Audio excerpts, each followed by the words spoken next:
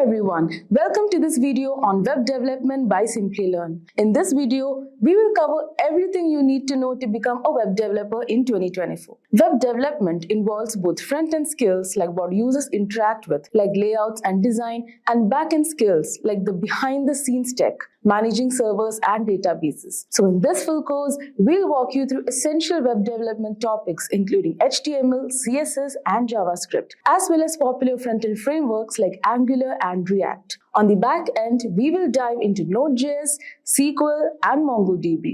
So you'll be fully prepared to build powerful, functional web applications from start to finish. And by the end, you'll have the skills to create complete web projects and kickstart your career in web development. So let's get started. So before that, advance your career as a MERN-stack developer with our full stack developer course. Master MongoDB, Express.js, React, and Node.js, along with Git, HTML, CSS, and JavaScript to build and deploy interactive applications. In collaboration with IBM, the 6-month online bootcamp offers hands-on learning through professional projects, advanced AI coding tools, and job assist services. Join us to gain expertise in full-stack development and secure your future in tech. The course link is mentioned in the description box and pinned comments. Hey everyone, I'm sure you're all aware that every application that we use today has something called the front end, which is the user interface, and the back end, which is the software that accesses data for us, and finally we have the database to store the data. Now these three together form something called as the full stack. So hi guys, welcome to this video on what is full stack by Simplilearn. But before we begin, if you haven't subscribed to our channel already, make sure to hit the subscribe button and the bell icon to never miss an update. So here's what's in store for you. First, we'll have a look at what front-end development is. Then we'll see some of the front-end languages. Then we'll move on to some front-end libraries and frameworks. Then we'll see what back-end development is, understand some of the popularly used back-end languages and frameworks, and finally we'll have a look at the database. So now what exactly is front-end? Every time you open a website, it has several UI components. And once you click on a particular icon, say sign in this case, you get navigated to the sign in or the login page, right? So what happens is that all of these items facilitate navigation and utility. These are collectively called as the front end. So the front end is the visible part of the website or the web application which is responsible for user experience. The user directly interacts with the front end portion of the website or the web application. So now let's have a look at some of the front end languages. So I'm sure you've heard of HTML, CSS, and JavaScript. So these are collectively called the front-end languages. When it comes to HTML, it defines the structure of websites and formats the web pages. It also defines text documentation. So let's look at a simple example. So here I've made use of the h1 tag, which is the heading tag in HTML, and I've displayed the message hello welcome. So correspondingly, my website displays the same message. So HTML is responsible or it defines what is being shown on the website. Next up is CSS. Now CSS is a style sheet that allows you to alter and style different web components, be it size, font, spacing, etc. It makes the content on the website look more decorative, correct? So now if you have a look at the code here, I've added some styling. I've changed the font style to italic. I've made the text bold and I've changed the color to red. And again, correspondingly, all the changes are seen on the website. Moving on, we have JavaScript. Now, JavaScript is a very powerful client-side scripting language, and it is mainly used for enhancing the interaction of a user with the web page. So again, if you have a look at the code here, I've created a form wherein the user can enter their name. And I've also displayed the message, please enter your name. As a result, an input box is made available where the user can type in their name. Now this is facilitated by JavaScript. So as I mentioned earlier, it is used to make web pages interactive and bring the web applications to life. So next, let's have a look at some front-end frameworks and libraries. Now most of these are JavaScript frameworks and libraries. First we have React, then there's Angular, there's Vue, there's jQuery, and then there's Bootstrap. Now all of these help develop the front end of the application. However, when it comes to React, Angular, and Vue, it's not necessary that you must know everything to create a website. One of them will be sufficient. However, the usage of React is on the rise, and most of the developers prefer using React. jQuery and Bootstrap are also powerful frameworks that can be used to create interactive web pages. Now that you know what front-end development is, you must be wondering how the data is being fetched and how this data is being presented in front of you on your screen. Correct? Now this is all facilitated by the backend of the application. So let's understand what backend development is. Now backend basically refers to the server-side development of the application. It is responsible for managing all the database with the help of queries and APIs. So every time the user makes a request, it queries the database and retrieves the data from the database and presents it to the user. And lastly, it ensures data consistency. So now let's have a look at some backend languages and frameworks. Firstly, we have Node. Node and Express.js are packages provided by JavaScript. Then there's Python, which is a very popularly used language. Python frameworks like Django and Flask are popularly used to create the backend of applications. Then there's Java. And Java provides Spring and Java Server Faces, which are also used for backend development. Then there's C#, which provides frameworks like ASP.NET Core and ASP.NET MVC. And other popularly used backend languages are PHP, there's Perl, and Ruby. Database is the collection of interrelated data which helps in efficient retrieval, insertion, and deletion of data from database and organizes the data in the form of tables, views, schemas, reports. Now, some of the commonly used database management systems are MySQL, there's PostgreSQL, there's Microsoft SQL Server, there's Oracle Database, and then there's MongoDB. Mobile and web applications are something that we practically can't live without. From ordering food to booking flight tickets to making important bank transactions, these apps have made our lives easier. To cope with the changing demands with respect to user experience and security, web development needs to take a robust and efficient approach. This video tells you what the future of web development will look like. So let's begin by understanding what web development is. A web development involves building and maintaining websites and other web applications. A web developer is expected to convert a web design into a website. They're responsible for how a website or web application looks and functions, from its user interface and page layout to backend systems for gathering data. So a lot goes into building a website. There are several tools, frameworks, and packages that help create web applications. HTML, CSS, JavaScript are the basic languages required to develop a website. JavaScript offers several frameworks and libraries like React, Angular, and Vue. JavaScript and its environment like Node.js and Express.js. Node is an open source cross-platform runtime environment that allows developers to create server-side tools and JavaScript applications. Knowledge of the basic command line like npm, Node Package Manager, is essential. But I'm sure you're aware of all this. So what's going to be new? Well, according to experts, there are 4 major future trends in web development. So let's start and decode them one by one. First up is TypeScript.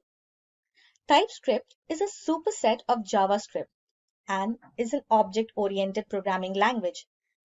In simple terms, it is just JavaScript with other impressive additional features. TypeScript supports all JavaScript libraries and frameworks. With an increase in code complexity, JavaScript had to fulfill the requirements of OOP. Hence, that led to the introduction of TypeScript. TypeScript helps with quicker code development, thus improving performance. There are a few improvements with TypeScript that give it an upper hand over JavaScript. Only at the time of development does TypeScript bring out compilation issues. This reduces the chances of mistakes occurring at runtime. A property of TypeScript is that it is strongly typed or enables static typing. Static typing allows type correctness to be checked at compilation time. In JavaScript, this isn't possible. TypeScript is nothing but JavaScript and some additional features, i.e. ES6 features. Some of these features are interfaces, generics, namespaces, null checking, and access modifiers. TypeScript supports IntelliSense, which provides active hints as the code is added. So considering all these advantages, TypeScript is something that will be widely adopted by teams across the globe. Next up is WebAssembly. WebAssembly is a new way to run on the web. WebAssembly, or WASM, is the second universal programming language that all web browsers can understand and run. However, you're not going to be writing scripts in WebAssembly yourself. It's a low-level assembly language designed to be very close to compiled machine code and very close to native performance. What this means is that JavaScript is no longer the only language you can run on the web. Web browsers can run any language now, if that language has a WebAssembly compiler. Even traditional desktop languages like C++ and Rust can be compiled down to WASM with relative ease. WASM currently runs in 94% of users' browsers, with IE, UC Browser, and Opera Mini support being the main things holding it back, as per usual. However, it's backed by developers from Mozilla, Microsoft, Google, and Apple, and support in modern browsers is fast moving. Next up, we have package managers. Packages, a package manager or package management system, is a collection of software tools that automates the process of installing, upgrading, configuring, and removing software packages for a computer's operating system in a consistent manner. It typically maintains a database of software dependencies and version information to prevent software mismatches and missing prerequisites. NPM is the package manager for the Node JavaScript platform.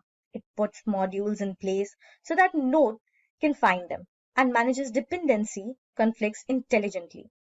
It is extremely configurable to support a wide variety of use cases. Yarn is another package manager that replaces the existing workflow for the NPM client or other package managers while remaining compatible with the NPM registry. It has the same feature set as exciting workflows while operating faster, more securely, and more reliably. Lastly, we have JavaScript dialects. Compiler to JavaScript, there are many JavaScript dialects like CoffeeScript, Dart, Babel, TypeScript, and Svelte that offers better features than JavaScript and ultimately compile to JavaScript. It is likely that these languages will be the future. There are several other predictions like better appreciation for web standard, less client work, and more focus on personal projects, and the need to know more languages. Regardless, the future of web development looks more promising than ever. If you wish to make a career as a web developer, start now. Hey everyone! Whether you're already building your career or still hitting the books as a student, we have some exciting updates to share. Today, we're taking a deep dive into the world of IT certifications, those valuable credentials that can open doors to incredible opportunities and help you stand out in the tech world. So grab a seat, relax, and get ready for an engaging and easy to follow discussion as we reveal the top 10 certifications for 2025.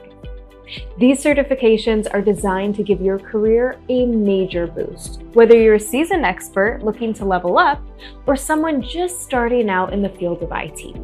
Starting at number 10, DevOps. DevOps is all about bridging the gap between development and operations teams. It's like being the glue that holds everything together, making sure software is built quickly, tested thoroughly, and launched smoothly. The best part, DevOps uses automation to speed things up, which is why company development. Salaries for DevOps engineers in the US range from $90,000 to $150,000, and in India, it's 8 lakh rupees to 20 lakh rupees. DevOps pros are in high demand, especially with more companies moving to the cloud. So this is a career with tons of growth potential. Landing at number 9, data analytics. Let's talk about data analytics. This is like having a secret superpower that helps businesses make smarter decisions by using data. Imagine being the person who can look at tons of numbers and find patterns that can save companies money or boost their sales. Pretty cool, right? If you want to jump into this field, Simplilearn's Data Analyst Master's Program will teach you everything from SQL to Python. You'll also learn how to create stunning data visualizations that make those confusing spreadsheets come to life. Data analysts are in super high demand right now. This career can open doors in every industry, and the pay is pretty sweet too. In the US, data analysts can earn anywhere from $60,000 to over $100,000 a year, while in India, it ranges from 4 lakh rupees to 12 lakh rupees. Landing at number 8, blockchain. Blockchain is revolutionizing companies by enabling secure, transparent, and tamper-proof transactions. It's a key technology behind cryptocurrencies like Bitcoin and is also being adopted across industries for secure data management. With Simplilearn's blockchain certification, you'll learn how to develop decentralized applications, DApps, and explore smart contracts. Blockchain experts are highly sought after, earning between $110,000 and $210,000 in the US, and between 8 lakh rupees and 22 lakh rupees in India. This is an emerging field with huge growth potential, so getting certified now could give you a major edge. Number 7, software development. Let's talk about software development. It's like being a digital architect who builds amazing applications and systems that power everything from your favorite apps to complex business solutions. Imagine creating the next big app or feature that millions of people will use. How awesome is that? Advance your career with Simplilearn's full stack developer MERN Stack Masters program. Over 6 months, master MongoDB, Express.js, React, and Node.js, plus key tools like Git, HTML, CSS, and JavaScript. MERN Stack developers earn $90,000 to $130,000 in the US, with top salaries surpassing $150,000 in tech hubs. In India, salaries range from 8 lakh rupees to 15 lakh rupees, potentially reaching 20 lakh rupees in major cities. With growing demand due to digital transformation, the career prospects for MERN Stack developers are strong and expanding. Cruising at number 6, PMP certification. Let's talk about project management. Being a project manager is like being the captain of a ship, making sure the crew, your team, stays on course to deliver the final product. And here's the exciting part. 22 million new project management jobs are expected by 2027. Simplilearn's PMP certification training will teach you how to handle everything from Lean Six Sigma to advanced project management concepts. Certified project managers in the US earn between $74,000 and $144,000. And in India, it's 12 to 17 lakh rupees per year. If you like leading teams and getting things done, this is the job for you. Sailing strong at number 5, digital marketing. In today's world, everyone's online, right? That's where digital marketing comes in. It's all about connecting businesses with people on the internet using tools like social media, SEO, and online ads. This field is super fun and creative, and it's only getting bigger. Simplilearn's digital marketing program, in partnership with Purdue University, teaches you the latest techniques in digital marketing, from Google Ads to Facebook campaigns. Digital marketing managers in the US make between $60,000 and $160,000, while in India, it's 7 to 16 lakh rupees. As more businesses move online, this is a skill that will keep you in demand. smooth sailing at number 4, cybersecurity. Ready to dive into the thrilling world of cybersecurity? Think of it like being a digital bodyguard, protecting sensitive information from hackers and cyber threats. Every day, new cyber attacks happen, and the companies need experts who can stop them. Simplilearn's postgraduate program in cybersecurity trains you to be a pro in this high-stakes field. Cybersecurity is one of the fastest growing tech fields out there.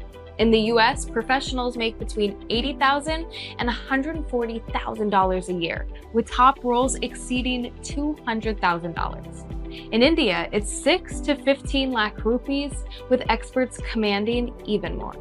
This is a field that will never stop growing as long as there are digital threats. Number 3, cloud computing. Cloud computing is what powers almost everything online today, from your favorite apps to big tech companies. It's like a massive virtual storage space that businesses rely on to run their services smoothly. And as more companies move to the cloud, the demand for cloud professionals is skyrocketing. Simplilearn's Cloud Architect course gives you a solid foundation in AWS and Azure, 2 of the biggest cloud platforms. Cloud computing engineers can earn $145,000 to $227,000 in the US, and in India, it's 16 to 24 lakh rupees. Plus, the cloud market is expected to grow 20% by 2029, so you're jumping into a hot field. Number 2, data science. Data science is all about turning raw data into valuable insights. Companies rely on data scientists to predict trends, optimize processes, and even help create new products. It's one of the most exciting and in-demand fields today. Simplilearn's data science program, in partnership with Purdue University, covers everything from Python to machine learning. Data scientists are among the top paid professionals, earning between $115,000 and $246,000 in the US. And in India, it's 8.2 to 20 lakh rupees per year. As more industries rely on data, this is a field with endless opportunities. Number 1, AI and machine learning. And at the top, we have AI and machine learning. Imagine teaching computers to think and learn like humans. From self-driving cars to virtual assistants, AI is changing the world, and machine learning is the core technology behind it. Simplilearn's AI and machine learning course with Purdue University and IBM covers Python, natural language processing, NLP, and advanced algorithms. AI engineers can earn between $140,000 and $386,000 in the US, and in India between 6 and 20 lakh rupees. The AI software market is booming, and this is your chance to be part of the future. And that's a wrap on the top 10 certifications for 2025. Whether you're diving into the world of web development, battling digital threats in cybersecurity, or decoding the secrets of data science, Simplilearn is here to guide you every step of the way. Today we'll be discussing the roadmap to become full stack professional or developer. So let's understand this with the help of an example. Imagine having the ability to build an entire web application, from the user-friendly interface that people interact with to the powerful server-side logic that processes and stores their data. For instance, think about creating a popular app like Instagram. As a full-stack developer, you would design the front end, including the layout, images, and interactive elements, while also developing the back end that manages user accounts, stores photos, and handles data securely. Full-stack development is all about versatility and mastering a range of skills across both the front end and the back end. This comprehensive knowledge allows you to ensure that every part of your application works seamlessly together, providing a smooth and engaging user experience. It's a journey of continuous learning and practice, but the reward is a highly sought after skill set that opens up numerous opportunities in the tech industry. So let's get started with introduction to full stack development. So guys, full stack development involves working on both the front end and the back end web applications. As a full stack developer, you will handle everything from user interfaces to server management, making you a versatile asset in the tech industry. And if we talk about front-end development, so it focuses on the part of the application that users interact with directly. This includes the layout, design, and interactive elements of a website or app. You will use languages like HTML, CSS, and JavaScript to create a seamless and engaging user experience. On the other hand, backend development deals with the server side of the application, and this includes managing databases, server logic, and application architecture. And you will work with server-side languages such as Node.js, Python, or Ruby and handle data storage with databases like MySQL or MongoDB. And as a full-stack developer, you combine both these skill sets, allowing you to build complete applications from start to finish. And this versatility makes you a valuable asset because you can understand and manage both the client side and server side of applications, ensuring they work together smoothly. Now we'll start with the roadmap. And the first thing to learn to become a full stack developer is learn the basics of web development. So to start your journey as a full stack developer, you need to learn the basics of web development. And this includes understanding the core technologies that form the foundation of web applications. So the topics to cover are: number one is HTML, that is hypertext markup language. And this is the standard markup language used to create web pages. It structures the content on the web page, that is, you can learn HTML with understanding the basic tags and how they structure a web page. And for the HTML project, you can create a simple web page with headings, paragraphs, links, and images. Now moving to the next technology, that is CSS, that is cascading style sheets. So this language is used to describe the presentation of a document written in HTML. It controls the layout, colors, fonts, and overall style of the web page. And to learning that, you can explore how to style your HTML using CSS. Learn about selectors, properties, and values. And you can style your HTML page by adding colors, fonts, and layout adjustments. And then comes the JavaScript. So it's a programming language that allows you to create dynamically updating content. And you can control multimedia, animate images, and much more. And you can understand the basics of JavaScript such as variables, functions, loops, and events. And you can add interactivity to your HTML pages such as form validation for a simple image gallery. And with a solid foundation in these basics of web development, that is HTML, CSS, and JavaScript, you can now move on to mastering front-end frameworks and libraries that will enable you to build more dynamic and responsive applications. So now you have got the basics of web development. It's time to dive deeper into front-end frameworks. And these tools help you build more complex, interactive, and efficient web applications. So you can cover the number one, that is React. So it's a JavaScript library for building user interfaces, particularly single page applications where you need a fast and interactive user experience. And then comes Angular, that is a platform and framework for building single page client applications using HTML and TypeScript. And then we have Vue.js, that's a progressive JavaScript framework used for building user interfaces and single page applications. If we talk about how you can learn them, so you can learn React. You can start by understanding the core concepts of React such as components, JSX, state, and props. And you can build a simple application like a to-do list or a weather app to get hands-on experience. And if we talk about Angular, you can explore Angular's core features such as modules, components, services, and dependency injection. And you can create a simple project like a task manager or a data dashboard to practice these concepts. Now talking about Vue.js, you can get familiar with Vue.js reactivity system, directives, and components. And you can develop a small application like a note-taking app to apply what you have learned. And you could have another examples and use cases, that is for React, you can build a dynamic user interface that updates in real time. And similarly, you can go with Angular and Vue.js.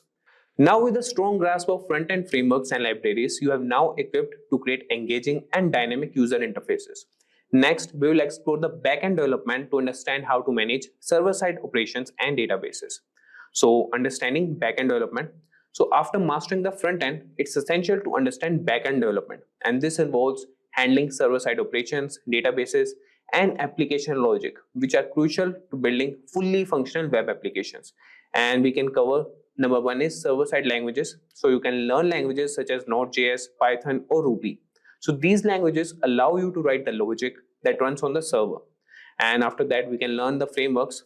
And you can explore frameworks that simplify backend development like Express.js or Node.js, Django for Python, and Ruby on Rails for Ruby. And then comes the databases. So you can understand both SQL, that is MySQL or PostgreSQL, and NoSQL, that is MongoDB databases, which are used to store and manage data. Now we talk about learning server-side languages. Here comes the Node.js, that's a JavaScript runtime built in Chrome. So you can enable JavaScript to be used for server-side scripting.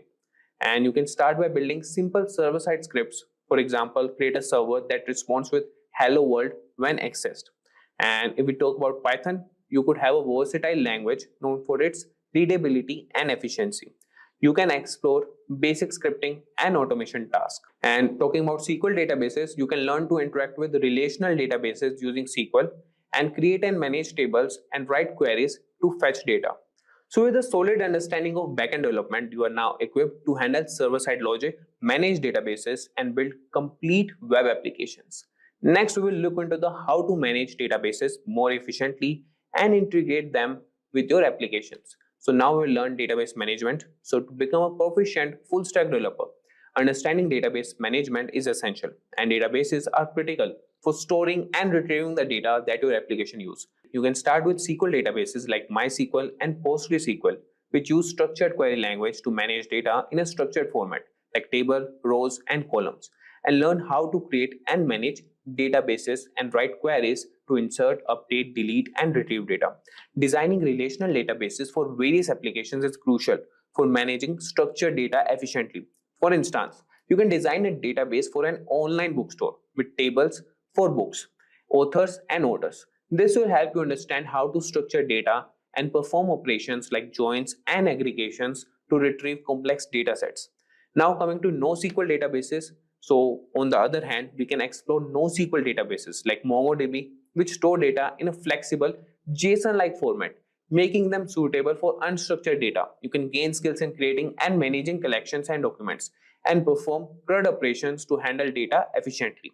For example, building a database for a blogging platform where each blog post is a document in a collection will give you hands-on experience in managing unstructured data. This is particularly useful for applications requiring flexible schemas and high scalability. And you can integrate databases with applications. That is a third option. So integrating databases with your application is also crucial. You can learn how to connect your backend server to the database using ORM, that is Object Relational Mapping tools like SQLize for Node.js, SQL Alchemy for Python, or Active Record for Ruby on Rails. So these tools help simplify database interactions and allow you to work with database records as if they were objects in your programming language. For example, creating a RESTful API that interacts with your database to manage your user data for a web application will give you practical experience in building full-fledged applications that can handle dynamic content and user interactions. Now that you have a good understanding of database management system with learning all three formats, that is SQL, NoSQL, and integrating database with applications, the next step is to get comfortable with version control, which is essential for managing and tracking changes in your code. So version control is essential for managing and tracking changes in your code. You can start by learning Git, that is a widely used version control system that helps you keep track of different versions of your code and collaborate with others. You can use platforms like GitHub, GitLab, or Bitbucket to host your repositories and manage your code online. You can practice creating repositories, making commits, branching, and merging changes. Understanding these concepts will allow you to work effectively in teams, contribute to open source projects, and ensure your code is organized and error-free. For instance, create a GitHub repository for your projects to track changes and collaborate with others seamlessly. And with a strong understanding of version control, you are now ready to explore DevOps practices and deployment, which are crucial for delivering your applications efficiently. So after version control, you should learn this, that is understanding DevOps. So DevOps practices and deployment are crucial for delivering applications efficiently. DevOps combines software development, that is dev, and IT operations to shorten the development lifecycle and provide continuous delivery. You can learn about continuous integration and continuous deployment, CI/CD pipelines, which automate testing and deployment processes. You can familiarize yourself with cloud platforms like AWS, Azure, and Google Cloud, which offer services to host and manage your applications. And practicing deployment on your projects on these platforms will help you understand how to manage servers, databases, and networking, ensuring your applications are always available and scalable. And with knowledge of DevOps and deployment practices, you are well equipped to deliver robust applications. Next, let's focus on building projects and creating a portfolio to showcase your skills. So building real-world projects and creating a portfolio are essential to showcase your skills and attract potential employers. So start by developing projects that incorporate both front-end and back-end technologies. Examples include an e-commerce site, a blog platform, or a social media app.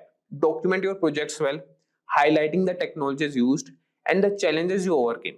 Create a personal portfolio project or website to display your projects. Share your resume and provide a way for others to contact you. This portfolio will serve you as a testament to your capabilities and make you stand out in job applications. Now that you have a solid portfolio, you are ready to start applying for jobs and advancing your career as a full stack developer. So keep learning and building to stay ahead in the dynamic field.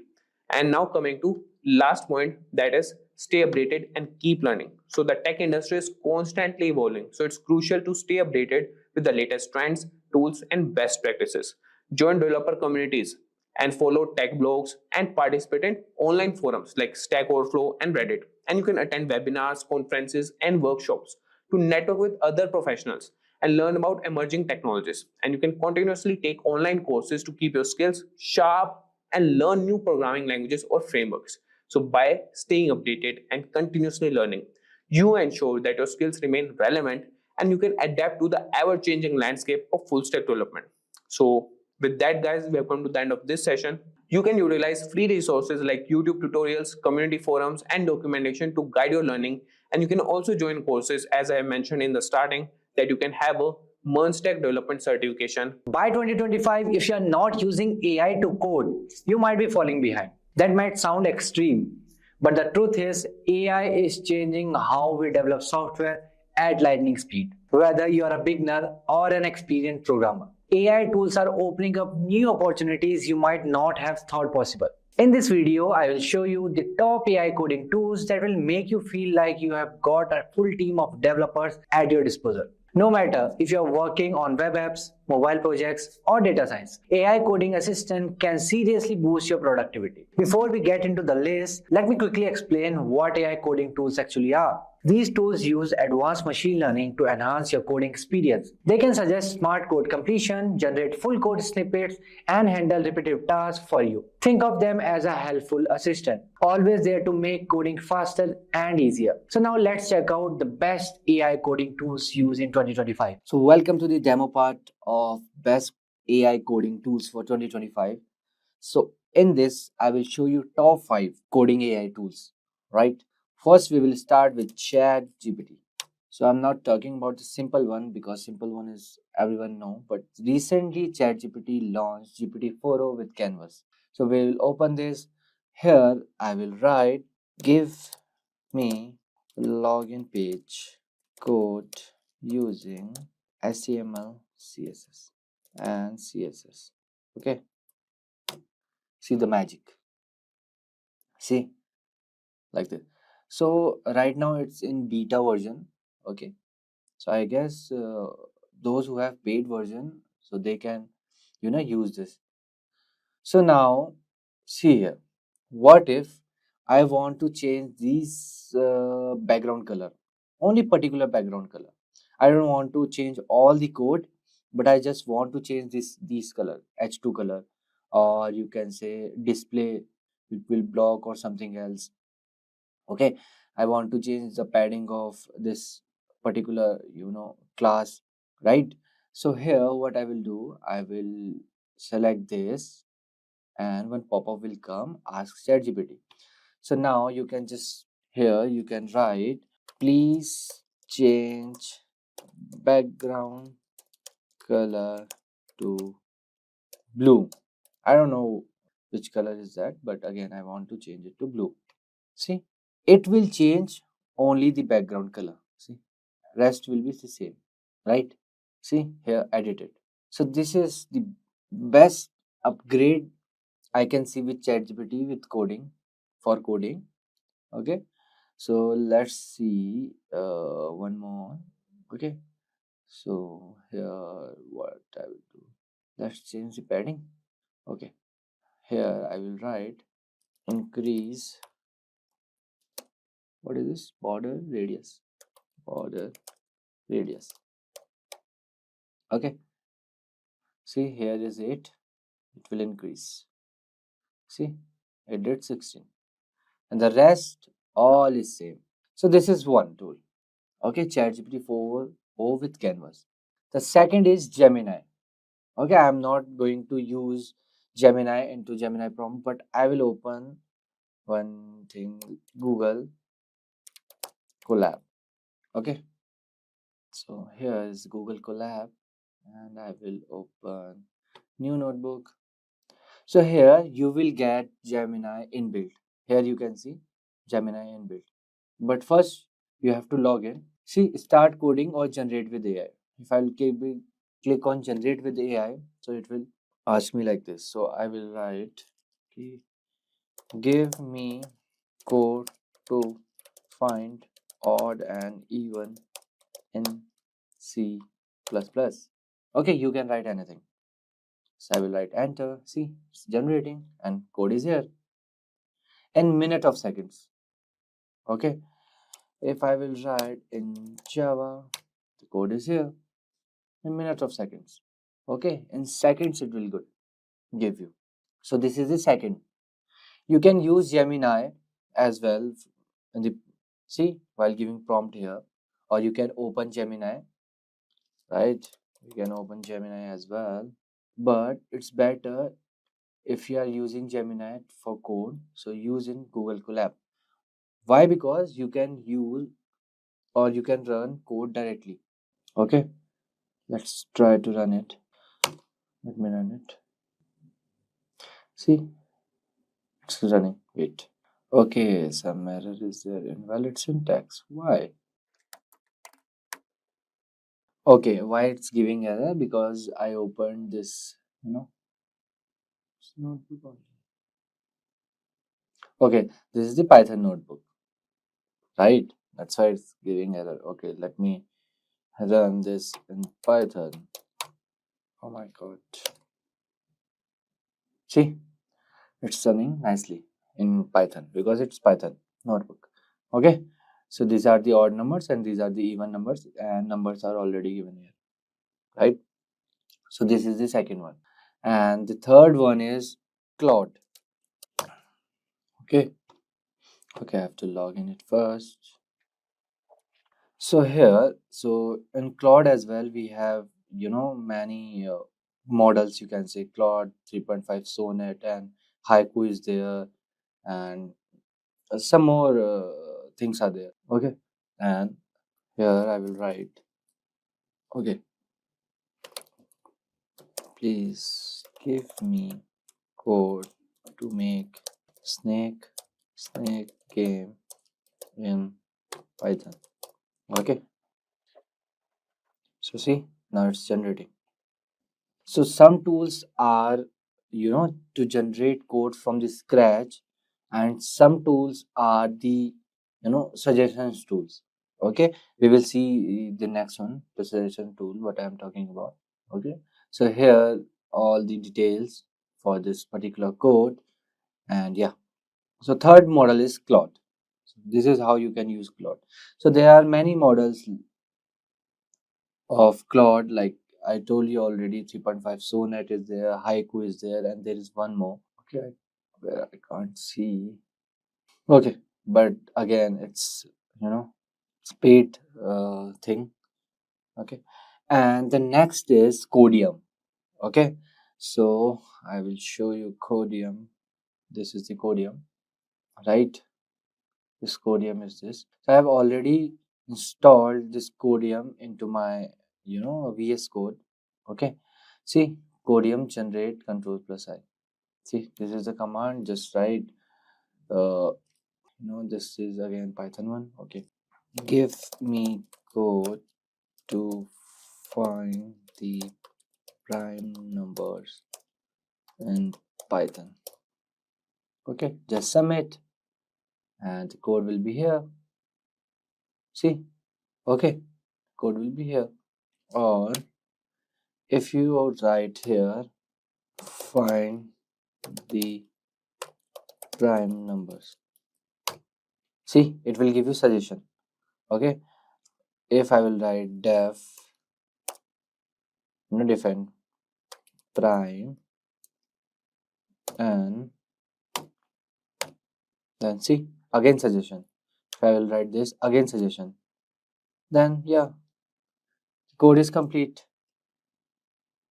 Okay, so it will give you suggestions as well. Okay, this is a Codium. So just like Codium, so this is our fourth tool, Codium, and just like Codium, there is one amazing tool which is called AWS Q Developer, Amazon Q Developer. This is the amazing tool. Okay, so recently they jumped into this thing, AI thing, AI coding, and you can install it to Visual Code directly as well. Okay, you can go here, and from where the extensions are there, you can write Amazon Q here. Okay, this thing you can install. Okay, it's like this Codium only. Yeah, let me show you some videos. What are the videos? Okay, so how Codium works. Okay, not here. I will show you in this. See, this is how Codium works. Again, same thing. See, if you write this, again the suggestions will come. Okay, lambda function to publish user, like Codium. Okay, so the fifth one is our Amazon Q. Okay, so there are many models like Copilot. This GitHub Copilot is there. Copilot is there. GitHub Copilot is there for this AI coding, AI developer tool.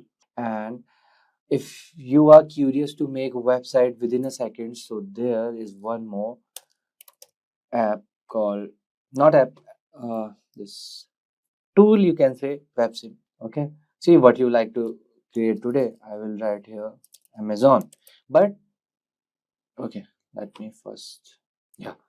So but they use Sonnet 3.5, means Claude. They are using Claude. So I will write here, I want to create Amazon.in. See, it will create website for you.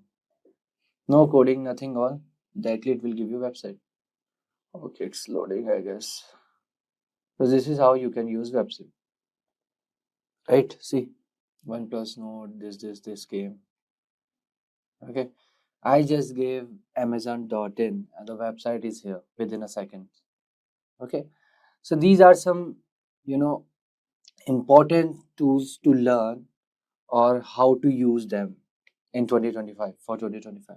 Using AI tools for coding is essential to be in the race. Okay, so these are some coding. Top 10 technologies to learn in 2025. Hey everyone, we're about to dive into something really exciting, the technologies that will redefine our future in 2025. The tech world is changing at lightning speed, and it feels like there's a groundbreaking innovation every single day, right? If you're serious about staying ahead of the curve, you need to be in the know. Whether you're gearing up to kickstart your career or you're already in the game, learning these emerging technologies could be the key to unlocking a world of opportunities. Picture this, by 2025, we're talking about a staggering 75 billion IoT devices across the globe. 75 billion. And the artificial intelligence market, it's projected to hit a mind-blowing 190 billion. These aren't just impressive figures, they're proof of how fast the tech landscape is evolving, opening doors to countless high-paying, high-impact jobs. The best part, you don't need to be a genius to capitalize on these changes. With the right skills, anyone can step into these future roles and thrive. So if you're wondering which technologies to learn and master, you're in the right place. Let's jump into the top 10 technologies that will dominate 2025 and could totally transform your career. 10. DevOps. Starting with DevOps, heard of it? DevOps combines software development and IT operations, making sure everything runs faster and more smoothly. Think about it. With more companies moving to the cloud, they need updates rolling out constantly without any downtime. Picture a massive Black Friday sale at a big e-commerce company. They rely on DevOps experts to keep everything running seamlessly. DevOps is already a go-to for tech giants like Amazon, Google, and Netflix. And here's the kicker. DevOps engineers earn between $80,000 and $200,000 per year. So if you want a front row seat to the action at top companies, this could be the path for you. 9. Augmented reality and virtual reality. Next up, we've got augmented reality, AR, and virtual reality, VR. If you love mixing the real world with digital experiences, this is the field for you. AR and VR are changing how we see and interact with things, making virtual worlds and enhanced real-world experiences possible.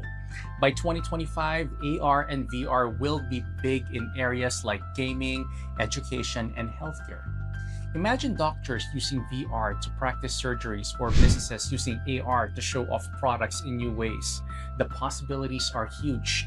The best part, AR and VR developers can earn between $90,000 and $140,000 a year. Plus, you'll get to create exciting, immersive experiences that change how people experience the world. 8. Data engineering. Next, let's talk about data engineering. Well, data is the new gold, and data engineers are the ones mining it. Data engineering is all about building systems to collect, store, and process data. By 2025, the amount of data generated worldwide is going to explode, and companies will need experts to handle it all. Think of a smart city project that uses real-time data from traffic, energy grids, and public transport. Data engineers build the systems that make everything run like clockwork. And with salaries ranging from $81,000 to $160,000, this career offers huge opportunities as the world becomes more data-driven. 7. Quantum computing. Now let's talk about quantum computing, a technology that promises to completely transform the way we process information. Quantum computers can solve problems in seconds that would take classic computers thousands of years to crack. By 2025, as industries like pharmaceuticals and finance adopt quantum computing, this field will be a game changer. Imagine a pharmaceutical company using quantum computing to develop new drugs by simulating complex molecular structures. Quantum computing professionals will be at the forefront of these breakthroughs, with salaries ranging from $120,000 to $200,000. If you want to be a part of a future where computing power is redefined, this is the field for you. 6. Blockchain. Let's move on to blockchain, the backbone of cryptocurrencies like Bitcoin and Ethereum. But in 2025, blockchain will extend far beyond digital currency. It will be used for secure data transactions, supply chain management, and even healthcare. Picture a global pharmaceutical company using blockchain to track drug shipments from manufacturer to distributor, ensuring safety and compliance along the way. Blockchain developers are in high demand with salaries ranging from $100,000 to $180,000. If you're interested in security, transparency, and decentralized systems, blockchain could be the perfect tech to dive into. 5. Cloud computing. Cloud computing is another major player. Imagine businesses running their entire IT operations in the cloud, scaling up or down depending on their needs. By 2025, as more companies move their systems online, cloud experts will be essential to keep everything running smoothly. Think of a huge financial institution moving all of its services to the cloud. They'll need cloud computing specialists to manage this massive shift securely. And the rewards are impressive. By 2025, AR and VR will be big in areas like gaming, education, and healthcare. Imagine doctors with salaries ranging from $120,000 to $170,000. This is your chance to help businesses save millions and improve their flexibility, all while working at the cutting edge of technology. 4. Cybersecurity. With everything going digital, cybersecurity is going to be a top priority in 2025. As hackers become more sophisticated, businesses and governments will need experts to protect their sensitive data and systems. Imagine a hospital relying on IoT devices to monitor patients' health. Cybersecurity experts are there to ensure these systems aren't hacked, keeping patients safe. Cybersecurity professionals can earn between $90,000 to $160,000 a year. And beyond the money, you'll have the satisfaction of knowing you're protecting people and organizations from digital threats. It's a role that comes with responsibility, but also great rewards. 3. Generative AI. Here's a real game changer. Generative AI. This technology is revolutionizing how content is created, whether it's text, images, or music. By 2025, industries across the board will be using generative AI to spark creativity and automate processes. For example, a film studio might use AI to generate storyboards or rough drafts of scripts, and professionals who know how to refine and guide this technology will be in high demand. With salaries ranging from $100,000 to $175,000, this is a field that lets you work on cutting-edge AI advancements and be part of a tech revolution. 2. Data science now. On to data science, one of the most sought-after fields today and beyond. Data science involves analyzing massive datasets to draw actionable insights. Think of a large agricultural company using data to predict crop yields and optimize farming practices. This is the kind of problem solving that data scientists tackle. Data scientists can expect salaries between $105,000 and $180,000 a year. What makes this role exciting is the intellectual challenge of working on real-world problems and seeing your analysis drive critical business decisions. If you love numbers and problem solving, this is the perfect field for you. 1. Artificial intelligence, AI. Finally, at the top of the list is artificial intelligence. AI is all about creating machines that can mimic human intelligence, from speech recognition to decision making. By 2025, AI will be deeply embedded in industries like healthcare, finance, and transportation. Think of self-driving cars or AI-powered diagnostic tools in hospitals. This technology is going to change the way we live and work. AI specialists can earn between $110,000 and $200,000 or more annually. It's one of the most impactful fields in tech today, offering you the chance to work on innovations that could reshape the world. So there you have it, the top 10 technologies to learn in 2025. Each of these fields offers exciting career prospects, great salaries, and the chance to work with cutting-edge technology that's changing the world. Remember, the key to success in tech is continuous learning. The tools and languages may change, but the core concepts will always be valuable.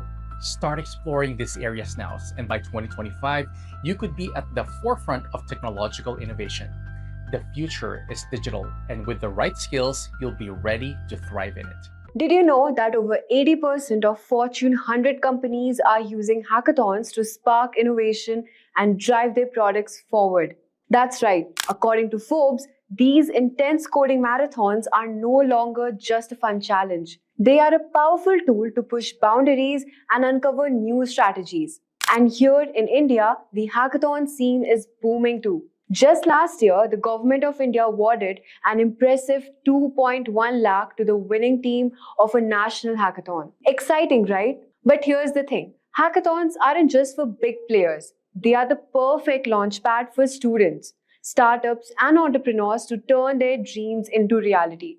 Take Hack in the North, for instance. It's India's largest student-organized hackathon, where young minds from top universities come together for 36 hours of non-stop innovation, coding, and problem-solving. Launched in 2016, it has become a powerful platform where future tech leaders are born. If you are a college student or have probably seen these events happening on campus, but maybe you have held back from joining, or perhaps you're a total beginner wondering where to start, don't worry. Hackathons aren't just about hardcore coding. They are a hub for creativity, collaboration, and learning. In today's video, we will guide you through the top 5 hackathons in India you need to keep an eye on this year. From the Smart India Hackathon to international challenges like NASA's Space App Challenge. Plus, we will share some expert tips to help you increase your chances of winning and standing out in these high-energy competitive events. But before we dive in, make sure you subscribe to the channel and hit the bell icon for more engaging content. So, let's get started. So first up on the list is Smart India Hackathon, one of the biggest hackathons in India. Organized by the Government of India, this hackathon focuses on solving real-world problems in sectors like healthcare, agriculture, education, and smart cities. The main goal is to inspire students and become innovators and problem solvers. Now, let's talk about how can you apply for this hackathon. The registration usually starts in the month of December, and the hackathon itself happens around February or March. To participate, you'll need to form a team with members from your college. Since the hackathons is open to college students, your team will need to submit a solution idea and a problem statement as a part of the application process. As for eligibility, the hackathon is only for students. Whether you're an undergraduate, postgraduate, or PhD student from an accredited Indian institution, winners receive cash prizes and government recognition. So if you've got some cool idea to solve real problem, don't miss out on this one. Next, we have Hack in the North, the largest student organized hackathon in India. Hosted by IIIT Allahabad, it's a 36-hour tech marathon where you can work on software or hardware projects, and the best part is it's completely free to join. Now, how can you apply for this hackathon? Well, applications for Hack in the North typically open in the month of January, and the event takes place in March or April. You can apply individually or as a team, and if you don't have a team, no worries. You can form one at the event too. There are team building rounds to help participants with similar skills and interests connected. In terms of eligibility, it's open to all the students. From high school to postgraduate, you don't need to have prior hackathon experience. So if you have never joined one before, this is a great place to start. Plus, it's free of cost. So why not give it a shot? Next on the list is Bharatiya Antariksh Hackathon. If space and technology are your thing, then you need to check out this Bharatiya Antariksh Hackathon. This hackathon is organized by ISRO and focuses on space sciences, geospatial technology, and artificial intelligence. Teams are invited to come up with innovative solutions for real challenges in these areas. So, how do you apply for this one? The application process usually begins in the month of July, with the hackathon happening later in October. You'll need to apply as a team of 3 to 4 members, and submissions are made online through ISRO website. Just keep an eye on the registration dates.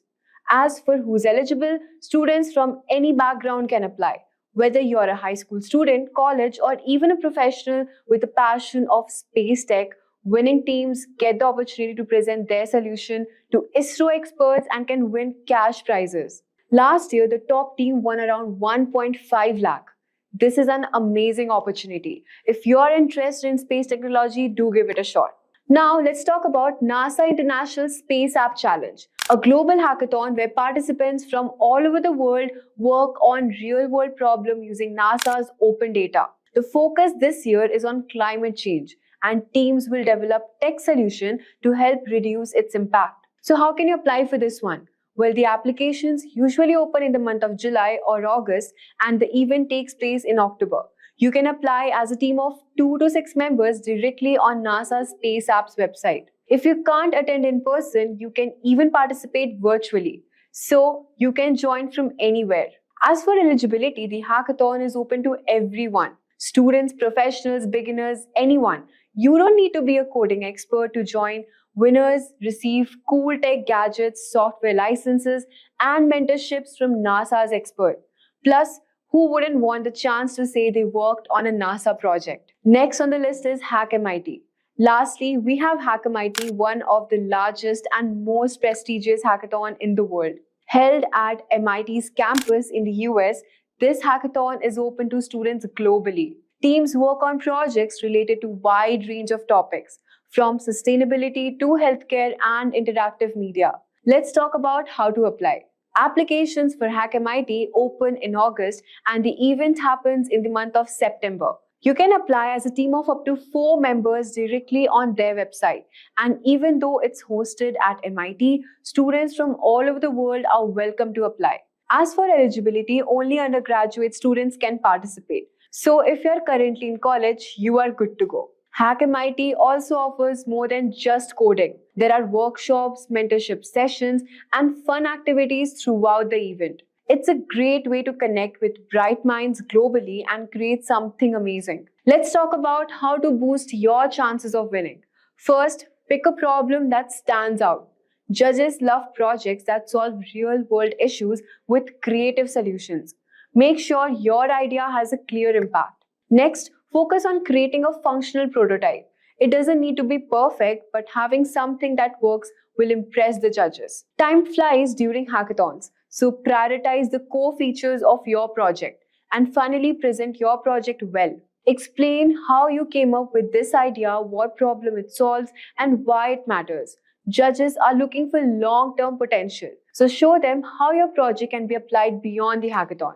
Hackathons are not just about winning, they are chances to learn, meet new people, and have fun while building something amazing. Whether you're a beginner or a pro, these top hackathons in India offer a great opportunity to dive into the world of tech and innovation. So here are the topics that we're going to be discussing. So first we'll see what full stack development is, who is a full stack developer, then we'll move on to the responsibilities, and then we'll dive into the detailed roadmap, and then I'll also let you know about the salaries of full stack developers, and finally how you can get certifications. Alright, now, what exactly is full stack development? Now consider a web application. Let's say Instagram. So every time you refresh the page, new images are loaded. So this is what the user experiences, right? New images are loaded onto his feed. But what exactly happens behind the scenes is that the backend fetches new images from the Instagram servers, and these images are then loaded onto your Instagram feed, right? The app is so easy to use and leaves the users extremely satisfied. In case of any application, there's always the front end, the back end, and the database. So the process of building all of these aspects for an application is called full stack development. So I hope you understood what exactly full stack development is. So moving on, let's see who a full stack developer is. Now basically a full stack developer works with both front end and the back end of an application. He has to be familiar with languages like HTML, CSS, JavaScript, and also one or more backend frameworks like Node.js and Python. Now these developers have got all the web development skills to build websites and applications from start to finish. Now that we've understood what exactly a full stack developer does, let's look at some of his responsibilities. Now the first responsibility is developing the front end. So as discussed, they must be able to develop the user interface for the users with the help of HTML and CSS. Next up is design the backend. Now this is also the most crucial part of app development. They should be able to design robust backend architecture to ensure the smooth functioning of fetching and updation. Next up is to design database and servers. Now databases and servers must be resilient to any outages and must maintain consistency. Next up is cross-platform compatibility. Now depending on the platforms, there could be some discrepancy and alteration in the functioning of an application, right? It's crucial to make sure that the applications behave accordingly on all these platforms. Next up is developing APIs. Depending on the planned architecture, the developer must be able to develop APIs. The application must also be responsive and interactive and keep the user completely engaged. And lastly, it should meet all the technical and consumer requirements. So these were the few responsibilities of a full stack developer. Moving on, let me explain to you a simple roadmap of how to go about to become a full stack developer. So this roadmap basically shows you the prerequisites and skills one should have to become a successful full stack developer. Alright, so let's go ahead and begin with tools and software. Now the first and the most rudimentary requirement is a text editor. Now the most widely used editor is VS Code. It is free, open source and can be used to code in different platforms like Windows, macOS and Linux. Next up is a web browser. So you can either use Firefox or Chrome, but Chrome is highly preferred. Now also you could need a few editor extensions and VS Code has a few of them. Some of them could be Live SAS Compiler and Live Server. Moving on, you need to have a good hold on HTML and CSS. So HTML is a markup language that is used to define the content that appear on your web page, right? The developer can incorporate images, text, and videos depending on the requirements. And moving on to CSS, it is basically a style sheet which is used to decorate your entire application. It is used to define the appearance of the content, say in terms of shape, color, size, spacing, etc. Next up is JavaScript. Now this is the most widely used front-end language and enhances the interaction with the web page. Now you might want to brush up your knowledge on simple concepts like arrays, functions, objects, and loops. You can also learn ES6 features like callbacks, promises, async await, DOM manipulation and event, fetch API, and JSON. All of these are required when you're making use of different JavaScript frameworks and libraries. So I'd recommend you brush up your knowledge on all of these topics. React, Angular, Vue, and jQuery are some of the JavaScript libraries and frameworks that one can use. Now, all of these topics that we discussed earlier, be it ES6 features or basic concepts, they come in very handy when you're using these frameworks. Among React, Vue, and Angular, over the last couple of years, React has gained immense popularity, followed by which Vue is also being widely used. Now, Angular has seen a downward curve over the past few years. So depending on your requirements, you can choose one of these frameworks. Next up is version control. Now, Git and GitHub are the most widely used version control systems. Now, Git basically helps you manage project files. Git basically keeps track of the entire history of things that the user is working on, right? So it makes sure that it allows the user to backtrack and see what he's worked on until then. Moving on to GitHub, it is basically a web-based service for version control using Git. Now, the user can also look into other people's code, identify issues or errors, and also even propose changes. Now, this comes in extremely helpful when you're working in a team. Let's move ahead and look at some of the backend environment. Now, the most popularly used environment is Node.js. Now, this is basically an open source cross-platform runtime environment that allows developers to create server-side tools and applications in JavaScript. Now, Node is typically used to create real-time applications with two-way connections, wherein both the client and the servers can communicate and exchange data without any hassle. Now, I really recommend you have a basic knowledge on command line as well. That is, now knowledge on basic command line like npm, that is Node Package Manager, is also essential. So this was a simple overview on Node.js. Moving on to other backend languages, there's Python and the most commonly used framework, that is Django. Now, Python is the easiest programming language out there, and I'm sure everybody will agree with me with this. So it also offers many libraries and frameworks for different technologies. So when it comes to backend in full stack development, Django is a clear winner. Now, it is a high-level Python framework that enables rapid development of websites. It is also free and open source and has a huge active community of users. So I'd really suggest you get your hands on Django and work on it extensively. Moving on, let me give you a brief overview on the trends in 2020. First up is blockchain. Now, blockchain is an emerging technology and has seen tremendous growth in the last few years. Now, it has also entered into domains like healthcare and finance. Next up is AI and chatbots. AI is booming, and there is no doubt in that. So languages like Python and JavaScript frameworks like TensorFlow are widely used. Mobile app development. This is one of the top trends you should look out for in 2020. Now, there are mobile applications for practically anything these days. So frameworks like React Native and Flutter can be deployed to develop these applications. Next up is progressive web applications.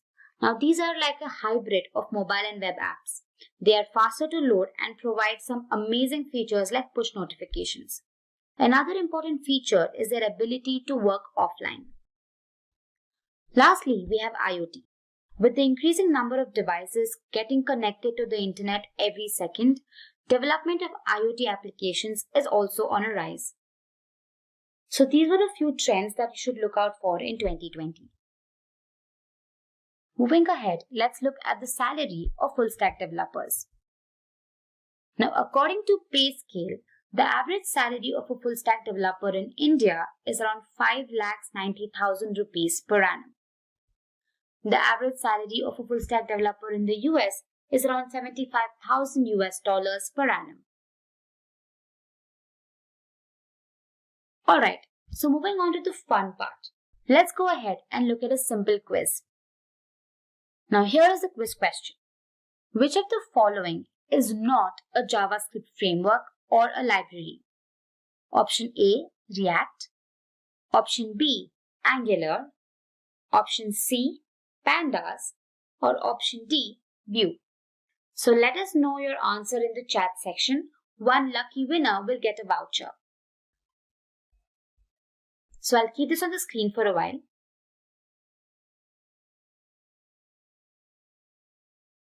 Mind you, which of the following is not a JavaScript framework or a library? So comment your answer immediately. Alright. So moving ahead, let me tell you how Simplilearn can help you. Now there are several online certification courses, but if you're looking for something that is concise and well structured, then head out to the Simplilearn website. And here you can see a few options. You have the Full Stack Java Developer Masters Program. You have the Full Stack Developer .NET Masters Program. And you also have Full Stack Web Developer Mean Stack Masters Program. You can also go through the overview, and depending on your requirement, you can choose the appropriate course. Hey guys, I'm sure you all have heard about phrases like web development, full stack development, front-end and back-end development. But if you are not sure about what exactly they mean or how they're different, then don't worry. You're in the right place. This video on front-end versus back-end development will help you differentiate the two. But before we begin, if you haven't subscribed to our channel already, make sure to hit the subscribe button and the bell icon to never miss an update. Now let's jump right in and look at what's in store for us. So first, we look at what exactly web development is. Then, we look at the different types of web development. Going ahead, we'll look at what front-end development is and understand what exactly back-end development is. And lastly, we'll be comparing the two on the basis of languages, libraries and frameworks, skills, job roles, and salary. So now let's begin by understanding what web development is. Web development is the process of creating a website on the internet. It refers to the non-design aspects of a website, such as creating features and functionality using programming, markup, and scripting languages. Developers concentrate on the technical aspects of web development, such as architecture, programming, application integration, and graphics. Now let's look at the different types of web development. Now web development could include the front end and the back end. Now together, they form something called as full stack development. Now I'm sure you're wondering what they actually mean, so let's go ahead and understand them. Let's begin by understanding what front-end development is. Now front-end development is the part of the website that codes and creates front-end elements of a website, which are features that are directly viewable and accessible by the client. Now essentially, a front-end developer is in charge of everything you see, be it styling, graphics, text, alignment, navigation, colors, etc. And he attempts to improve the user experience to make it as seamless as possible. Now these front-end developers also contribute to the overall design and aesthetic along with debugging. Responsiveness and performance are the two main objectives of front-end development. Then what exactly is back-end development? You guessed it right. Now web development that occurs at the back end of programs is accurately termed as back-end development. Now this back-end development covers server-side web application logic and integration and activities like writing APIs, creating libraries, and working with system components, as opposed to front-end development, which focuses on customer-facing services and programs. Now, backend developers create code that allows database and an application to communicate with each other. Essentially, a backend developer handles what you don't see. They are in charge of the backend of the website, which includes servers, databases, and applications. So now that you have a brief understanding of what front-end development is and back-end development is, let's go ahead and compare the two. So we'll be comparing the two based on 5 different features. That is languages, libraries and frameworks, skills, job roles, and salaries.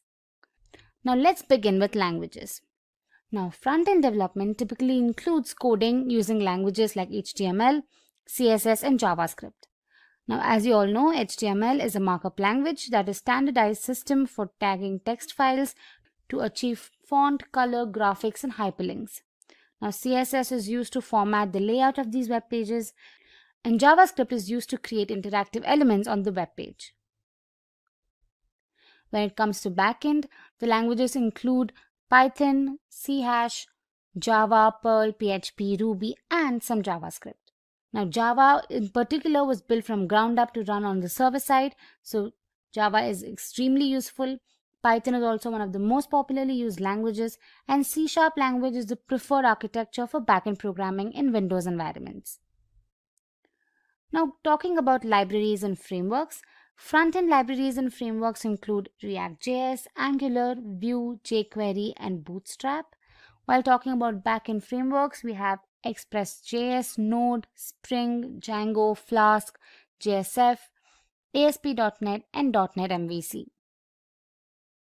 Now, front-end and back-end developers work very closely, so it's helpful to have a foundational understanding of front-end developer technologies like HTML and CSS as well. Moving on to skills. Now, front-end developers are in charge of bringing visual elements to a website as well as interactive elements such as navigation, buttons, and anything else that improves overall usability. HTML, JavaScript, and CSS are frequently used to ensure that a site's visual side operates well. So it's crucial to know these languages, and a good understanding of JavaScript frameworks and libraries is also essential. And other general skills include a good grasp of front-end programming languages, the ability to create a responsive design, the knowledge of testing and debugging, and an understanding of front-end development tools like automation, content management, version control systems. Talking about the skills required for back-end development. Now, back-end developers deal with back-end languages and frameworks like Java, Ruby on Rails, etc. Now, back-end developers deal with languages like Java, Ruby on Rails, etc. to make web pages and applications operate. Now, it's vital to know commonly used backend languages and frameworks like Django, Node.js, Express.js, and so on. Other important skills include database management, framework utilization, programming, knowledge of accessibility and security compliance, and understanding requirements and ensuring data consistency and integrity. Now, moving ahead, let's look at some of the job roles for front-end and back-end development. Talking about front-end, we have the front-end developer, the CSS or HTML developer, we have front-end web designer, we have front-end SEO expert, full-stack developer, and a UI developer. Talking about back-end, there's back-end developer, Java developer, full-stack developer, DevOps engineer, software engineer, and an iOS developer. And lastly, let's look at the salaries offered to these front-end and back-end developers. In India, the average salary of a front-end developer is around 6 lakh rupees per annum, while a back-end developer earns about 7 lakh rupees per annum. In the US, a front-end developer earns around $100,000 per annum, while a back-end developer earns about $121,000 per annum. Session will be about today's topic, which is become a front-end developer. So let us begin. We are going to discuss the things you need to know to become a web developer.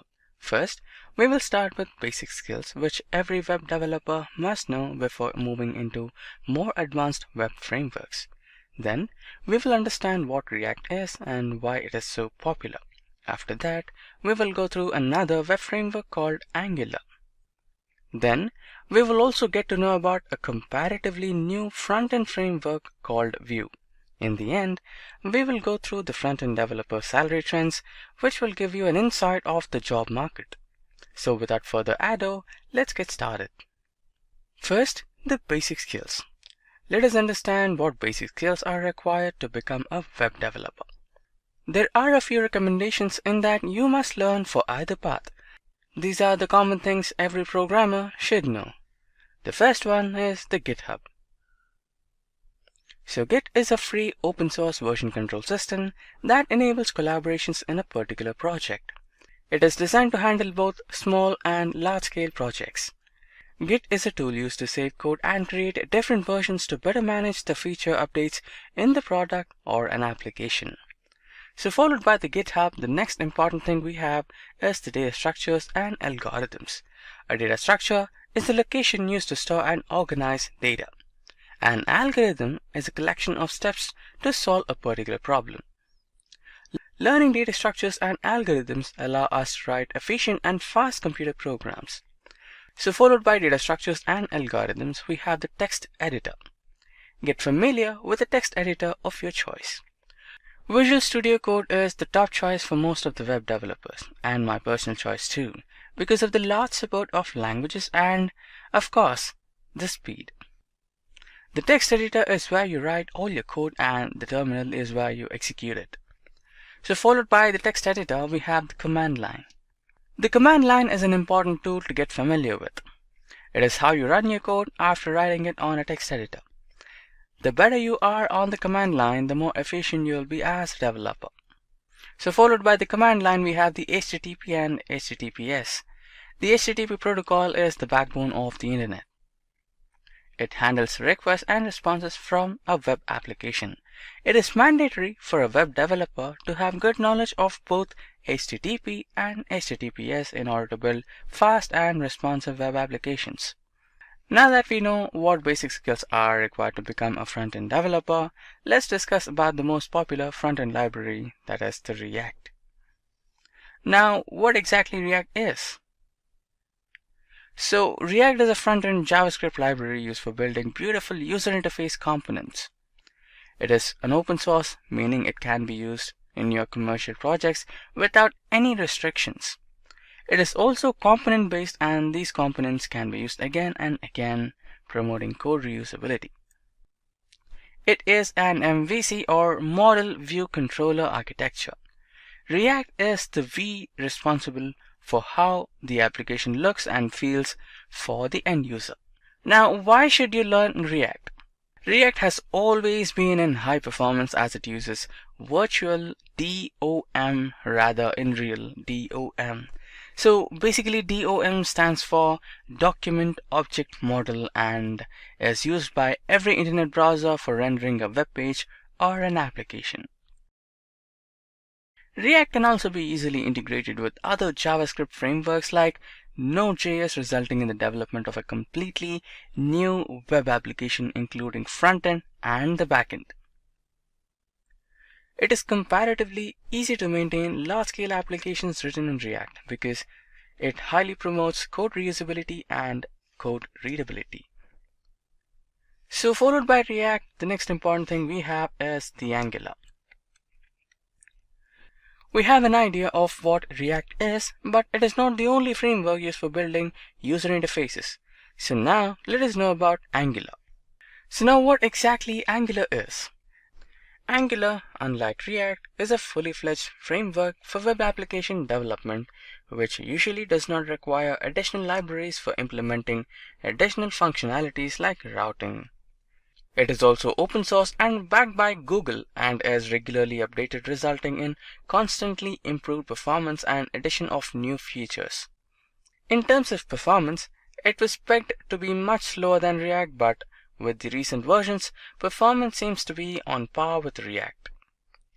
Now, why should you learn Angular? Angular is one of the most stable frameworks out there. It is also the most complete, meaning you don't have the need to integrate with other frameworks since it pretty much includes everything for the web development of a complete web application. Angular, backed by Google, is safe choice for using in long-term projects since it is not going anywhere anytime soon. Angular is obviously used by Google for its web applications and also used by other large-scale companies, creating a lot of job opportunities. Now, followed by Angular, the next one we have is the Vue.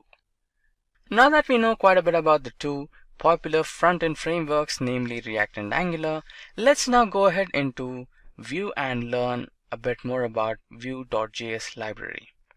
Now, what exactly is Vue? Vue is a lightweight and open source progressive JavaScript framework used for developing interactive web user interfaces.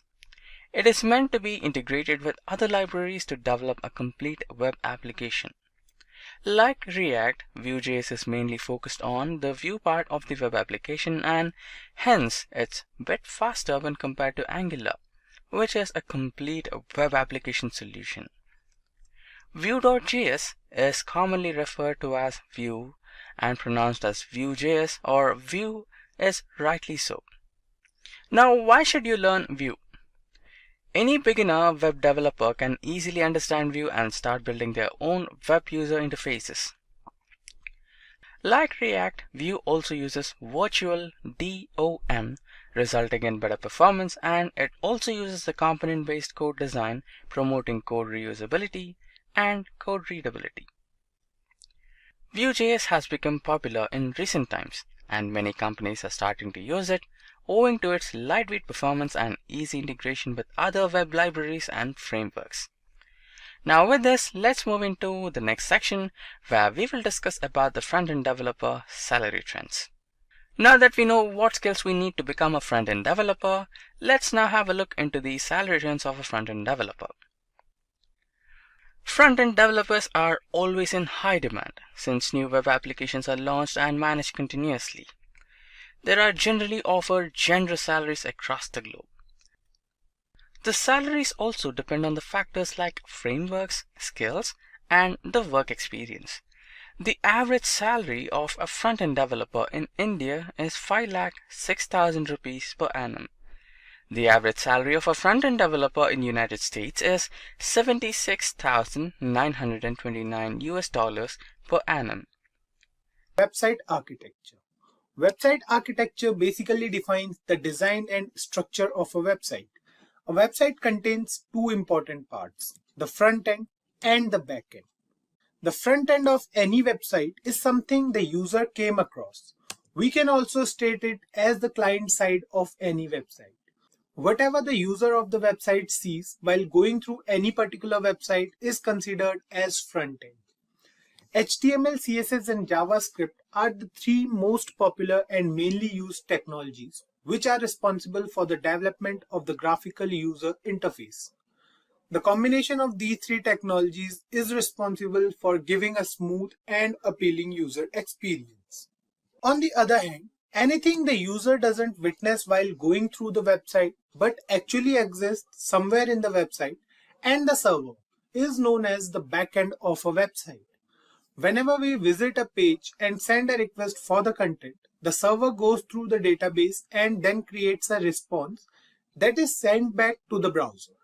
The browser then interprets the response and displays the content on the screen. Several technologies are used for back-end development. Few of them are JavaScript frameworks like Node.js and Next.js, Python frameworks like Django, Ruby frameworks like Ruby on Rails, C++ frameworks like Apache, and many more other technologies. Let's move ahead and we'll now go through what HTML is. HTML stands for Hypertext Markup Language. Introduced in the year 1993 by Tim Berners-Lee, the same person who invented the World Wide Web in the year 1989. The first version of HTML was written in 1991 but released later in 1993 as HTML 1.0. HTML got many updates with time, and the current ongoing version of HTML is HTML 5.0. HTML is also known as the most basic building block of the web, which is used to create the structure of any website with the help of numerous predefined tags.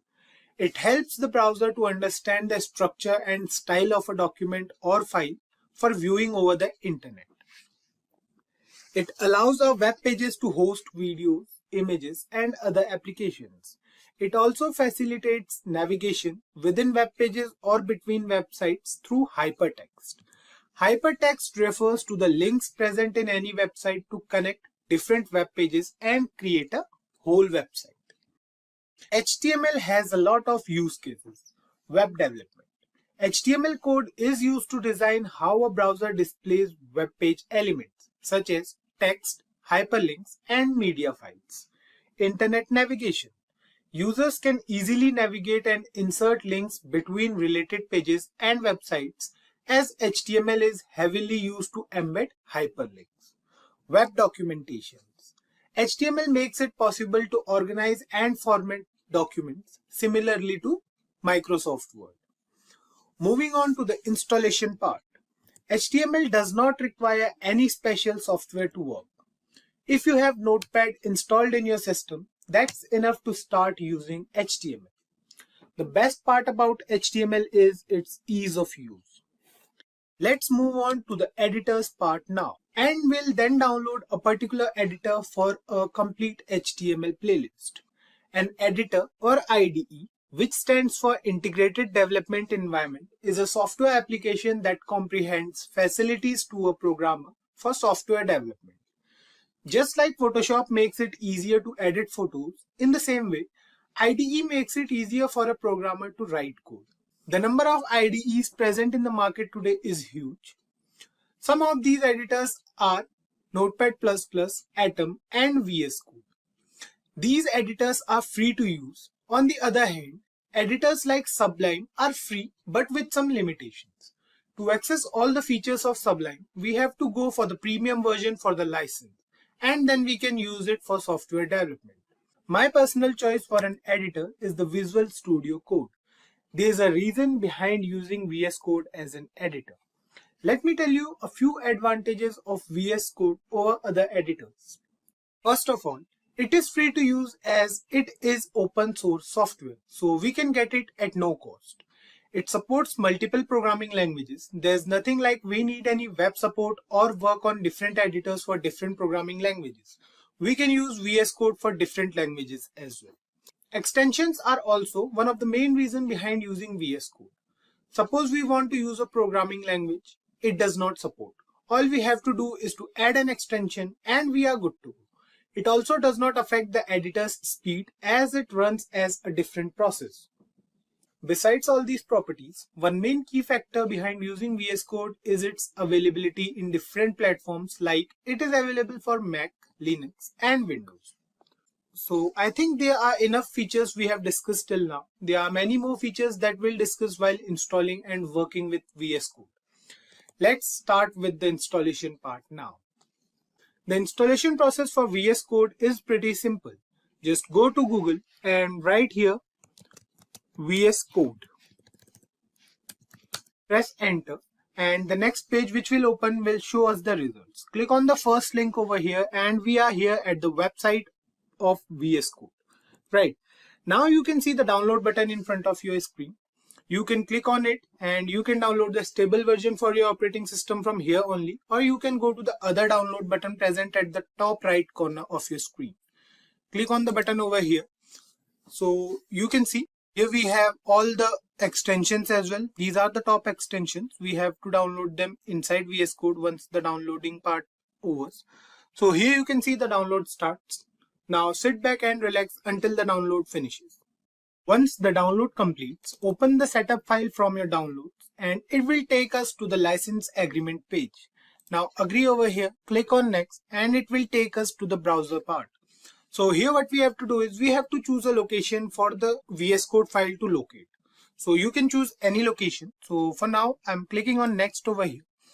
Now you can see we have a different folder, so we can click on browse and then select it and then click on next. So here we can see we have some additional features. So what we'll do is we'll create a desktop icon. Now you can see other options as well, so click on them as well. Click on next and now click on install.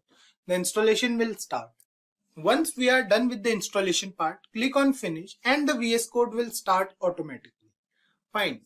So here you can see we have the welcome page over here. What we can do is we can open a folder from here. So if you have any folder, so what we can do is we can open it from here. Now what we'll do is we'll create a new file. So here you can see we are in a file. What we have to do is we have to save this file now. So click on file, click on save, and now we can save this file at any place or any location we can see. So what we are going to do is we are going to go on desktop. We are going to create a new folder over here. We are going to name it as HTML. Now inside HTML, what we are going to do is we are going to write here the name of our file. So we'll write here first, then we'll write here the extension. So what we have to do is we have to write here first.html, and here you can see we have an HTML file over here, right? So you can see we have 4 options over here. The first one is for opening a folder or any particular location. So click on open folder. Now what we are going to do is we are going to open HTML over here, and you can see we have the HTML folder open. Now we have the file over here as first.html, which we created recently. Then we have the search button over here to search anything or to replace anything. The next button we have over here is for the source control. Then after this we have the debug button as well, and then we have the extensions. So these are the features VS Code provides us, and below here we have the accounts option and the settings option. What we can do from here is we can change the font size and different settings, right? Now the next button we are going to discuss is the extensions button. Here we can find many extensions given by the VS Code Studio community. They are free to use. So for now we'll use these 2 or 3 extensions. So what we can do is we'll click on HTML CSS support. So you can see I have already installed these extensions over here. So then we have JavaScript and TypeScript nightly and the live server extension. So this extension is pretty important, the live server one and the HTML CSS support. You can leave the JavaScript and TypeScript nightly for now. So we have to install these 2 extensions for now. So I have already installed it. You can install them in your computer. Now the next thing we have to do is, so we can start writing our code here on. I've already told you that while saving any file, make sure that we are saving that file with a .html extension. So what we have to do here is we have to put an exclamation mark over here and press enter, and you can see we have the basic HTML code which we'll need in almost every project. We can simply start with it if we have basic computer knowledge. We got you covered if you are a newbie to HTML. Please stay connected with us and you guys will understand HTML in a very fun and exciting way. Before we go through the different tags present in HTML, let's discuss what a tag is. A tag refers to a special word wrapped in angular brackets which are used to define a particular type of content on a web page. After using a tag in an HTML file, the browser decides how to render or display the content on the screen. The list of tags present in HTML is pretty huge. We'll go through some basic tags in today's video, and we'll go through the remaining tags while working with them. So let's start with the most basic tag we have in HTML. You can see here we have a basic program written over here. All the tags mentioned over here are mandatory for all HTML programs. The first thing we have here is the doc type as HTML. You can see it over here. We have written doc type HTML. So this is not an HTML tag but an instruction for the system about the type of document. Basically, we are telling the system that this is going to be an HTML document so that all the browsers can know that this particular document is an HTML document and work accordingly. The next tag we have here is the HTML tag. You can see the HTML tag starts from here and goes till end, right? We have ended this HTML tag at the end of our HTML document. Now this tag is necessary for all HTML documents. If we are working on an HTML document, then this tag is what we are going to need. The HTML tag represents the root and the end of the whole document.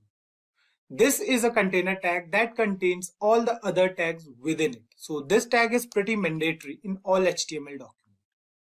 Now the next tag we have here is the head tag. You can see the head tag over here and the ending of this head tag is present over here. We have certain tags present inside this particular tag.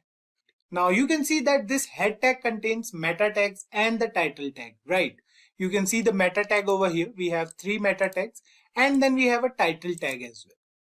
Now the meta tags doesn't appear on the page itself, but only in the page's source code. Meta tags are essentially little content descriptors that help search engines what a web page is all about. Now the next tag we have here is the title tag. The title tag is used to define the title of our web page. Basically, we write the name of our web page inside this tag. For example, if we see here, the title of our web page is document for now. If we change the title of this HTML document and write here something like first document. Fine. Now save the program, open it with live server.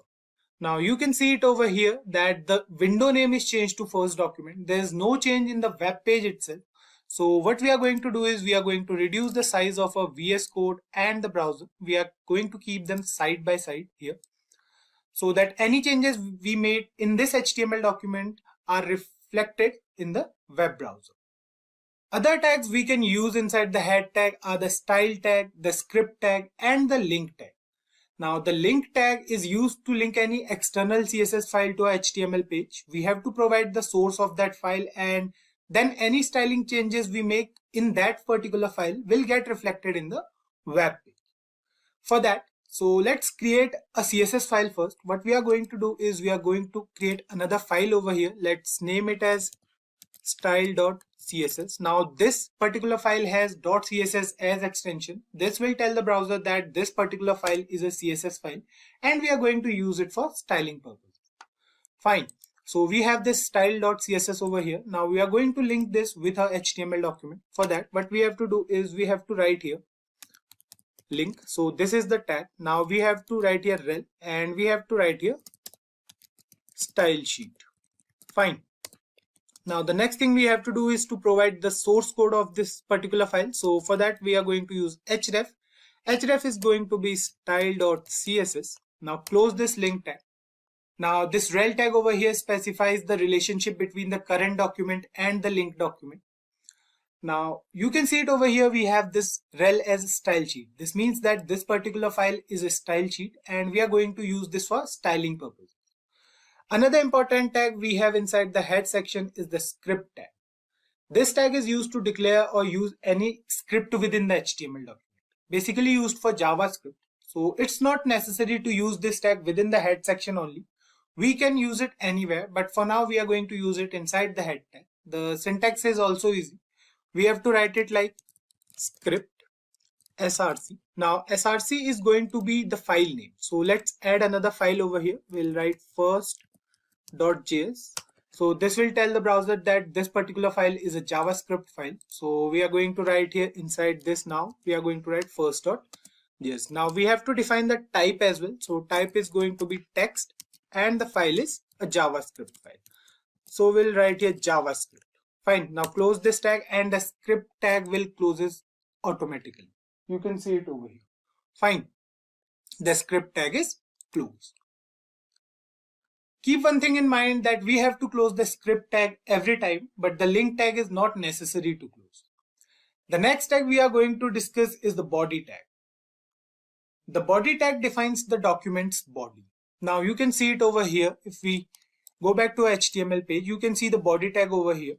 Now the body element contains all the content of an HTML document such as headings, paragraphs, images, hyperlinks, tables, lists, etc.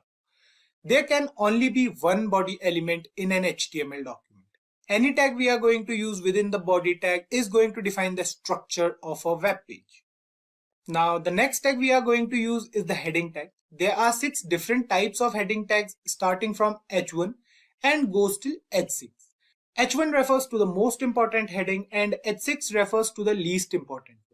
The font size of H1 is the largest and the font size of H6 is the smallest among all. So let's use them all here. What we'll do is we'll write here H1.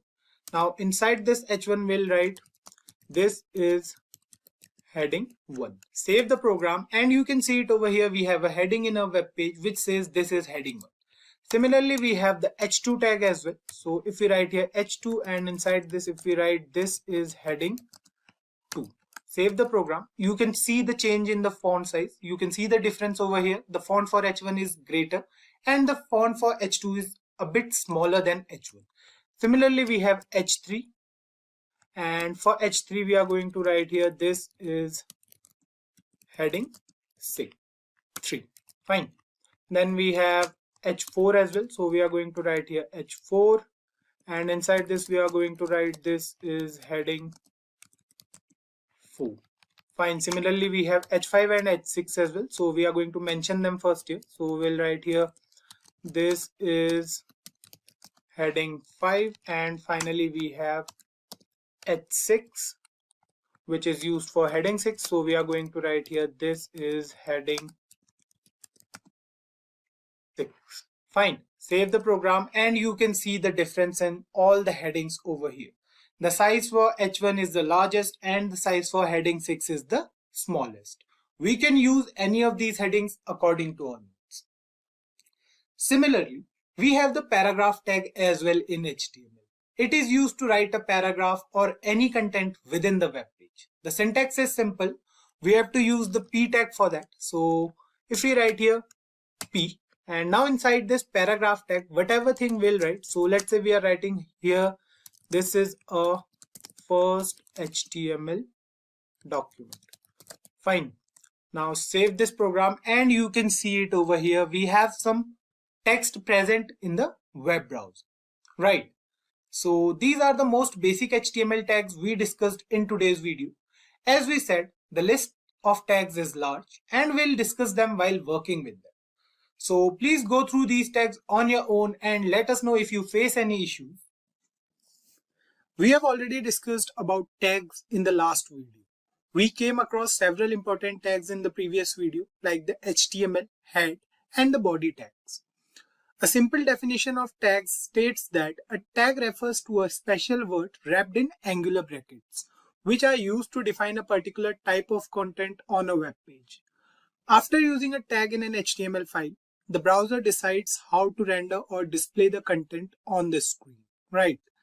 Now, keeping this definition in mind, the definition of an element in HTML states that an HTML element is the collection of a start tag, its attributes, an end tag, and everything in between the tags, right? So an HTML element is basically a collection. Let's understand this with the help of an example. What we'll do is we'll write over here inside the body of this HTML document, we'll write P. Fine. Now this paragraph tag over here is an example of a tag. It has opening tag and a closing tag. So this whole thing is a tag. This paragraph is a tag over here. Now if we add an attribute to this tag like an ID or a class, so what we'll do for that, we'll write here, let's say ID is equals to para1. Fine. This tag now has an attribute within it. ID makes this whole tag unique. We can access the content of this tag with the help of ID attribute. We'll discuss attributes in detail in the upcoming video. For now, let's add some content inside this tag. So what we'll do is we'll write inside this tag. We'll write over here, let's say this is a paragraph. Fine. So we'll write here paragraph. So this is the content of a paragraph tag. Now we have 4 different parts present over here. We have the starting tag over here. So this is the starting tag. This whole thing over here is the starting tag. Then we have attribute. So ID here is the attribute. Then we have the content of this tag. So this is the content present inside whole tag.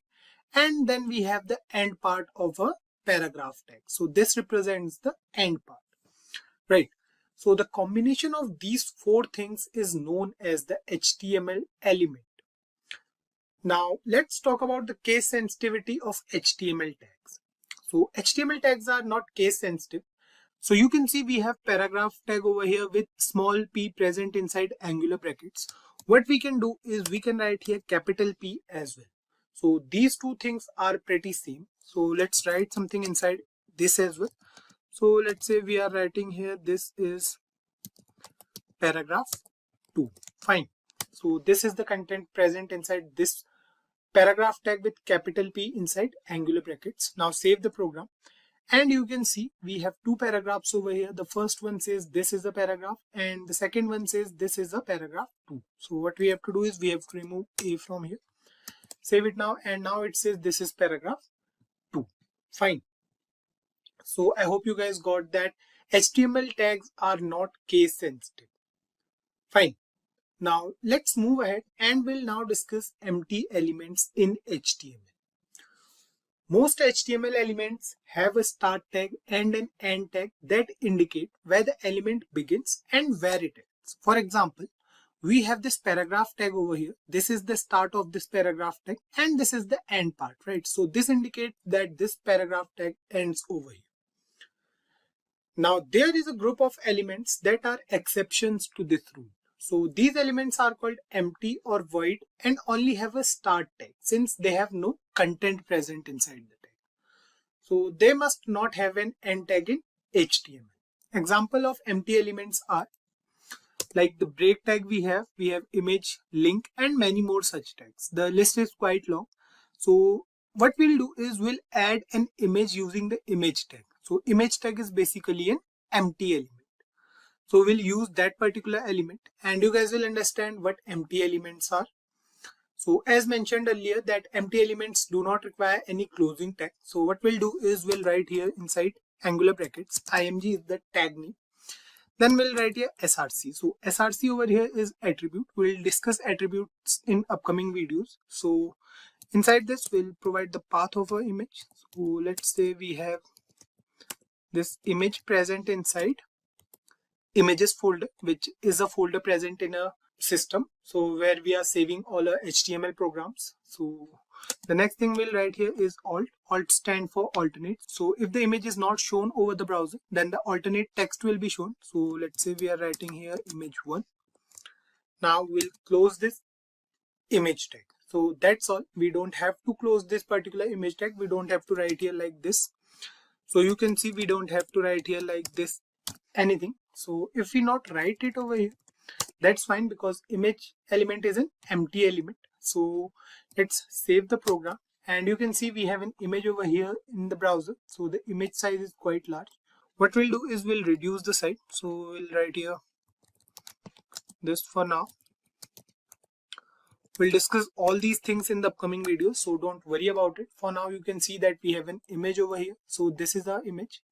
This particular image is what we have added using the image tag. So this is done. Now the last thing we'll discuss in this video is the nesting of elements. Nesting means we can use a tag or element within another element. For example, you can see we have a paragraph over here. So this is a paragraph which says this is paragraph 2. Let's add some more things over here. So let's say we are writing over here HTML stands for hypertext markup language. Fine. And save the program. So this is the paragraph over here. You can see. Let me increase the size of our browser a bit. So now I think you guys can see it much better. Now what we'll do is we'll use a particular element or tag within this paragraph tag. So let's say we want this HTML to be cursive and bold in nature. So what we'll do over here is we'll use the B tag over here. So B stands for bold. So what we'll do next is we'll cut HTML from here and we'll paste it inside this B tag. Now save the program and you can see HTML is bold in nature now. Right. Similarly, what we can do is we can nest one more tag inside this bold tag. So what we can do is we'll write here I. Now we have to put this HTML inside both these tags. Save this program and you can see the HTML is cursive in nature now. So you can see we have 3 different tags, or we can say we have 2 different tags inside a particular tag. This is known as nesting of elements. So we can do it with HTML as well. I hope you guys must have got an idea about what HTML elements are and how elements are different from tags in HTML. In the last part, we came across HTML elements. We saw the difference between HTML tags and elements. Now that we already have an idea about elements, let's discuss what attributes are.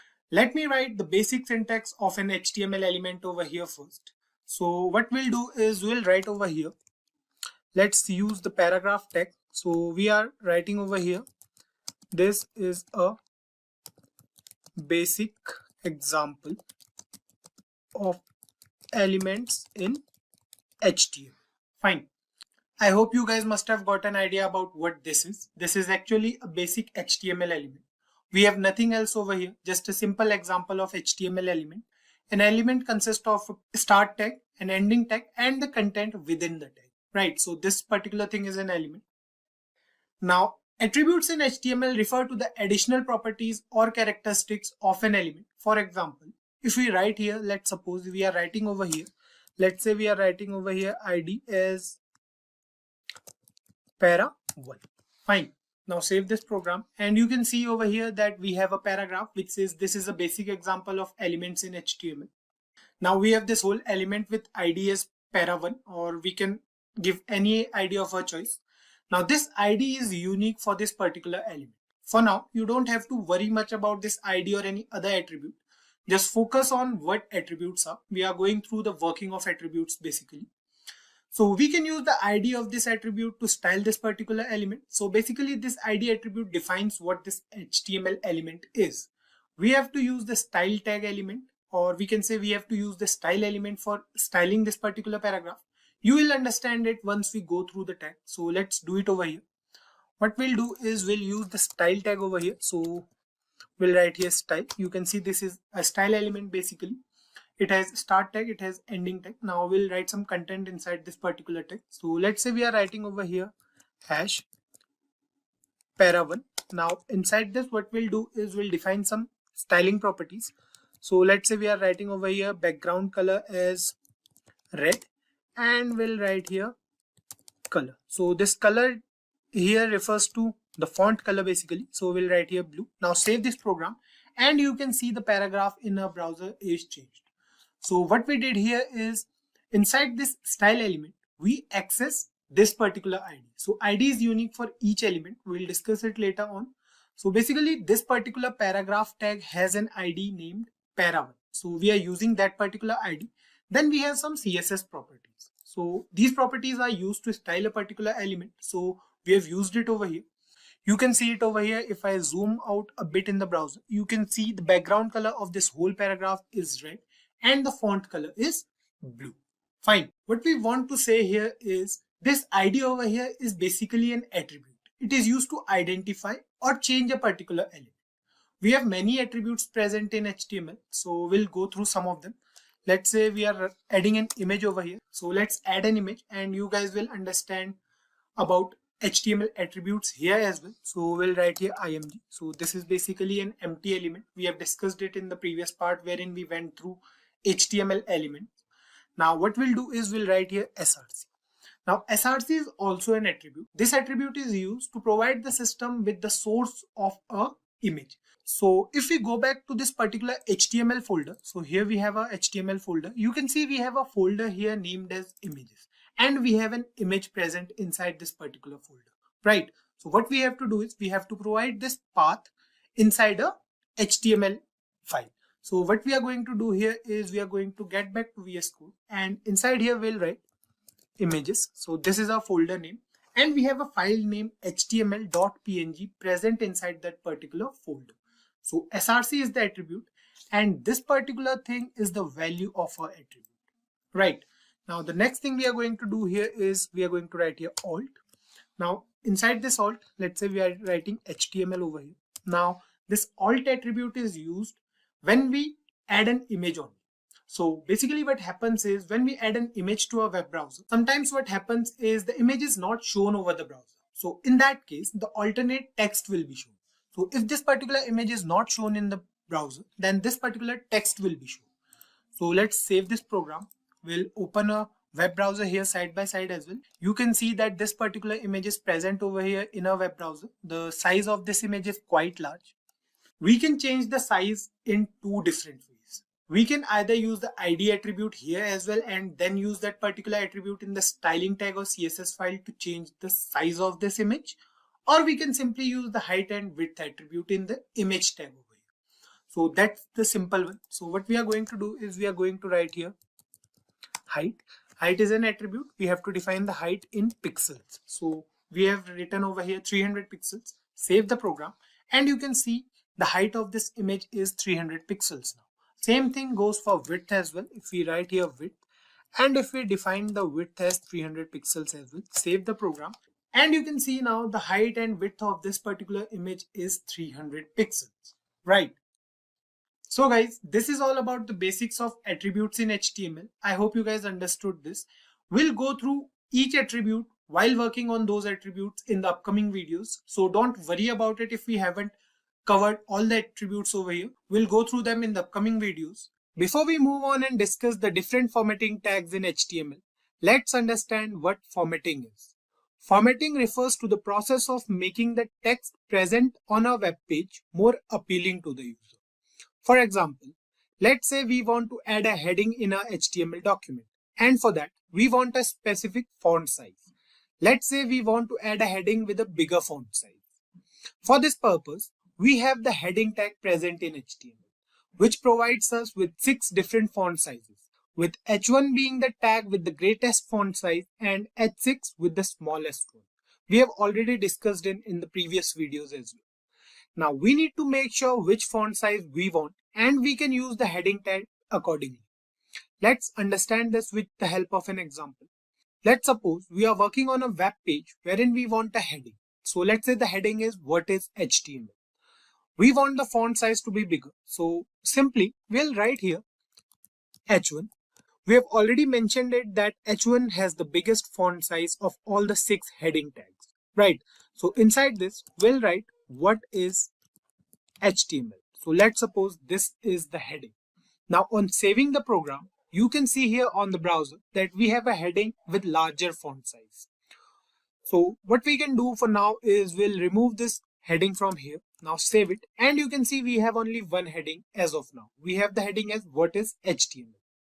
We can also write a paragraph after this heading tag that will explain what HTML is using the paragraph.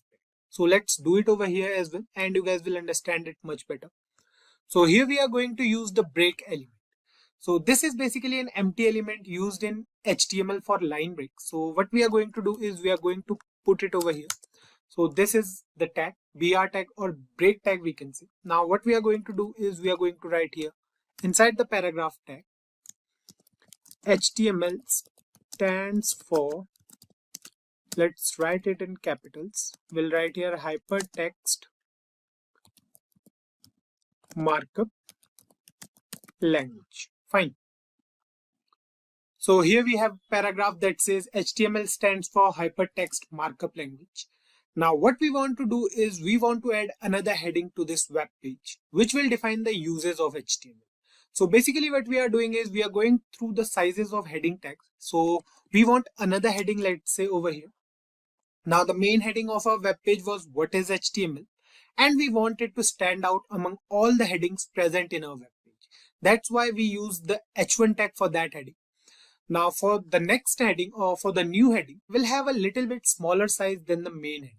So what we are going to do is we are going to use the H2 tag or the H3 tag for that. So let's use the H3 tag for now. We'll write over here H3. So basically we are going to write it after a BR tag. So we are going to use the BR tag over here or the break tag we can say.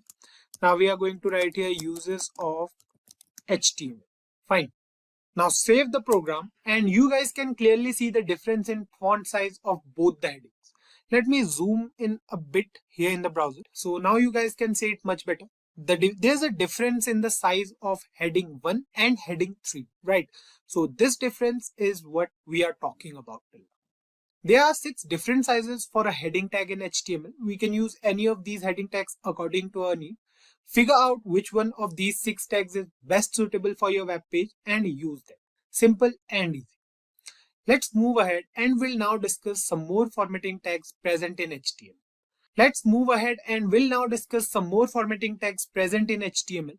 The next tag we are going to discuss is the bold tag. This tag is used to make the text bold or strong. So there are 2 different tags for the same task. For making the text bold, we can either use the bold tag or simple B tag we can say. The other tag we can use is the strong tag. The functionality of both tags is similar. So we'll use them side by side so that you guys can see the difference, or they are basically same. So what we are going to do is we are going to write here after this BR tag, we are going to write here B. So B stand for bold tag. Now we are going to write something in here. So let's say we are writing over here HTML. Now again after BR tag we are going to use the strong tag. Fine, we'll write same thing here. The content will remain the same. So we are going to write HTML over here. Now here we used both tags with similar content present inside them. Save the program and you can see we have two similar outputs here on our web page. The outputs are exactly similar. The working of both the tags is the same, right? Now let's recall the nesting of elements in HTML from the previous video. We have said earlier that we can use an element within another element in HTML. We are going to nest this bold tag inside our first paragraph tag. It means that we are going to nest this bold tag over here. So what we are going to do is we are going to use bold tag inside the full form, or we are going to put the full form of HTML inside the bold tag. Fine. So save it. And you can see we have hypertext markup language written over here in the browser in bold, right? It looks better than the previous one. Just like the bold tag, we have two more tags present in HTML to make the text on screen look more appealing to the user. The italic tag and the underline tag. Now you guys must be thinking that these three formatting techniques are also present in Microsoft Word. You are right. These three tags are present in both MS Word and HTML. The working is also same. So let's use these tags here once. What we are going to do is we are going to use these tags over here only. So we are going to put this hypertext markup language inside three different tags. So we are going to put them inside italic, we are going to put them inside bold, and we are going to put them inside underline as well. So we are going to do this over here. Now you can see the nesting of elements over here. If I zoom in a bit on Visual Studio Code, you can see we have a paragraph tag, then we have three tags present inside it. So we have bold tag, we have italic and underline. So this is called nesting of elements. Now save this program and you can see the text over here. We have hypertext markup language in italics, it is underlined and it is bold in nature, right? The next tag we are going to use is the delete tag. We have two different tags present for this task as well. Let's say we want to put a line through the center of any text, crossing it out basically. Let's say that this text is not relevant. Fine, so let's go through an example first. What we are going to do is we are going to use the break tag over here, and now after this break tag, we are going to use a paragraph tag. We are going to write a paragraph. So let's say we'll write here, I would like to have a cup of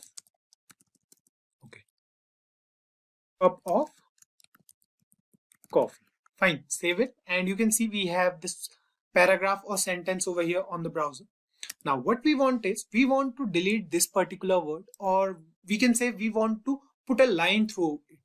Fine, so what we are going to do is we are going to write here strike. Fine, we are going to put coffee inside this strike tag because we want this particular word to cut, and then let's say we are writing over here tea. Fine, so save it now and you can see it over here. It says I would like to have a cup of coffee, has a line over it, and then we have written tea. So you guys can understand the meaning of this sentence by yourself, I guess. We can use this tag anywhere according to our needs. We can achieve this same thing with the help of the delete tag as well. What we have to do is we have to write here in place of strike. What we are going to do is we are going to copy this piece of code from here. We are going to paste it here. Now instead of strike, we are going to write here delete.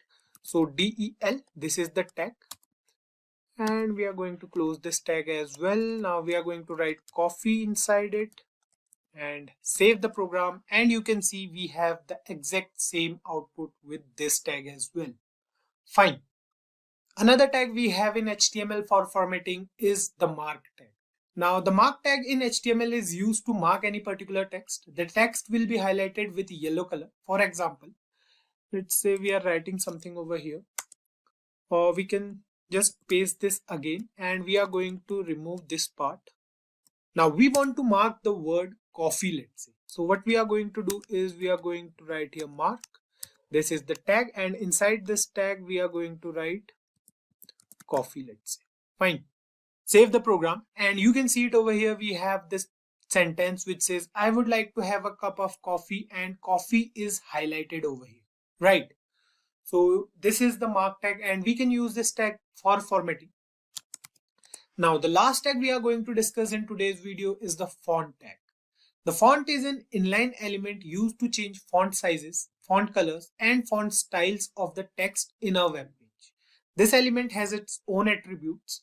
So the three attributes we can use are size, color, and face. Fine. Size is used to change the font size of the text. We can write values between 1 and 7, with 1 being the smallest and 7 being the largest font, exactly opposite to the heading tag. So you can learn it that way. Color refers to the font color. We can simply write the name of the color, or we can use the hexadecimal values for colors. The hexadecimal numbers are specified according to the RGB value for each color. The last thing we have is face. Face refers to the font style. The default HTML font is Times New Roman. We can use any font style of our choice using this attribute. So let's use this tag over here, and you guys will understand it much better, I guess. So what we'll do is we'll write here. Let's say we are using a paragraph tag. So we'll write something over here. Let's say I prefer. Now we are going to use the font tag over here. So this is a tag. You can see it in red color. Now we have three different attributes, right? So the first attribute we have is size. So we'll write here inside size, let's say the size of this font is 4. Then we have color. So color defines the font color. So let's say the font color we want is red. And then we have the face. So let's say we want the font style to be Verdana, and we'll write something over here. Let's say we are writing this over red. Fine. Now save the program, and you can see it over here. It says I prefer red. Fine. So let's complete this sentence. What we are going to do is we are going to write something after this font tag as well. So let's say we are writing over here red over blue. Save the program, and you can see it over here that we have this particular sentence which says I prefer red over blue. So let me increase the size of VS Code so that you guys can see it clearly. So here you can see we have this paragraph tag. Then we have written inside it I prefer, and we have kept this red word inside a particular element, font element basically. This font element has three different attributes: size, color, and face. Now let's change the size of this to 6 for now, and we'll check the output, save the program, and you can see red over here is quite large in size, right? It looks different. So I hope you guys got this. Formatting an HTML document is mostly done using CSS, but now HTML also allows us to format our documents using different tags. Basic formatting, we can say. So formatting is making the web page more appealing using these particular tags. So the list of formatting tags present in HTML is quite long. We can't discuss all of them here, but if we use any of those tags in the upcoming videos, then surely we'll discuss them over there on.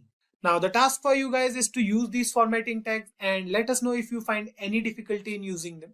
In HTML, a phrase tag is used to give structural meaning to a block of text. What does that mean?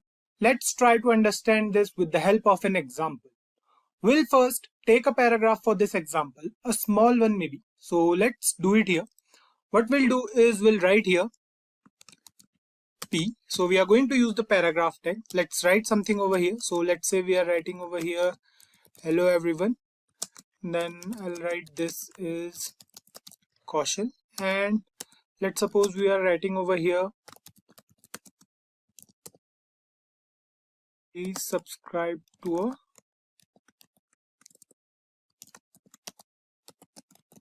YouTube channel. Fine.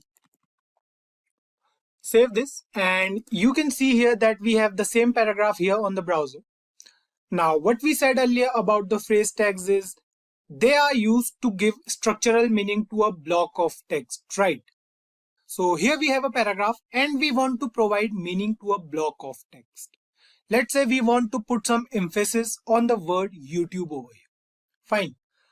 We want this word to stand out differently from the rest of the paragraph. For this task, we have the emphasize tag in HTML. The syntax for this tag goes like this. So what we'll do is we'll cut this sentence into two different parts so that it will be easy for you guys to understand. Now, we have the emphasize tag in HTML. The syntax is pretty simple. What we have to do is we'll write over here. So we are going to make changes inside this particular paragraph tag only. So we are going to use the emphasis tag over here. So what we have to do is we have to cut the word YouTube from here and we have to paste it here. Now the syntax is so simple. We have a two-word tag. So it says EM. It stands for emphasis. Now save the program. And you can see here in the browser, you can see the difference basically. The word YouTube stands out from the rest of the words present in the paragraph. To lay some more emphasis on the word YouTube, we can use the title attribute. Now title attribute will be used inside the emphasis tag. So let's do it here once. So what we are going to do is we are going to use the title attribute over here. So let's say the title says check a YouTube channel. Fine. So let's break it a little more. So here you can see we have these three lines. So inside this paragraph tag, what we are doing is we are using the emphasis tag, and inside that emphasis tag, we are using the title attribute. Fine. On saving the program, you can see nothing changes over here on the browser. To witness the change here, we have to take our mouse cursor over YouTube. And you can see we have a small pop-up here that contains the value of a title attribute. Let me zoom in a bit here. So here you can see on taking the mouse cursor, we have this small pop-up with the value of a title attribute, right?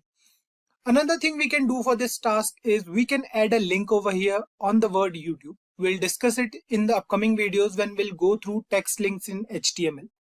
So you guys will understand it much better then. Now, you guys may have a question in your mind that we can do this exact same thing with formatting tags as well, right? Yes, of course we can do that, but formatting refers to the process of molding the text for a better look and feel of the text, while phrase tags are used to provide meaning to a block of text. It's not necessary that if a tag falls under the category of formatting tags, then it can't be a phrase tag. The difference lies in the purpose of using that particular tag. I hope you guys are getting it. The next tag we are going to discuss is the mark tag. We have already discussed this tag in the formatting tags as well. So let's discuss it one more time. The mark tag in HTML is used to mark any particular text. The text will be highlighted with yellow color. So we have discussed it previously. Now what we are going to do is we are going to copy this piece of code. So we are going to copy the whole paragraph from here and then we'll paste it here. Now instead of using the emphasis tag, we are going to use the mark tag over here. Fine. So we are going to change the tag name from emphasis to mark for the opening and closing tag. Save it now. And you can see we have another paragraph over here which is almost the same, or which is exactly the same. It says, hello everyone, this is Kaushal. Please subscribe to our YouTube channel. Now the thing to notice here is the word YouTube. It is highlighted in yellow color, right? So the title attribute will work same over here as well. If we put our mouse cursor over the word YouTube, you can see we have this pop-up with the same title value, right? So one thing to notice here is the title attribute is basically the differentiator between the formatting tags and the phrase tags. It means that the tag remains the same, but the way of using it defines the purpose. So let's move ahead and we'll now discuss the abbreviation tag in HTML. The word abbreviation in general terms refers to the short form of a word. That's it. We have the answer here. If you are using any abbreviation for any word, we want the user to know that this particular word has a special meaning. Then we can use the abbreviation tag. So the syntax goes like this. What we'll do is we'll again use the same paragraph and we'll paste it over here again. So what we are going to do is we are going to remove this empty space from here so that you guys will be able to see the whole code or as much code as possible. So what we are going to do now is we are going to use the abbreviation tag. Fine. So we'll remove this piece of code from here. We have to put this over the word YouTube. So what we are going to do is we are going to write here abbreviation, and inside there we are going to write YT. So this is the short form of YouTube basically. Now save the program, and you can see that we have another paragraph, but there's no difference over here as of now. The word is simple. It's not standing out basically, right? So this is because while using the abbreviation tag, we must necessarily use the title attribute along with this tag. So let's do it here. We have to write here title, and we have to write here YouTube because YT stands for YouTube. So we are going to write here YouTube. Now save the program, and you can see here that the abbreviation YT is now underlined with a dotted line. Fine. This indicates that the word YT is used as an abbreviation here, and the user will know that something is different over here. On taking the mouse cursor over it, you can see we have the value of our title attribute. You can see it says YouTube. So this is basically the short form of YouTube, YT over here. Now the next tag we are going to discuss is the address tag. This tag is used to display the address in the web browser. The content is written within the opening and closing address tag is considered as an address in HTML. So this is the address we generally use. Fine, not an IP address or nothing else. The general address we use for our location or for our address. So let's use this tag over here. We'll write here address, and this is the tag. Now inside this tag we are going to write YouTube office, let's say. Then we have 123 street. So this is going to be the street name for our address. Then we have, let's say, sector. So let's say the sector is 456. And then we have the place name as Noida and the country name as India. Fine. So this is an address, and let's save the program. You can see here the difference in the browser. The address tag over here has a different font. This tag is used to indicate that this particular block of text is an address. So you can see it over here. This is our address. Now if you want to see it clearly, let me remove these three paragraphs from here. Save the program now, and you can see we have address over here. So if you want to write it in different lines, so what we can do is we can use the break tag over here, then over here again, save the program, and you can see we have the address over here. The font is different. That's the only difference between address tag and other tags. The next tag we are going to discuss is the short quotation tag. This tag is used to add double quotes within a sentence. The syntax is simple. So what we'll do is we'll write something over here. Let's say we are writing over here paragraph. We are writing over here, let's say again, please subscribe to a. Now we want the word YouTube inside double quotes, right? So for that we are going to use the quotation tag. This is the syntax. We have to write simple Q, and we have to put the word YouTube inside it. Fine, then we'll write here channel, and we have to put a space over here. Save the program, and you can see it says please subscribe to our YouTube channel with YouTube present inside double quotes. Fine. So the last tag we are going to discuss in today's tutorial is the code tag in HTML. This tag is used to represent programming code in HTML. The text will look like we have any code from a programming language. For example, we'll write here code. This is the tag. Now inside there we'll write, let's say we are using a for loop in JavaScript. So we'll write here for I is equals to 0. Then we have I less than 3. So let's give some spaces over here, and then we have I plus plus. Fine. Then after this we have inside here console.log, and we are going to print hi. Fine. So if you are new to this language, just ignore it. It's just a simple piece of code from JavaScript. So save it now, and you can see we have this code over here. Now what we are going to do next is we are going to use break tag over here first, then we'll understand it. Fine. So we are going to use the BR tag here again and here again. Fine, save it now and you can see the code now. You can see we have the same output on the browser as the text present in VS Code. The font is exactly the same. So this represents a piece of code in HTML. We can use the code tag for that. So guys, these are some of the basic phrase tags we discussed in today's video. As we mentioned earlier that the list is quite long for all these tags. We'll discuss them in future whenever we use them. I hope you guys got it. Till now, we have covered different types of tags present in HTML. We came across the formatting tags and the phrase tags present in HTML. In the last part, we also covered the differences between these tags. Apart from all the differences these tags have, they are still similar in one aspect. That is, these tags are used to change the appearance of a web page. Whenever we use these tags, we change the look and the feel of a web page. Now, the meta tag is a bit different from these tags.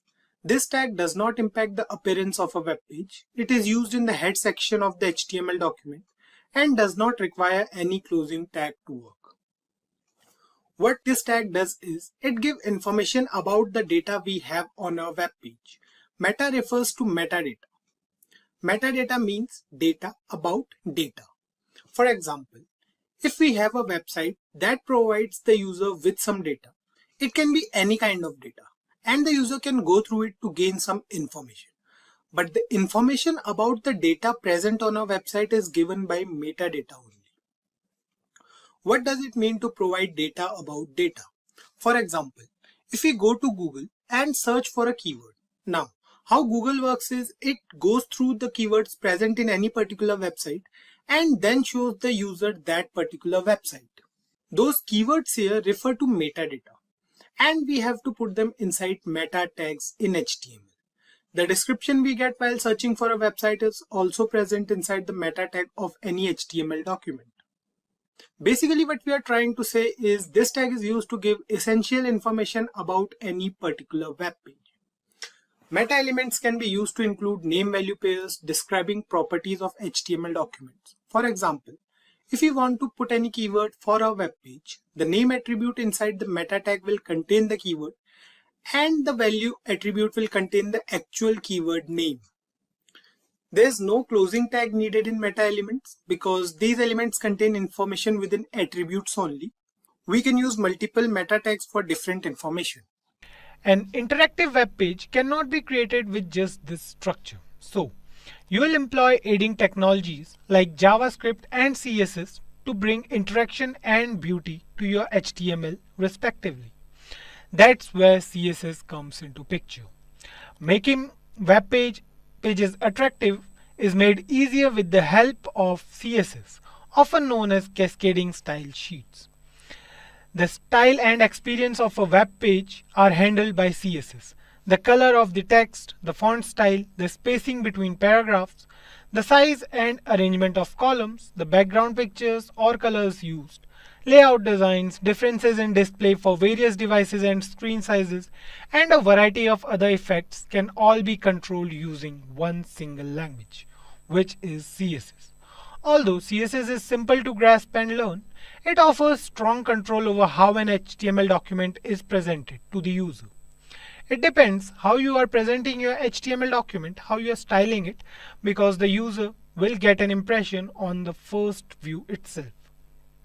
CSS is most frequently used in association with HTML or XHTML as markup languages. Now, when it comes to front-end web development of any web page, the three most widely used technologies are HTML, CSS, and JavaScript. HTML is used to create the structure of a web page, CSS makes it look more attractive to the user by adding styles to it, and JavaScript adds interactivity to the web page. So let's move ahead and now we'll discuss the advantages of using CSS. The first one is time saving. CSS is a time saving since you can create it once and reuse it across a number of HTML pages. There's a style available for each HTML document or we can say each HTML element that you can select and apply to as many different websites as you desire. If you utilize CSS instead of manually writing HTML tag attributes each time, pages load faster. You only need to create one CSS rule per tag and it will be applied to every instance of that element. So quicker download times results from less code. Simple maintenance. To make a modification that affects all elements on all web pages, just modify the style sheet. Everything will update instantly. Also, CSS provides a great range of characteristics than HTML so that you can provide a considerably better styling experience. CSS provides a considerably wider range of properties as well than HTML. So you can give your HTML page a much better look than you can using HTML attributes. Better styles than HTML. Now, style sheets enable the material to be optimized for multiple types of devices, allowing for multiple device compatibility. Different versions of a website can be displayed for printing or for handheld devices like PDAs and cell phones by using the same HTML document. So, let's move ahead and now we'll understand how CSS actually works. A browser must merge the content of a document with its style information before displaying it. It goes through several steps to process the document, which we have outlined here. Remember that this is a greatly simplified explanation because different browsers will perform the procedure differently when a browser loads a web page. But this is what usually takes place in a browser. The browser starts loading HTML. Example, it receives it from the network. It transforms the HTML into a document object model. In the computer's memory, the document is represented by the document object model. In the same time, it also loads CSS as well. Most of the resources that the HTML document links to, including embedded images, videos, and even connected CSS, are subsequently fetched by the browser because it is handled a little later in the process. We are not discussing JavaScript here to make things easier for you guys. The browser parses the CSS that was fetched and groups the various rules according to the type of selectors they use, such as element, class, ID, and so on. It determines which rules should be applied to which document object model nodes. Based on the selectors, it discovers and applies the appropriate styles to each node as needed. This immediate step is called render tree. So this is the creation of DOM tree. After the rules have been applied to it, the render tree is organized in the manner in which it should look. The screen displays the page's visual representation. This stage is called painting. So guys, this is how CSS actually works on a web page. I hope you guys must have got an idea about what CSS is and why one should use CSS on a web page. We'll dive deeper into all CSS concepts in the upcoming videos, so we'll go through all the CSS aspects one by one. CSS uses the color values to specify the colors on a page. They can be specified using predefined color names, hex or RGB format. There are nearly 140 standard color names. Hexadecimal is a 6-digit representation of a color. The first 2 digits represents a red value, the next 2 are green value, and the last is a blue value. All the other colors can be created using the combination of these 3 colors. There are several websites available where you can know the hex value of the different shades of color. As you can see, the black color is signified by hashtag and the 6 zeros. The red is hashtag FF and the 4 zeros followed by it. The RGB color value is specified using the RGB property. This property takes 3 values, one for red, green and blue. The value can be the integer between 0 to 225 or a percentage. As you can see, the black color is signified by 000, the red by 25500, the blue by 00255 and the green by 02550. Now let's move to an example to understand how we can add the colors to our page. In this example, we will see how we can add colors in different ways to our HTML. So we are on the Sublime Text Editor. As you can see, we have the standard boilerplate ready with an H2 and a paragraph on our page. Open the style tag and make the font size of the paragraph to 25 pixels so it is clearly visible.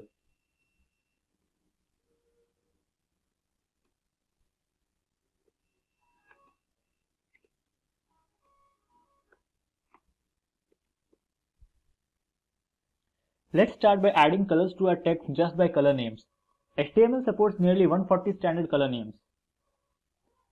We'll make the color of the paragraph green. For that, just type color and set the color to green. As you can see, our paragraph is changed to green. Let's try one more. This time we will add the color red. Just refresh. As you can see, the color is now changed to red. There are nearly 140 HTML standard colors that is supported by the web browser. You can also add colors using the RGB format. There are many websites available to know the RGB or hex value of the desired color. One such is htmlcodes.com. As you can see, in the htmlcodes.com we have the hex value and the RGB value of the desired color. Let's try one. We'll add this color with the RGB value 171, 229 and 27 to our paragraph. So for that, just type RGB and the color code you want.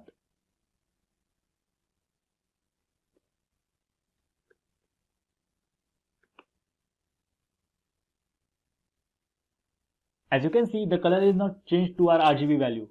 Let's try one more.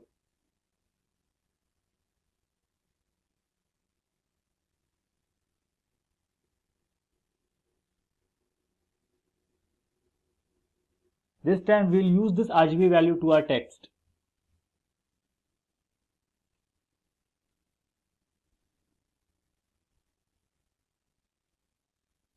You can see the color is changed to our desired value. In this way, you can use the RGB format to change the colors. The next way is using the hex values. Hexadecimal is a 6-digit representation of a color. The first 2 digits are red, next one 2 are green, and the last are the blue value. Let's see how you can use the hex values. As you can see, the hex value for this color is #31787F. We'll use this value to our text.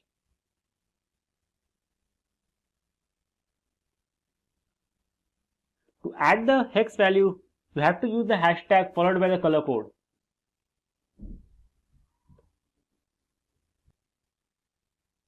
You can see that color is changed to our hex value. Let's try one more.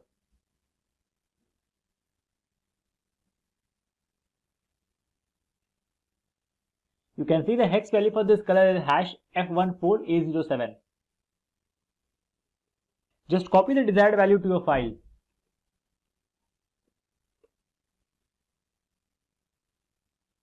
You can see the color changes. You can also add color borders to our heading. Do that, just mention the border style along with the color code.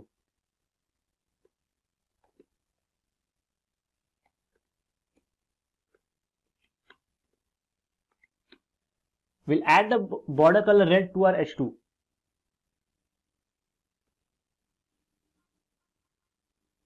Now you can see we have the border around our H2. I hope you have understood how to use the color values to a web page. There are mainly 3 ways by which you can add the colors to a web page. They are hex, RGB values and the color names. In the last 2 sessions, we have discussed what is CSS and the CSS color property. In this session, we'll discuss how you can set the background image on your web page. We'll see the several properties related to background image and how you can use them to customize the image around the web page. So without further delay, let's get going. So let's begin by discussing about the background property of the CSS. The background image property specifies an image to use as a background of an element. The background is defined in the body element of the HTML code. To add a background image on an HTML element, use the HTML style attribute and the CSS background image property and mention the path of the image inside the URL attribute. There are several properties of the background that are used to define the image on a page. Some of the common ones are background image, background repeat, and background position. By default, the image is repeated so it covers the entire element. Let's switch to the text editor and see how we can add the background image to our page. So we are on the Sublime text editor. Let's start by opening a style tag.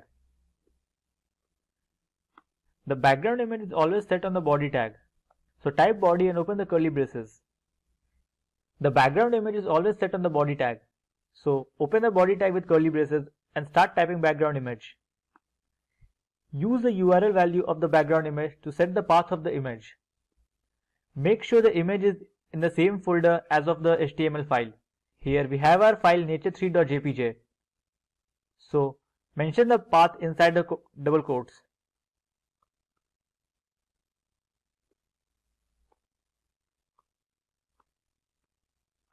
Save the file and let's see how it looks on a web page. As you can see, we have the image on the web page. Let's format this image a little bit. We'll start by setting the background size. So type background size, and there are 3 values to the background size. First one is auto. It will set the image as it is. Save the file and let's see how it looks on a page. As you can see, the size of the image is as same of the original size. The color value will set the image size that will be fit to the web page. As you can see, the image is set to the whole web page. We can also set the image size to manual. Let's say we want the image size of width 500 pixels. So now as you can see, the width of the image is 500 pixels. Next, we will set the background repeat property. There are 3 values to background repeat. First is no repeat. With the no repeat value, the images will not be repeated on a page. Now as you can see, the images are not repeated. Second is repeat X. It will set the images to be repeated on the X axis.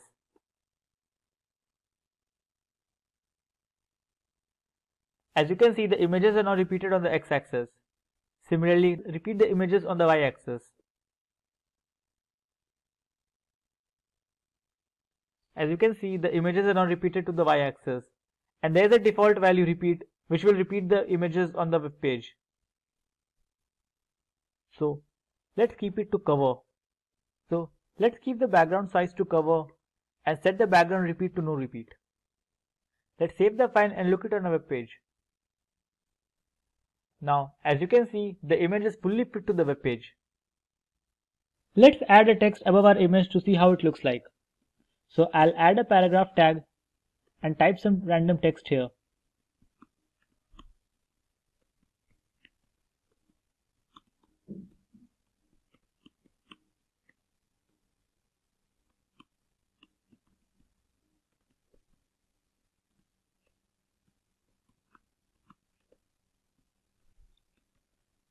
Let's set the text color to red and align it to center. I'll type P and open the curly braces. I'll set the color to red.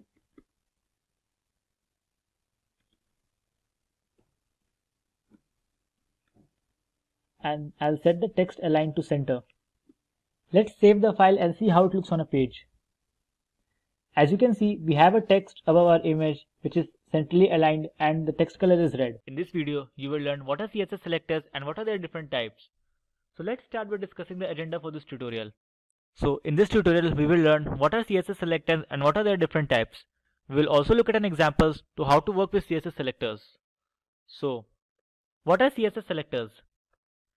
CSS selectors allow you to select and style HTML elements.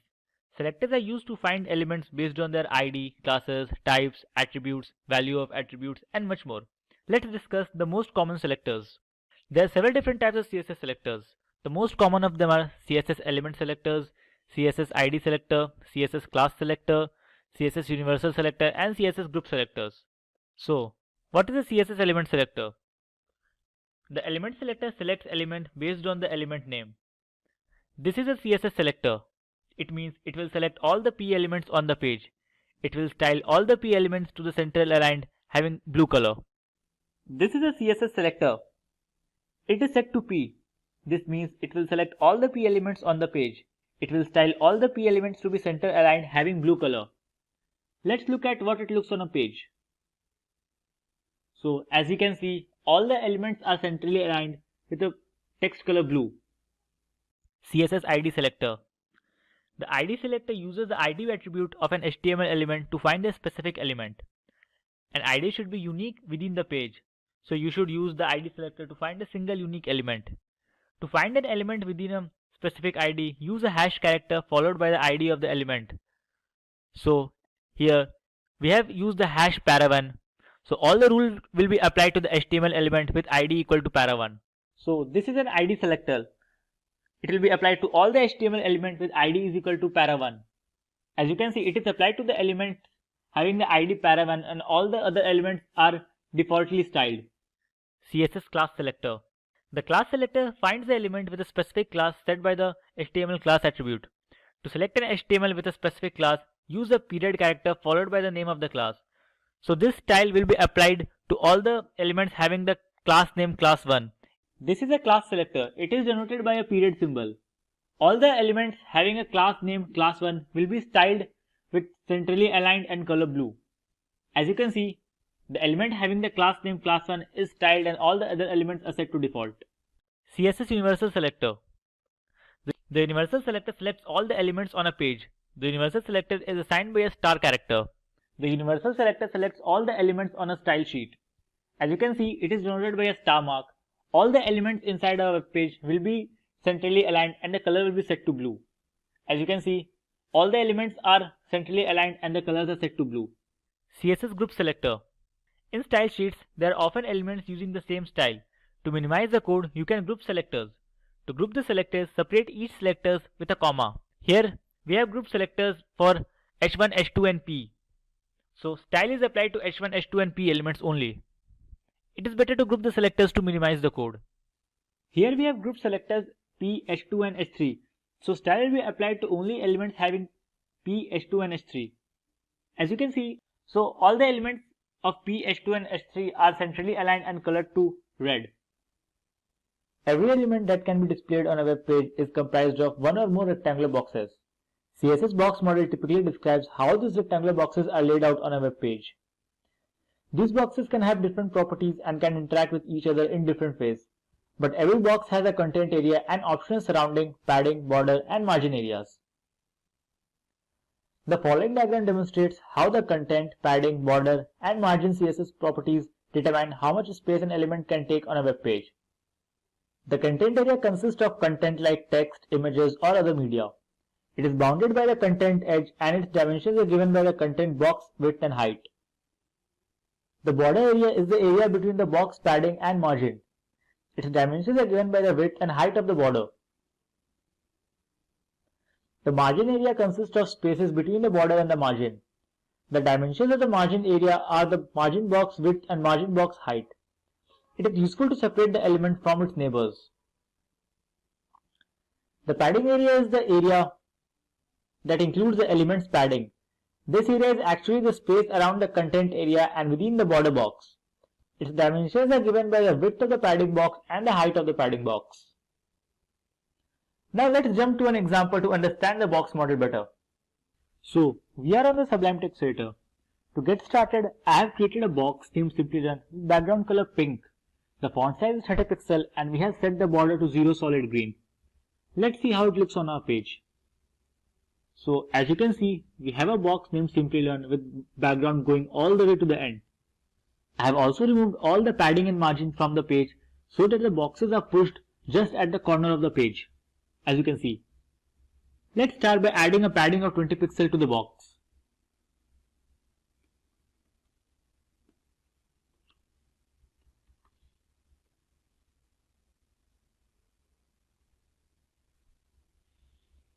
If you save the file, you can see the box increased by 20 pixels from all the sides.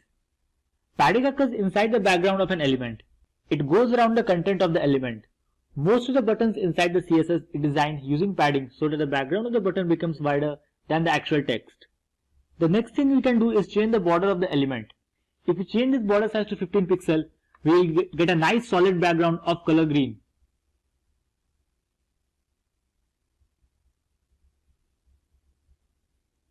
The border goes around the padding of our element. So we have the 20 pixel of padding around our content and 15 pixel of border around the padding which is around the content. Now we'll see the working of the margin. If we add 30 pixel of margin to our element, you can see the spacing on the outside of our border. So let's add the 30 pixel margin and refresh. You can see the spacing on outside of the border. Margin is used to space two elements apart from each other. Now let's change these values to see the difference. Let's make the margin 40 pixels. We'll make the padding 30 pixels. And let's keep the border 20 pixels and make it color red. This is 40 pixels. Let's observe the changes. So as you can see, our border now has a red background. The padding is 30 pixels, the margin is 40 pixels. Let's inspect the elements to understand it better.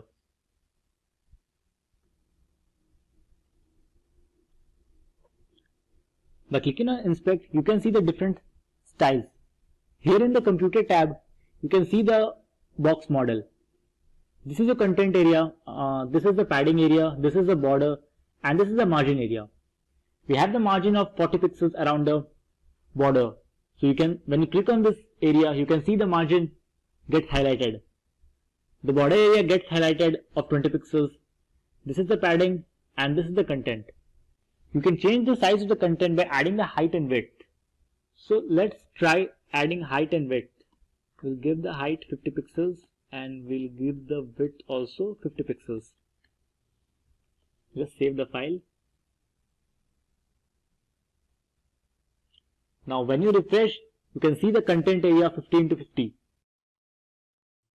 What is a flexbox? Flexbox, also called flexible box model, is basically a layout mode or model that provides an easy and clean way to arrange the items within a container. If you are using a CSS for a while, you must have used the old block model where you assign width in terms of percentage or fixed width and then use the float to arrange the items on the page. Suppose for example, you want to arrange 3 boxes in a row. Then you have to enter everything manually from width, height and to padding. Flexbox can do all these things with ease. Some of the concepts of flexible box model is the ability to alter the item width and height to best fit in the containers available in the free space. Flex model is direction agnostic, which is different from the box model, which is vertically biased, and the inline, which is horizontally biased. Flexbox works for both. Flexbox is more effective in a small scale layouts. So here are the main properties of the Flex. Okay, so let's jump to some code and learn how these Flex properties work. Okay, so we are on the Sublime Text Editor. To get started, let's add a div inside a body here and we'll give a class of Flexbox container, since this will be the container where all our Flexbox items will reside.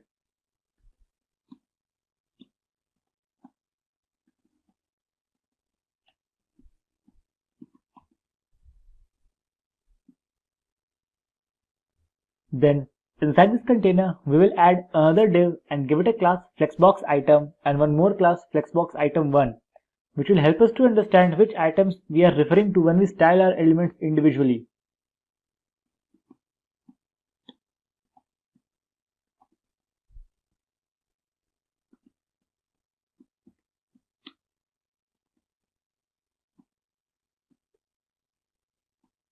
Let's just save the file and see how it looks on a page. Now if you save the file, you can see we have the box because I have already applied some of the styles to these Flexbox items. Let's just see the styling. So you can see we have the items styled, just a basic styling, so that we get the box on the web page. Now let's just copy these and add 2 more Flexbox items, and you will see we have 2 more boxes on our page. Just copy and paste them below. Give them the class name Flexbox item 2 and Flexbox item 3. Just save the file.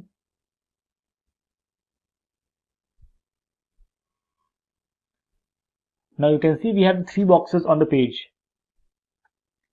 Now to create a Flex container, we will add display Flex to our Flex container.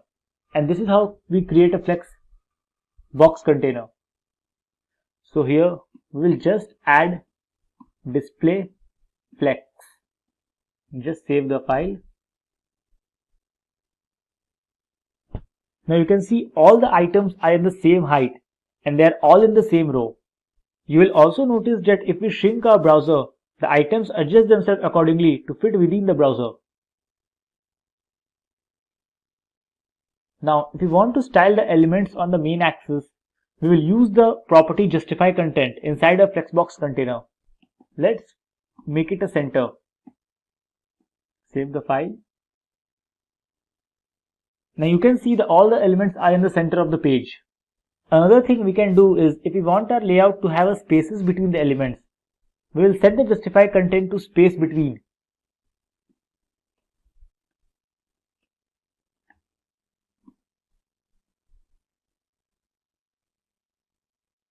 You can see all the items are now evenly spaced. If you want to lay out your items on the cross axis, we would use the align items property. The default value for this is stretch.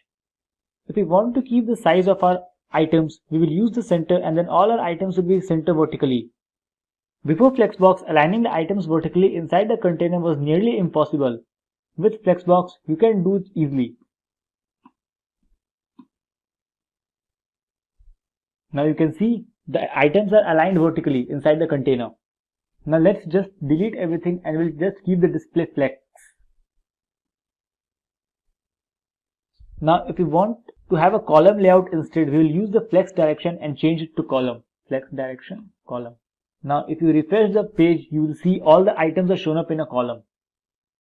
Now we can start talking about the different properties that can be applied to our different Flexbox items as opposed to Flexbox container items. The Flexbox container is only for laying out and spacing between your items as well as the positioning of your item inside the container. The actual Flexbox item properties are used to override those item properties or to apply different sizing to these elements. Now, if we want our first item that it does not shrink when we shrink our browser, we'll set the flex shrink to 0 to our first item. So we'll set the flex shrink to 0. Now if you go back to the page and try to shrink this, you'll see the first item remains the same. It does not shrink. Now, in the same way, you can set the items to grow in proportion with the web browser. Suppose we want our Flexbox item to grow with as the page grow and cover all the empty spaces. So we'll set this flex grow to 1. Now you will see all the empty spaces are taken by the second item. Let's say we want our second box to be at the center of the container instead of stretching to full height. We can use the align self property and set it to center.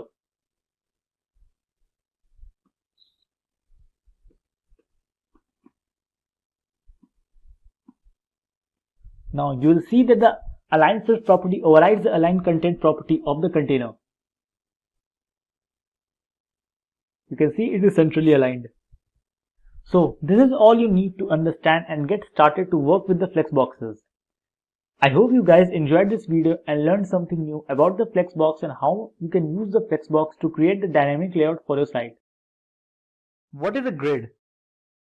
A grid is a set of intersecting horizontal and vertical lines defining the rows and columns. And what is a grid layout? So, CSS grid layout is the most powerful layout system available in CSS. It is a two-dimensional system, meaning it can handle both columns and rows, unlike Flexbox, which is largely a one-dimensional system. You work with grid layout by applying the CSS rules to both the parent element, which became the grid container, and the element's children, which become the grid items. The CSS grid layout excels at dividing a page into major regions or defining the relationship in terms of size, position, and layer between parts of a control-built HTML primitives. You can see this is the basic layout of a grid system. Like tables, grid layout enables an author to align elements into columns and rows. However, many more regular layouts are either possible or easier with CSS grid than they were with tables.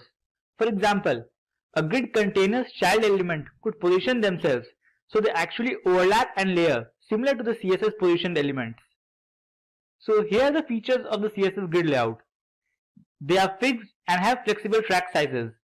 You can create a grid with fixed track sizes using pixels. For example, this sets the grid to the specified pixel which fits to the layout you desire. You can also create a grid using flexible sizes with percentages or with the new FR unit designed for this purpose. You can place the items into a precise location using the grid line numbers, names, or by targeting an area of the grid. The grid also contains an algorithm to control the placement of items not given an explicit position on the grid. You can define an explicit grid with a grid layout. The grid layout specification is flexible enough to add additional rows and columns when needed. Features such as adding as many columns that will fit into a container are included. It also gives you control of overlapping content. More than one item can be placed into a grid cell or area, and they can partially overlap each other. This layering may then be controlled with the z-index property. So, here are the basic terminologies you should know to work with the grid system better.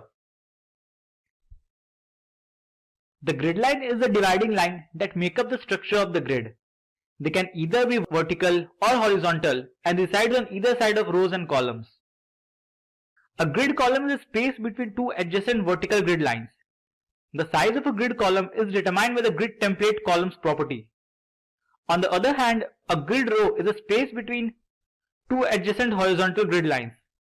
Its size is determined by the grid template rows property. The grid cell is the single unit of a CSS grid.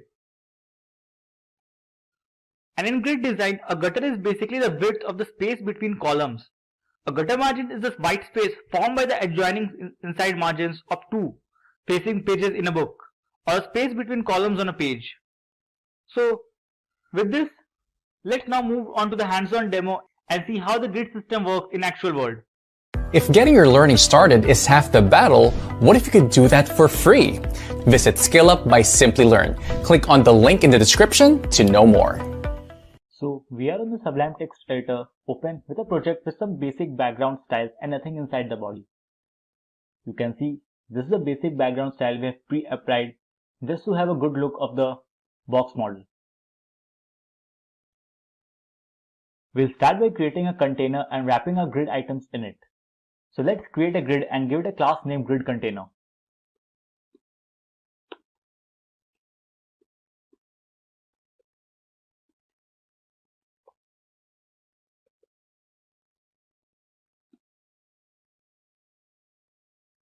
And inside of it, we'll put our different grid items.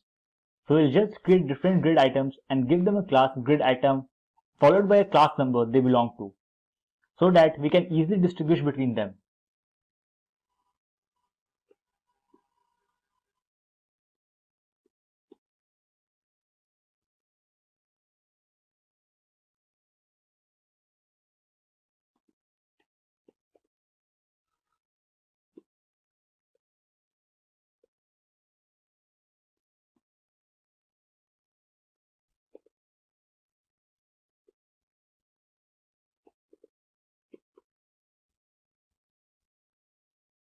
Just copy paste this 5 times.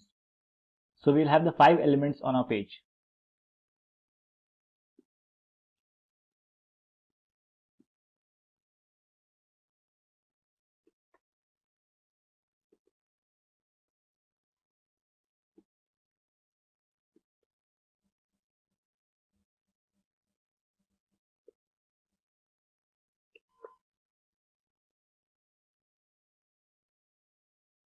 Let's save the file and see how it looks on the page. So you can see we have the different grid items on the screen, so that it's easy for us to visualize. We have not applied any styles to them other than the visual styles. So we'll go back to our code. Let's go back to the CSS styling sheet. So to create the grid, we'll open our style sheet. We need to display grid on our grid container. So we'll select our grid container and set the display to grid. If you save now, you will see nothing changes. This is because the grid itself doesn't define any rows and columns for us to work with. It just, they give it the alignment properly. Therefore, by default, it looks just exactly the same. To make the grid look actually grid, what you need to do is define columns and rows for a grid. So to do this, you will use a set grid template and set the column if you want to set the size of the column. We'll set the size to 100 pixel and 150 pixel.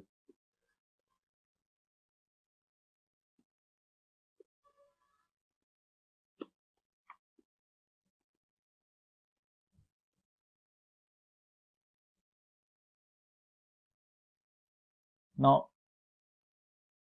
if you refresh, you have the 100 pixel column on the left and a 150 pixel column on the right, and then the grid captures our next row. But what if we want our box to flexible size themselves according to the items inside of them? Here, we'll use a fraction in it.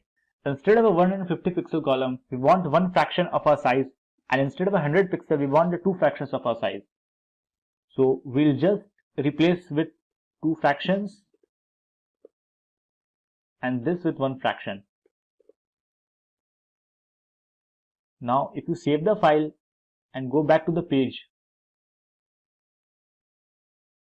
you will see that the items on our left here in our first column are twice as large as the item on the second column. And that's because of the FR units we have defined. You can see the difference in the sizes. The item 1 is the twice of the size of the item 2. Another thing you can do is with columns is use repeat. Suppose you want 4 columns of a size 100 pixel wide. You can just write repeat command and inside of it how many times you want to repeat the size. So we'll just delete this and use the repeat. We'll set the number of times we want to repeat and the size of the columns. Now if you save the file, you will see we have a 4 columns of 100 pixel wide. We can do the same things for row. Just set the grid template rows and define the size you want.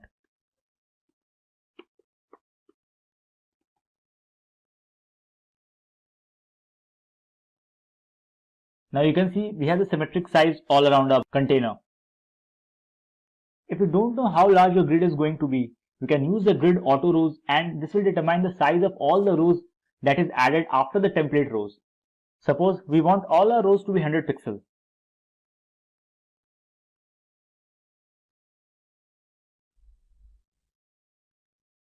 So we'll just delete the grid template rows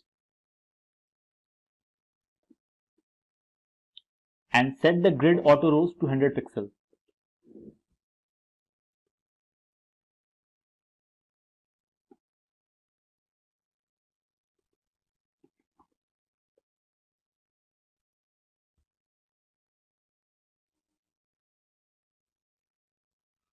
Now you can see all the rows are now 100 pixel tall. Let's change our column back to 100 pixel and 150 pixels so that it will be easier for us further.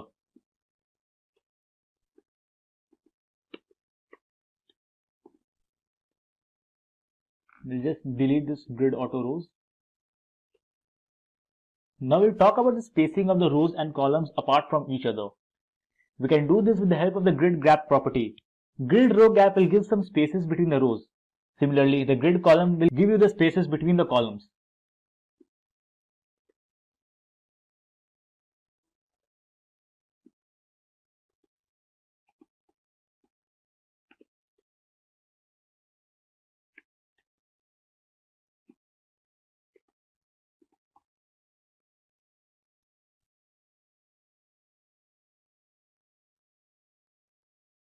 Now you can see the gaps between the rows and columns.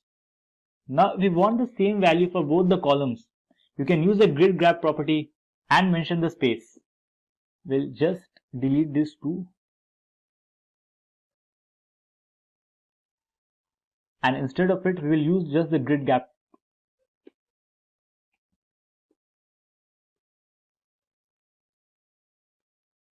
And set the size to 20 pixels.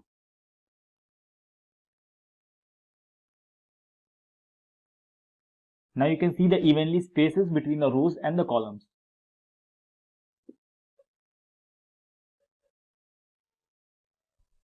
This is all you need to know about the sizing of the different columns and rows. Now let's talk about the positioning items within its grid cells. So for horizontal positioning, we could use the justify items and we can set that to center.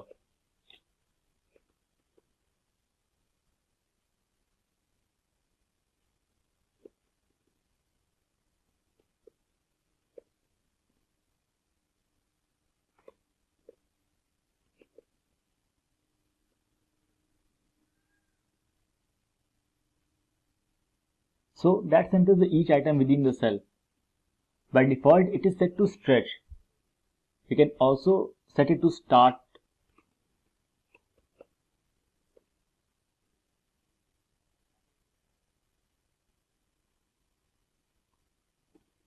or end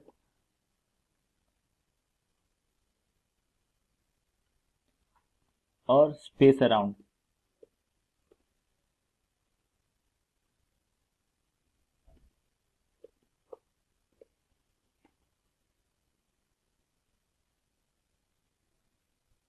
We will leave this to center.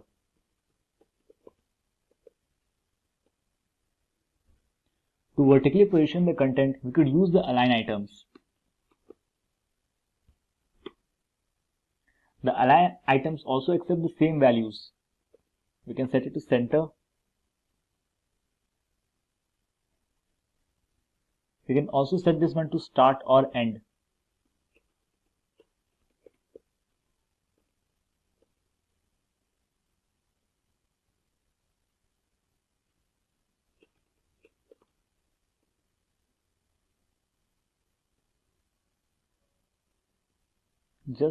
We'll keep this to center as well. You can also align the entire grid within the container. So let's get rid of these to just demonstrate them in a proper manner. We could use the justify content, and that will align the content horizontally within the container.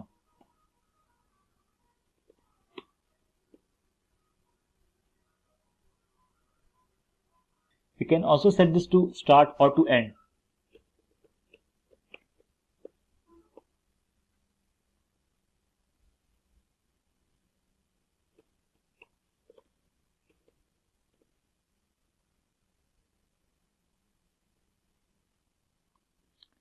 Just set this back to center. To align the content vertically, we could use the align content, and the align content also accepts the same value. We can set it to center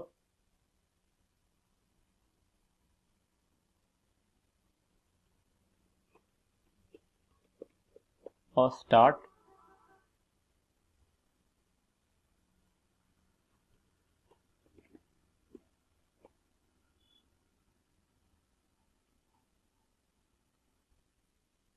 If you inspect the elements,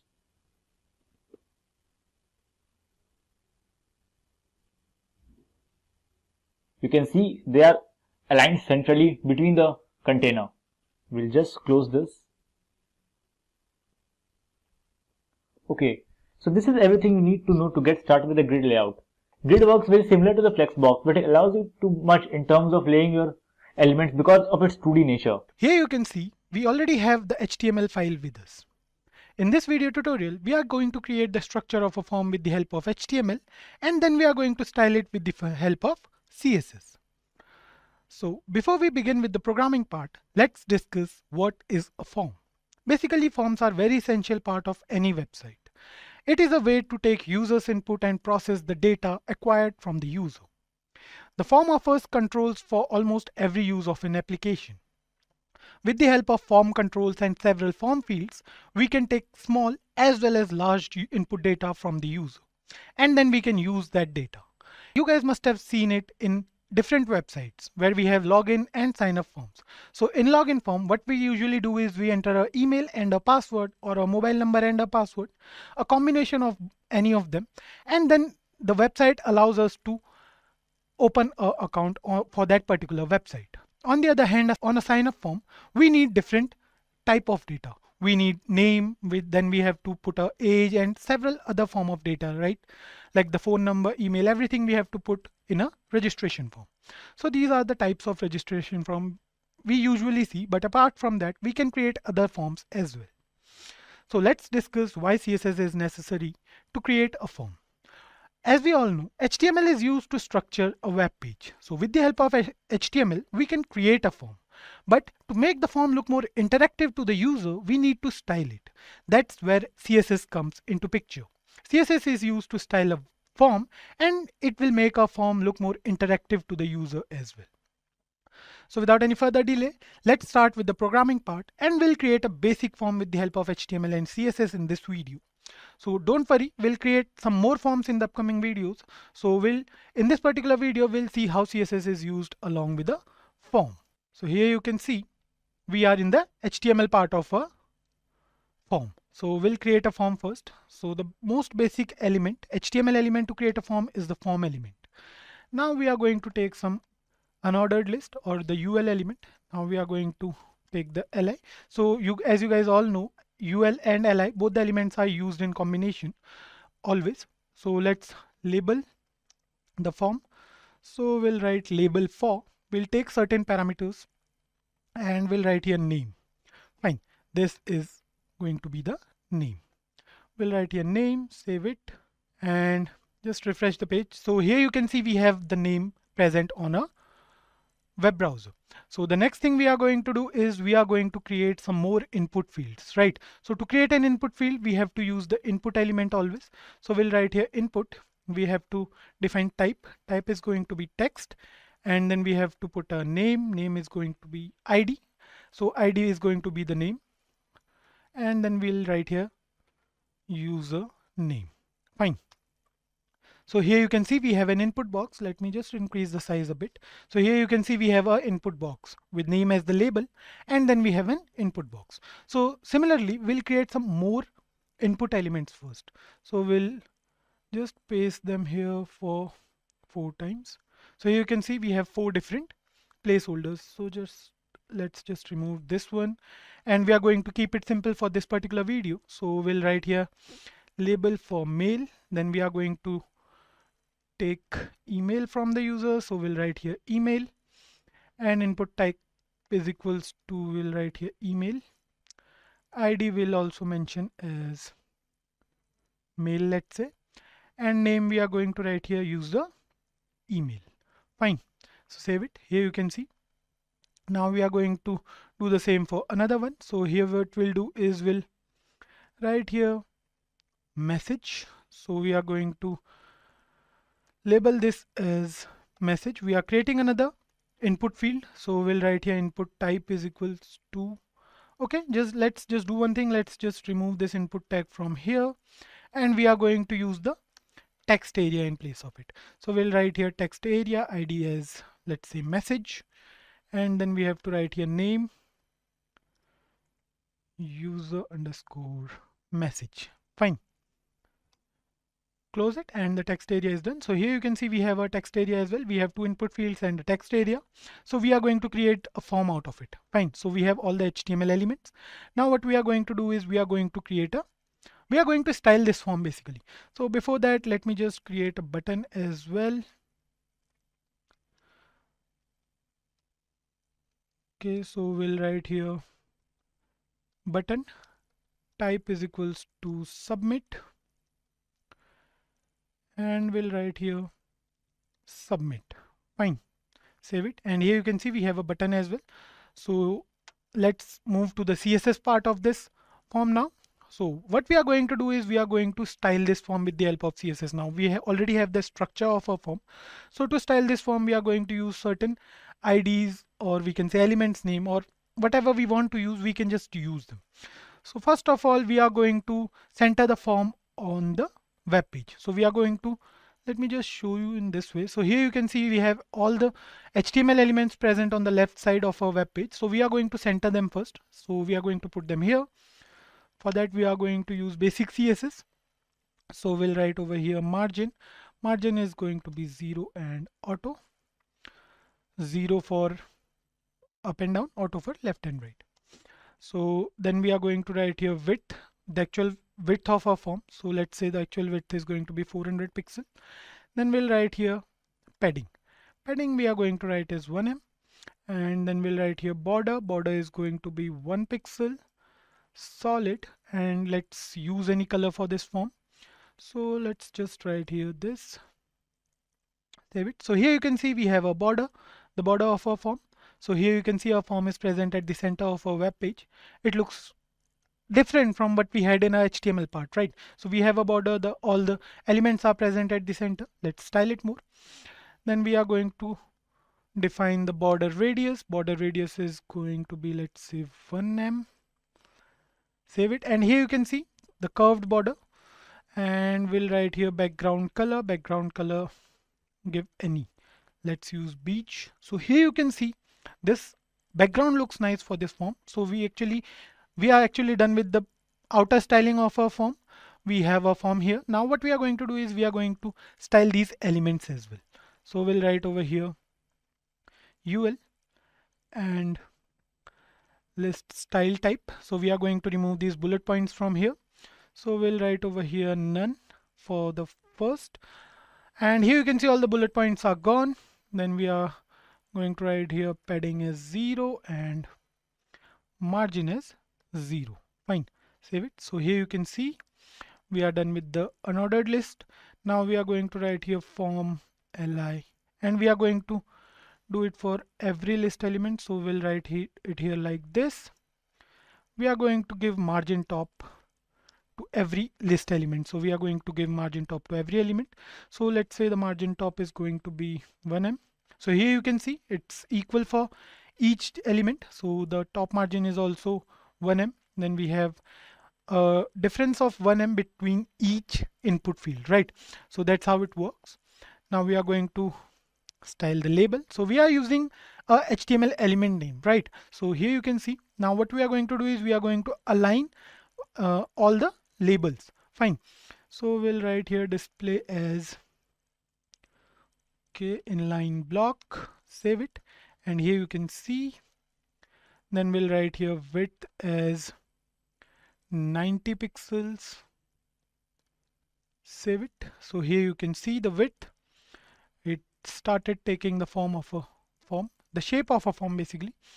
Then we'll write here text align to the right. Okay, here you can see.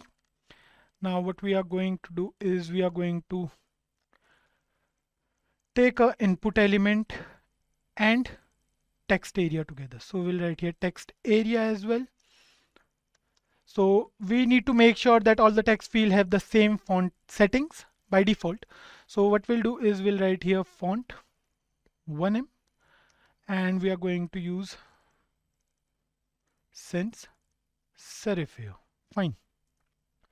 Let's just write something over here and now save the program, and here you can see.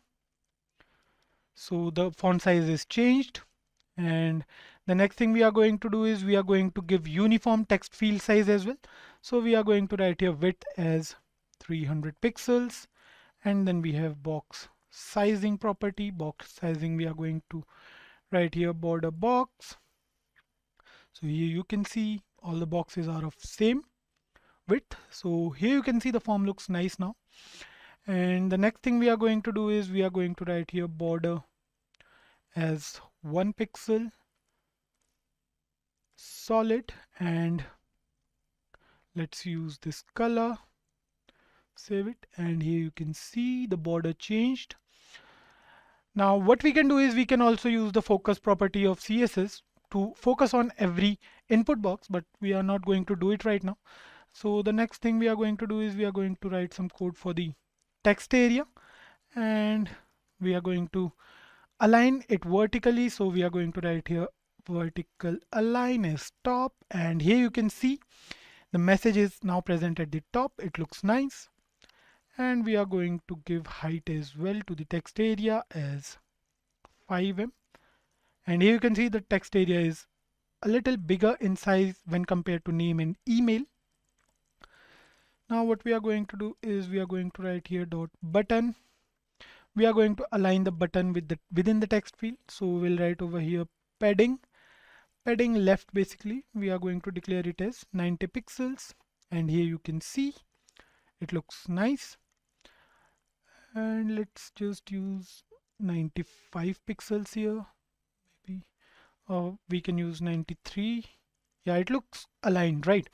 So the button is done, and we are going to just use the button element here, margin left 0.5em, save it, and yeah, the form is, we are done with the form. So this is the basic CSS form. So we used HTML to create the structure, and then we use CSS to make it look a bit more interactive than it was with the help of CSS. So don't worry guys, we can do a lot of things with CSS. We can make a we can say form look more interactive, way more interactive than we can even think. CSS is actually interesting. We can do a lot of things with this form as well, but this time what we are doing is we are going to see how CSS is basically applied to a form to make it look more attractive to the user. So the background color and all plays a vital role in making a form look attractive to the user. So talking about how actually a form works. So here you can see we have 3 different input fields. We have name, email, and message. Just write name over here. Okay. And just let's write here Kaushal and a message, submit it. And here you can see it says please include an @ in the email address, because here in HTML, we have used the type as email for this input box. So how actually a form works. We create the structure of a form with the help of HTML, then we use CSS to style and make it look more attractive to the user, and then at the end JavaScript is used to validate that particular form.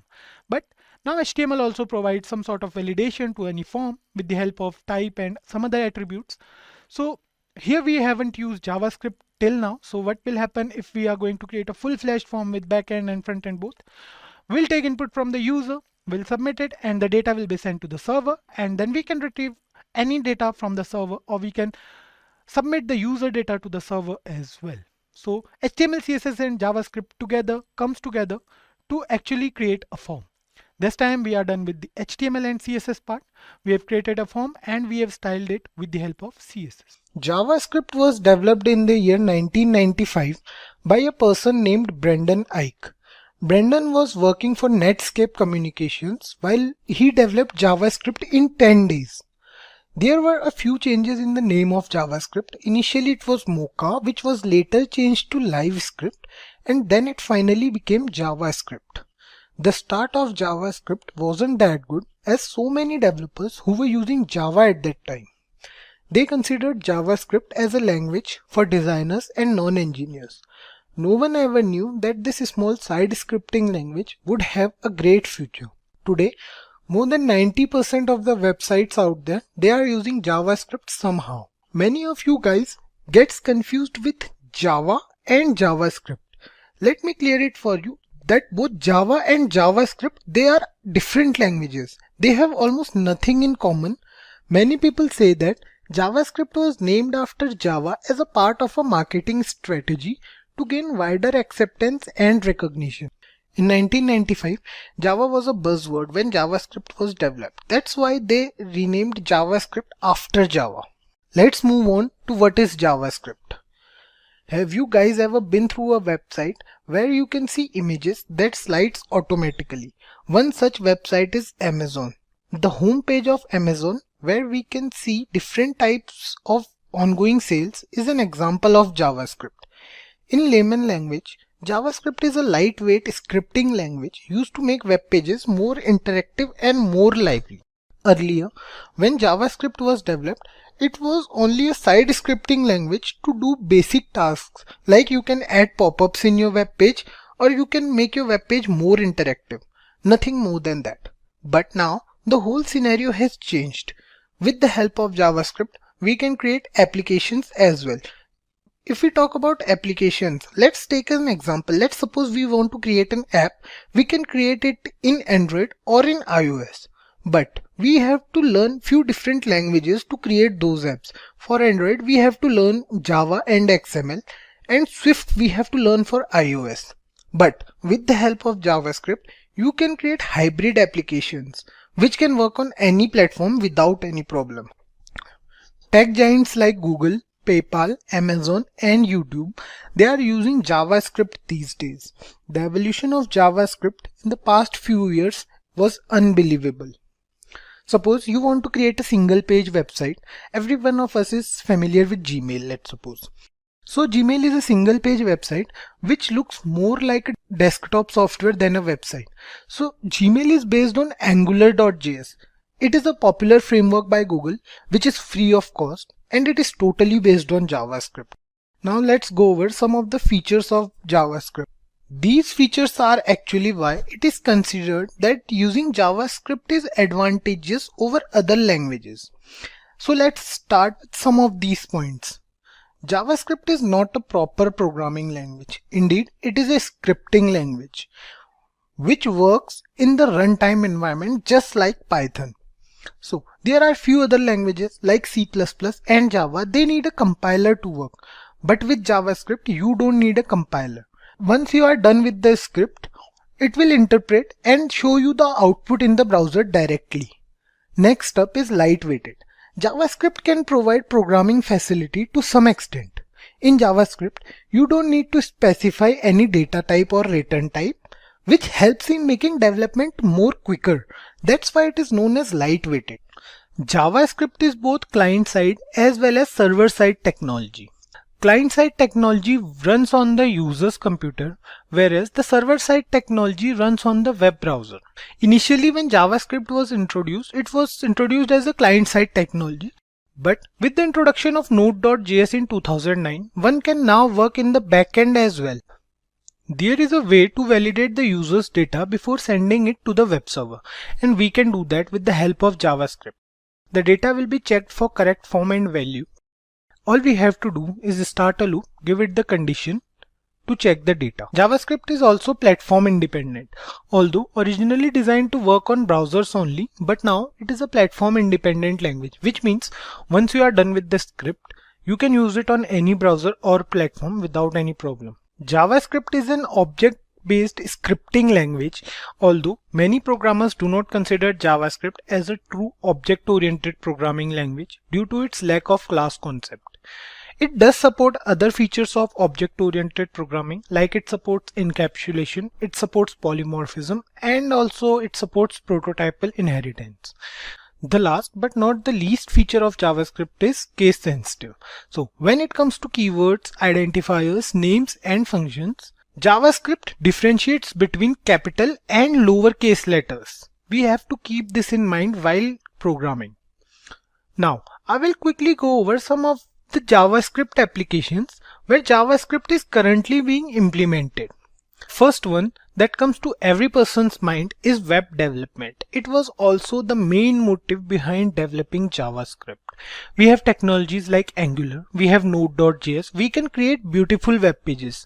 Also, JavaScript can be used along with HTML and CSS to make those static looking web pages more engaging.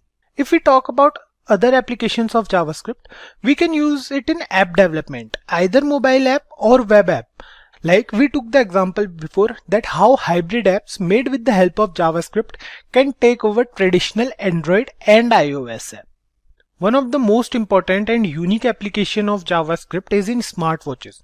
The Bangle.js is an open sourced smartwatch powered by JavaScript.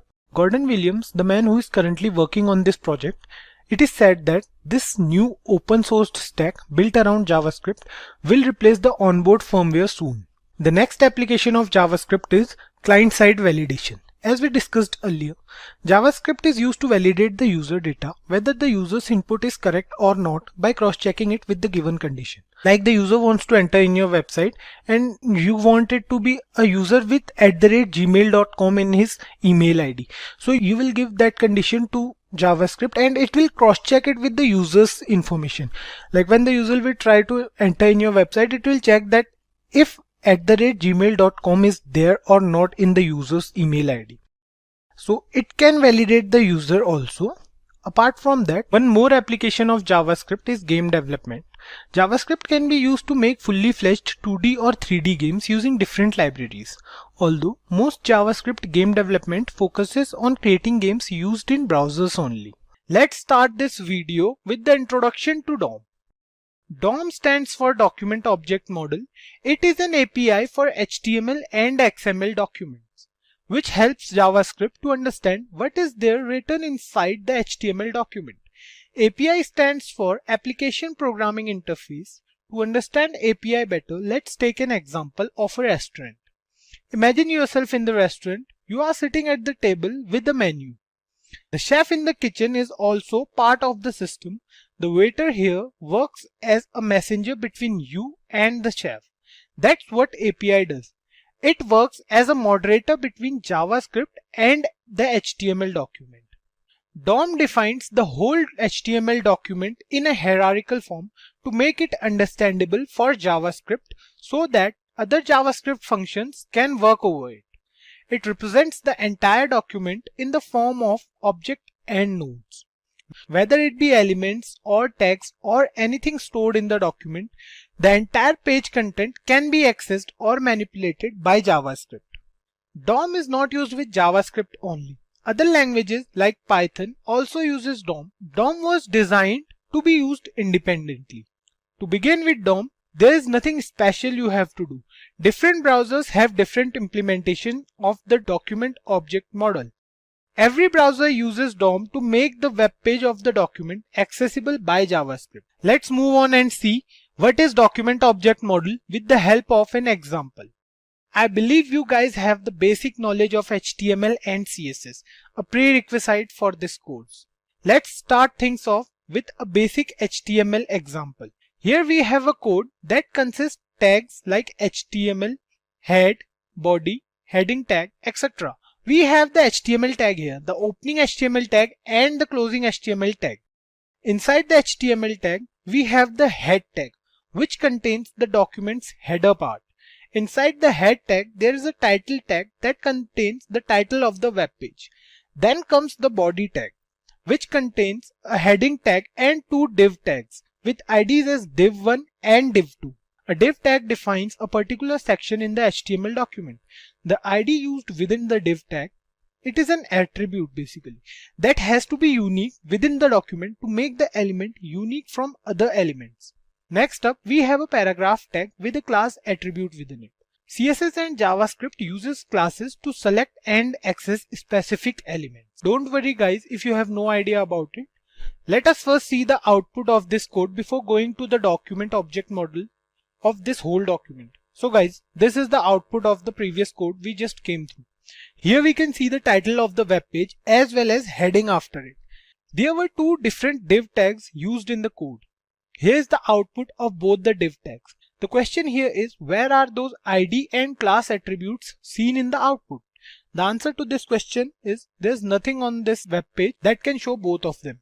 We can use them in our CSS file or through JavaScript to specify the containers in which they are used. So we have concluded how a normal document works and how the browser interprets the HTML code. But how JavaScript uses this code is a bit different. That's where DOM comes into play. When the actual HTML document is loaded in the browser, another representation of that document is created, known as document object model. Here's the model you can see on your screen. Each of the tags used in HTML document is correspondingly represented as objects in the DOM, like starting from the HTML tag and covering all the other tags like head, title, body, and few more.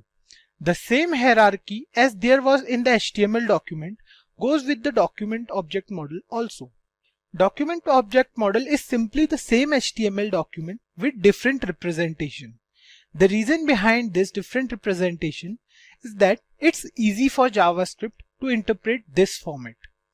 JavaScript can't understand tags, but it can understand these objects. JavaScript can easily manipulate these objects using different functions, which we will see in future while working on these functions. For example, if you want to access the text present inside the heading tag, you can do it by accessing the heading tag with JavaScript. You can also work on the style of this text with the help of JavaScript as well. JavaScript uses the concept of nodes. It can access nodes of the document object model. There are many types of nodes present in the DOM. The basic three types are element node, attribute node, and text node. The element node consists of all the tags used in HTML document, like the head tag and the body tag. The attribute node contains the attributes used in HTML document. By now, I hope you have understood the concept of attributes. So JavaScript can access these attributes as well, and the user can work upon them as per requirements. The text here in the HTML document, that is simply. It can also be accessed with the help of JavaScript. It is the value of that particular element. Variables are named storage that a program can manipulate. As the name suggests, a variable is a value that can change according to conditions. Variables refers to those memory blocks inside the computer where we can store information. Let's suppose you want to store any value inside your computer. So variable will represent the location of that value. In simple terms, variables are cups with stuff inside them, and you can use that stuff later again and again according to the way you want to. Before the introduction of ES6 or ECMAScript we can say, which is the updated version of JavaScript, variables were declared using a single keyword only, which is where. We'll try to declare a few variables here. We'll see how where keyword works. So let's comment this thing first.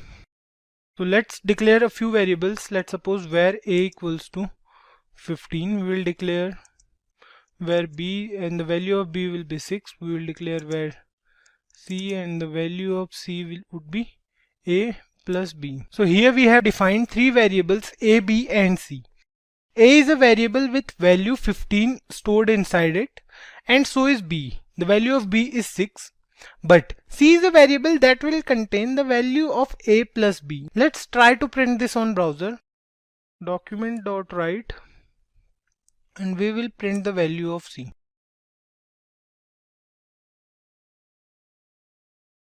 Save it, and here you can see the value of c is 21. That's the correct answer.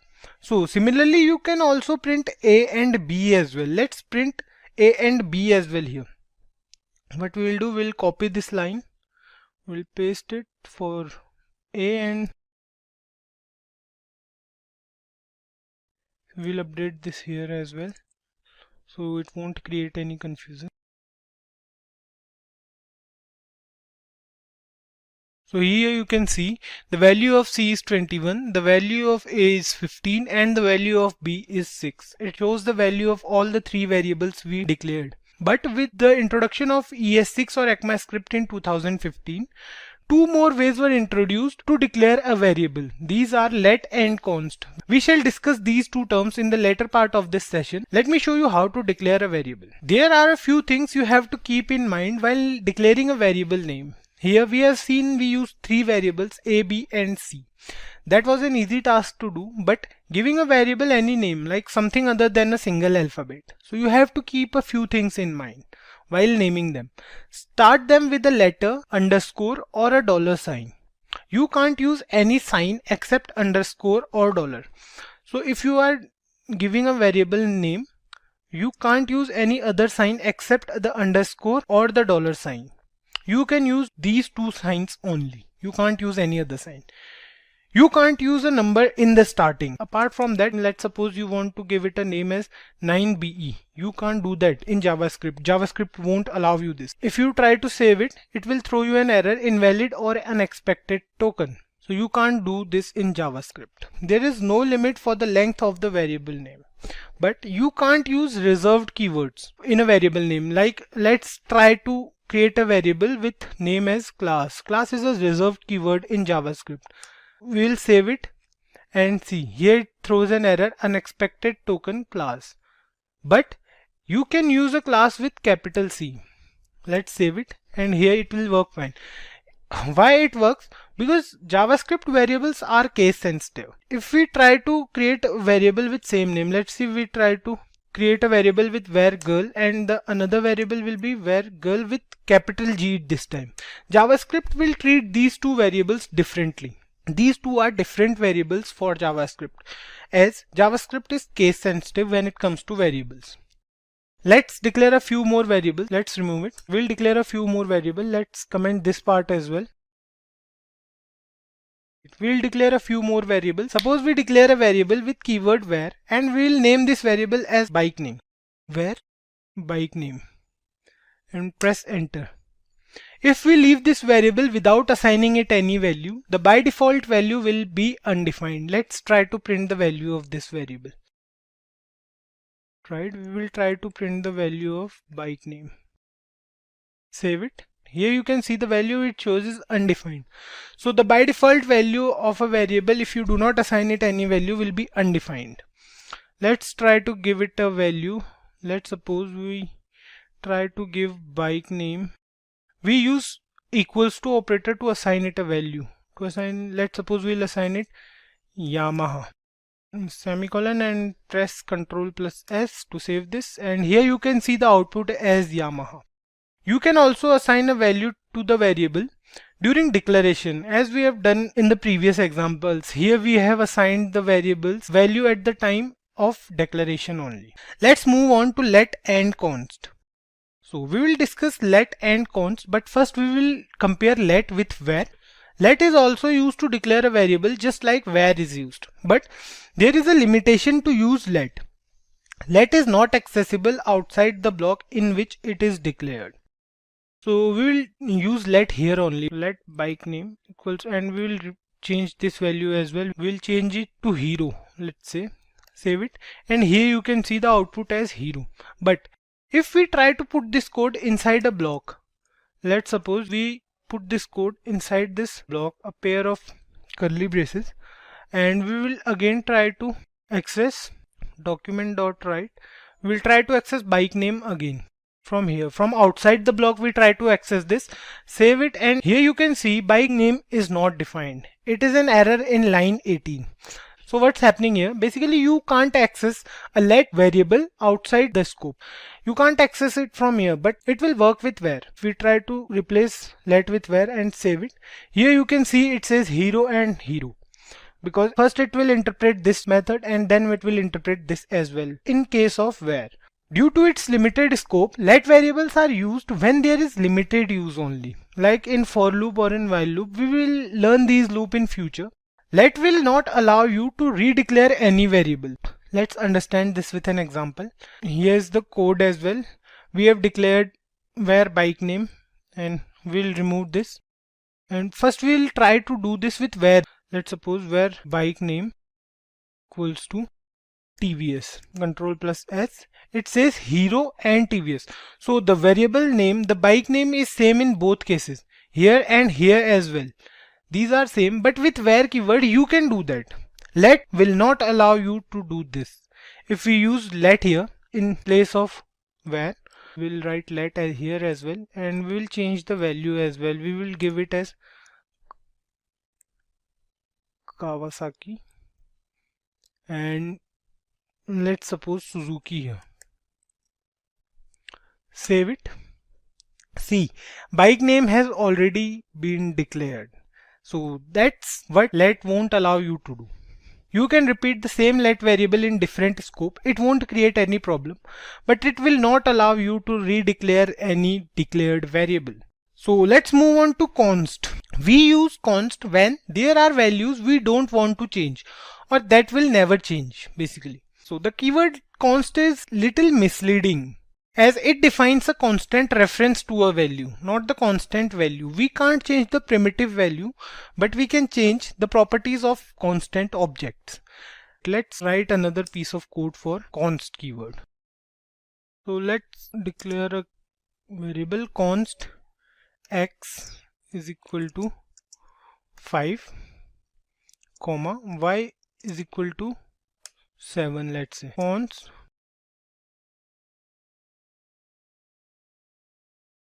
So here what we have done, we declared a variable x and a variable y with value as 5 and 7. We declared this time with const keyword, and a variable z which is x plus y.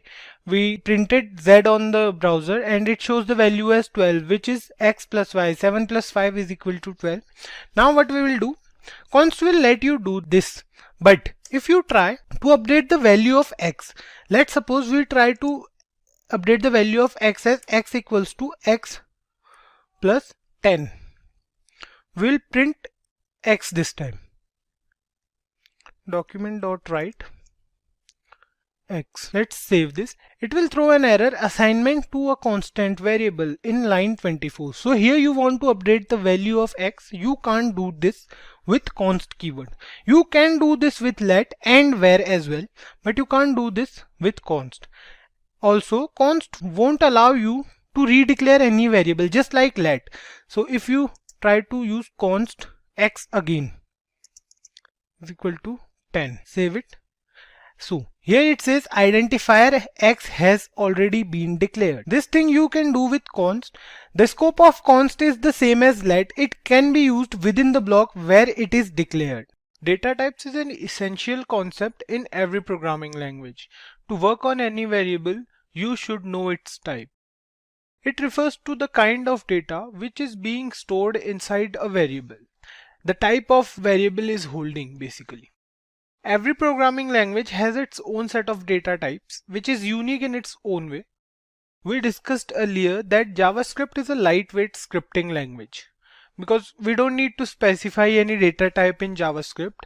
After all the variables in JavaScript are loosely packed, or we can say JavaScript is a dynamically typed scripting language. We shall discuss these properties later in this video. For now, let me tell you about different data types present in JavaScript. So JavaScript data types are divided into two categories: primitive data types and non-primitive data types. Primitive data types are stored in stack, whereas non-primitive data types, they are stored in heap. I don't want you to go deep in these two terms as if you are new to programming, so we'll leave it. Just keep one thing in mind, that primitive data types are base data types, whereas non-primitive data types are objects, or we can say they are derived. Primitive data types, they are further divided into 5 categories. They are divided as numbers, strings, boolean, undefined and null. Non-primitive data types or complex data types, we can say, on the other hand, they are divided into two parts: arrays and objects. We'll have separate videos on these topics. For now, let's discuss primitive data types. To understand primitive data types much better, let's declare a few variables here.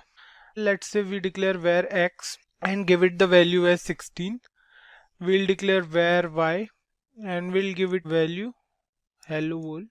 We'll declare one more. Let's say var flag and the value will be true.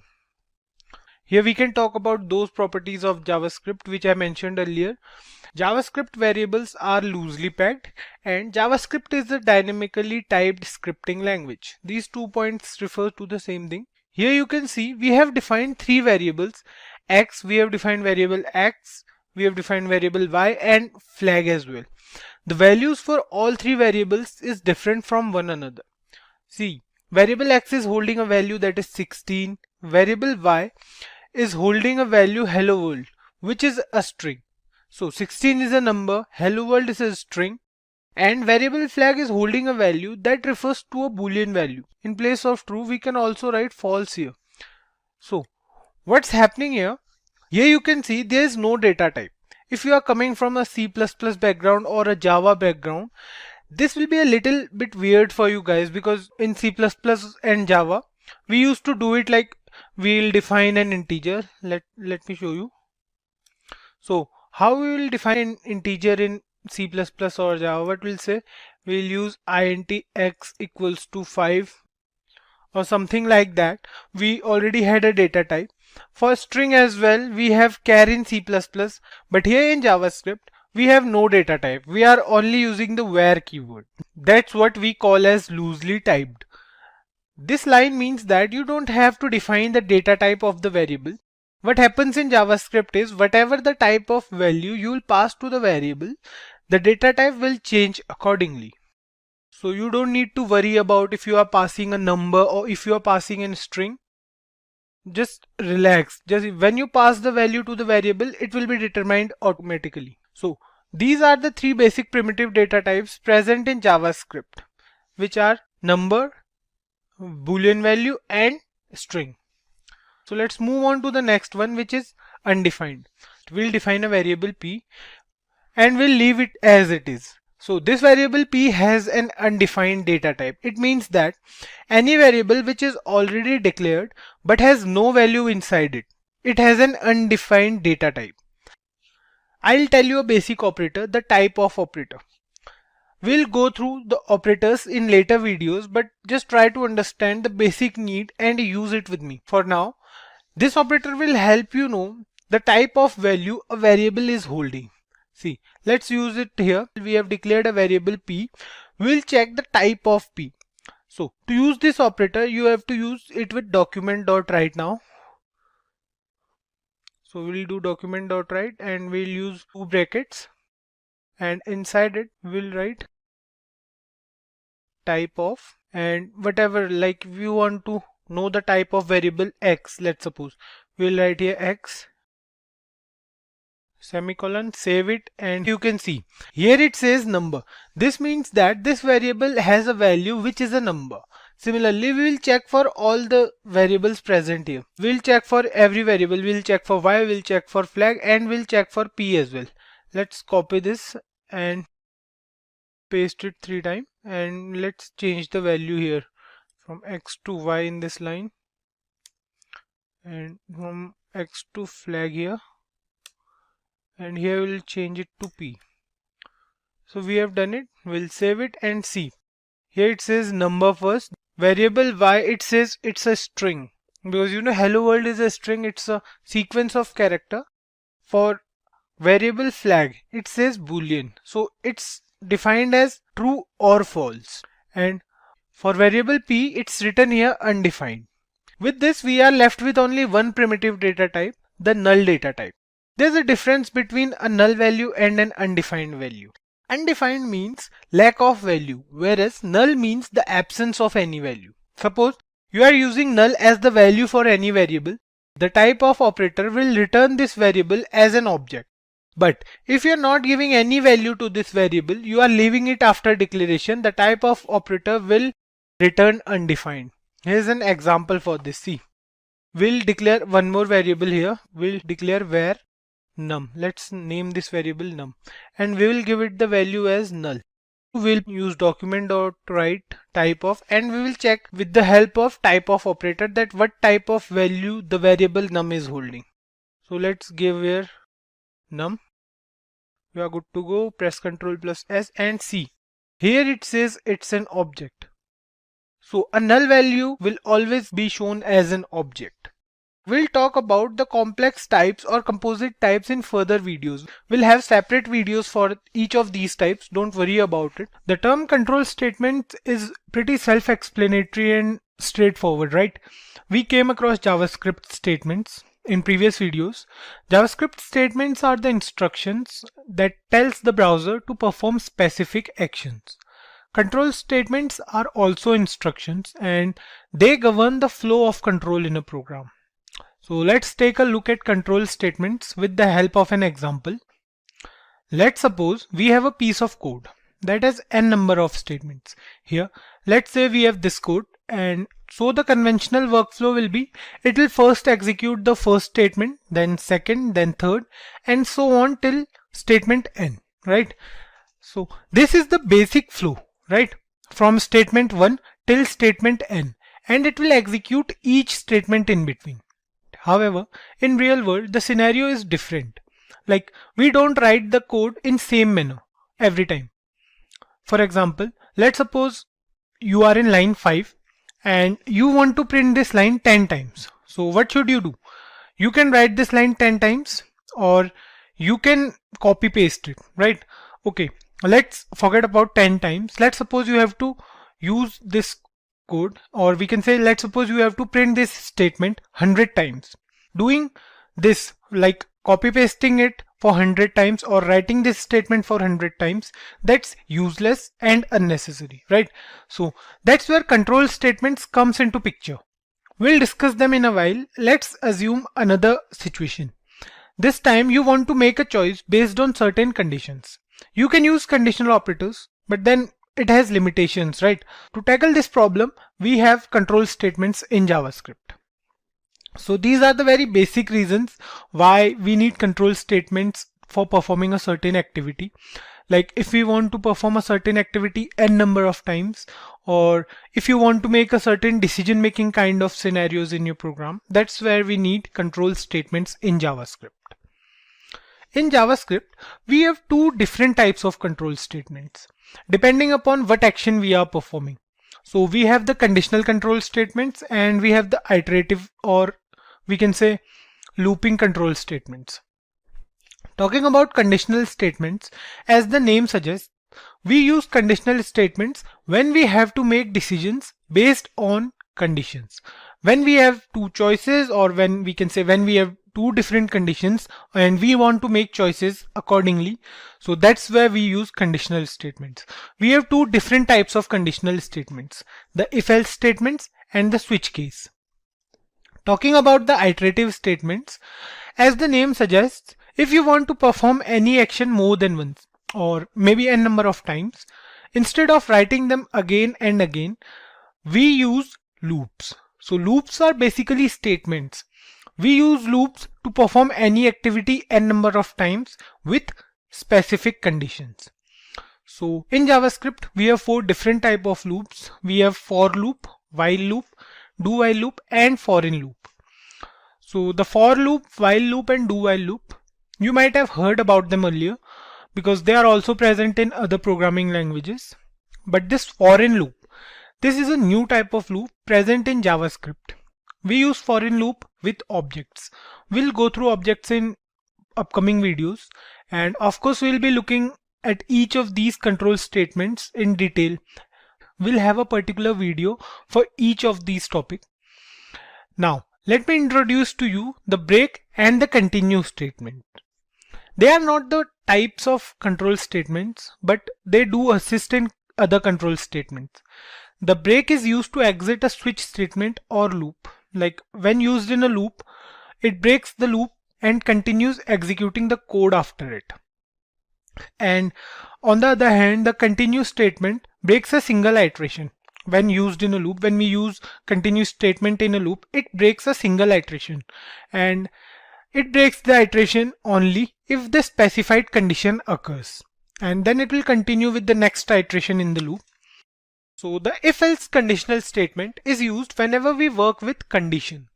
It can be either a single condition or maybe more than one condition or multiple conditions we can work with. So let's try to write a basic program with a single condition. So then we'll move on to multiple conditions using the else if statement. So we'll create a new file today. So I hope you guys know the importance of creating a separate file for every topic. You know, it will be easy for you to work to find out that separate file later if you want to revise that topic. So here is the program where we have taken a variable x and the value of x is 10. So what we are doing in this program is we are checking if the value the variable x is holding, that is the value 10, and if the value is less than 10 or if the value is greater than 10. So we have only two conditions, either the value can be less than 10 or the value can be greater than 10 or equals to 10 as well. So here in this program what we'll do, we'll update this value as 8. So the variable x is holding the value 8. So to check the output, let's save it, and here you can see it says the value of x is less than 10. Of course the value 8 is always less than 10, right? So for 8, that's fine, it will say the value is less than 10. And similarly if we do the same for, let's say, 11, save it now and see, it says the value of x is greater than 10. So that's quite simple, right? But what if we are giving the value as 10? We know 10 is equals to 10. So save it now and see, here you can see it says the value of x is greater than 10. This is happening because what we did, as we told the interpreter to check the value if the value of x is less than 10.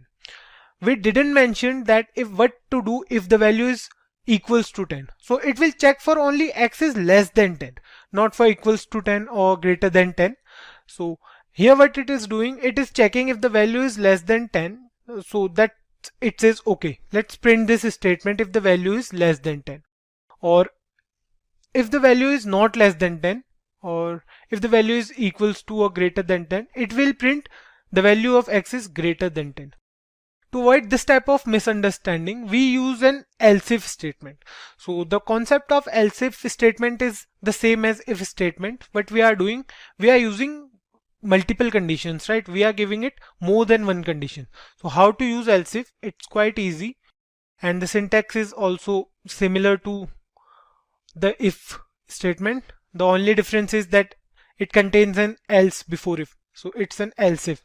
So what we are doing is we are giving it a condition that else if x equals to 10. So now what it will do, it will check for two conditions. that if the value x is holding is less than 10 or equals to 10. And what we'll do, we'll update it as. So let's check the output now. Save and see. Here it says the value of x is equals to 10, right?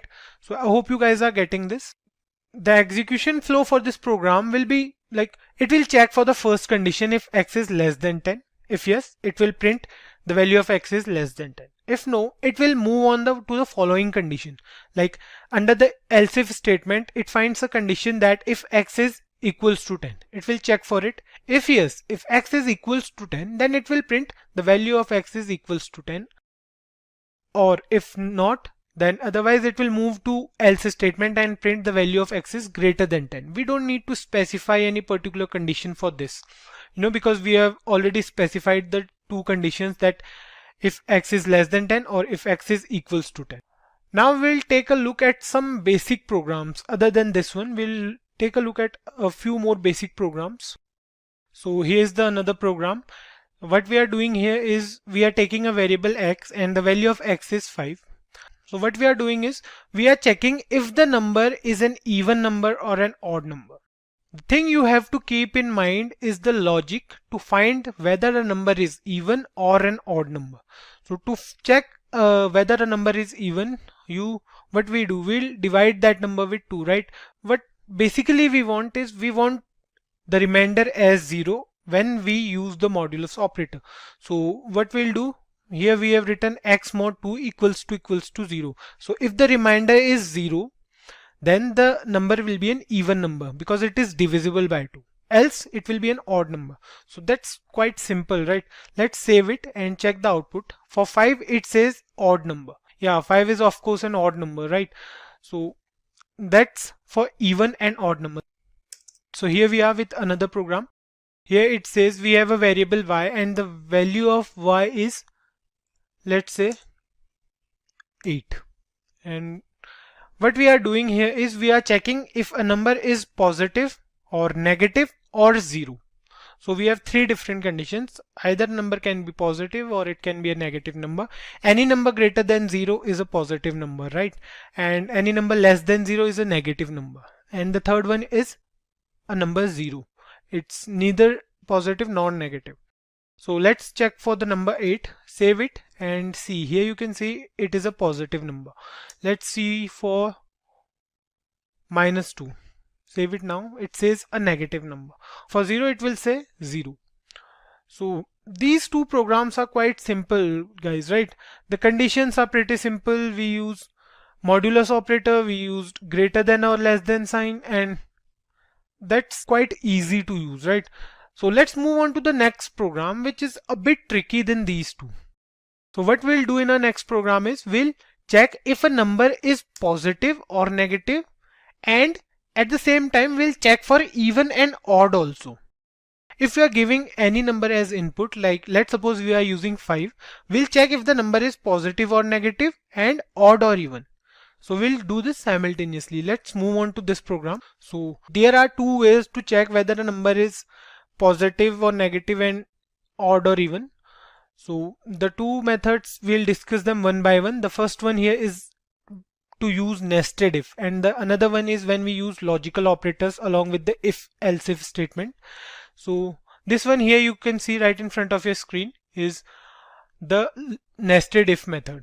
So here you can see we have used the if statement. We have given one more condition inside another if statement. So first it will check whether a number is positive or not. For x greater than 0, it will check if the number x is greater than 0. Then if yes, if it will find it that yes, this number is greater than 0, then it will move on to the nested if and it will check for odd or even. For odd number and even number, it will check if it finds that the number is even, it will print that the number is positive and even. If the number is not even, it will print the number is positive and odd. So here you can see the difference. What the interpreter is doing is it will check for the number as positive, and if the number is positive, then it will move on to the nested if and check for the even or odd. So if it finds that the number is even, it will print positive and even, otherwise it will print positive and odd. then it will move on to the next condition, which is for negative number. If x is less than 0, then it will again move to the nested if and it will check for even and odd. So if it finds that the number is even, it will print negative and even, otherwise it will print negative and odd. And the last condition is for the number 0. Let's try to find out the output of this, and what we'll do, we'll update the value of x as 8. So save it now. Here it says the positive and even. So 8 is a positive number and even as well. Let's update the value of x as -5. Save it now. It says negative and odd number. -5 is a negative odd number, right? So that's how it will check for positive or negative and odd or even. So we are doing both the things simultaneously in a program. We have an alternate method as well. Here you can see on your screen we have written a program, and here we have taken a variable x. The functioning of both the programs is same. Both of these programs will check for positive or negative and odd or even. So here you can see I have taken a variable x. Let's say the value of x is 7. It will check for x greater than 0 and x mod 2 is equals to 0. So we have 4 different conditions, right? A number is greater than 0, that means a number is positive and even. A number is positive and odd. A number is negative and even. A number is negative and odd. And the final one is a number is 0. Okay, we have 5 conditions and we have to specify these 4 conditions here. So here you can see we are using the logical AND operator. This means it will print this statement. Let's suppose for this statement, it will print this only if both the conditions are true, right? If the value x is holding is both greater than 0 and an even number. So if you try to find out the output now, save it and see, here it says number is positive and odd. So the number 7 is greater than 0, but the number 7 is not an even number. That's why this line is not there on the browser. It will print this line because the number is positive and odd, right? The switch case is another conditional control statement, just like the if-else control statement. There's a difference between the usage of if-else and switch case statement. Now both if-else and switch case works with conditions, and we have to choose when to use switch case over if-else. Switch case is generally preferred over the if-else when there is n number of test cases present, or we can say when we are working with a lot of conditions. Let's say we are working on a program and you ask the user for an input between 50 and 100, a numeric input basically. And in the output, we have to print the textual form of that number. Suppose if the user enters 75, right? The output will be like this. So what we are doing, we are taking a number from the user as an input and we are printing the textual form of that number, right? So we can use the if else, or we can say else if control statement, but the program will be so lengthy and not so clean. Also, switch case is much more efficient than if else when it comes to execution time. Like if we have n number of conditions, then using switch case is a better option. We'll get to know why in a bit. So let's move on to the programming part, and today we'll write a program where we have to find the month in a year by accepting its number.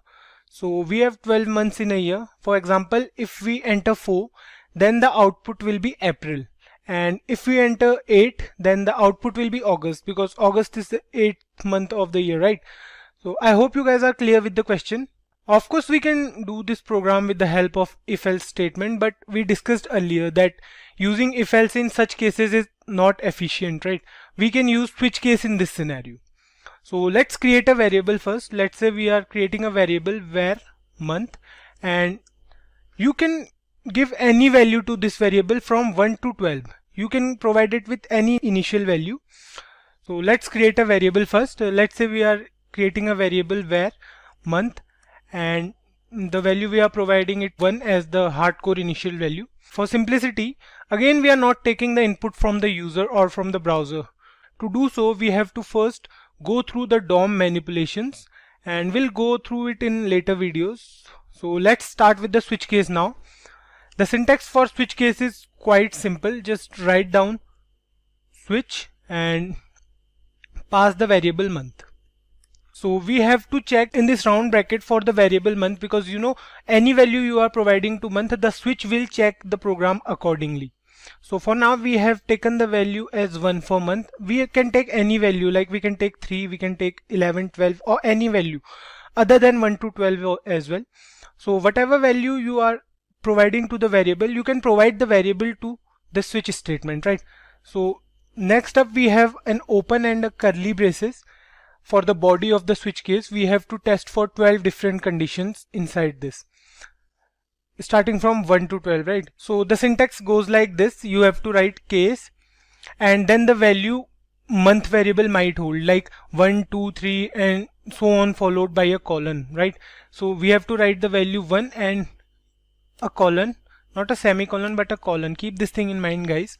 And below that we are going to write what we want when the value is 1, like what the output we want when the value is 1.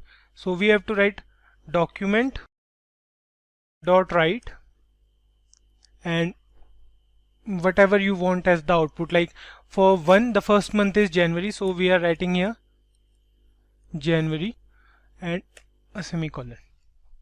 So if the value of the month is 1, you will get the output as January. Save it, and here you can see the output is January. Let me increase the font size for this as well. So here you can see the output is January, right? Next, we'll use a break statement. If you guys remember, we discussed the break statement in the control statements video, right? The break statement is not actually a type of control statement, but it assists other control statements, or we can say it helps us manage the control statements, right? What this statement does is, once we are done with our output, we get our output, right? Once we are done with case 1, we get our output as January. This break statement helps us to come out of the switch case. So to understand this much better, let's write here one more case. So let's say we are writing here one more case as case 2, and the output will be document dot write. The second month is February, right? And February here we can write. So we'll include one break here, like we'll come in the first case and include a break statement. So here's how you can write a break statement, how you can include a break statement in your code. So let's check the output now. So for now it says January. So if we don't include this break statement here, when the interpreter will execute this code and it will see that the case is 1, right? So it will print January, but it will print other statements as well. So for example, if we remove this break statement and save it now, see, you can see here the output as January and February. January and February both are getting printed on the output. So we need a break statement to break it here. See, the value is 1, and if we include break statement here, the moment the interpreter finds the answer, the correct answer as January, it will come out of the switch case. So I hope you guys are getting this. Similarly, we'll write all the cases for all the months. Let me show you all the cases. So here you can see on your screen that we have 12 different cases from 1 to 12, one for each month, depending on the value the variable month is holding, right? The output will be June if the value is 6, and if we say 10, the output will be October, and so on and so forth. Now, the question here is, what if we try to write a random value for the variable month? By random value, we mean that if we try to write any value other than these 12 values from 1 to 12, if we leave these values, then if we try to write another value, like if we write here 13, so what will be the output now? Let's save it and see. There's no output, and there might be no error for this as well. So if you try to check for an error, go to inspect and check out. See, there's no error, right? So in that case, we have one more case, like we have default case. So let me show you how to include default in your program. What you have to do is write here default with a colon and write document dot write, and let's suppose we are writing here wrong input. What is happening is, let's try to run this program first. Press Ctrl plus S, and now you can see it says wrong input for value 13. So what is happening is, the switch case will first check these 12 cases, and any value other than 1 to 12 will get the output as wrong input. It works the same as the else statement, right? In else statement, we don't need to specify any particular condition. Any condition other than the if condition or else if condition will fall inside the else statement. It's not necessary to add default in your program. It's just if you want to give the user a prompt that he has entered a wrong value. So you must include this default case in your program every time while using switch case, because it's quite useful, you know. Okay, so this is the complete program to find out the month by accepting its number. If you try 6 and save it now, it will say June. If we try 10, save it, it will say October. If we try 12, save it, it will say December. So I hope this is clear to you guys. Next up, let's discuss about switch case in detail, because the switch case in JavaScript works differently from other languages. Like, switch case is also present in C++ and Java, but in JavaScript it is a bit different. So in JavaScript, switch case can accept numbers, it can accept strings and boolean values as well. Now let's have a look at how the switch case works with string values. So here is an example of string values. You can see the value variable month is holding is June, right? And you can use this string in case as well. So here you have to give the case as a string value, right? Because we are using switch case statement with strings. So the first case here is, when the value will be June, the output should be 6th month.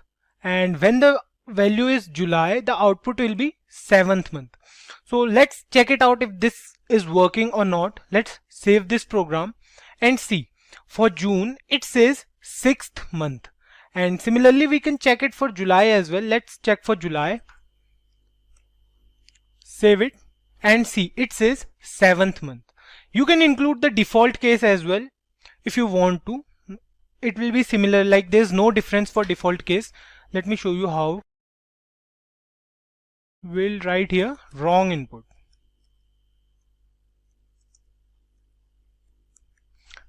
And save it, and now let's try to change the value here. Let's say we are using May. Save it and see, it says wrong input. What if we use a numerical value here? Let's try to use 2. Save it now, it says wrong input for 2 as well. It will give you the output when the value is either June or July. So any other value you try to use here, it will give the output as wrong input. In the same way, it works for Boolean values as well. Let me show you how it works for Boolean values. So what you have to do, instead of 2, you have to give here a Boolean value. Let's suppose you are writing here true.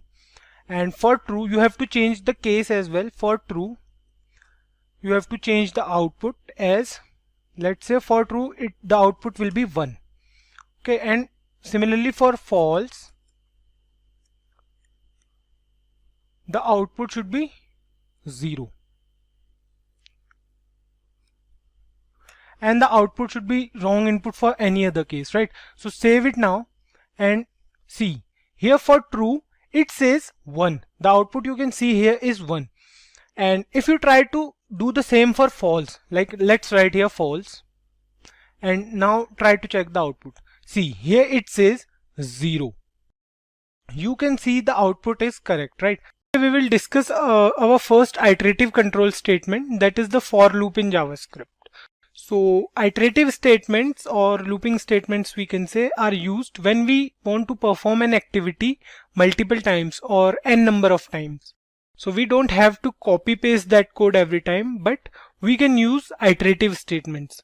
Using iterative statements will make our code clean and definitely more efficient. So we have 4 different types of iterative control statements, right? We discussed it in the previous video. Let's move on to for loop. which is a first iterative control statement, and we'll move on to the programming part directly. So before we start, one thing to keep in mind, guys, is that we use for loop when we are clear with the number of iterations in advance. So let's start with our first program. In this program, we will print the multiplication table of 10 from 10 into 1 to 10 into 10. Let's start with coding. First we write the for keyword, and then we have three different parts. We have the initialization, which is separated by a semicolon. Next up we have the condition. And finally we have the increment or decrement. So this is the syntax for loop. Next up we have the open and the closed curly braces for the body of for loop. We'll change these three values as these are not the actual values, right? Our parameters for these three different parts of the loop are going to be different. So let me comment this one. So what we'll do, we'll leave it here only. We'll change it from here. So in the initialization part, what we are going to do is we'll create a variable. Let's say we are creating a variable var a, and the initial value of a will be 1. This initialization happens only one time when the for loop begins. We have to be careful about the condition we are going to use, because sometimes what happens is the loop runs forever because of a wrong condition, which will ultimately crash our program. So in the condition, what we have to do is we have to give a value as in for how long our for loop should execute. Here in this case, we want to print the table of 10, right? We want to have 10 iterations. So what it will do, it will start from a equals to 1 and it will go till this final condition. So let's suppose we are writing here a less than equals to 10. It will start from a equals to 1 and it will go till a less than or equals to 10. And next up we'll use the increment operator. We want to increment the value of a by 1 every time, right? So we'll use increment operator, a plus plus, or we can say a equals to a plus 1. Both are the same things, right? So here the condition will be like this: for variable a equals to 1, a less than equals to 10 and a plus plus. So here you can see the loop will execute from a equals to 1 till a equals to 10, and the value will be increased by 1 every time because we have used the increment operator, right? Next up, the body of for loop will go like, so what we want to print here, we want to print the table of 10, right? So we'll use document dot write, and inside document dot write we'll use the h1 tag. So what we want to do is we want to print the table of 10, right? So we'll multiply 10 by a. For every iteration, the value of a will be multiplied by 10 and then it will be printed on the browser. So we'll close the h1 tag here in the semicolon. So here you can see we have printed 10 into a. Let's save it and check the output first, and then we'll look at the execution flow of this program. See, here the multiplication table of 10 is printed on the browser. You can see 10, 20, 30, 40, so on and so forth till 100. So what is happening is, firstly, the for loop is also known as the entry control loop. It means that the condition is checked initially. The first time the for loop runs, we perform initialization only once. So here the value stored at variable a is 1. Initially the value is 1. Next up it will check for a less than equals to 10. Is a, which is 1, is 1 less than equals to 10? Then true. The control will be shifted to document.write and it will print 10 into the value of a is 1, right? So it will print 10 here. Next thing, it will go for the increment and the value of a will be changed to 2 from 1. 1 plus 1, or we can say 1 equals to 1 plus 1, right? So it will be 2. Now next thing, it will leave this now because the initialization happens only once. Now it will go for the condition directly. Now it will check for is 2 less than or equals to 10. If yes, then again the control will be shifted here and it will print 10 into 2 because the value of a is 2 now. And after that it will print 20 here, and after that the value of a will be increased to 3 because we have used a++, then it will check for 3, is 3 less than 10, and same thing will happen, it will print 30, and so on and so forth till the value of a is 10. Now if the value of a is 10, it will print 100, right? And when the value is incremented, it will become 11. So what will happen? Now it will check for 11 less than equals to 10. No, we know that 11 is not less than equal to 10, right? Then it comes out of the loop and it will print nothing after that.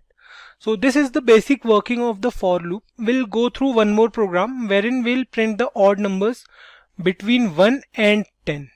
So what are odd numbers? Odd numbers are those numbers which are not divisible by 2, right?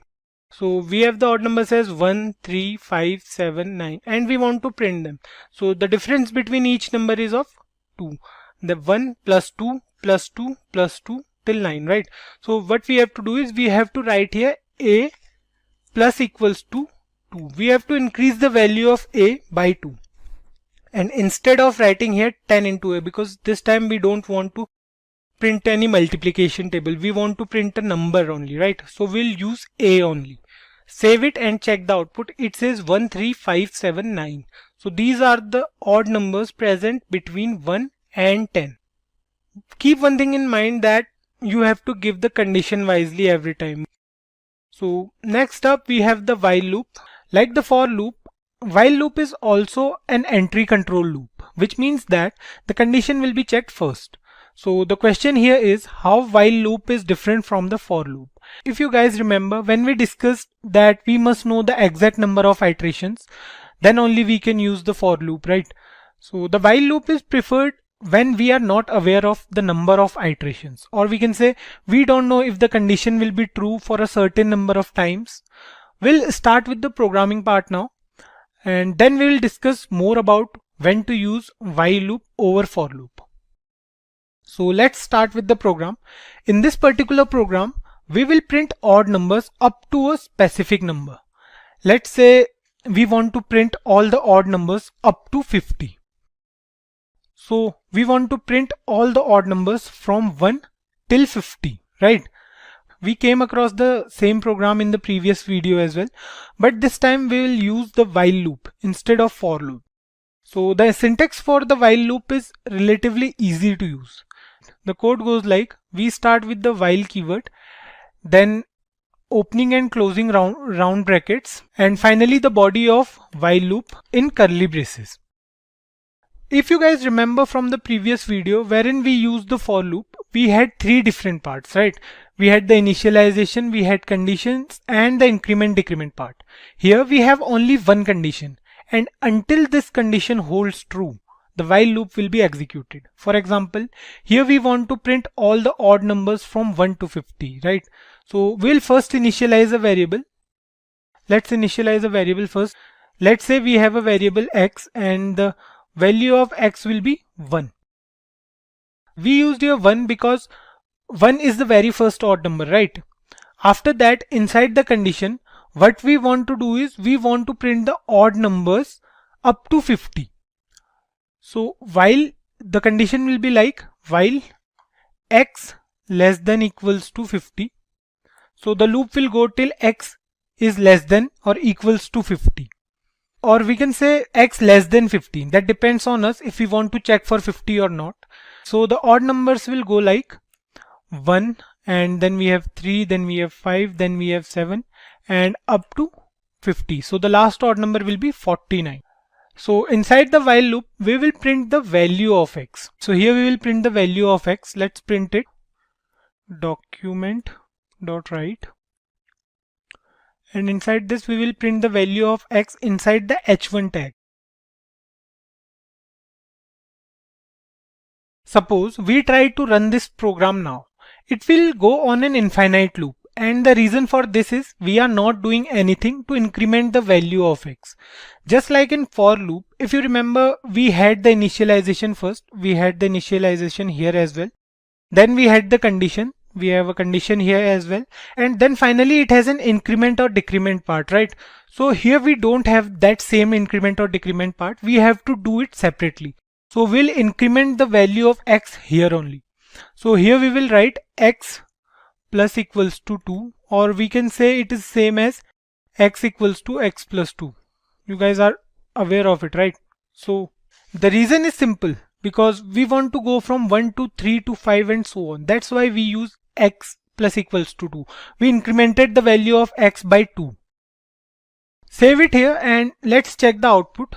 So here you can see it says 1, 3, 5, 7, 9 and so on and so forth till 49. So 49 is the last odd number before 50, because we are checking between 1 and 50, right?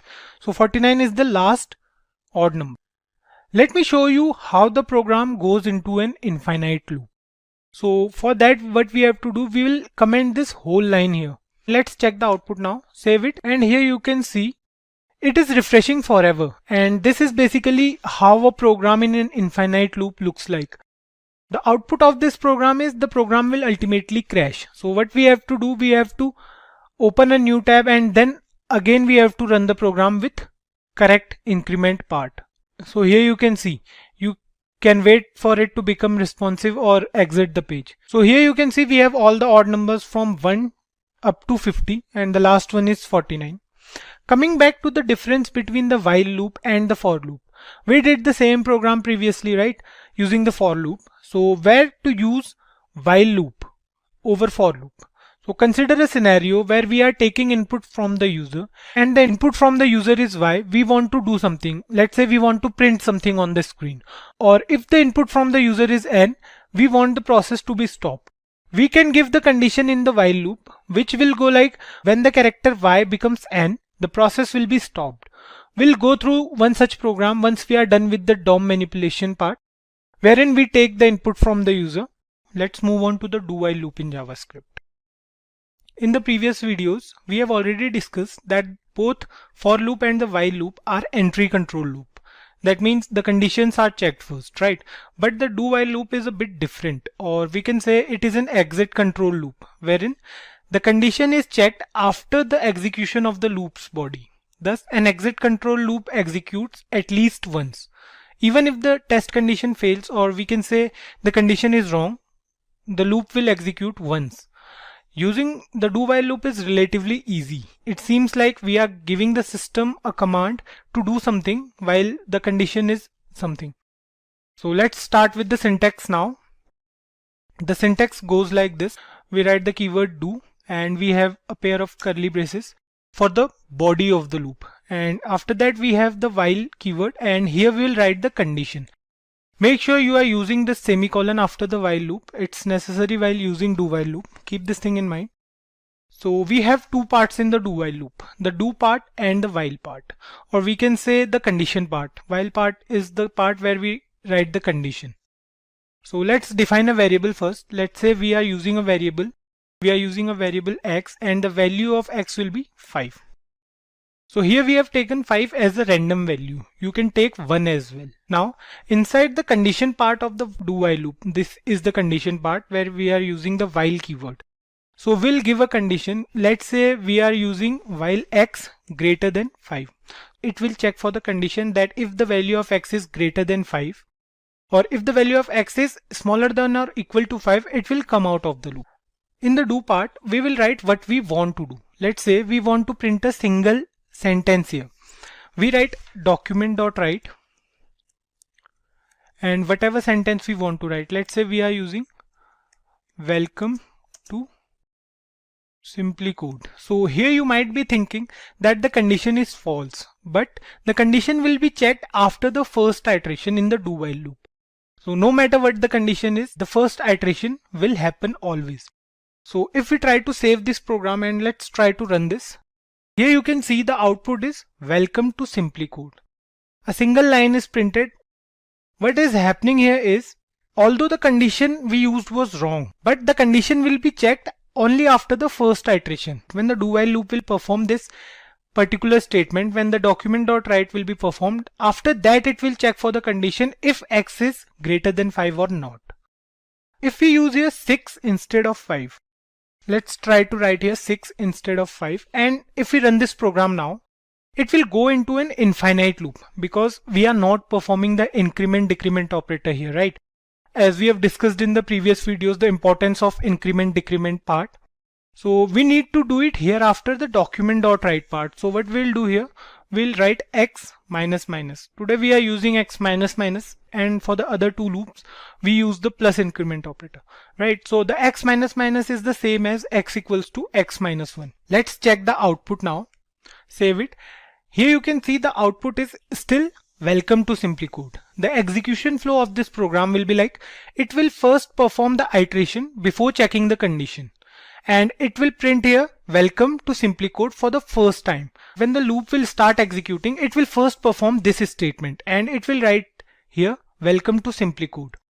So then it will perform x minus minus, means the value of x is now 5 because we are decrementing the value by 1. So when the value of x is 5, then it will check for the condition if x is greater than 5 or not. So here we can see clearly x is not greater than 5 because x equals to 5 and it is equals to 5, right? So it will come out of the loop. Let's make few changes in the code here. Suppose we use here 10 instead of 6 now. And let's print the value of x as well. It will be easy for you to understand. So we'll print here x and we'll use a space so that it will be clear for you. We'll use here the BR tag, and now let's try to run this program. Here you can see the output goes from 10 to 6 and it prints welcome to Simplicode every time. Right? If you guys are wondering where we use the do while loop, sometimes it may happen that even though the condition is false, but we have to execute that command. We use the do while loop when we want the code to output some sort of menu to the user or to generate the menu at least once. We'll get to know about the do while loop in future videos when we create a program specifically for the do while loop. This video is just a syntax demonstration. We'll go through the examples of all the 3 loops present in JavaScript. So today we have 3 different problems for 3 separate loops, right? We'll go through each of the problems and we'll discuss the execution flow for each loop we'll go through. So let's start this session with the first problem statement. So the first problem statement goes like this. So here we have to write a program to check whether a number is prime or not. I hope you guys are aware of what prime numbers are, right? So a prime number is a positive number that is only divisible by 1 and itself. For example, 2, 3, 5 and we have 7 and 11. These are the first few prime numbers, right? If we take an example, let's say we are taking an example of 7. So 7 is a number which is divisible by 1 and 7 only. No other number can divide 7, right? So here in this code, we have to check whether a number is prime or not. So let me take you through the code. So here is the code to check whether a number is a prime number or not. Let me take you through this first. So we have a variable number and the value of variable number can be any random value, like any number you want to check if the number is prime number or not, you can give that value to the variable number. So here we have taken 83. Next up we have a variable is prime whose value is a boolean value, right? It can be true for a prime number or it can be false for a non-prime number. So we have used comments in this program to make it easier for you guys to understand. So here we have used the if statement to check if the number is 1. Because we know that 1 is neither a prime number nor a composite number, right? So we have to check if the user enters the value 1 or if we are giving the value 1, we have to check for it. So if user enters the value 1, it will print this statement that 1 is neither prime nor composite. Here in else if, we are checking if the value of number is greater than 1 or not. So if the value of number is greater than 1, the control will be shifted to for loop present inside the else if statement, right? Here you can see we have the for loop here. The control will be shifted to this for loop. So here you can see we have initialized a variable I and the initial value is set to 2. That's because any prime number is divisible by 1 as well, right? So it won't make any sense to include 1 here. We'll start from 2 and we'll check until the value of I becomes half of the value of number. So if we take an example of 10, we'll check until 5 because you know any number greater than 5 won't divide 10, right? It's practically not possible. So we'll check for number by 2 or we can say we'll check till 5 only. And the value will be increased by 1 every time. Till now I hope you guys are aware of how to use for loop and why we are using for loop here. We can do the same program using while loop as well, but to make it more clear how to use for loop, we are doing this program with the help of for loop. So then we have the I++, or we can say we have increased the value of I by 1 after every iteration until the value of I becomes half of the number. So the condition number percent I equals to 0. So here is the main condition to check if the number is divisible by I or not. So the execution will be like, if we are taking here a number 10, it will start from 2 and it will check if the remainder is 0 or not. So if the remainder is 0, then the value of is prime will be changed to false and it will come out of the loop. Next, it will check for the value of is prime if the value of is prime is true or not. Here you can see if the value of is prime is true, then it will print n, or we can say then it will print that the number is a prime number, else it will print that the number is not a prime number if the value of is prime is false. For example, when we took the example of number as 10, so the value of is prime will be changed to false, because 10 divides by 2 is equals to 0, or we can say the remainder will be 0. So the value of is prime will be changed to false, and for false it will print number is not a prime number. So at last we will check if the number is less than 1. If the number entered by the user or any other number we have taken, like if we take here -5, so it will print the number is not a prime number, because by the usual definition of prime numbers, any negative number cannot be a prime number. That's a usual definition, right? So we have to keep this thing in mind, and here in this else loop we'll print that if any negative number is entered, we'll make sure that the program gives the output that the number is not a prime number. So let's try to run this program and check the output. Let's save this program, and the output says 83 is a prime number, as 83 is not divisible by any number except 1 and 83. For example, if we take here any number which is divisible by, so let's say we are taking 75. Save it now and see, it says 75 is not a prime number. Okay, here's a spelling mistake. It says 75 is a not prime number. So here we'll correct this.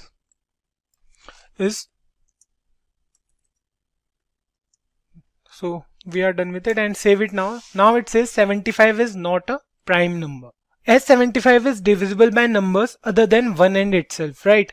It is divisible by 3, it is divisible by 5, 15 and 25 as well. All these numbers divide 75 basically. So let's take a different value here. Let's say we are taking -7. Let's change the value here as, or we can take it as -75. Let's save it now. So it says the number is not a prime number. Or if we want to try for 1 as well, let's take it as 1. And let's check the output now. So it says 1 is neither prime nor composite number, because we have given here the condition if number is equals to 1, then it will print that 1 is neither a prime nor a composite number. You can try this program with the help of other loops as well. So let's move on to the second problem statement, but before that let me take you through the same program using the while loop. So here you can see we have used the while loop for the same instead of for loop. Here you can see we have used while I less than number by 2, and we have given the increment condition here, and we have initialized the value of I at the start of the program. So if we try to run this program, it will give us the same output. There will be no change in the output. So we can use while loop as well. So we'll use the while loop in other program. Let's move on to the second problem statement. So in this example, we'll learn to write a program in JavaScript to check whether a number is an Armstrong number or not. So we'll do this with the help of while loop. Let's have a look at how to implement this program. Before proceeding to the coding part, let's have a look at what is an Armstrong number. So an Armstrong number of 3 digits is an integer such that the sum of the cubes of its digits is equal to the number itself. So for example, 153 is an Armstrong number, since 1 into 1 into 1, it means the cube of the digit 1 plus the cube of 5, that is 5 into 5 into 5, which is equal to 125, and the cube of 3, which is 3 3s are 9 and 9 3s are 27. So it will go like 125 plus 27 plus 1. So which is equal to 153. So an Armstrong number of 3 digits is an integer such that the sum of the cubes of its digits is equal to the number itself. So here we have the code for the same. This is the code to check whether the number is an Armstrong number or not. So here we have taken a variable and the value is 153. The value of the variable number is 153, right? Because we already know that 153 is an Armstrong number. There are few more numbers like 371 is also an Armstrong number. Next up, we have taken a variable sum and the initial value of sum is 0. We have used the variable sum to store the value of the cubes. And next up, we have a temporary variable so that we can break a 3-digit number, and we need the number after all this program, all these loops and all will need the number, will need the original number to compare it with the sum of the cubes, which will be held in sum. So, but we need to break the number as well, right? So we need a temporary variable to break it. Here we use the while loop, and the loop will run until the value of variable temp is greater than 0. So the initial value of temp will be 153 here. In this particular case, the initial value will be 153, and the loop will run until the value of 153 is greater than 0. Next up, we have a variable remainder that stores the last digit's value as we are dividing 153 by 10. So the remainder here will be 3. So the value saved at variable remainder will be 3 for the first time. Then what will happen will we are updating the value of sum, and the new value of sum will be 0 plus 3 into 3 into 3. So 3 3s are 9 and 9 3s are 27. So the updated value of sum will be 27. Next up, we are removing the last digit from the number. So for example, we have here 153, and if we divide 153 by 10, the answer will be 15.3. That's why we are using here %, because what % will do, it will convert the float value into an integer. So if we try to perform a simple divide in JavaScript, like if we try to divide 153 by 10, it will give us 15.3. It will give us a float value, but we want an integer value, right? So % will change this value to the nearest integer. So 15.3, the nearest integer will be 15.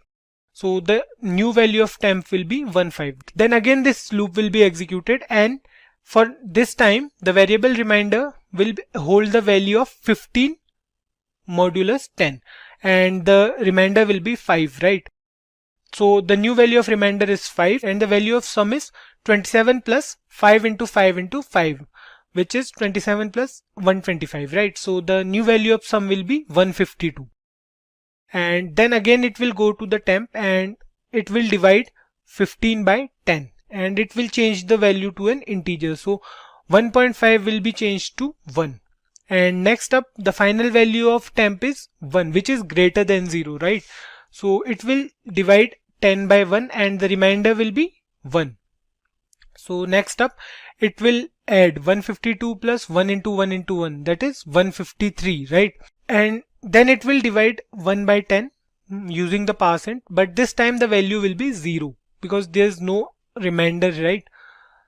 Next up, we'll compare the value of the sum and the number variable. So the sum variable here, it is holding the value as 153. We break this number into 3 different parts. Then we took the cube of these 3 numbers and added them. So the final value of the variable sum is 153, and the initial value of number, or we can say the value we gave to the variable number, is 153. So right, it will print here that 153 is an Armstrong number. Or if we use any other number instead of 153, let's suppose we are using 121. So it will print 121 is not an Armstrong number. Let's check out the output once. Let's save it and see the output here is 153 is an Armstrong number. So if we change the value of 153 to 121. So let's check the output now. It says 121 is not an Armstrong number. Why? Because if we take the cube of each of the digit and we'll add them, suppose the answer here will be 10, because the cube of 1 is 1 and the cube of 2 is 8 and the cube of the final one is 1. So 8 plus 1 is equals to 10. So that's why 121 is not an Armstrong number. Let's move on to our last problem statement, where we'll use the do while loop to find the factorial of a number. So here's the problem statement where we'll have to write a program to find the factorial of a number. So factorial of an integer is the product of an integer and all the integers below it, or we can say before it till 1. So if we take an example of 5, so the factorial of 5 will be, it will multiply each number before it. If we take 5, the factorial will be 5 into 4 into 3 into 2 into 1. Or if we don't include 1, that's totally fine. So this program is pretty simple as compared to the previous two we did. So this is a small one too. Let me take you through this. So here we have the program. And here we have three variables, right? We have a variable I, which is initialized as 1. Then we have a variable n, which is 5. And then we have a variable f, whose value is 1. F is for factorial and n is for number we want to check the factorial of, and I is for checking the condition. So here what we will do, we'll use a loop where if we, for example, if we are taking 5, then the loop will go from 1 into 2 into 3 into 4 into 5 from 1 to that number. It's not like if we are using from 5 towards 1, but we are going from 1 towards 5. The answer will be same, right? Because we are multiplying all the numbers in both the cases. So here we took 5 as the number. Next up we have a variable f, and the value of f is also 1, as you know. So here we are using the do while loop. For the first iteration it will perform this. So the value of f for the first iteration will be f equals to f into I, which means f equals to 1 into 1, which is 1. So the value of I will be increased and it will become 2. And now it will check for while 2 is less than equals to n. Yes, 2 is less than n. So it will again go up and it will update the value of f, and the new value of f will be 1 into 2, that is 2. Then again the value will be increased and it will become 3, and then it will change the value of f as well. It will become 6 and the value of I will become 4. Then it will check if 4 is less than 5. Yes, 4 is less than 5.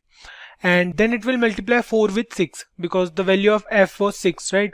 So 4 into 6, it will become 24. And then finally the value of I will be 5. And it will check if the value of I is less than or equals to 5, right? While I is less than equals to 5. Yes, that's true, because now 5 is equals to 5. And it will again execute the loop, and the value of f will be 24 into 5, which is 120. And then again the value of I will be increased. Now it will become 6, which is greater than 5. So it will come out of the loop and it will print the factorial of a number. So let's save this program. So the factorial of 5 is 120, because see here we have used the factorial of n. N is 5 and the factorial is 120. So if we try to give any other number here other than 5, let's say we are using here 10. Save it. It says the factorial is 3628800, or it's 36,28,800. So if you try to multiply 10 into 9 into 8 into 7 so on till 2, or we can say 1, the answer will be this. You can check it, you can Google it, or you can go through it in your calculator. For today's session, the topic of discussion is how to become a backend developer. So if you're wondering how to become a backend developer, what skills are required and what the responsibilities are, then you're in the right place. But let's wait for a while for more people to tune in.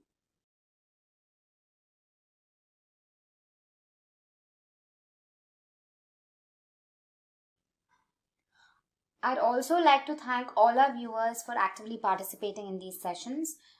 Alright, so whilst you're at it, if you haven't subscribed to our channel already, make sure to hit the subscribe button and the bell icon to never miss an update. Okay, so I see a lot of people tuning in.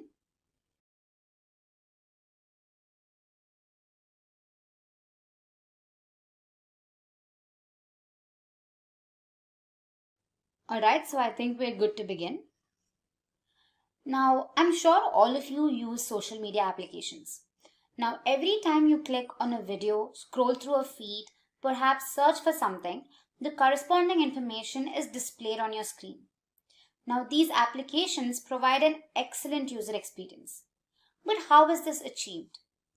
You must know that every application comprises of two parts. There's the front end and then there's the back end. The front end is what the user deals with and the back end is what makes this happen.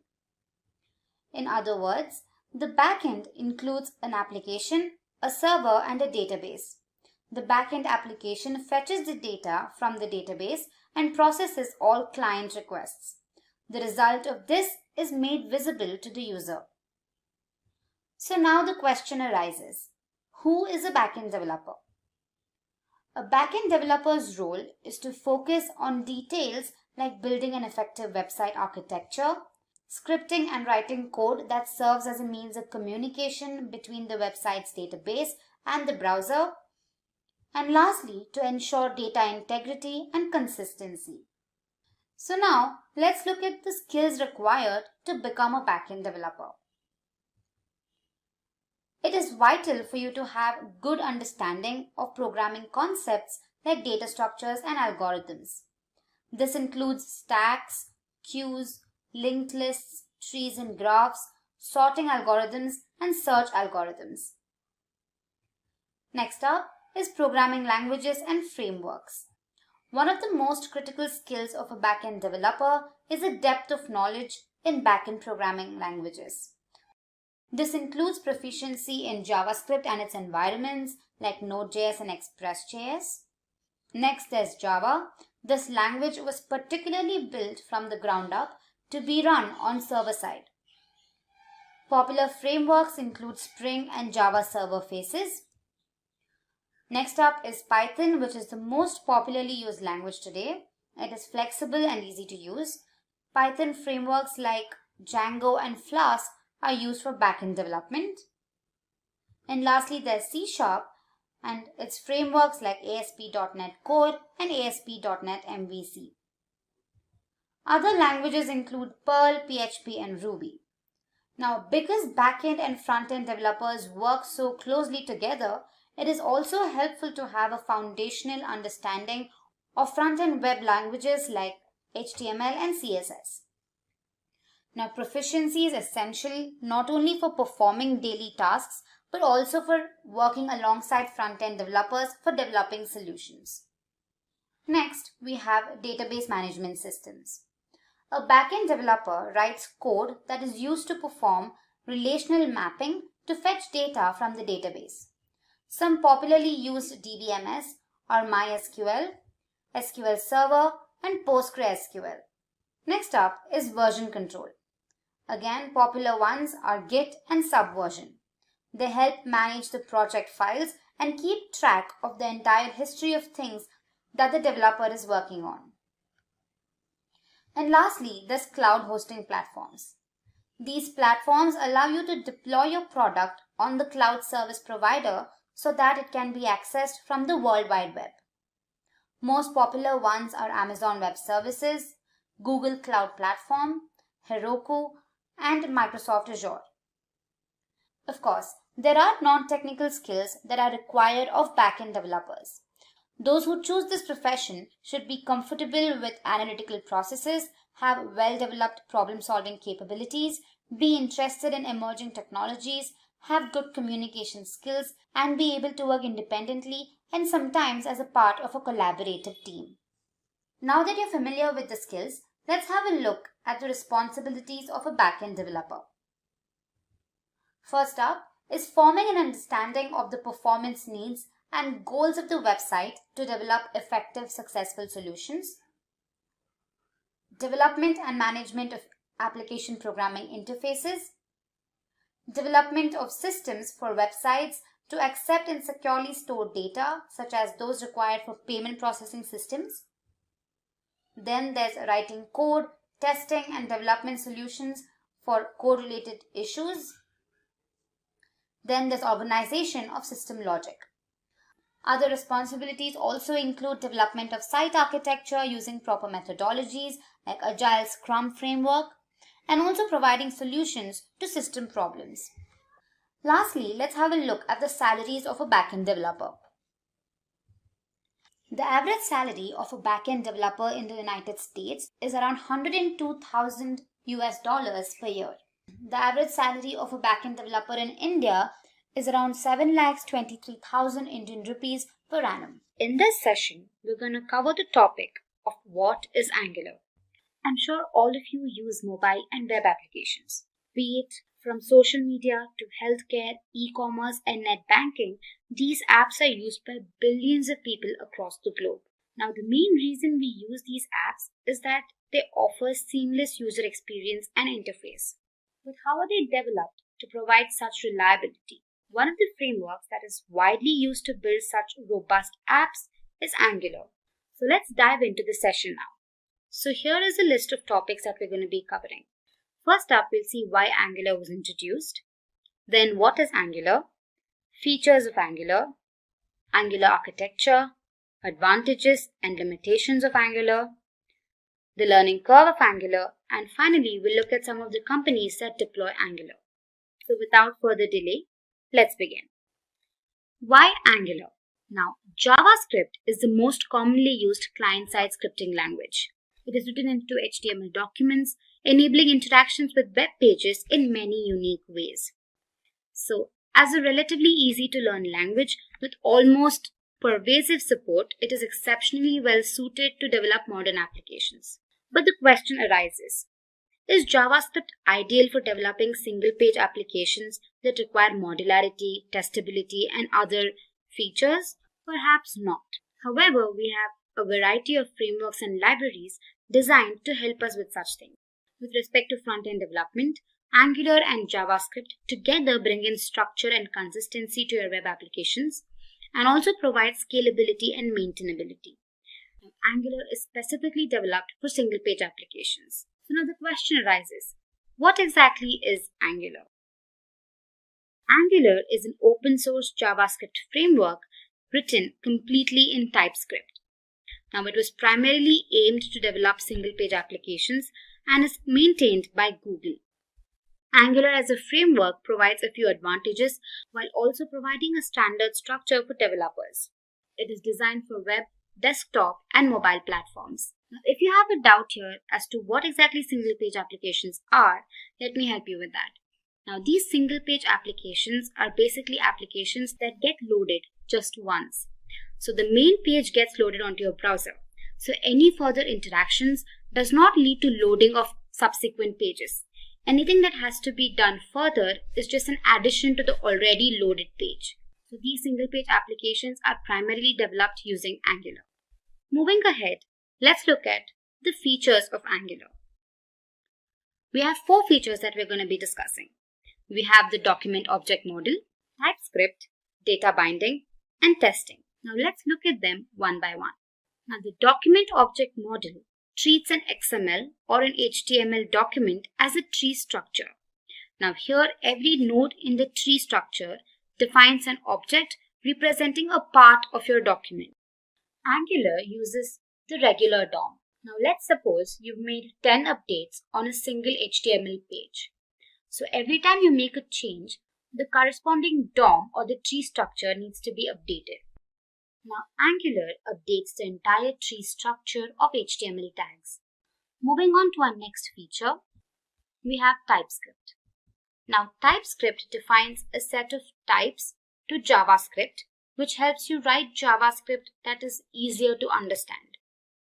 Now all the TypeScript code compiles down to basic JavaScript that can run smoothly on any platform. Now TypeScript is not mandatory for developing an Angular application, but it is highly recommended. The main reason it's highly recommended is that it offers better syntactic structure while making the code base easier to understand and maintain. Now TypeScript can be installed as an npm package. Now to do that, you just have to run the command npm install -g TypeScript on your command prompt. Next up is data binding. Now data binding is a process that allows you to manipulate web page elements using the web browser. Now, it mainly employs dynamic HTML and does not require complex scripting or programming. It is used in web pages that include interactive components like calculators, tutorials, games, etc. Now, incremental display of a web page makes data binding extremely convenient when pages contain a large amount of data. When it comes to Angular, it uses two-way data binding. So any changes made in the UI element is reflected in the corresponding model state.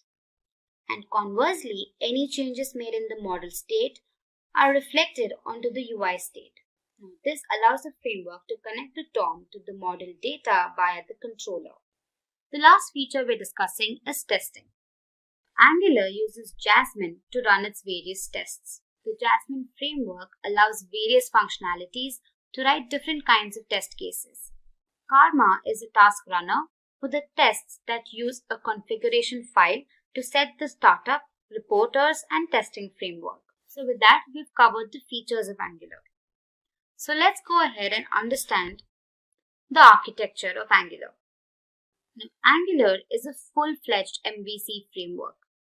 It provides a strong opinion on how the application should be structured and offers bidirectional data flow and updates the real DOM. MVC, short for Model View Controller, is an architectural pattern that separates the application layer into model, view, and controller. Now, model here relates to all the data-related logic. View, on the other hand, is used for UI logic of the application. And controller is the brain of the setup. Now, it is an interface between the model and view. Moving on, let's look at the advantages of Angular. First up, we have custom components. Angular allows you to build your own components that can pack functionality along with rendering logic into reusable pieces. Data binding. As discussed, Angular allows you to effortlessly move your data from your JavaScript code to the view and react to user events without having to write any code yourself. Dependency injection. Angular allows you to write modular services and have them injected wherever they are needed. This greatly improves the testability and reusability of the same. Don't worry if you can't wrap your head around these topics. We're going to discuss them further in the coming videos. Next advantage is testing. Angular has been built from the ground up with testability in mind. You can literally test every part of your application. Comprehensive. Angular is a full-fledged framework and provides out-of-the-box solutions for server communication, routing, and more. Lastly, we have excellent browser compatibility. Angular is cross-platform and browser compatible. An Angular application can typically run on all browsers, be it Chrome, Firefox, Safari, and platforms like Windows, macOS, and Linux. Now, many versions of Angular have been released ever since its inception. All of these versions have added to the efficient working of the framework. Now, here are the different versions released. First up was Angular 1. It was built on JavaScript and completely based on controllers. Next release was Angular 2. Now, this incorporated the component-based approach, wherein the entire UI was divided into several components and lastly integrated to give the final logic. Next was Angular 4. It included router updation. Angular CLI or Command Line Interface 1.0 was introduced, however not deployed. In this release, the Angular CLI was optimized and commands like ng-update and ng-add were added. In the Angular 7 release, prompts were introduced which provided tips in CLI about the functions being used. In Angular 8, IV renderer and Bazel were introduced. And finally, the most recent release was Angular 9. Now this came with the better framework and Angular material. Now this completely switched to the IV renderer as a default compiler. Now that we've learned about the pros of using Angular, let's look at some of the limitations of Angular. First up is a steep learning curve. Now since Angular is a complete full-fledged framework, it becomes difficult for learners to begin with. You need to be acquainted with simple topics and then move on to more advanced topics to become proficient in this language. Next up is limited SEO options. Now, Angular offers limited SEO options and poor accessibility to search engine crawlers. It's verbose and complex. Now, a common issue faced by the Angular community is the verbosity of the framework. It also poses to be complex compared to other front-end tools. And lastly, migration. Now, one of the drawbacks of Angular is poor migration. Now, it becomes difficult to port legacy code to Angular-style architecture. Also, with each new release, it is painful to upgrade and a lot of them are not backward compatible. Next up, let's look at the Angular learning curve. Now, if you wish to learn Angular, you need to be acquainted with basic topics in Angular. Some of them are directives, modules, decorators, components, services, dependency injection, pipes, and templates. Now, once you've mastered your basics, you will want to go and understand more advanced topics such as change detection, zones, AOT compilation, and RX.js. However, the learning curve of Angular is clear-cut. In the beginning, it could be a little intimidating, but once you start using the tool, it becomes way more easier to comprehend and understand what is going on. And lastly, let's look at some of the companies that use Angular today. Many top-tier companies like Nike, Forbes, Google, HBO, Sony, Upwork, among others, readily deploy Angular. So moving on, let's look at the prerequisites for Angular. First up, we have Node.js. Angular uses Node.js as its base for a large part of its build environment. So as a result, to get started with Angular, you will need to have Node.js installed on your environment. So head to their official website and download the latest release for your corresponding operating system. Next up is the Angular CLI. Now this command line interface is a tool that makes it easier to bootstrap and develop your Angular applications. Now to install the latest version, run the command npm install-g at angular/CLI. You gotta run this command on your command prompt. And finally, to confirm installation, check for its version. Now the next thing that you will need is an IDE or a text editor to type your code.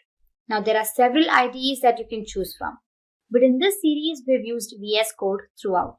So it is available on all platforms, so go ahead and download it if you haven't already. Now moving on to the final part is the demo. Now that you have a basic understanding of Angular and its prerequisites, I think you're ready to create your first Angular application. So let's head to our VS Code and begin. Here I've created a folder called Angular on my desktop and opened it on my Visual Studio Code. So to create your app, you need to open the terminal. Just go here and select New Terminal.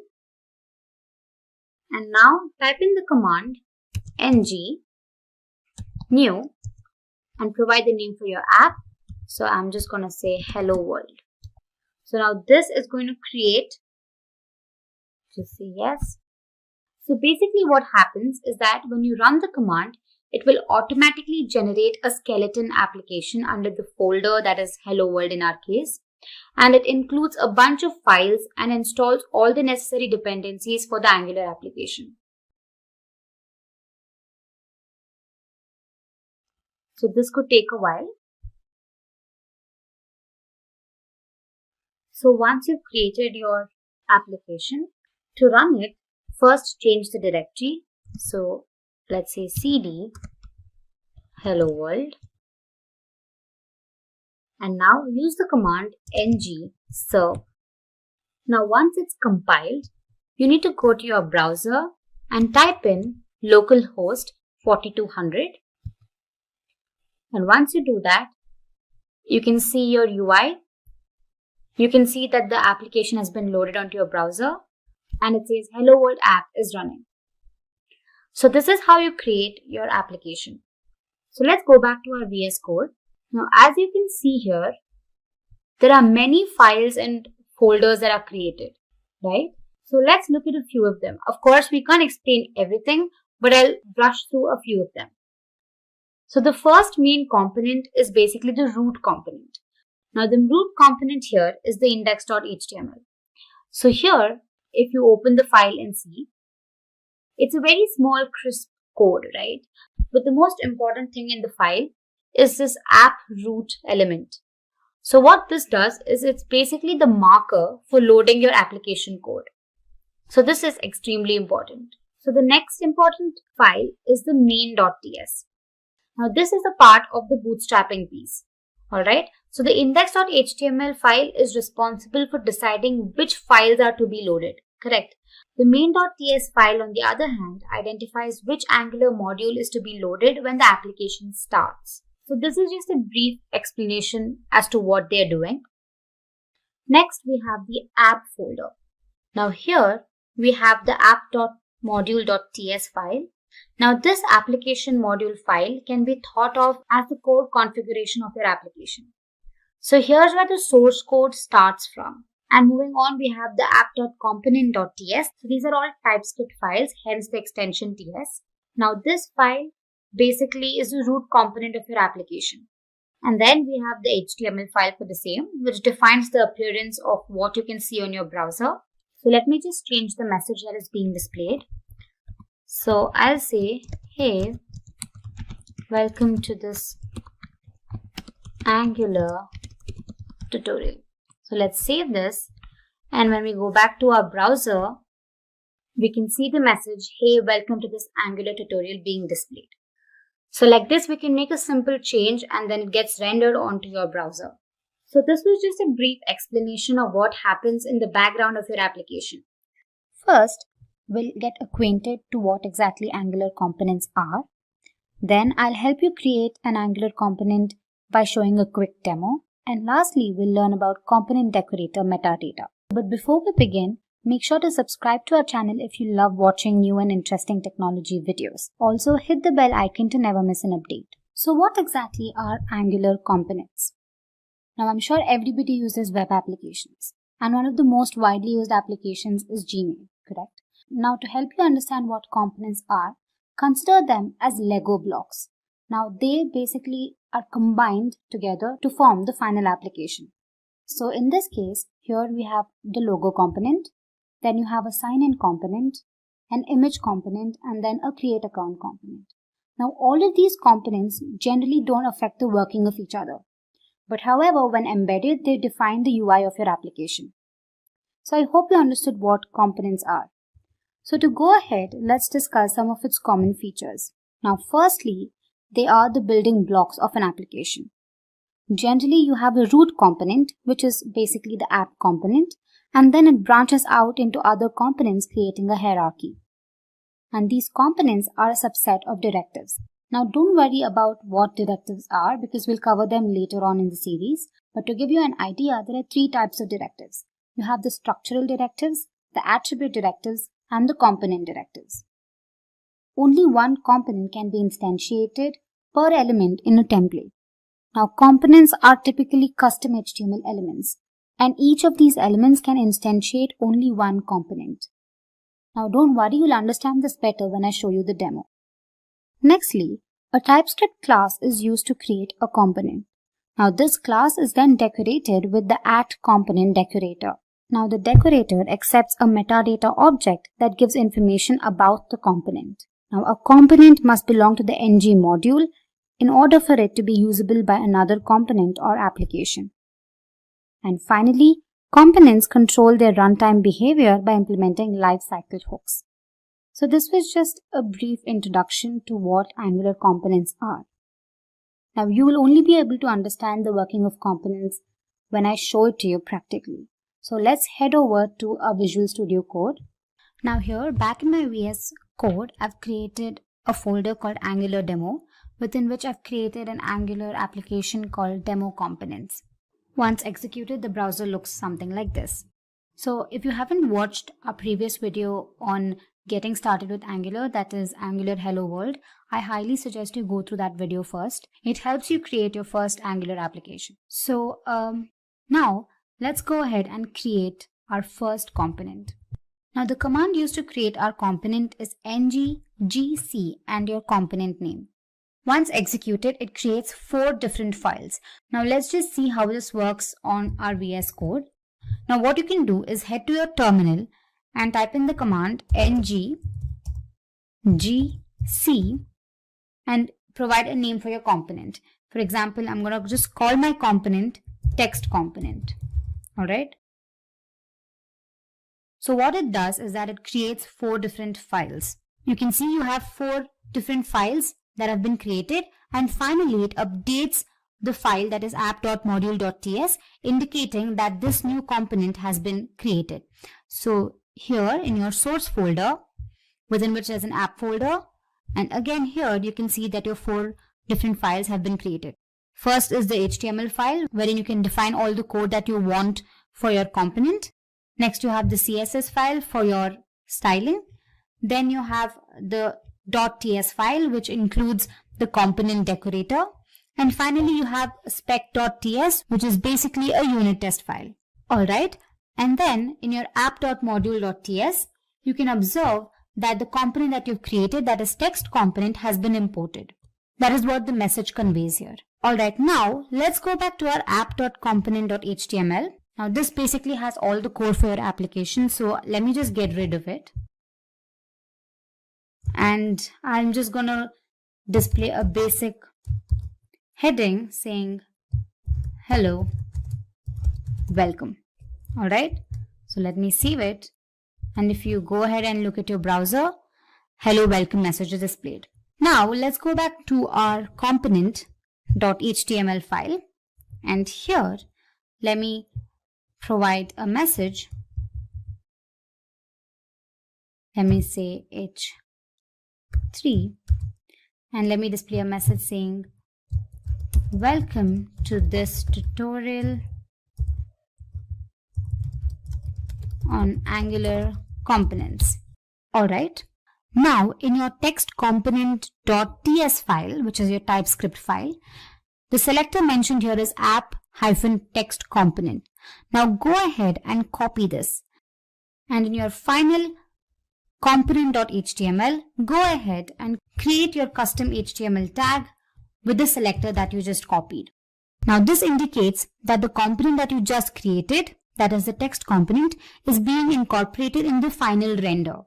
So what happens is that whatever is defined in the component.html file is also being rendered in your final output. So when I save this, let's go ahead and check our browser. You can see that the message welcome to this tutorial on Angular components is displayed.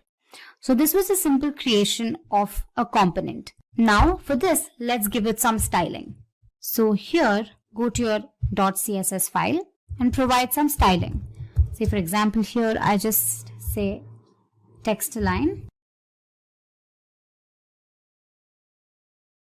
and let me say center. And also in my app.component.cs, I'm going to give the same thing. I'll say h1 text align is center.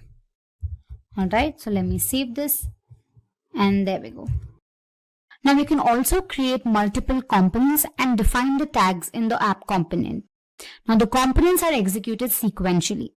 So now let's create another component just to give you a brief insight into it. Let's say ng-gc image component. Now here I'm going to be adding the Simplilearn logo. So I'll show you how that works. Now you can see that a new component has been created with 4 files again. So in my assets folder here, I've added the logo. So what I can do is back in my HTML file, I can go ahead and create an image tag. So first, let me just display another message here just to avoid any confusion. And let me say this is the image component. And then let me say image source equals. So the source is basically assets / logo.png, and class equals center. Alright, so you can also head to your CSS file and provide any sort of styling that you need. So let me just say text align to be center, and then let's create a styling for the image, and here I mentioned the code for the image. So let's save this, and from the .cs file, let's copy the selector and create a custom HTML tag in our final component.html file. So there we go. Let's save this and check the output. And there we go. First, the hello welcome message is displayed. Next, you have the message displayed from the first component, and then you have the second component. So this is how you can create your own components, and don't forget to incorporate these selectors into your final HTML file. So moving on to our next topic, component decorator metadata. Now, as mentioned earlier, the @component decorator accepts a metadata object that provides information about the component. Correct? Here is a list of properties of the metadata object. First up is the selector.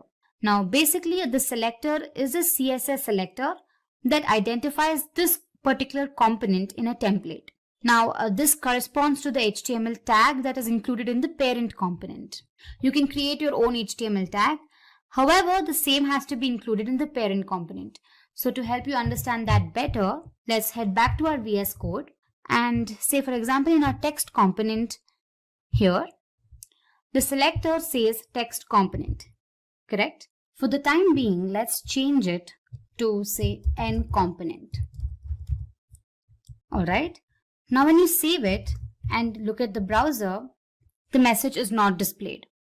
So what we can do is you can copy this selector and then include this here. And now you can see that the same component has been rendered onto your output. All right. So the selector plays a crucial role in that. Next up, we have the template. Now, a template is an inline defined template for the view. Now, the template can be used to provide some particular markup. The markup could typically include some headings or paragraphs that are displayed on the UI.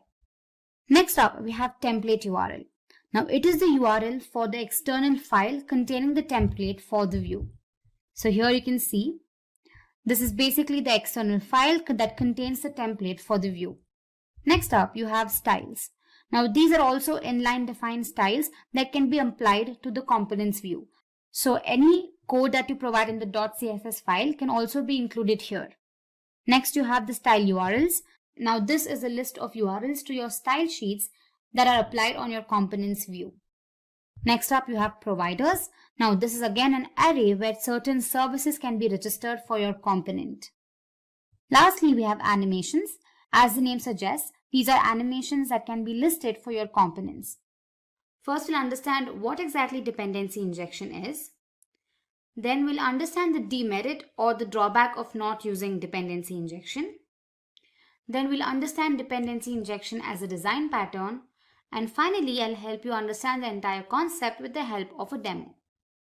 So let's begin. What exactly is dependency injection? So let's consider this. I'm sure you're aware that Angular uses the concept of components. The entire UI of the application is divided into several components. Now, what if all of these components perform similar tasks, be it accessing the database, rendering images, etc.? Now, instead of writing the same piece of code for every component, you could write the code once and then perhaps inject the same code into every component. Now, this is supported by dependency injection. Now, to give you a better example, consider two classes A and B. Now, let's assume that A uses the objects of class B, and normally in object-oriented programming, an instance of class B is created so that A can access its objects. But using dependency injection, we move the creation and binding of dependent objects outside of the class that depend on them. So dependency injection or DI keeps the code more flexible, testable, and mutable. Also, classes can inherit external logic without having to create on its own. And lastly, DI benefits directives, pipes, and components. Next up, let's have a look at the drawback of not using dependency injection. Now let's consider class postal details that is dependent on the number and the address class. In the postal details class, the constructor creates copies of the number and address.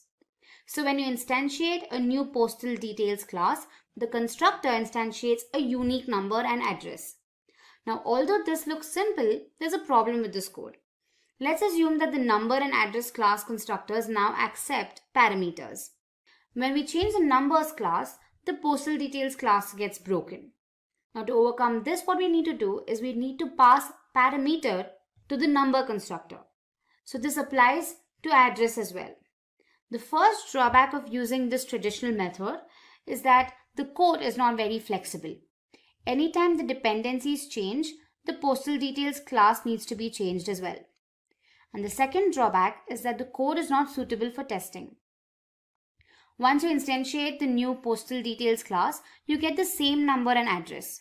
Even if you change the number and address classes every time, what if these classes are in turn dependent on other classes? Then it's going to be a chain reaction. So to overcome this, we make use of dependency injection. Now let's look at DI as a pattern.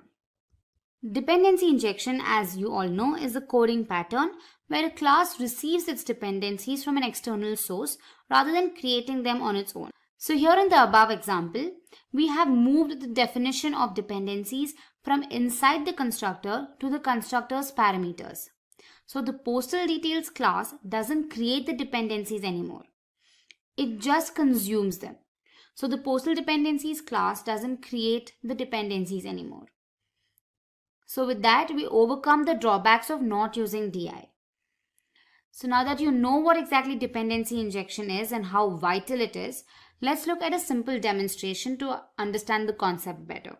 Now, services, classes, modules, components, all of these are benefactors of dependency injection. So in the demo, I'm going to be showing how dependency injection can be used with the help of services and injecting these services into classes. So the main thought behind this is normally components are used to ensure just a good user experience. These components do not generally execute tasks. So to execute these tasks, we make use of services. So a component can delegate tasks like fetching data from the server, any network related issues, etc. to a particular service. And these services can be made available to components. With the same thought, what I'm going to be doing is I'll be creating a service that performs the task of displaying an employee list. Later, we're going to inject this service into the class using dependency injection. So let's head to our Visual Studio Code for the demonstration. Alright, so as discussed, I'll have to first create a component that displays a button for the employee, and then I have to create a service class and inject it into my component. Now this service holds the employee details such as name, employee ID, email ID, etc. So first, let's go ahead and create a component. So here, let me just type ngGC, and the name of the component I'm providing is empinfo. If getting your learning started is half the battle, what if you could do that for free? Visit SkillUp by Simplilearn. Click on the link in the description to know more. Alright, so as you can see here in my app folder, I have the component with 4 different files. Alright, so the next thing we have to do is we have to create a service. So to create that, we make use of the command ngGS. You can either give S or service, and the service name I'm providing is records. So let me just say records here. Alright, here you can see 2 files are created. There is a spec.ts file and the .ts file. Alright, so now the service contains all the employee data that needs to be displayed. Right, so let's go ahead and write the data. So first we're going to make use of 3 arrays. I'm going to be displaying employee records for 3 employees. So I'll have to create 3 arrays and provide certain information. So let's go ahead and do that. Alright, so the array I'm creating is called info1 for the first employee. And I'm going to be passing information like name, employee ID, and the email ID. So the array is of type string, and within which, let me just mention the details. I'm giving random information. I'm just saying Adam Taylor and some random employee ID, and let's say at@abc.net. Alright, so I'm going to be creating 3 records, so I'll just copy the same thing and paste for the rest too.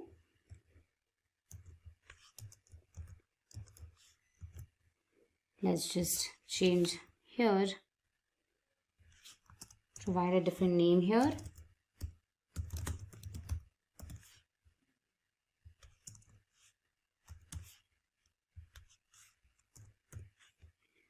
And same for the last one.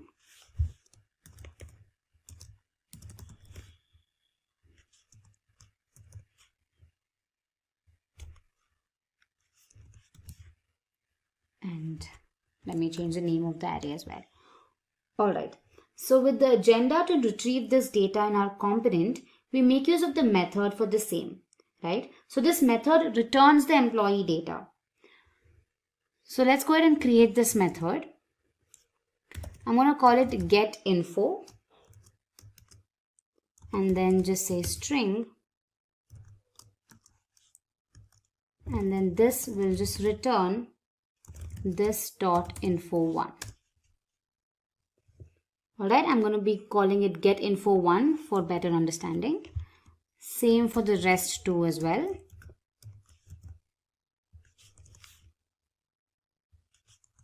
I'm just going to return different arrays here. Alright, and lastly info3. Alright.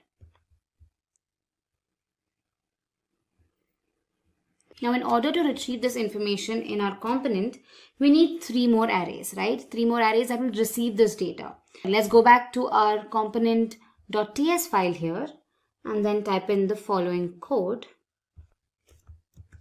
So I've created 3 arrays again. Info received 1, 2 and 3. Now what we need to do is we have to accept the information that is being sent from the service, correct? Now as I mentioned, services are implemented with the help of dependency injection. So what we need to do is we'll have to first import the service into the component.ts file. The key reason behind doing this is that when Angular creates this component, an instance of the service class is also made to perform the necessary tasks. Correct? So let's go ahead and just import it here. So I'll say import records services, service from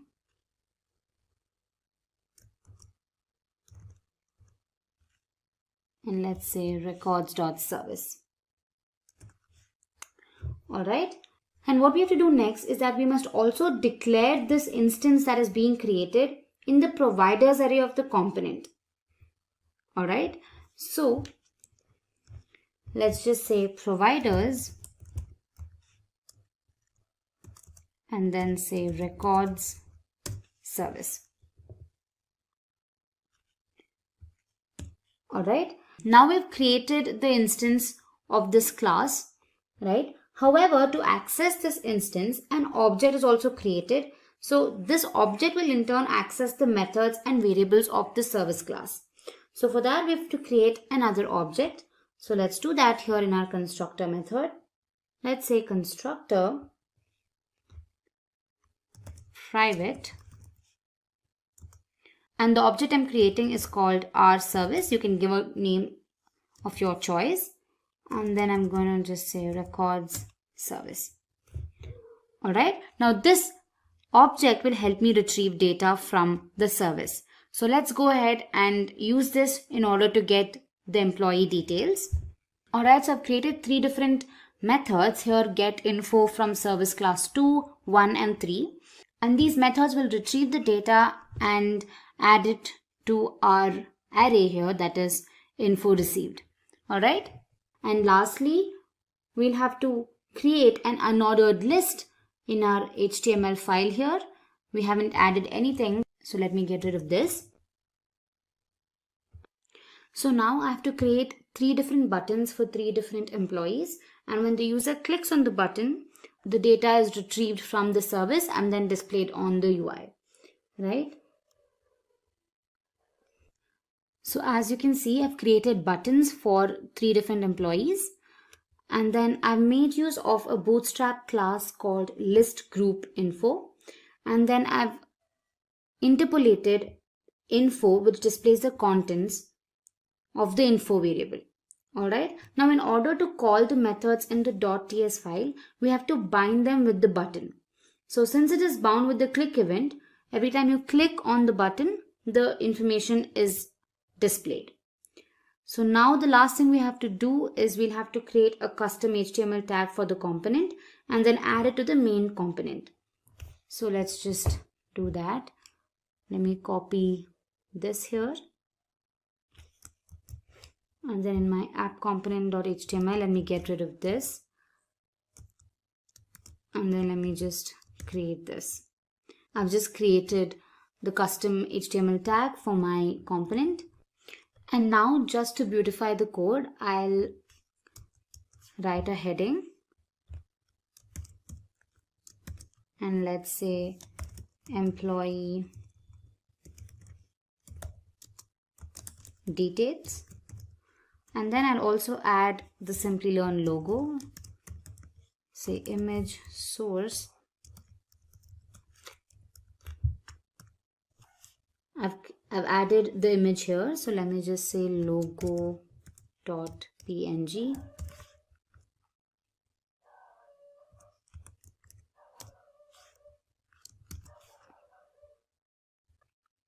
I've also added some styling to it. All right. So now let me just save this and have a look at the browser. So here we go. We have the logo here and then employee details heading. And then we have 3 different buttons created, that is employee 1, 2 and 3. And when I click on it, the information of the employee is displayed, the name, the ID and their email address. So yeah, so this is how you can make use of dependency injection and inject a service class into a component. Dependency injection plays a crucial role in Angular. We'll understand what Angular forms are. Then we'll look at the different types of form building supported by Angular. Next up, we'll get acquainted with features like form control and group control. And we'll learn all of this with the help of a simple demo. So without further ado, let's begin. So what exactly are Angular forms? Now I'm sure every application that you use comes with certain amount of form filling, correct? Be it your login credentials or your sign up forms or any sort of registration forms, etc. So forms are an integral part of a web application. You need forms to update your profile or to enter sensitive information, or also to perform any sort of data related tasks. So now let's look at the different types of form building supported by Angular. First up, Angular supports 2 types of form building. First, you have the template driven approach, and second, you have the reactive approach. Now let's look at them one by one. So talking about template driven approach, in this method, the conventional form tag is used to create forms. So Angular automatically interprets and creates a form object with the help of the directives. Now controls can be added to the form using the ng-model tag. Now multiple controls can be grouped using the ng-control group module. So it basically uses several module classes to provide controls. Now if you don't get this, don't worry, you'll understand better when I'm showing you the demo. Next up is JSON values. So form value can be generated using the form.value object. Form data is exported as JSON values when the submit method is called. Lastly, basic HTML validations can be used to validate the form fields. In the case of custom validations, directives can be used. So arguably, this method is the simplest way to create an Angular form. So moving on to reactive approach. Now this approach is the programming paradigm revolving around data flows and propagation of change. Now with reactive forms, the component directly manages the data flows between the form controls and the data models. Now reactive forms are code driven unlike template driven approach. Reactive forms eliminate the anti-pattern of updating the data model via two-way data binding. So it does not use two-way data binding. And typically, a reactive form control creation is synchronous and can be unit tested with synchronous programming techniques. So now, let's go ahead and look at form control and form group. So consider a typical form consisting of fields like name, age, and location. Now, a form control is basically a class that enables validation of these fields. For each input field, an instance of this class is created. Now, these instances help check the values of the field and see if they're either touched, untouched, dirty, pristine, valid, invalid, and so on. So this allows you to check every field for the value. It makes it easier to understand which field's value is invalid or which field has not been entered, etc. Now moving on to form group. So a form group class represents a group of controls. A form can have multiple group controls. The form group returns true if all the controls are valid and provides validation errors if there are any. So I hope this was clear. So moving ahead, let's look at the demo to explain all of these features. I'm sure it will become extremely clear once you look at the demo. So for that, let's head to our VS Code. So back in my VS Code, I've created a component called form component, and I've also included the Simplilearn logo just to beautify the appearance. So once you execute the code, this is what you're going to see on your browser. So you just have the logo at the moment. The first thing we need to do is we'll have to import the forms module. Alright. So, but before we begin, let me tell you what the use case is. So we're going to be creating a user registration form, which is going to include 4 fields. That is the first name, last name, email ID, and a password. Alright. So now let me show you how to import the forms module. So in your main app.module.ts file, you'll have to import forms module from Angular Forms. Alright. And then in your imports, you'll have to just call it here. Alright, so this is just a simple step. And now once you're done with that, let's go ahead and start our form creation. So here in my component.html, let's enclose the entire form within a div tag. So here, let me say div class is a container within which let me just have one heading which says user registration. Alright, and now let's go ahead and create our form.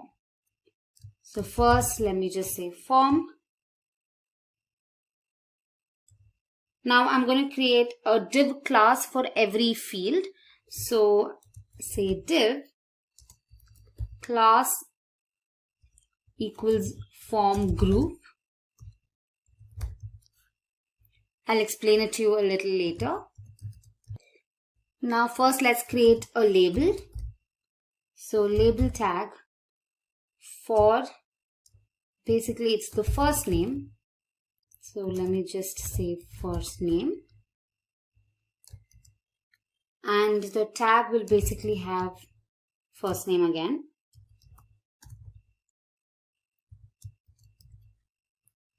Alright, and let me just break the line. Next we have the field. So let's say input. Type is text. Name is first name. And we have a class which is the form control class. Alright.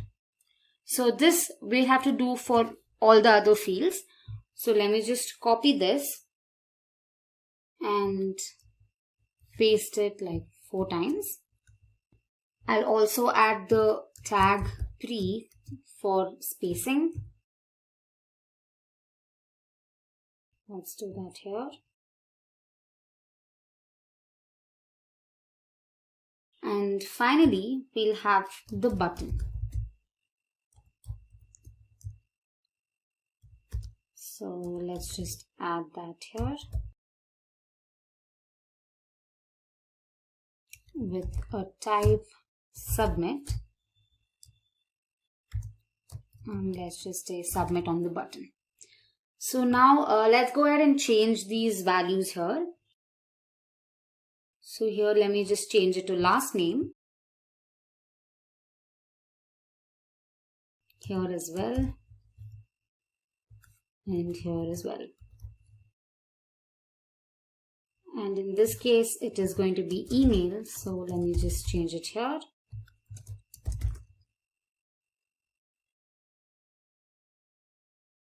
And finally, we have passwords. So let's add that here.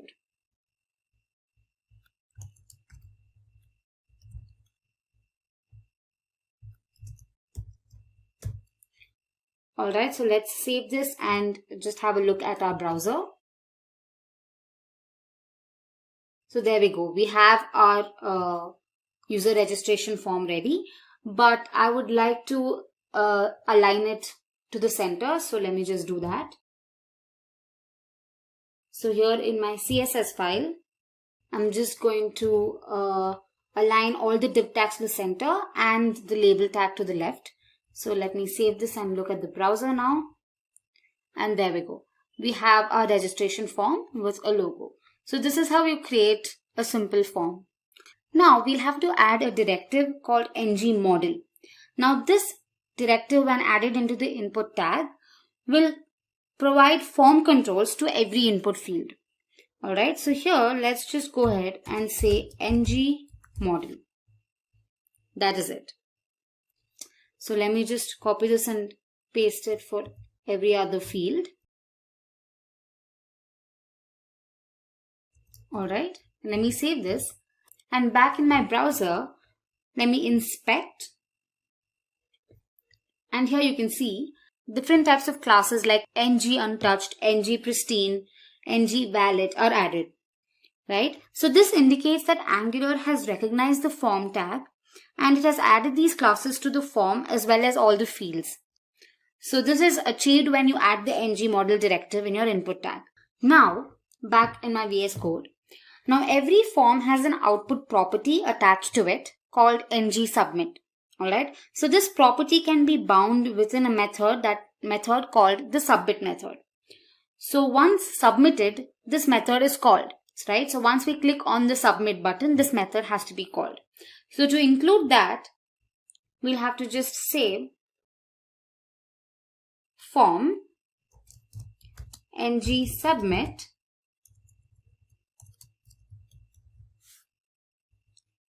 equals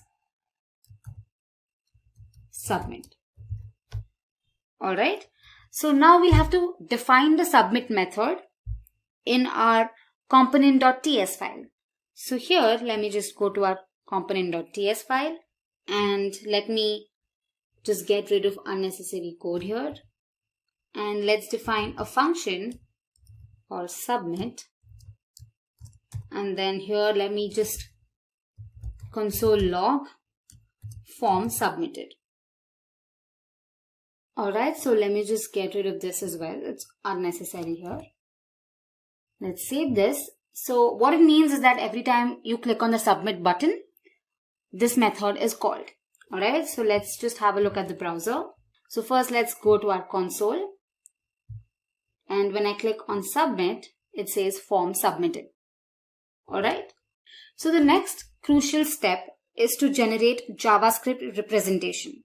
Now we'll have to make use of another directive called ngForm that is assigned to a template variable. Okay, so this JavaScript representation helps with validating all the fields. So I'll help you understand that better.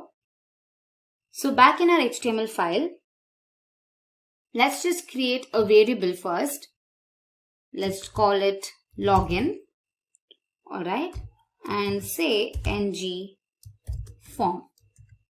Okay, now the ngForm object includes the JavaScript representation. So now while you're calling the submit method, you're going to pass login as a parameter. So let's just say login here. And in my TS file, again, let's just say login. And along with it, I want login to be displayed. So I say login again. So now let's save this. And if you have a look at the browser, let's click on submit. And now here you can see the JavaScript representation. So within form, I can check for email or say first name. And here for this field first name, you can see different properties attached. You can see invalid. Is it invalid or is it untouched, which is true, or are there any errors? So this basically gives you all information about the particular field. So we can make use of this feature to validate the information. So we're going to learn about that in our next segment. Moving on to form validation, one way to ensure that incorrect fields are not submitted is by disabling the submit button. Correct? Now apart from this, you can also specify certain properties in your input tag for the corresponding input field.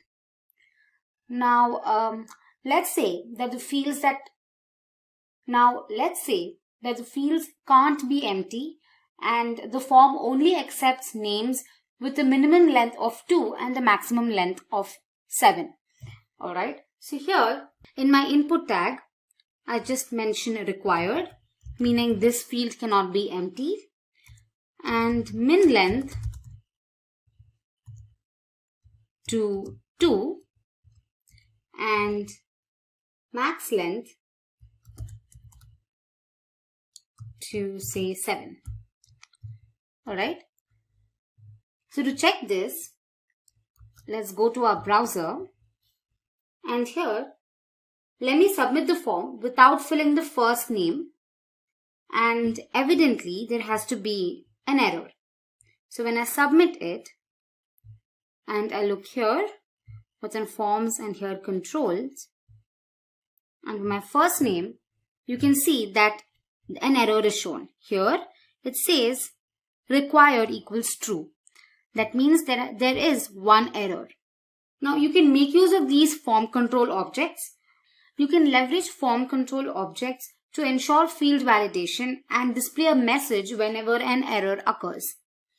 Right? So to do that, you need to access these objects like errors or invalid or touched. All of these properties or objects need to be accessed. For that, we'll have to create a template variable.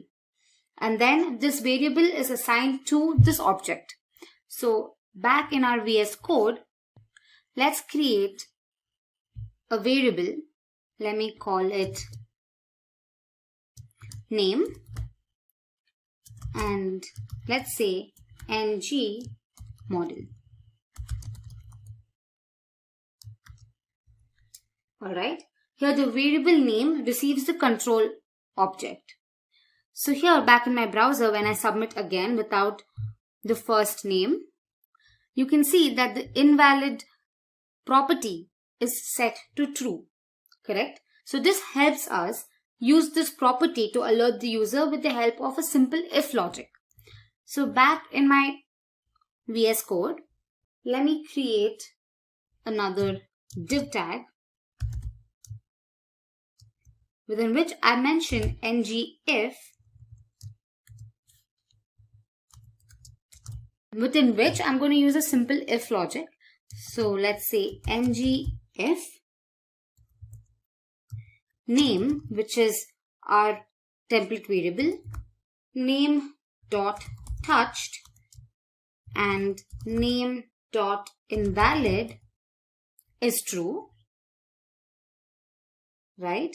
Then I'm going to alert. So I'm going to make use of an alert here. Let's say alert danger. Alright. So in my CSS file, I'll have to mention the simple styling for alert. So here, let me just say, so we're going to have the background color red for danger, alright? And here, I'm going to display the message invalid in bold. So now, let's go back to our browser and check it. So let me proceed without entering the last name. It says invalid here. So this was a simple demonstration to show you form validation. Of course, you can modify the code depending on your requirement. Say suppose the length of the first name is too short, then you can alert the user with a different message. Or suppose they have missed out on filling a form field, then you can again alert the user. So you can basically make use of the nested if condition, right? Now just to help you understand that better, let me just show it to you. Now back in my HTML file, instead of invalid, let me have another tag, a paragraph tag, within which I make use of ngIf again. Now ngIf name.errors.required is true. Then I display the message first name required. Alright. And if the length of the first name is not 2, now if the length of the first name is less than 2, then I'm going to display another message. So let me just say name.errors.minLength. If this is true, then I'm going to say sorry, short first name. Alright, so let's save this and have a look at the browser. When I proceed without providing the name, it says first name required. But when I type in one character, it says sorry, short first name. But if I type in another character, it accepts. So I hope this made you understand how form validation works. So this was just a simple demonstration again. Now I highly recommend you explore these properties and play around with these objects. Trust me, it's really fun. So I hope this tutorial helped you out. First, let's have a look at the basics of routing. Now I'm sure that you've observed that the URL changes every time you click on a particular link or on an icon on the user interface. Correct? Now this basically indicates that you are navigating throughout the application. Now to achieve this navigation, we use a mechanism called routing. Routing is essentially used to navigate through a website or a web application. But how is it achieved in Angular? Especially in Angular, routing plays a major role. It is used to create single-page applications. Now these applications are loaded just once and new content is added dynamically. Applications like Google, Facebook, Twitter, and Gmail are a few examples of single-page applications. The best part of using single-page applications is that it provides an excellent user experience and you don't even have to wait for new pages to load, which by extension makes single-page applications extremely fast. But how is this new content loaded? Enter routing. Now routing is the mechanism that, as discussed earlier, that is used to navigate through the application and load new content. Routing helps Angular configure the route and the component that needs to be displayed. Now I'm sure you're going to understand the concept of routing better when you work on it hands-on. So in the demo, we're going to be navigating to the login and the home pages of a web application with the help of routing. So let's head to our Visual Studio Code. So basically, the objective of our application is to navigate to home and the login pages. So when I click on the login icon here, it loads the login page. And here you can see the extension /login. And similarly with home, once you click on it, some new information gets added and the URL changes with a /home appended. Alright, so this is the main objective of our application. So to create it, let's head back to our VS Code. Alright, so here I've created a folder called demo_angular and I've created a file called demo routing. Now the first thing you want to do is open the index.html file and make sure that the base tag is added. Now although this is generally added when your app is created, if it is not, then add a base tag with href attribute which is set to a /. Alright. Now this is generally done to tell Angular to construct the URL while navigating with a /. Alright, and the next thing you want to do is open your app.module.ts file and check if the app routing module has been imported. If not, go ahead and import it and then also mention it in your imports array. With that, the initial setup is done. Now to create the nav bar, the code that I'm going to be using is already explained in the previous video, that is Angular Bootstrap. I highly suggest you go through that video before watching this. So the code is already available. I'm just going to create a component and write the code for it and paste the code in it. So let's do that. Let me say nggc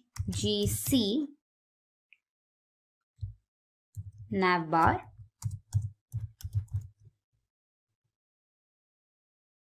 Alright, so this component is now created. Now here in my HTML file, I'll just get rid of this and paste the code for the navbar. So here we go. I've pasted the code for the navigation bar. And back in my app.component.html file, I'll just remove all the unwanted code here and just specify the custom HTML tag for my navbar. So let me just create one here.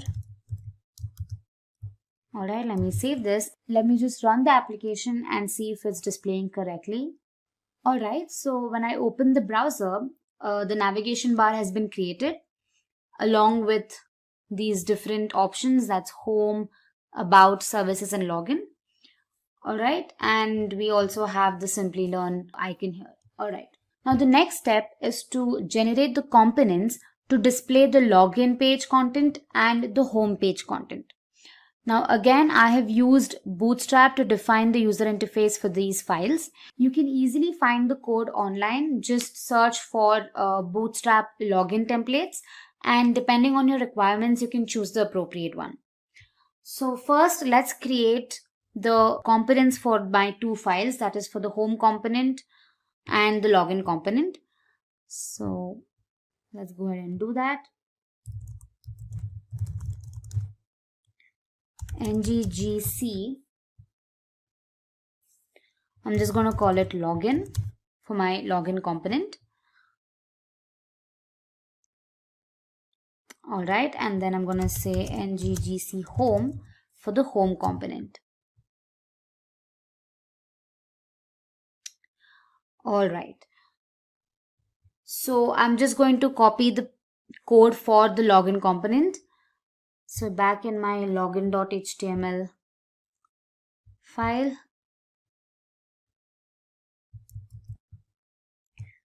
I'll just paste the code here.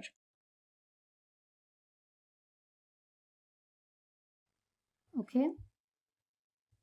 Also note that I've added the Simplilearn logo in my assets folder and then just provided the source for it here in my login component. Alright. So next up is the home component.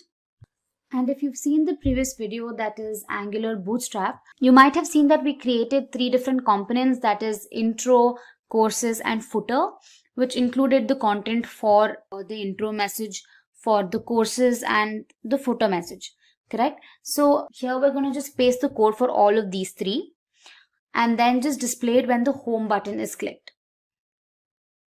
Alright, so what I'm going to do is I'll just paste it here.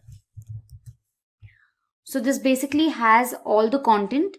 One thing I want to tell you is that in the previous video, we made sure that the code was written in three different components. However, for this, I've just added all the code in the same component.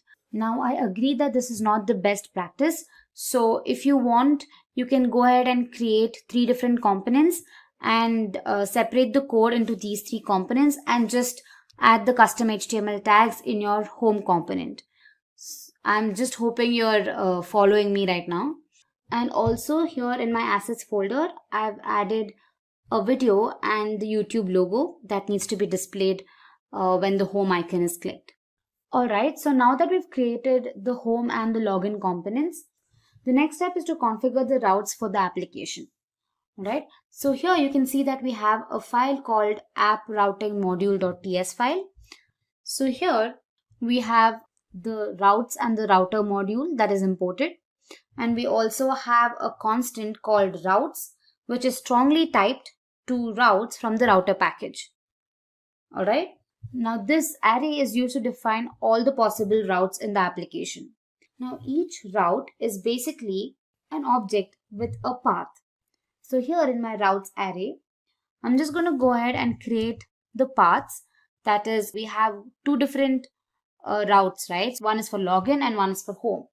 So I'm just going to create a path object. So let's say path. Within curly braces, I say path. And then the path that I'm going to give is login. This is basically what will appear on the URL. Alright.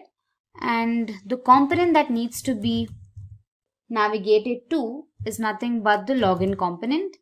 So let me just say login component.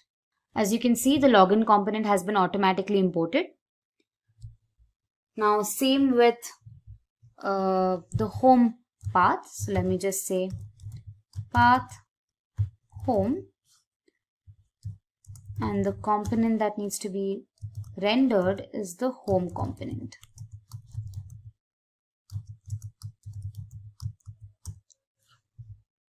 Alright. Now the next step is to link these routes to a button in the nav bar, that is the home and the login button, right? So we're going to make use of the nav tag and an anchor tag for this. You can see that we have a nav tag and an anchor tag which encloses the login and the home components. Alright. Now we're going to make use of two directives from the router package called router link and router link active. Now these are specified within the anchor tag. The router link basically holds the path to the page, and the latter, that is the router link active, specifies one or more CSS classes that will be applied when the router link is active. Alright, so to do that, let me just add router link. Alright, in our case it is home here, and we're going to have another directive called router link active, and we're just going to say active here. Alright, same for the login icon here. Let me just copy this, and instead of home, the path we created for this was login. Alright. So this is how you can bind the route to your specific button on your UI. Now, despite of all this, how are we specifying where these components are to be displayed? Right? The answer to this is using the router outlet directive.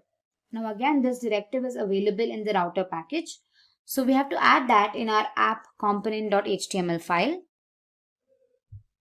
So here, just go ahead and type router outlet. Alright, so with that, we've created a simple navigation bar which has different options, that is home, about, services and link. And once the user clicks on the home icon, it displays the content that is in the home component.html file.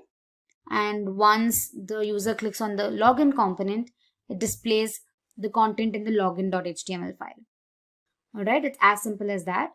So now let's go to the browser and see if it executes correctly. So alright, we have the navigation bar, and once I click on the home icon here, alright, yes, we see that all the content has been loaded.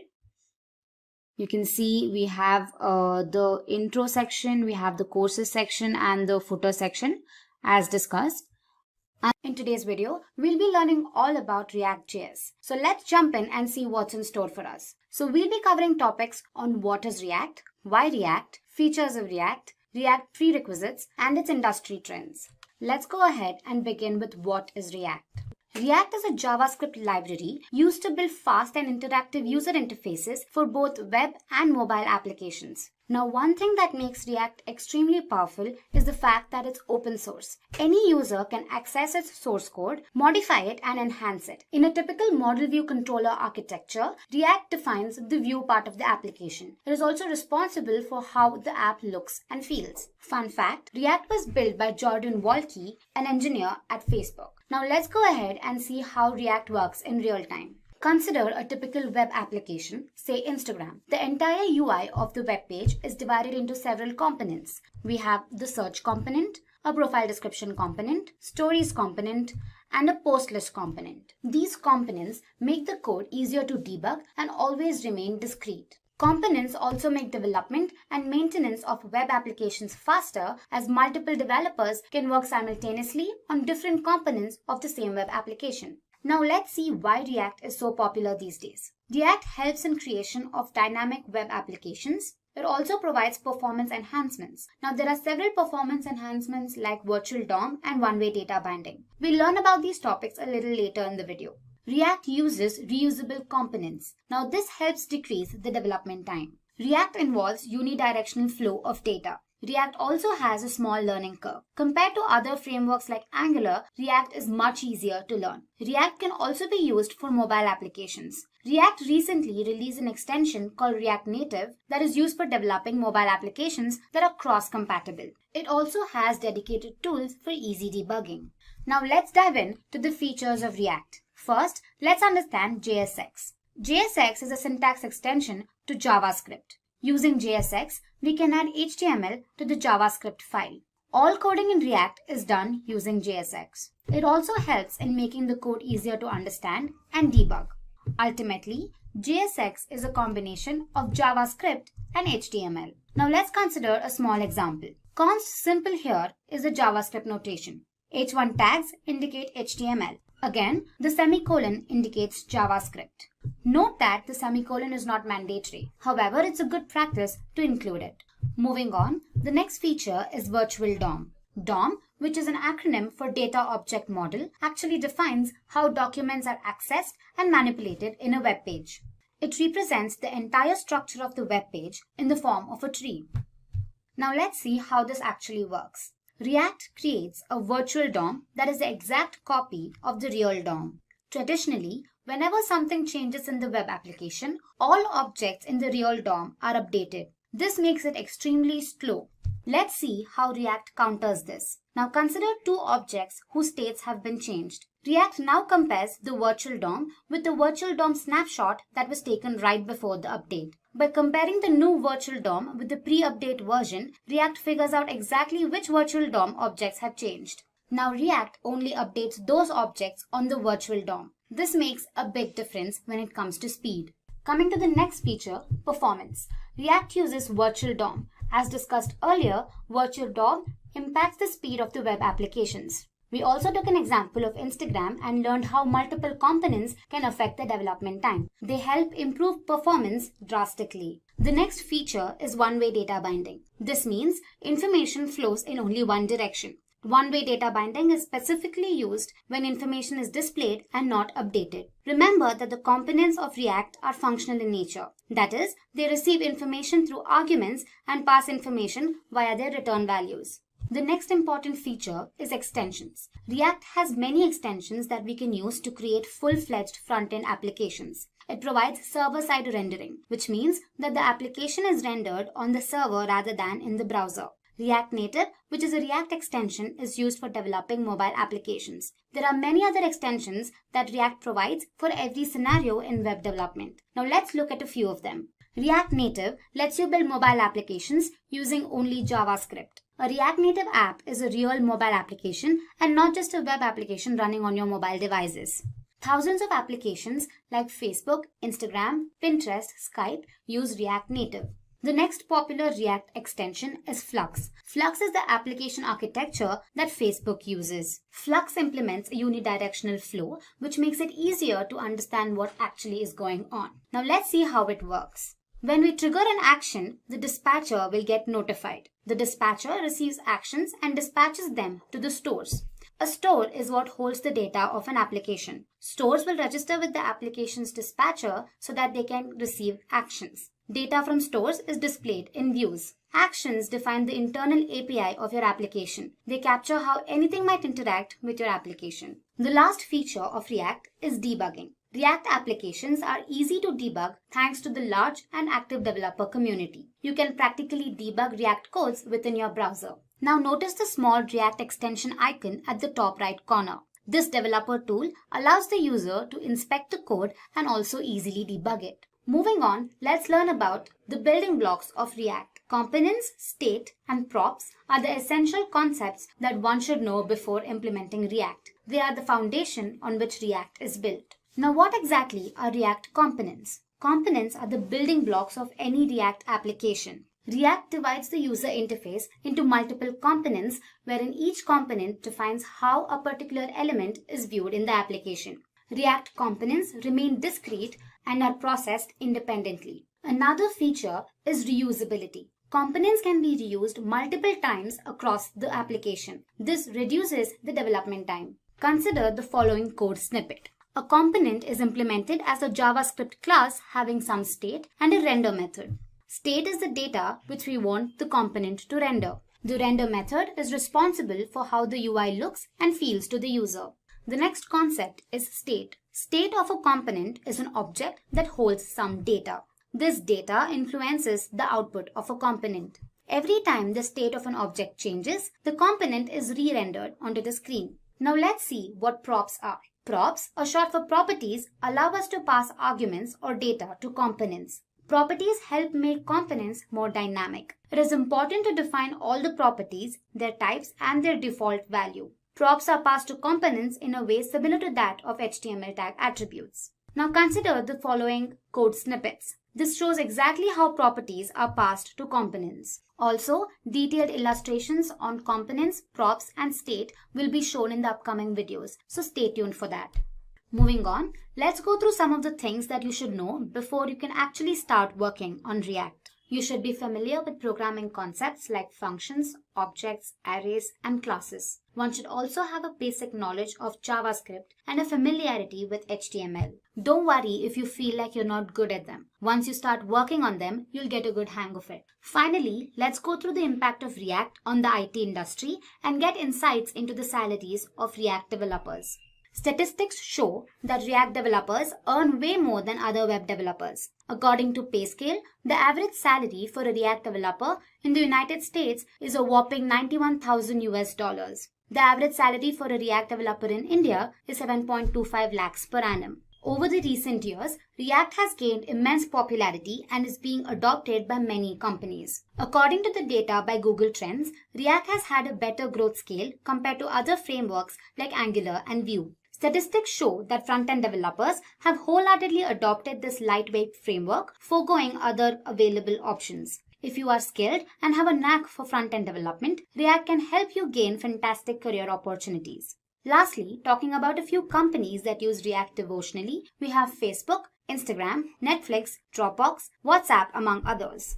In today's video, we'll be learning all about React installation on Windows. So without further ado, let's get started. To set up the React development environment, we need two things installed: Node and a text editor of your choice. So let's begin by installing Node.js. We can head to the official Node.js website, say download Node.js. So here you can see the Windows installer. Depending on your system, you can either download the 32-bit version or the 64-bit version. So I'm going to go ahead and click on the 64-bit version. Since it's already installed on my system, I'm not again installing Node. You can follow the installation guidelines and download it. Once you're done with Node installation, you can go ahead and download a text editor of your choice. So I'd suggest VS Code. So let's head to the VS Code page. Say download VS Code. Click on the first link. and download the 64-bit version for Windows. Once you're done with the installation of both Node and your text editor, you can start creating your first React application. So for that,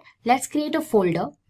I'm creating it on my desktop, while you can create it in any of your drives. Let's call it first React. Now open your command prompt. Now you can type in the path for the folder that you just created. So say cd users first React. Now go ahead and type in the command npm install -g create React app. Okay, so this command installs all the necessary React.js modules. Now to check if the version is correctly installed, you can type in create React app version. So you can see the version here. Now let's continue and develop your React application. Type in the command create React app and you can give a name to your application. So I say my app. Now this should take a couple of minutes. Okay. Once you've successfully created your application, they say to begin by typing the following commands. So let's do that. Say cd my app and npm start. This should typically start your application, and here we go. Alright. You can also open your application in the text editor that you've downloaded. So let's go ahead and open VS Code. VS Code, file, open folder, go to your desktop or the drive that you've saved your folder in. First React, my app, and I say select folder. So as you can see, all your modules have been imported. You can click on app.js and start editing. In today's video, we'll be learning all about the most basic infrastructure of React.js called components. Without delay, let's begin and look at what's in store for us. So we'll be touching on topics like what are components, types of components, nesting components, higher order and pure components, and a brief description about component lifecycle. Alright, to begin with, what exactly are components? Components are the building blocks of a React application, wherein each component represents a part of the user interface. Now to make it more understandable, consider the Facebook homepage. The entire UI can be broken down into several elements. Say we have the credentials component, the sign up component, the image component, and the logo component. Notice that each component adds something to how the homepage looks.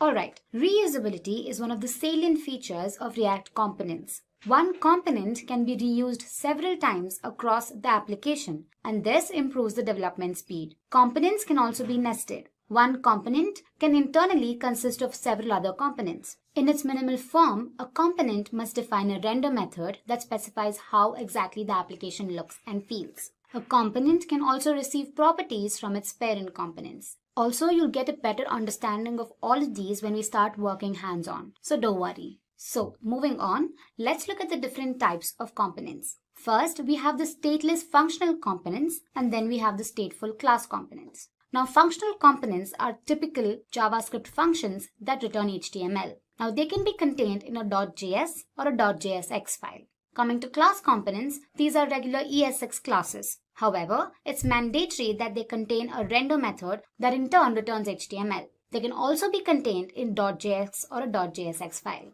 Okay then, let's go ahead and build our first React application using components. Alright, so I've opened my text editor, that is VS Code, to build my application. Also, I suggest you watch the React installation on Windows video to help you get started. The video briefly explains how to install Node and how to start building your first React application. In my case, I've opened a folder called React Component Tutorial, and here in my source folder, I have app.js. Now, app.js is the main component that gets rendered to the DOM. Let me show you that. Here in index.js, you pass app.js, which is a component that gets rendered to the React DOM. So app.js consists of several other components that can be nested. So as you can see, app.js is a functional component. And before moving on, let me get rid of all the unnecessary code.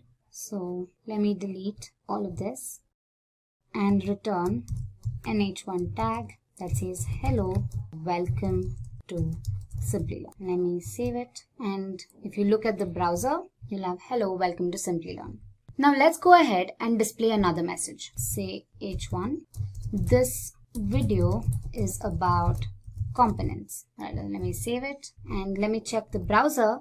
It gives you an error. So JSX uses a conventional rule which states that all HTML tags have to be enclosed within a div tag. So for example, I say div and I enclose it. So let me save and check my browser again. Here you go. So multiple HTML tags have to be enclosed within the div tag. Moving on, let's create our first functional component. To do that, I'll first create a folder in my source folder, say components. Within that, I'll create a file, say functional component.js. Alright, so the first thing we have to do is import React. So I say import React from React. The general syntax for a functional component involves the keyword function and say functional component. Now you say return an h1 tag, or I've already used h1 tags, so I'll say paragraph and I say this is a functional component. Alright. Before explaining to you how these components are exported and imported, let me show you the general syntax for a class component. So I create another file, say class component.js. I again import React from React. The general notation is using the class keyword followed by the name of the class extending from the base class React.component. So going ahead, I say class component extends React.component. Now the key feature of a class component is the usage of a render method. So I say render, within braces I say return a paragraph tag saying this is the class component. Alright. So moving on, let's see how these components can be nested into the main component, that is app.js. Components can be nested into the main component using import and export keywords. So as the name suggests, export feature is used to export a particular file or a module, and import is used to import a particular file or a module into the current existing module. So we have two different types of exports. You have default export and just export or named export. So a default export is used to export just one object, be it a function, a class, a variable, from the file, and there can only be one default export per file. And when you're importing it, you can specify the address and use the word import before it. So let me show you how it works. Let's go back to our editor and then functional component. And here I say export default and the name of the functional component, that is functional comp. So let me save this, and going back to my app.js, I say import name of the functional component, that is functional comp from, and I pass the path, this components/functional component. Also, let me get rid of these unnecessary files here.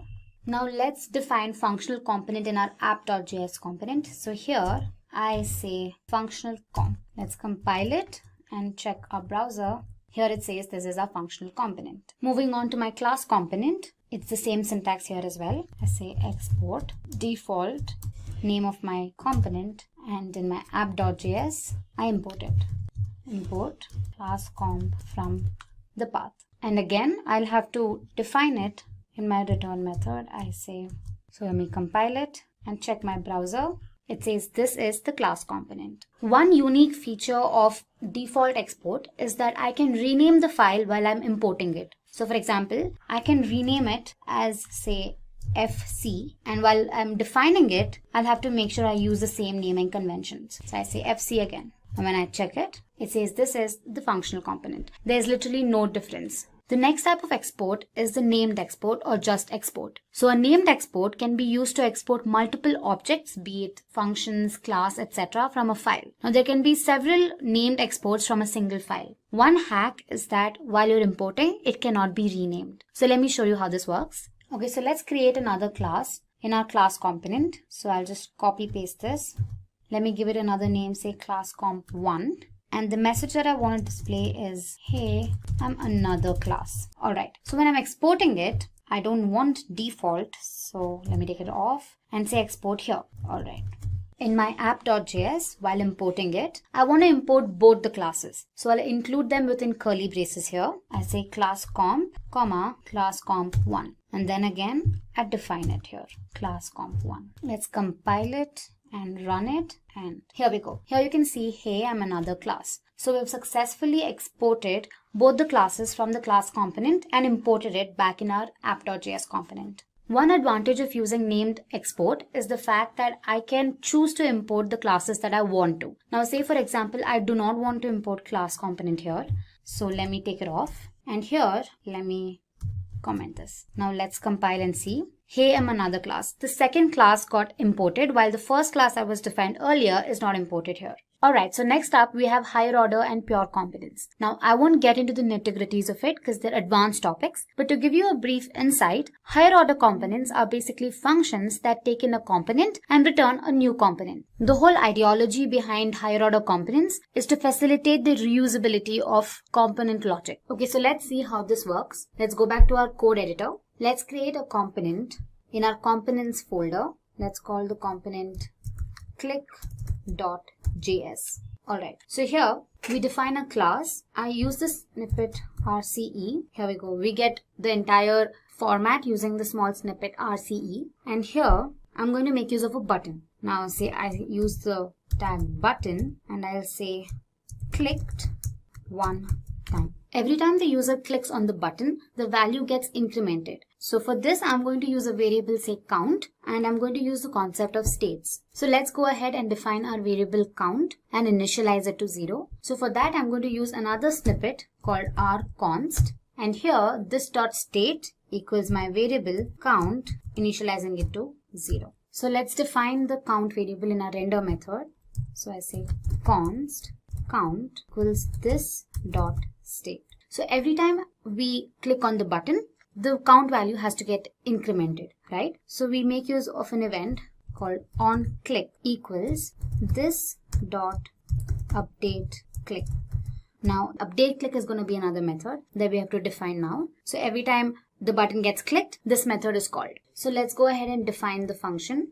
So it is update click equals, is going to be an arrow function, and I say this dot set state is nothing but count this dot state dot count plus 1. Okay, and here we say count times. Alright, so once this is done, let's import our component in app.js. So here again, I say import click from components click, and let's define it here.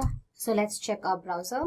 Every time we click on the button, the value gets incremented. Alright, so let's go ahead and create another component, say counter.js, wherein every time the user hovers the mouse on the button, the count value increases. So let's go ahead and do that. I say counter.js. I'm again going to use the snippet RCE to create a class component. And here in my div tag, I define a button and say incremented to, for now I say X. So now let's go ahead and add the event. Say button on mouse enter.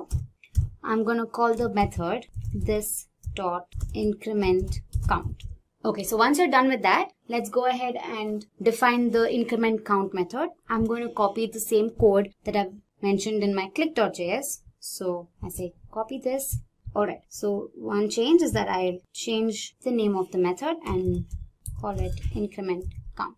Again, let's define the count in our render method.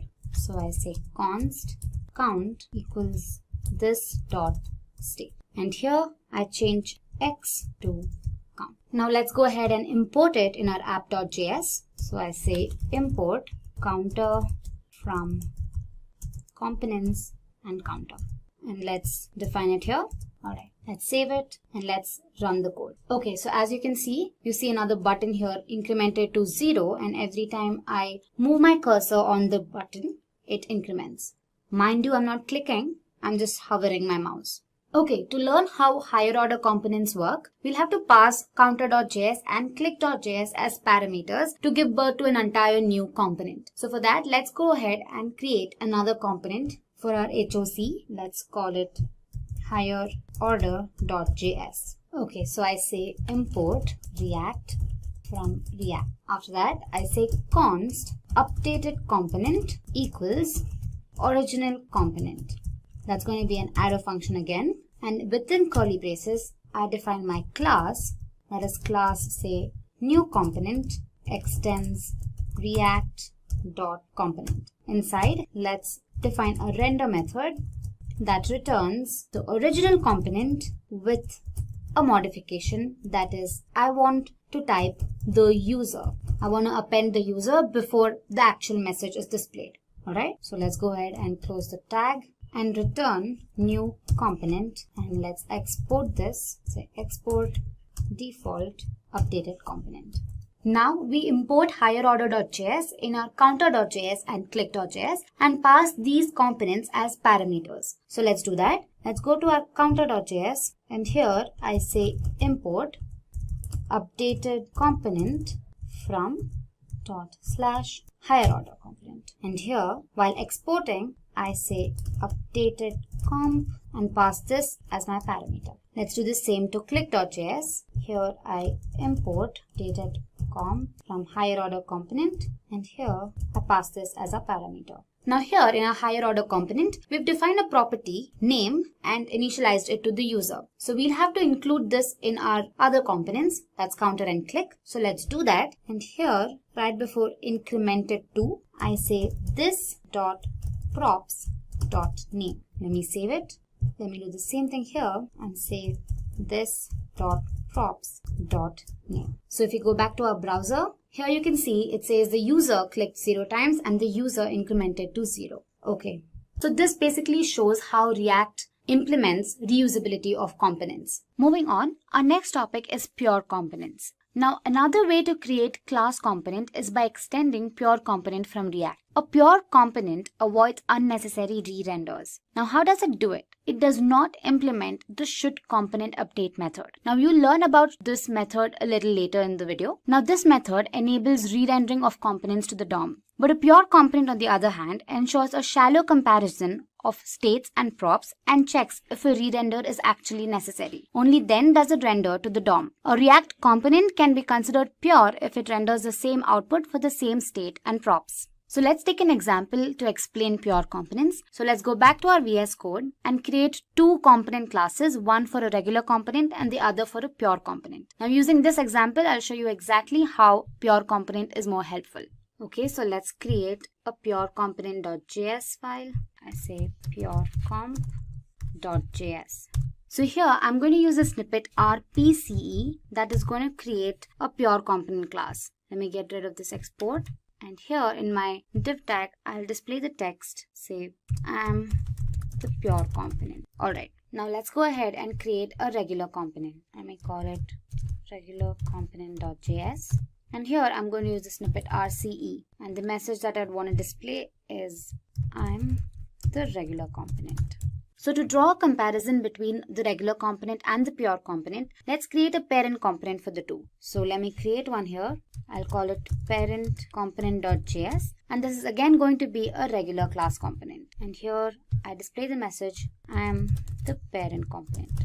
To change the state of the component, we're going to make use of a constructor. So let's use the snippet rconst. And here let me create name. You can give anything and I say Simplilearn. Now we make use of the component didMount lifecycle method to set a time interval. Now don't worry about this. We're going to learn about it a little later in the video. So moving ahead, I'm going to make use of the method and say component didMount. And here I say set interval. And the first argument is going to be an arrow function and the second will be the time interval. And I'm going to be setting it to 3 seconds. Now within the arrow function, I'll make use of the setState function to set the state of my property. However, I do not change the name. I keep it Simplilearn itself.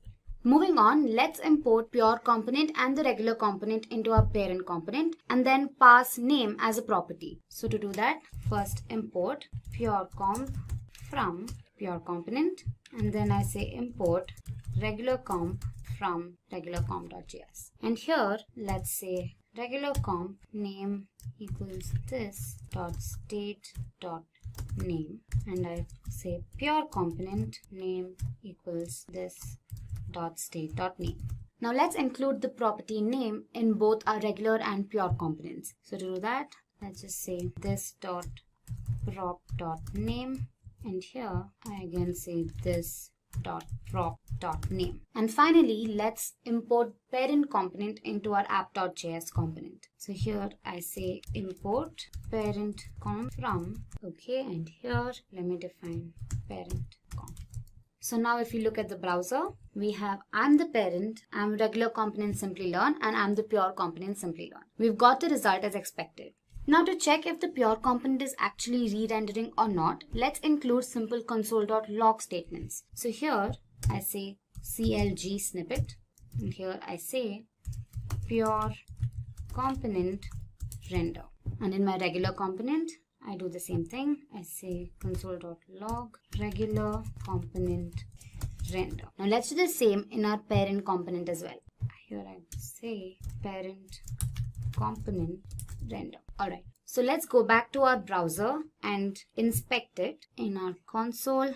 First the parent component gets rendered, then the regular component, and then the pure component. After that, for every 3 seconds, only the parent component and the regular component is rendered. For the same state and prop, the pure component is not re-rendered. So in conclusion, pure components optimize React codes and also improves performance. So coming to the last topic, component lifecycle. So basically, component lifecycle explains the stages the component goes through. The entire lifecycle of a component can be divided into 3 parts. We have mounting, updation, and unmounting. So the first thing that gets invoked in the life cycle is component will mount. It is invoked right before the initial rendering occurs. Then we have the rendering method. Now once a component is inserted into the DOM, component did mount gets invoked. Coming to the next phase, we have updation. When a component receives props, component will receive props gets invoked. Set state is called when the state of the property changes. So every time there is a change, React decides whether the next component's state should trigger a re-render or not. To do that, should component update method is called. Component will update is invoked right before re-rendering. After re-rendering, component did update is called that makes updates to the DOM. And the last phase is unmounting. Component will unmount method does all the necessary cleanup and erases all the allocated memory and cycles.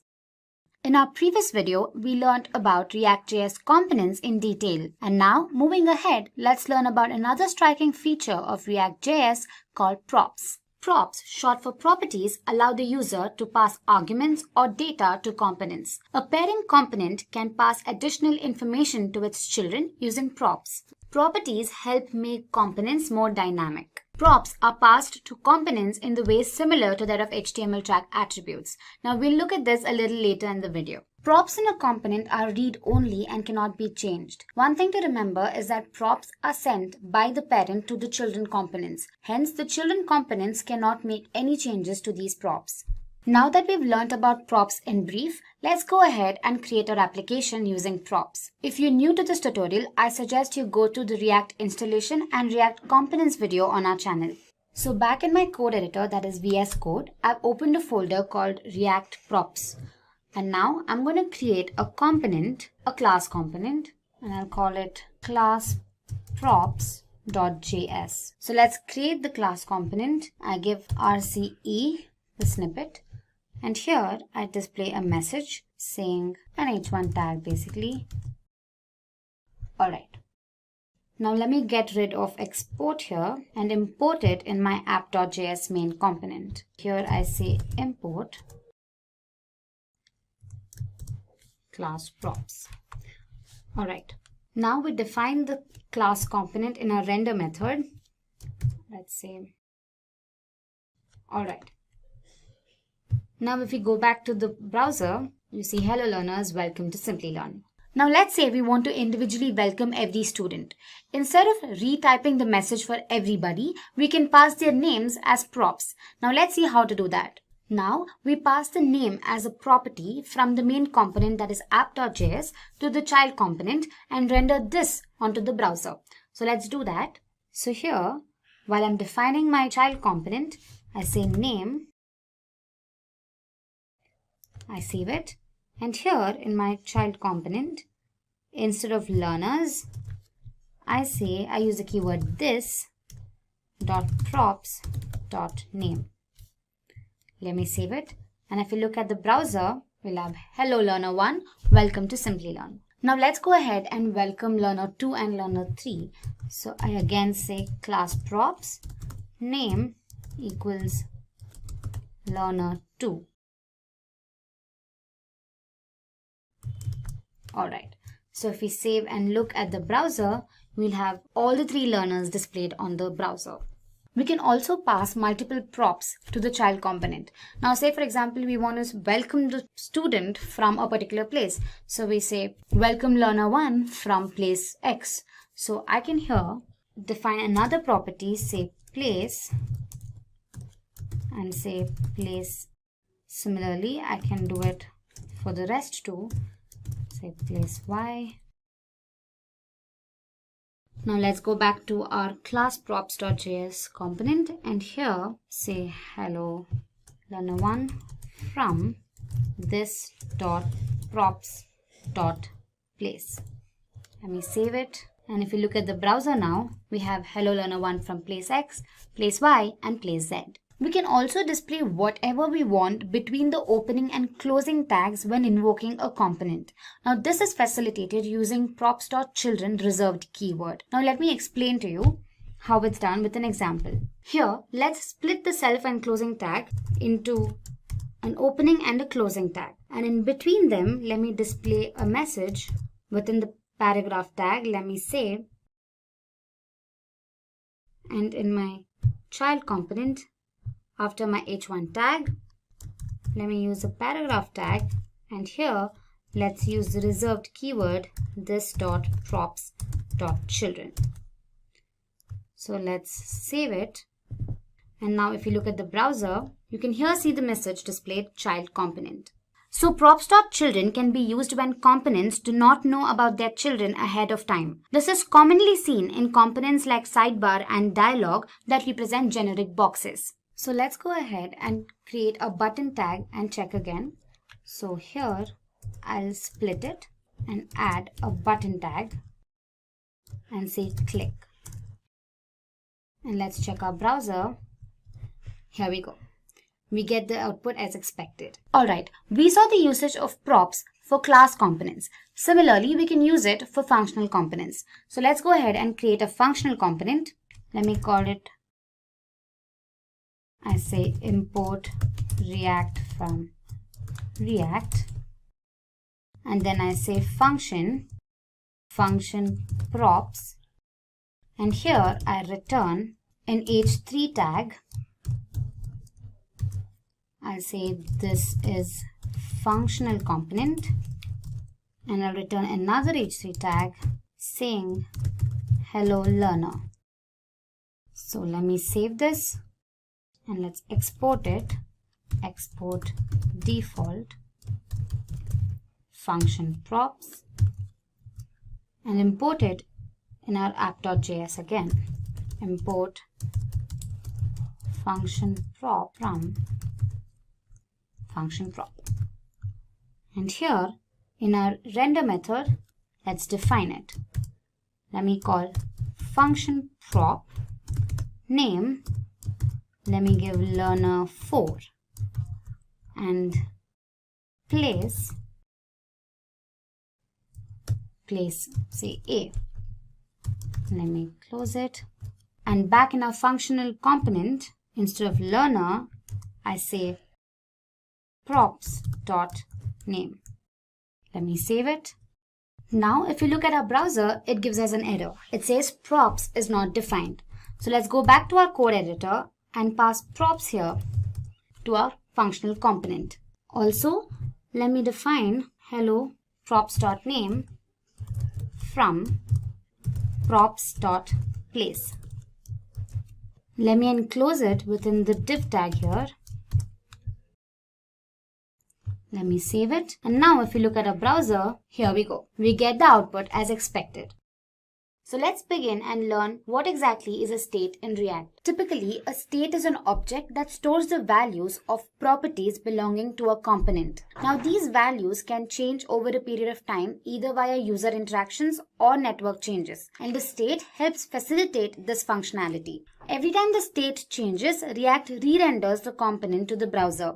The state is initialized in the constructor. A state can also store multiple properties. A method called setState is used to update the value of the state object. Now this function performs a shallow merge on the new and the previous state. Conventionally, a shallow merge ensures that the previous state values are overwritten by the new state values.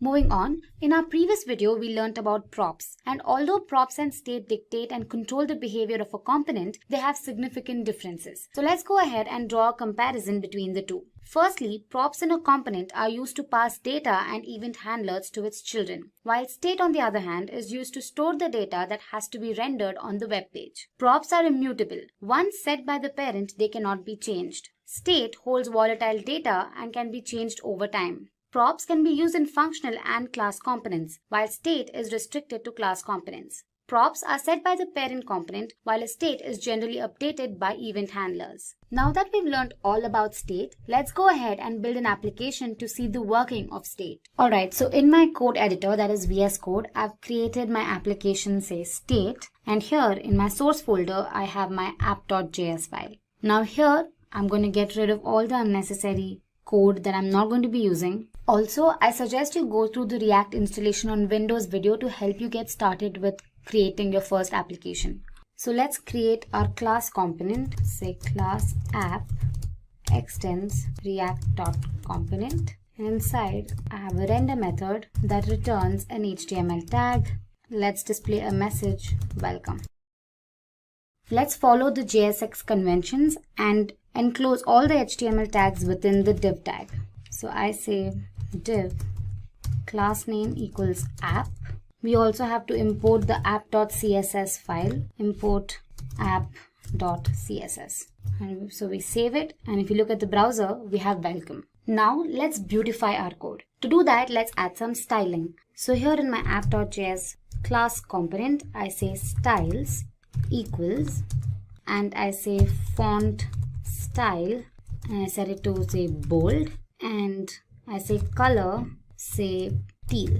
And here in my h1 tag, I say style equals this dot styles. So let me save it. And if we look at the browser now, we have welcome in teal and it's bold. Now let's go ahead and create a class component to understand state. So first I create a folder and I call it components. And inside this folder, I create a class component and I call it new comp.js. And I use the snippet RCE to create the class component. To give you an insight into what we're doing today, we'll display a message asking the user to subscribe to Simplilearn. Once the user clicks on the subscribe button, we instruct them to click on the bell icon. And finally, we display a thank you message. Now to do all of this, we're going to make use of state. And as mentioned earlier, we initialize the state object in a constructor. So let's use the snippet rconst to create our constructor. Now in the state object, we initialize a property, let's call it message, and we display a message saying subscribe to Simplilearn. Let's save it. And here in our render method, let's say class name equals app, and let's create an h3 tag, and within the tag, I display the message. So I say this dot state dot message. Let's save it, and now let's import it in our app.js component. So I get rid of export here, and here I say import new comp from components and new comp, and let's define it here and say new. So we save it and look at the browser, it says subscribe to Simplilearn. Alright, again to make our code look more presentable, let's add in styles. So I'll just copy the same styles that I've added here and I paste them here, and instead of bold I make it italic, and I change the color to say purple. And again in my h3 tag I define style and initialize it to this dot styles. So let me save it, and now if you look at the browser, it's in italic and it's in purple. Okay, so moving ahead, let's create a button that reads subscribe, and once the user clicks on it, the button should read subscribed, and the message displayed above should instruct the user to click on the bell icon. To do that, let's first create a button. The message that I want the button to read is subscribe. However, this message gets changed once the user clicks on the button. So instead of explicitly mentioning subscribe here, I create a prop. I say sub and I say subscribe here. And back in my render method, I say this dot state dot sub. So let's save it. And if you look at the browser now, you have a button which displays a message subscribe. Now once the user clicks on the button, the message displayed should change to click on the bell icon to never miss an update. So let's create an event handler for that. So here, button on click, I call another method, and let's call the method button change. Okay, so this method should update the state and change the message and sub values. To do that, we make use of a set state method. Now a state can be updated in response to event handlers, server responses, or prop changes. Now all the updation can be done using the set state method. Now this is the general syntax used by the method. We'll however look at this further in the demo. Now the set state method conventionally enqueues all the updates made to the component state and instructs React to re-render the component and its children with the updated state. Now let's go back to our code editor and look at the working of this method. Now here I define the arrow function button change. If you are not familiar with arrow functions, I suggest you read up on them. And this is the general syntax. And here I say this dot set state. And inside I change my message to hit the bell icon to never miss an update. And my sub value changes to subscribed. Let's save this. And now if you look at the browser, when we click on the subscribe button, the message changes to hit the bell icon to never miss an update. So moving ahead, let's use a bell icon so that the user can click on it. Once he clicks on the image changes and a thank you message appears on the screen. So for that, I have two images. I have bell A and bell B. So I drag and drop both the images in my components folder. Alright. Now let's import these images into our new comp.js file. Here I say import bell A from bell A.png, and again I say import bell B from bell B.png. Alright, let me save it. To display the image on the screen, we make use of the image tag. Now this tag has two attributes. One is the source attribute that specifies the URL, and the other is the alt attribute that specifies an alternate text for the image. So here in my component, I make use of a paragraph tag that will help display the image in the next line, and then I use the image tag. Now since my image changes once it's clicked, I have to define a property and pass the event handler click that will update the image. So here, before specifying the source, let's go back to our state and define another property that is image URL, and let's set it to bell A, since that is the image that I want to display first. Let me save it, and here in my image tag, I say source equals this dot state dot image URL. And then we have the alt tag, and I do not want to display any message, so I leave it as it is. Now let's save it, and if you look at the browser, we have a bell displayed. However, now let's change the dimensions of the bell. I do not want such a huge bell. So back in my VS Code, I define style with width, say 30 pixels, and a height with again 30 pixels. Let me save this. And now if you look at the browser, we have a smaller icon. So once the user clicks on this image, the image changes and the message displayed here gets updated. To do that, we'll have to define an event. So let's go back to our VS Code, and here in my image tag, let's say on click, I define a method, say this dot image change. And now we define this method here. I say image change, I make use of an arrow function again, and again I use the set state method. I update the image, so I say image URL is now set to bell B, and the message is updated to thank you, happy learning. So let's save this now, and if we look at the browser, we see the image, and once clicked on it, the image gets updated and the message changes. So finally, let me refresh the browser once and show the full execution. Let me refresh. Following the instructions, let's click on the subscribe button, and now it says hit the bell icon, and once I do that, the image updates and the message changes. So what exactly is Node.js? Now consider a scenario where a user interacts with a web application. The user only interacts with the front end of the application. But there's a lot of work that goes behind the scenes. Now in a web application, there's a front end, a server, and a database. The front end is developed using JavaScript and frameworks like Angular and React, while the server is built on Java, PHP, or Node.js, and the backend database that stores the data usually consists of MySQL or MongoDB. So Node.js is an open source, cross-platform JavaScript runtime environment for running server-side applications. It is used to develop I/O-intensive web applications like video streaming sites, single-page applications, online chatting applications, and other web applications. It is used by large, established companies and newly minted startups. Node.js was developed by Ryan Dahl in 2009, and at the same time of this session, its latest version is v13.3.0. Now that we know what Node.js is, let's go ahead and look at why it was so prevalent in the field of web development. Here are a few points. First up, Node.js is extremely fast. Being built on Google Chrome's V8 JavaScript engine, its library is extremely fast in code execution.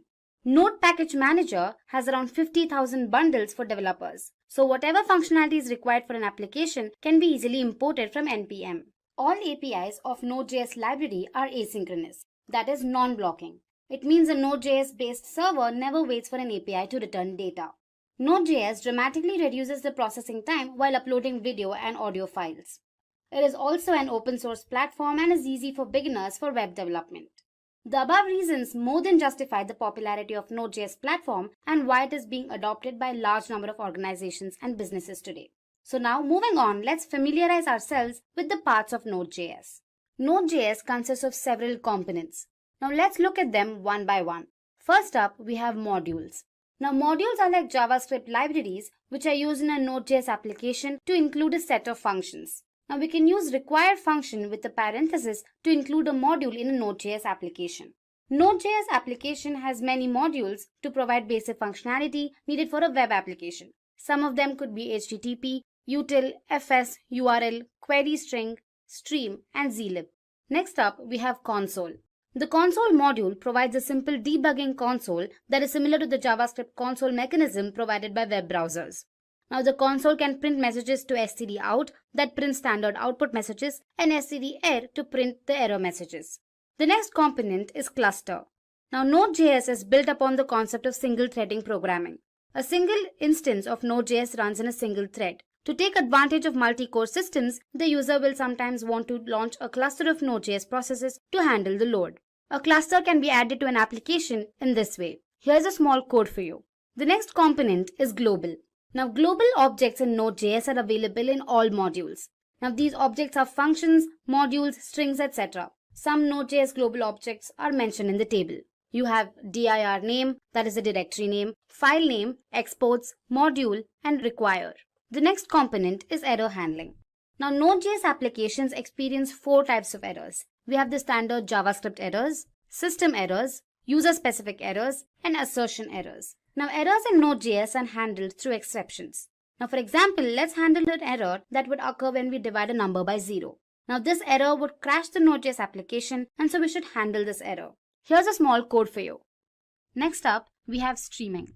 A stream is an abstract interface for working with streaming data in Node.js. Streams are objects that let you read data or write data continuously. There are 4 types of streams. First one is the readable. These are the types of streams from which data can be read. Writable, these are the types of streams to which data can be written. Duplex, these are both readable and writable streams. Lastly, we have transform. These streams can manipulate the data while it is being read or written. Moving on to the next component, buffer. The JavaScript language has no mechanism for reading or manipulating streams of binary data. Buffer is a module that allows handling streams that contain only binary data. An empty buffer of length 10 can be created by this method. Next up, we have domain. Domains provide a way to handle different I/O operations as a single group. Domain module intercepts errors that remain unhandled. There are 2 types of methods that are used for intercepting these errors. Firstly, we have internal binding. In this case, the error emitter executes its code inside the error method. Next up is the external binding. Now here, the error emitter is explicitly added to a domain via its add method. The next component is the DNS. The DNS module enables name resolution. For example, it is used to look up the IP addresses of host names. DNS module is used to connect to a DNS server and perform name resolution by using the method dns.resolve. The DNS module is also used for performing name resolution without a network communication by using the method dns.lookup. The next component is the debugger. Node.js includes an out-of-process debugging utility accessible via a V8 inspector and built-in debugging client. This Node.js debugger is not feature-packed but supports simple inspection of code. It can be used in the terminal by using the inspect keyword before the name of the JavaScript file. In order to inspect a file, say myscript.js, you can use the following method. Now that we are familiar with all the major parts of Node.js, let's go ahead and learn about the Node.js Express framework. Express is a flexible Node.js web application framework that provides a wide set of features to develop both web and mobile applications. You can assume Express as a layer built on top of the Node.js that helps manage the server and the routes. Now let's have a quick look at some of the core features of Express framework. It is used to design single-page, multi-page and hybrid web applications. It allows the setting up of middleware to respond to HTTP requests. It defines a routing table that is used to perform different actions based on the HTTP method and URL. It also allows dynamic rendering of HTML pages based on passing arguments to templates. Now moving on, let's take a quick example of a simple Hello World program. Now this is developed using Express framework to gain a better understanding. Alright, first up we have the where express. Now this is used to import Express framework into our Node.js application. Now the app.get method is a callback function with parameters request and response. The request object represents the HTTP request and has properties for the request query string, parameters, body, HTTP headers, etc. The response object represents the HTTP response that an Express app sends when it gets an HTTP request. Now the application will listen to the defined port, which in this case is 8081, and variables host and port will contain the address and the port respectively. Lastly, we have the console.log, which is used to show the address and port in the command prompt. So this is what the command prompt would look like. And finally, the output is displayed on the web browser. Having learned about the Express framework, now let's move on and look at the Node.js use cases. Now it is no doubt that Node stands out for its speed and intensive data exchange. So top industry leaders like NASA, PayPal, Netflix among others incorporate Node.js. First up, we have Netflix. The world's leading internet television network with over 117 million users is one of the top companies that trusted their services to Node.js. The reasons why the company chose to use Node.js were application scalability and data-intensive application. Now you must be wondering what application scalability is. It's basically the potential of an application to grow in time, being able to efficiently handle more and more requests per minute. And data-intensive application allows millions of people to stream Netflix simultaneously. Next up is Walmart. Now Walmart is the world's largest company by revenue with around $514 billion according to the Fortune Global 500 list in 2019. Again, the reasons why the company chose Node.js were asynchronous I/O and efficient handling of concurrent requests. Now asynchronous I/O, which is a form of input-output processing, allows other processing to continue before the transmission has finished. Node.js is able to efficiently handle concurrent requests with the use of thread pool and event queues. Uber. Uber is an American multinational ride-hailing company offering services that include peer-to-peer ride-sharing, ride service hailing, and food delivery. The reasons why the company chose Node.js were asynchronous I/O, quick iterations, and active open source community. As mentioned earlier, asynchronous I/O permits other processing to continue before the transmission has finished. Now quick iterations. Now Node.js is continually being updated and added new features that help in further improvement in the performance of web servers. And finally, active open source community resolves many problems that an organization may face in a particular scenario. Next up, we have NASA. Now NASA is an independent agency of the United States federal government responsible for the civilian space program as well as aeronautics and aerospace research. The reasons why the company chose Node.js were reduced access times, handling of data-intensive tasks, and the fact that the servers are active 24/7. Now NASA has lots and lots of data, and using Node.js has really helped them in reducing the access times. It is also continuously handling and working with large streams of data. Node.js is highly stable, which helps in keeping the server active 24/7. Next up, we have PayPal. Now, PayPal is an American company operating a worldwide online payment system that supports online money transfers as opposed to traditional methods like checks and money orders. The reasons why the company chose to use Node.js were the fact that Node.js has extremely fast build times. It allows tasks to be carried out with fewer lines of code when compared to other server technologies like Java and PHP. And Node.js, being data intensive, efficiently handles a large amount of data. Next up is Medium. Medium is a popular online publishing platform developed by Evan Williams and launched in August 2012. The main reasons why the company chose to use Node.js were A. Data-driven applications. Now these applications are ideal for being interfaced with Node.js servers. B. To run A/B tests. Now A/B testing is essentially an experiment where two or more variants of a page are shown to users at random, and statistical analysis is used to determine which variation performs better. Lastly, Node.js server maintenance is simpler than its counterparts. Moving on to the last topic of this session, industry trends. Now, Node.js developers are in demand across the globe since many companies are adopting JavaScript libraries. According to Forbes, it is one of the top 10 most in-demand jobs. According to NodeSource, the total number of Node.js downloads increased by 40% in the last 1 year. The use of Node.js in production has increased dramatically since its release in 2010. With early adopters such as LinkedIn, PayPal, and Netflix, among others, Node.js has seen an exponential increase in its use in web development. The popularity of Node.js is also accounted to JavaScript. Now, since JavaScript is the most popular language, as evident from a survey conducted by Stack Overflow in 2019, many developers can start working on Node.js library with not much of a learning curve. Node.js developers are being offered better salary options than other web technology developers. According to PayScale, the average salary of a Node.js developer in India is around 6,13,000 rupees per year. The average salary of a Node.js developer across the United States is around $105,000 per year. In this video, we'll help you install Node.js on your Windows system. So without further ado, let's begin. The first thing you need to do is download Node.js from their official website. So go ahead and type download Node.js. Navigate to their official website, and here you can see the 64-bit version. So go ahead and download that. Once the download is done, go ahead and run the downloaded Node.js installer. Accept the license agreement. Keep the default settings as it is. And then say install. So with that, we finished the installation process. Once Node has been successfully installed, the next crucial step is verification. Now this process ensures that Node has been properly installed. To do so, we first open the command prompt and then type in a few commands. To verify the successful installation, we type in this command, node-v. Now this command returns the version, and if it returns the version, it means it has been successfully installed.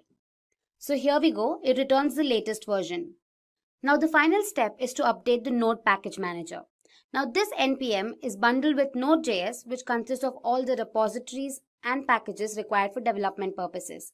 So to do that, type in the command npm install npm -- global.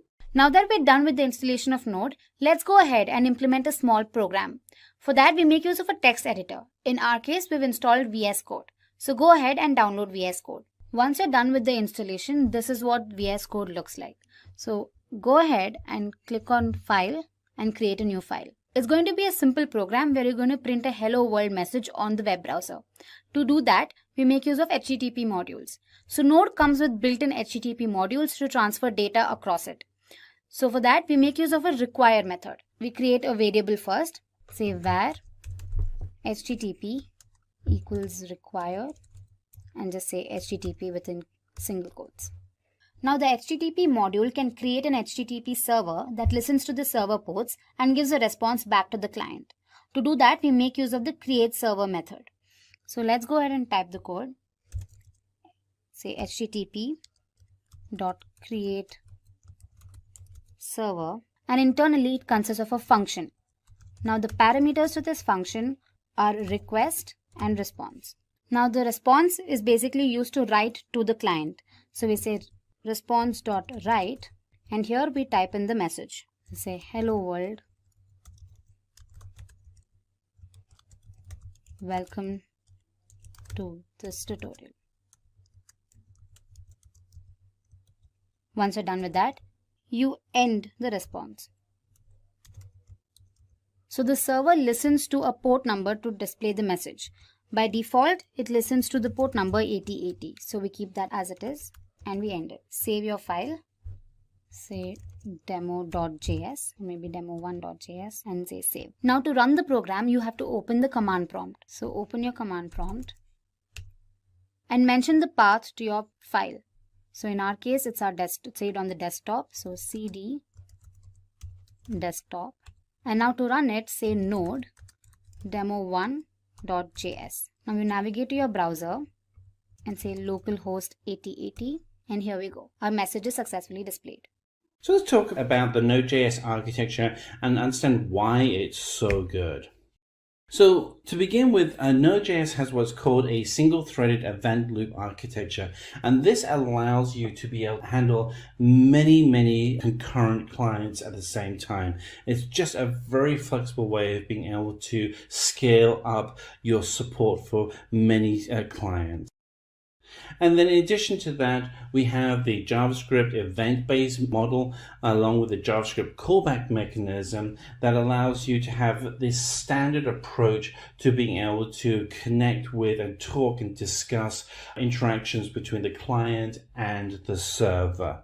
It's good to have these kind of standards where you're not using something that's unique to a specific framework or a specific technology. This just makes it so it's more accessible for everybody. So if we look at the actual Node.js server itself, everything centers around the concept of the event loop. And the event loop has an event queue, an operation completed via requests, threaded pull, and then it'll actually do the actual computation or the file system interaction. All of this interconnects in a nice seamless loop. The great thing again with Node.js is that it's not new technology. It's been around for almost a decade. It's very well tried out. Many of the largest websites out there are running Node.js. So let's now dig into each of the parts of the Node.js architecture. So let's talk about requests.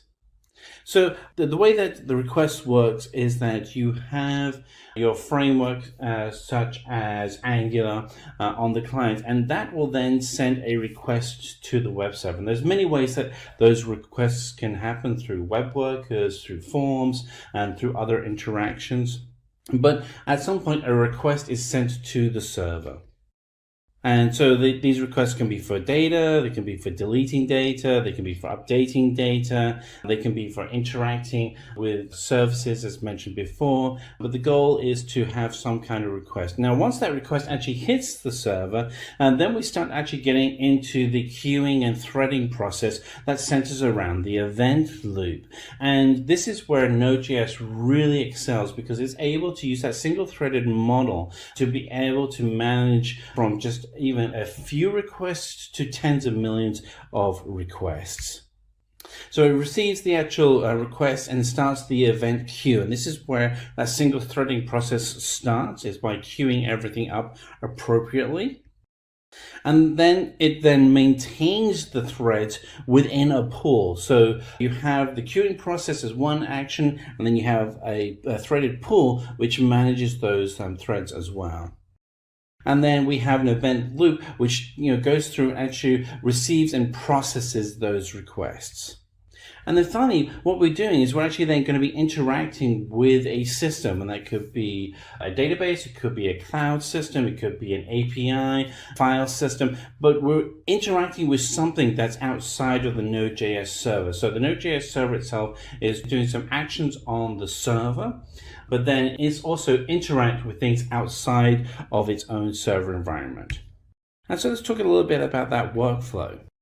So requests come in, they go into the event queue, and they get spiraled through the event loop. And then we have non-blocking operators, which are going to be doing the input-output polling, such as KQ, ePoll, and other services.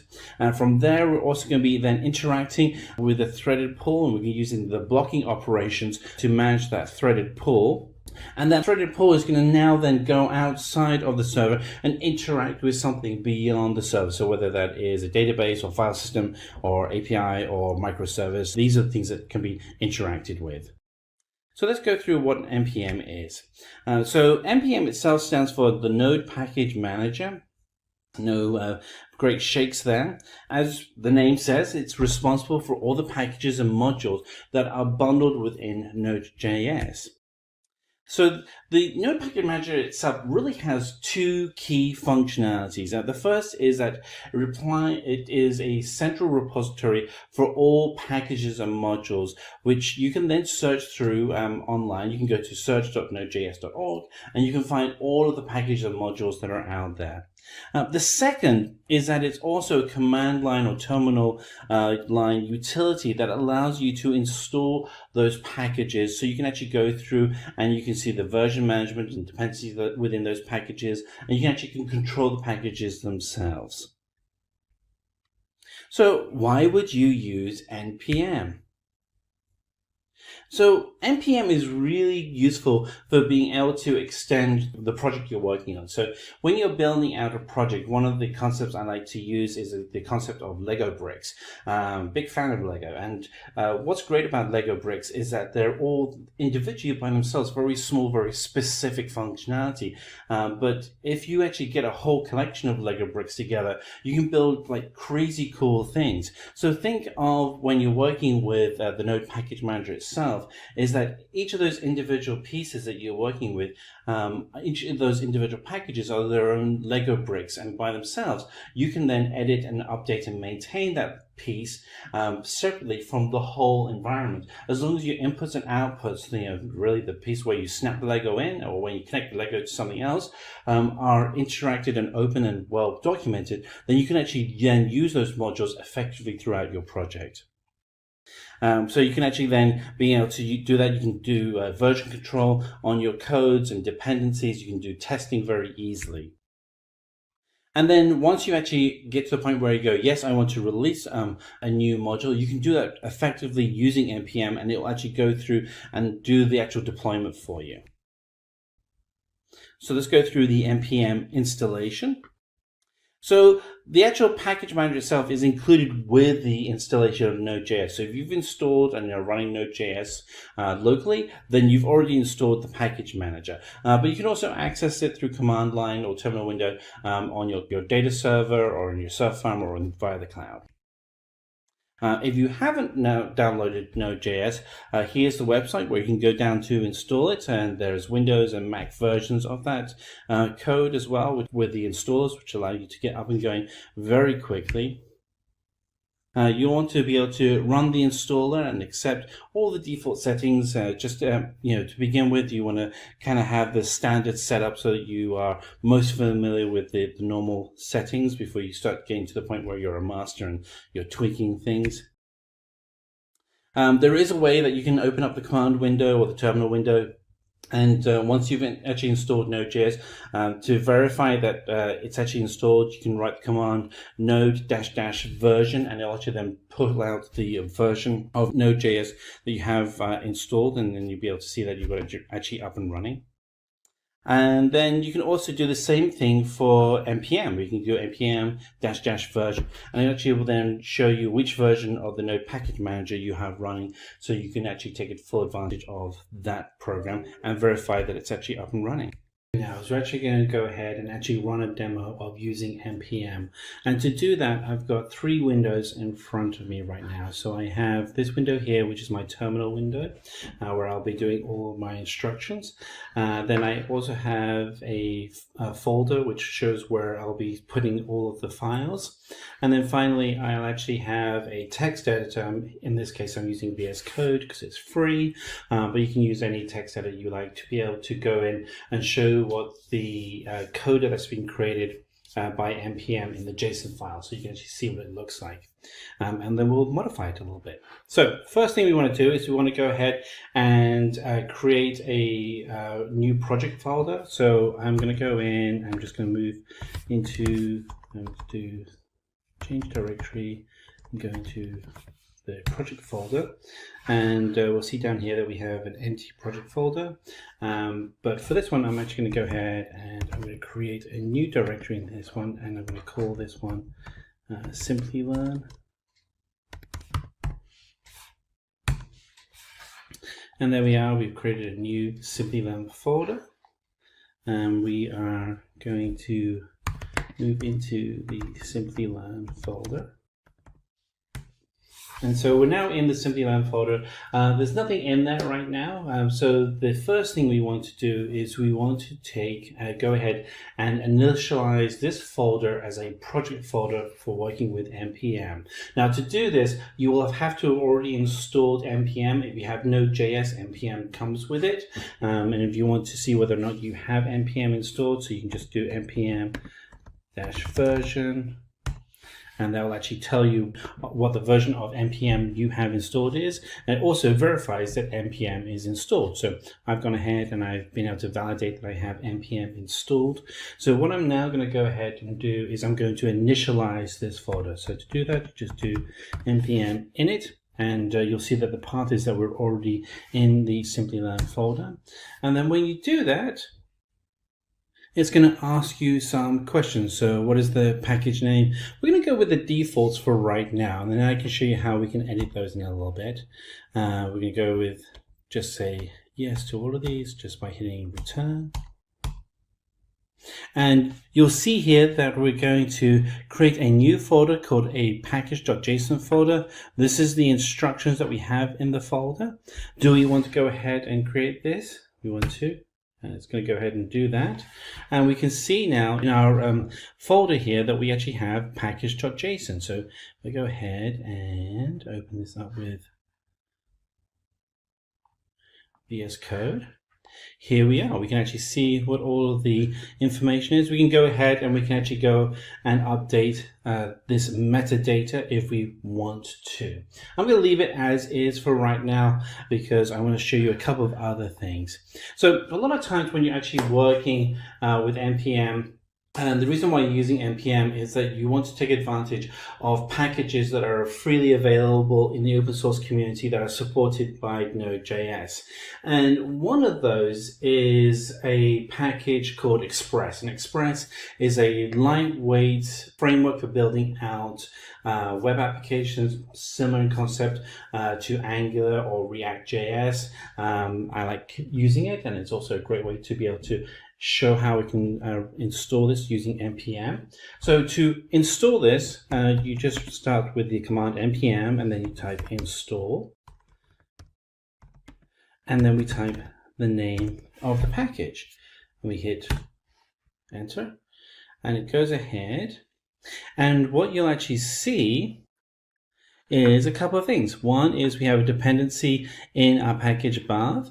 We also have, so this is in our JSON package, that is now a dependency that's written in there. We can also go in and under our node modules, we actually see that we have, we scroll down, we should see Express. There it is, Express. Now, if we decide that we don't want to use Express, we can actually just come in and we can write command npm uninstall. I can type Express. Oops, I did a typo there, so let's try that again. npm uninstall Express.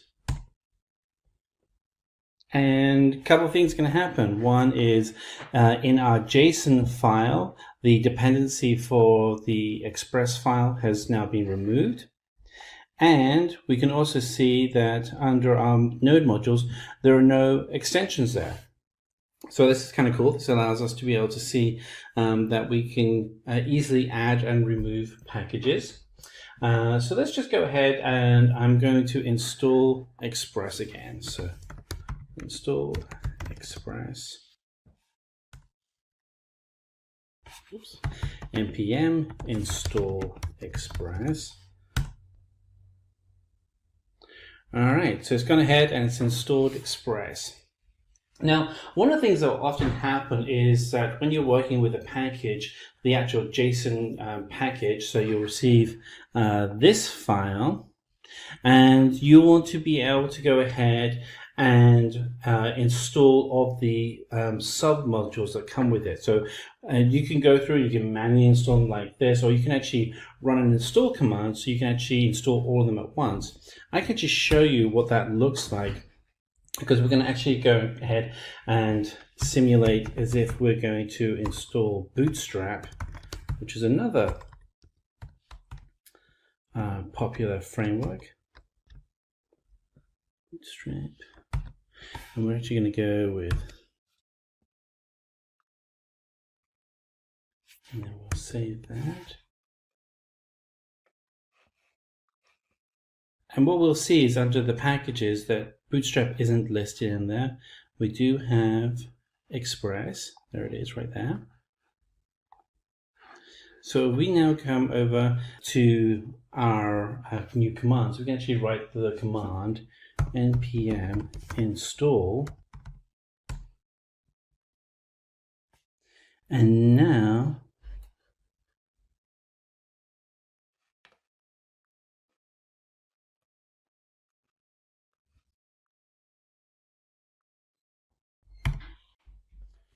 slight typo, let's try that again. Let's do npm install.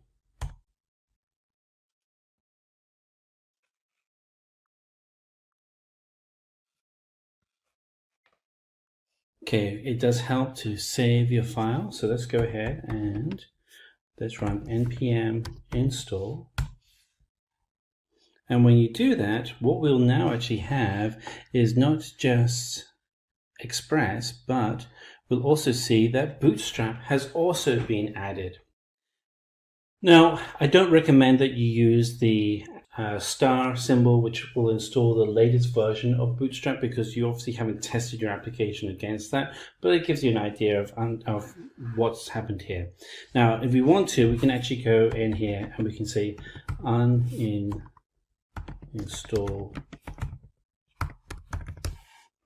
Bootstrap, and it will actually remove that from your JSON package. So there we are. That's how you work with using npm, from getting started with a setup for a base initialization of your package, going through to creating the first package, being able to set up and control the naming convention for each of the items within the metadata that provides the instruction for the package, how you can then put in dependencies such as Express and Bootstrap, how you can install them and remove them, and actually do all of this through command line. If you have any questions, please let us know. Django is a popular framework nowadays, and you must have heard it. Almost every website and web applications uses Django in some way or other for their web development. So in today's session, we'll discuss what is Django framework. Let's start by discussing what is a web framework. A web framework is a software framework that is created to support the development of dynamic sites, web services, and web applications. It supports creation, development, and publishing of the web applications and websites. Hi guys, I'm Anjali from Simplilearn. Now, if you have been following our playlist on Python, by now you have probably completed all the basic concepts of Python. So today we'll use these basic concepts in creating a website using Python again. Now, this application is called Django, and before we move into actually developing the website, let's better understand what Django is. So Django is a high-level Python web framework. So when you compare Django to many of its other counterparts, such as Flask, which also uses Python, it provides very limited freedom. But then again, this limited freedom does mean that it makes development much faster, and that is the goal of Django. So if you're a complete beginner with web development and also sort of with Python, this is the place to start. So Django has a free and a paid version, but since we are just learning how it works, we can go for the free version. In fact, the paid version is only required when it's utilized by companies where they perform a lot of modifications to the point that it's actually unrecognizable.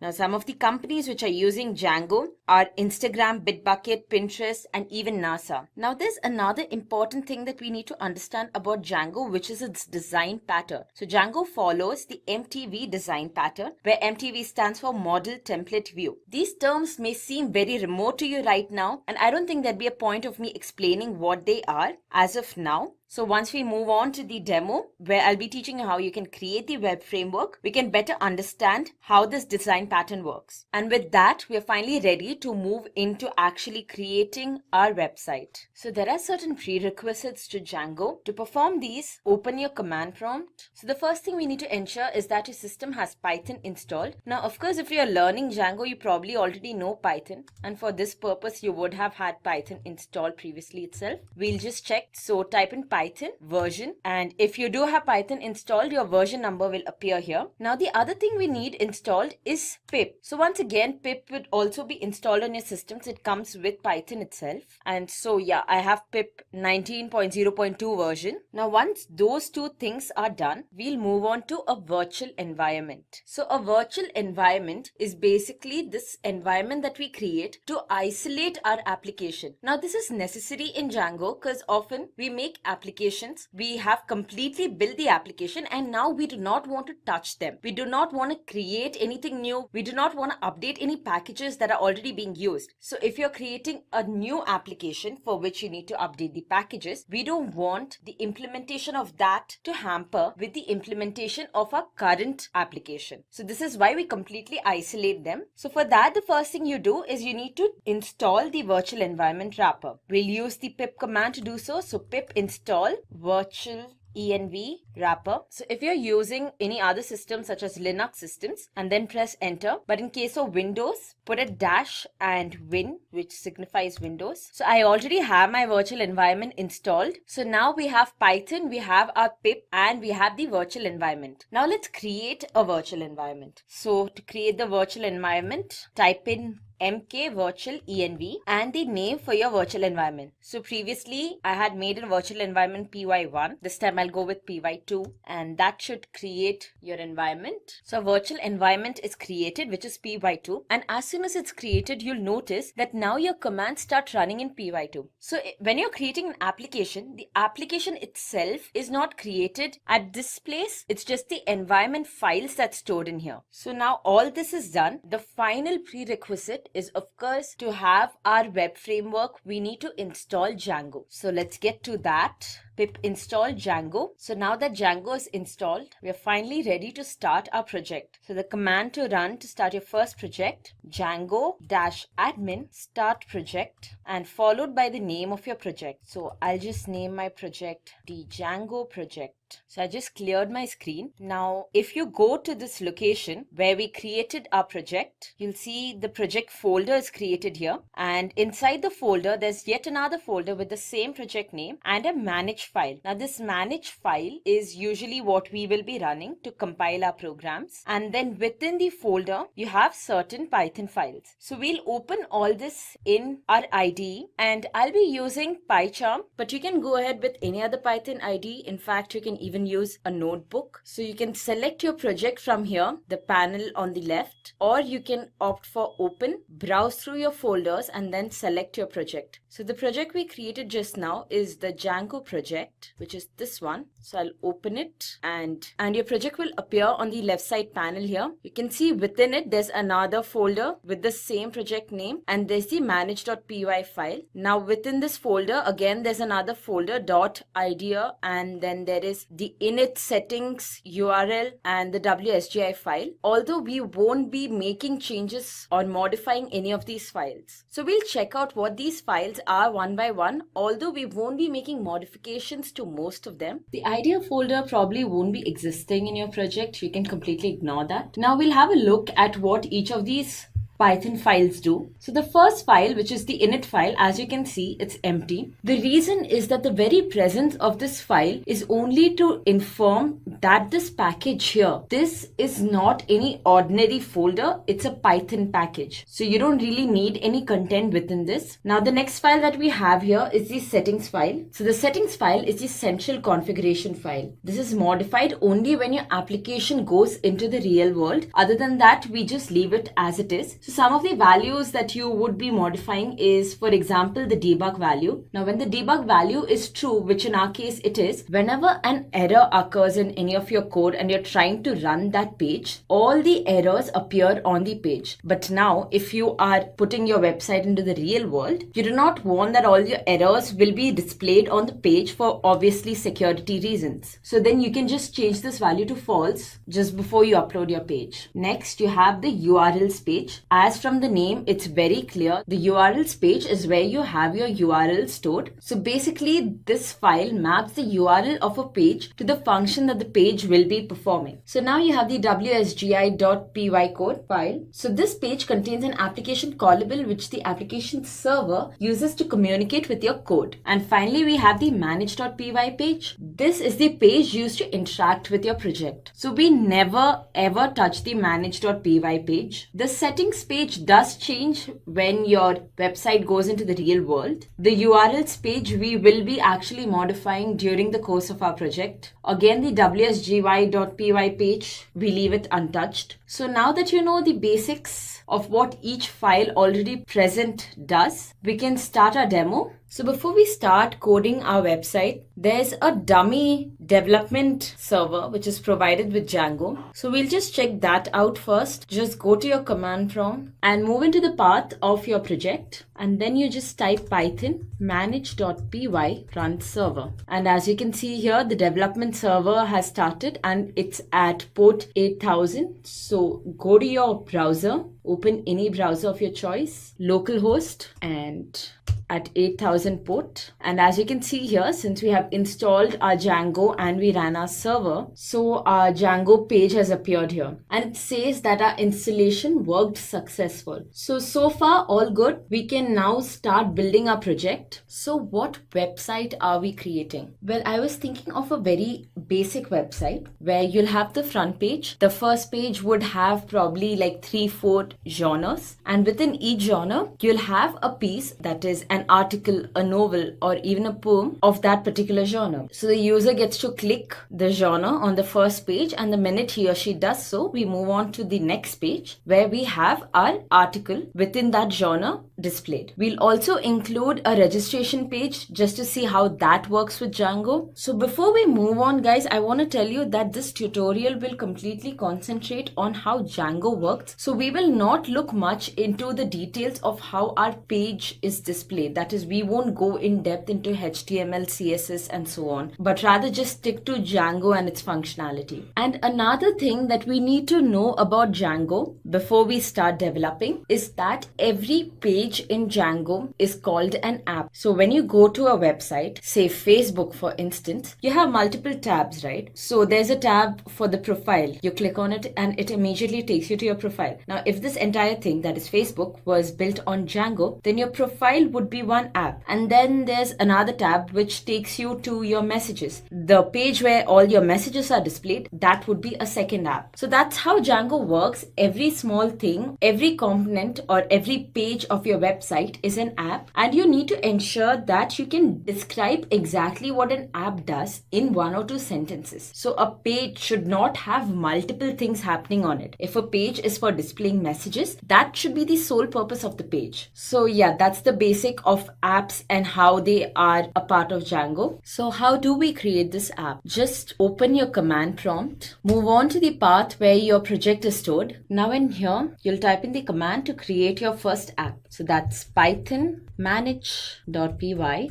start app, and then the name for your app. So I'll name my app genre. So basically on my first page, I want all my genres to be displayed and every article is put under a particular genre, hence the name. Enter, and your app should be created. So I go back to my PyCharm, and as you can see here, we have our app genre created in here. Now under this app, there are more number of files. So what do these files do? We'll discuss that first. Well, first is our migrations folder. Now inside this migration folder, there'll be a number of files which will be created. Once we go through our project, we'll see every time we execute a particular command, a new file is inserted into the migrations folder. So this basically connects your database with your source code, and that might seem very complicated, but actually Django makes it extremely easy. And then you have the admins page. Now this admin file or this admin page that Django provides is extremely useful. So it's like this dummy admin page where you can actually go and you can view your entire database there in a very formatted way. You have all the models that you created there. You can insert more values, you can delete values, you can edit values which are already present. So right now the admin page will not be existing. There's no point of us going and checking it right now since we have not created any models yet. Again, what is models? I'll come to that too. So that is the next file I'll be telling you about. Now, if you have gone through object-oriented programming, Python or Java or any other object-oriented programming, as a matter of fact, you probably know the concept of classes. Now, over here in our models file, we create classes, and each of this class is actually a model. And by that, we mean it's a database. So when we create a class, we have a number of attributes in this class, and each of this attribute forms a column in our database. So that is what will be happening here. And once we create our class or what we call model, that is when we can actually view the admin page. And we'll see how this page is extremely helpful. The next important page is the views page. So guys, if you remember, initially I told you that Django has a design pattern, which is the model view template, where model is already discussed. They are the classes. Template, as you probably guessed, is the look of the page. So that's basically your HTML files. And what brings the model and the template together? That is the view. So view adds the functionality. Now, whenever you receive a request from the user for a particular URL, view will describe the response for this request. But view is not responsible for giving the response. That is another file that we'll be creating, as you'll see in some time. So now when I go back to my web page here, there's no URL for this. This is just a domain name. But once we start creating our websites, the very existence of each web page is linked to a presence of a URL. So that is exactly where we'll start building. Under our Django project folder,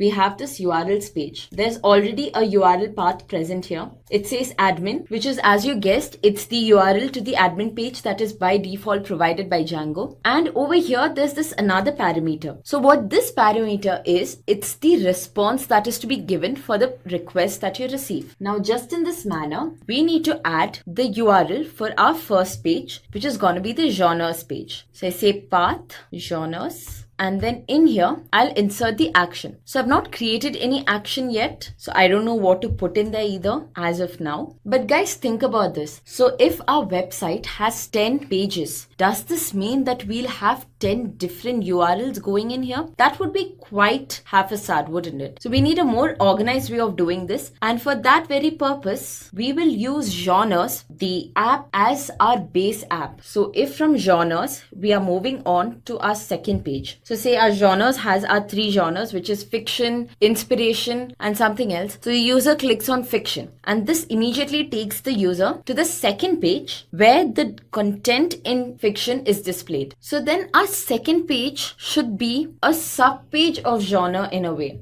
And every other page that we move to from our first page should be the same. So for this purpose, what we can do is we'll go to our genres app, the package, we'll create another URLs file within genre, and in this URLs file, we'll define the URL for our second page with reference to our genres URL. So how is that done? Well, the first thing you need to do is you must copy paste this statement here into our URLs page. For this page, we do not really need to import include, so I'll remove that part out. And I also need to define my URLs patterns, so copy paste this too. But again, admin is already defined there completely. We do not require that. Now here we'll say, if the user wants the page genres, this is going to be my first page. That is my front page. So what will be the response to this? The response will obviously be defined in our views page. Right now, we have not created anything in our views page, but we will soon, and we will name the response for the URL genres as index, since that is usually what the purpose of the front page is. It's usually to display the index. So we'll have view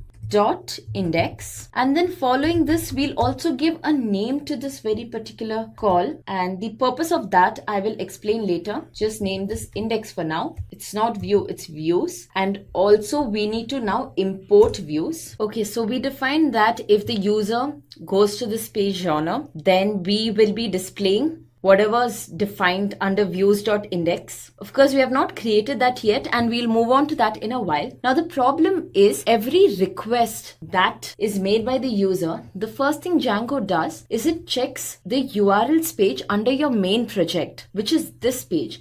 And under this page, we have not defined the action for genres. And it would be very repetitive to define this again. So what we do instead is we'll just include the file where we did define the function for genres. And that is genres.urls. So the user gives a request for the genres page. Django checks out this main URLs page. It sees it matches the URL to this very particular pattern here. And for that, it knows that the response is to include the genres.url page. So it includes this page. And within this page, we of course have the function or the response defined. So now the next thing is to create the response. So now under this views file, we'll create a view. The first thing is we need to import the HTTP package. The request is always HTTP, and this time the response that we are providing is also a HTTP response. We'll change this later because we'll need a more defined response, but for now we'll stick to a very basic display on our first web page.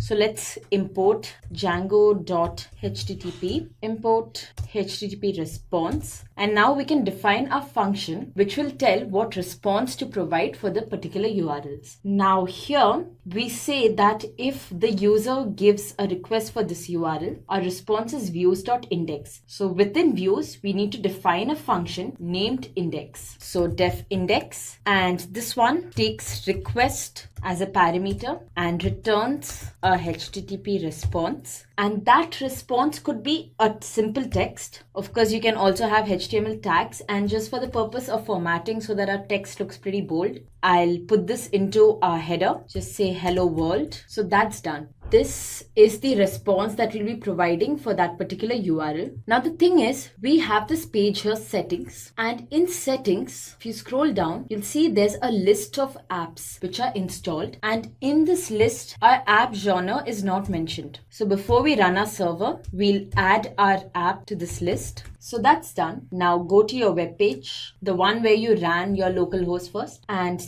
this time, okay, so my server's not running. I need to start my server first. Type in your command python manage.py run server, and it says that there's no issue and our server is currently running. So you go back to the page where we ran our local host. So the last time we ran a local host, currently your page would still be on that if you have not done any modifications. I did a few in between, hence I got this page. Now if you check out localhost again, you'll see that there's an error. This is because now we started defining the URLs in our URL page. So when you don't give any URL as such, Django checks out the two URLs defined here and says, hey, what you typed in here, whatever your request was, does not match any of the URL patterns. So now we want to check out the genres page and enter. And as you see here, hello world is displayed. So of course, this is a dummy page. We need to do something way more. We need to create a web page, and that is what we'll get to. Okay, so now that we viewed our dummy web page, the next thing we need to do is actually populate this app with some data. Now to populate the app with data, of course, we need to first store the data, and that is stored in a database. So with Django, you would have probably already noticed here, there's this file called SQLite3. So this is the database management system that comes along with Django. It's already set up to be used, just a small command, a small tweak that we require, and everything will work perfectly fine. So what this does is basically all the data that you enter through your model will work along with this. So that means that there should be a communication between your SQLite and your source code. Now, if I go back to the terminal where I ran my server, you'll see here there's an error line which says you have 15 unapplied migrations and your project may not work properly. Right now, what we designed worked right because we didn't have any data stored. But from now on, we will be storing data. So we need to ensure that the migrations are done right. And by migrations, we mean that our database management, that's SQLite, is synced pretty well with our source code. So first of all, stop your server, and now you run a command to do the syncing, which is python manage.py migrate. And as you hit this command, the syncing is happening. So when you say that the migrations are complete, what you actually mean is when Django looks at your installed apps, this is an app that we created and we just added it a while back to this list of installed apps. But everything else in here in this list was already present. So these are some default apps which Django or this project in particular will already work with. And many of these apps require to access some databases. It could not do that until now. But now that we finished our migrations, when Django checks out these apps and needs to run them, it can easily access the database, take whatever data is required from there and perform its functions. Again, if we go back to our command prompt and run the server again, you'll see that this time we do not get the error of the unapplied migrations. So that is how you sync your database with your source code. Now, once we create our models, it means that we have added some new classes. There are some new tables which are going to be added. So again, we need to perform the migration function, which we'll look into later. Now let's get to creating our classes. So as I mentioned earlier, models are basically classes. Now there are two classes that we will be creating for this particular project. The first class will have all the genres and the second class which will hold all the articles. So let's begin coding. Now my first class, I'll call it collection. And every class needs to import from models.model. Now within this class, all we need to define are its various attributes. So I'll explain this again. The class is basically a table and all your attributes of the particular class are the columns. So the first thing is the collection name or the genre name. Now the collection name would be something like fiction or inspiration or non-fiction. Could be anything, and all these are strings. So when you're inputting them, so in Django basically that's the char field type. So you say models.char field, and a compulsory parameter here is you have to insert the maximum length. I'll give it 100 characters. Next thing, we'll have a description for each genre type. That again would be char field. Enter a max length. Give it 500. And then we'll also have an image or a cover for each of the collection or each of the genre. So that would be, I'd say, call cover as in collection cover. So this again will be a char field type, as I'm going to enter the link for the image over here. Now the links would be pretty large. So I'd say a length of 1000. So that's our first class. Now we'll define a second class, which is for the particular articles or the pieces which are inside the collection. So here we'll just go for one article within a collection, and I'll name this class as piece, as in a piece within a collection. Again, this class too imports from models.model, and we will enter the column names now. So every piece will have a title, which would be the name of the piece, and that too would be of char field type. Give this a 200.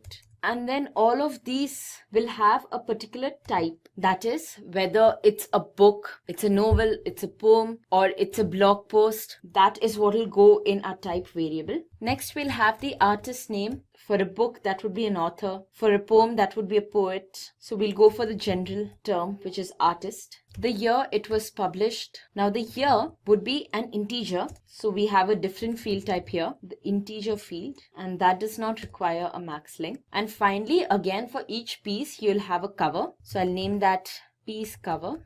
Again, we'll pass the link of an image here. So char field with the max length of 1000. And yeah, so our two models are created here, class collection and class piece. Now once again we'll do the migration, and what will happen is that the database will link with this model, and then we can finally view the admin page and see what exactly that admin page is that we've been talking about all this while. But before we move on, we are missing out on something. So we have our collection and we have each piece. How do we link the piece with the collection? Well, this is where the concepts that you probably learned in database is going to come into use. This is where we'll use a foreign key. So although we are writing a code here, this is exactly how a table in a database will be created. So every item would have a primary key, and now we are going to use foreign keys in our class piece to link each piece to a particular collection. So if I say Dan Brown's book origin, so that should be linked through the foreign key with our collection fiction. So let's create our foreign key, and I'll name it collection, but this time with a small c. Models.foreign key. So to the foreign key, you pass the table name to which you're making the reference first, which is collection, and then you pass on an action as to what will happen to a particular piece if the collection that it's linked to is deleted. So what we want is, if suppose fiction is deleted, then automatically origin, which is tied with fiction, should also be deleted, and that is called a cascade delete. So you say on delete models.cascade.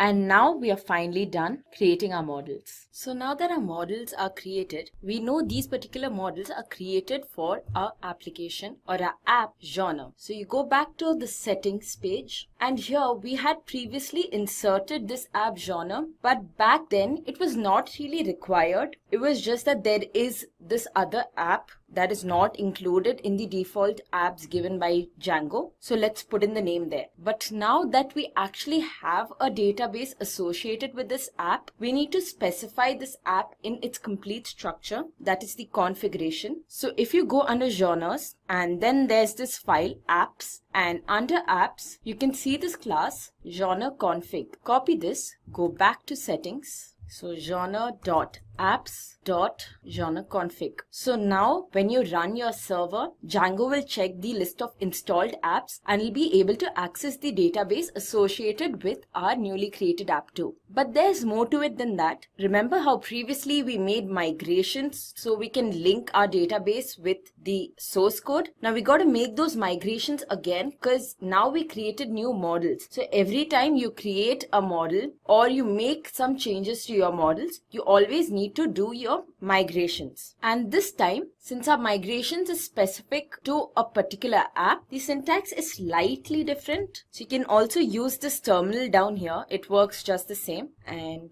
Python manage.py, make migrations, and your app name. Enter. And as you see, it says the models, collection and piece have been created. Now what this migrations exactly does is it converts these models that you have written in coded format into an SQL form. So that's where your tables and everything's stored. And now if you check your migrations folder, you'll see there's a new file under it. That is the current migration that you attempted. So now that the migrations are made, you can finally run your project. So once again, an overall migrations. So I'm back to my command prompt, since the black background makes it easier to see the text. Break out of your server, and we finished our migration. So now we can run our server. No issues, and there's no error with the migrations either. Let's now check out our genre page. Of course, it'll look the same, because although we created our models, what the models will be reflected in is the database. The overall look of the page so far has not been changed, so it's the same.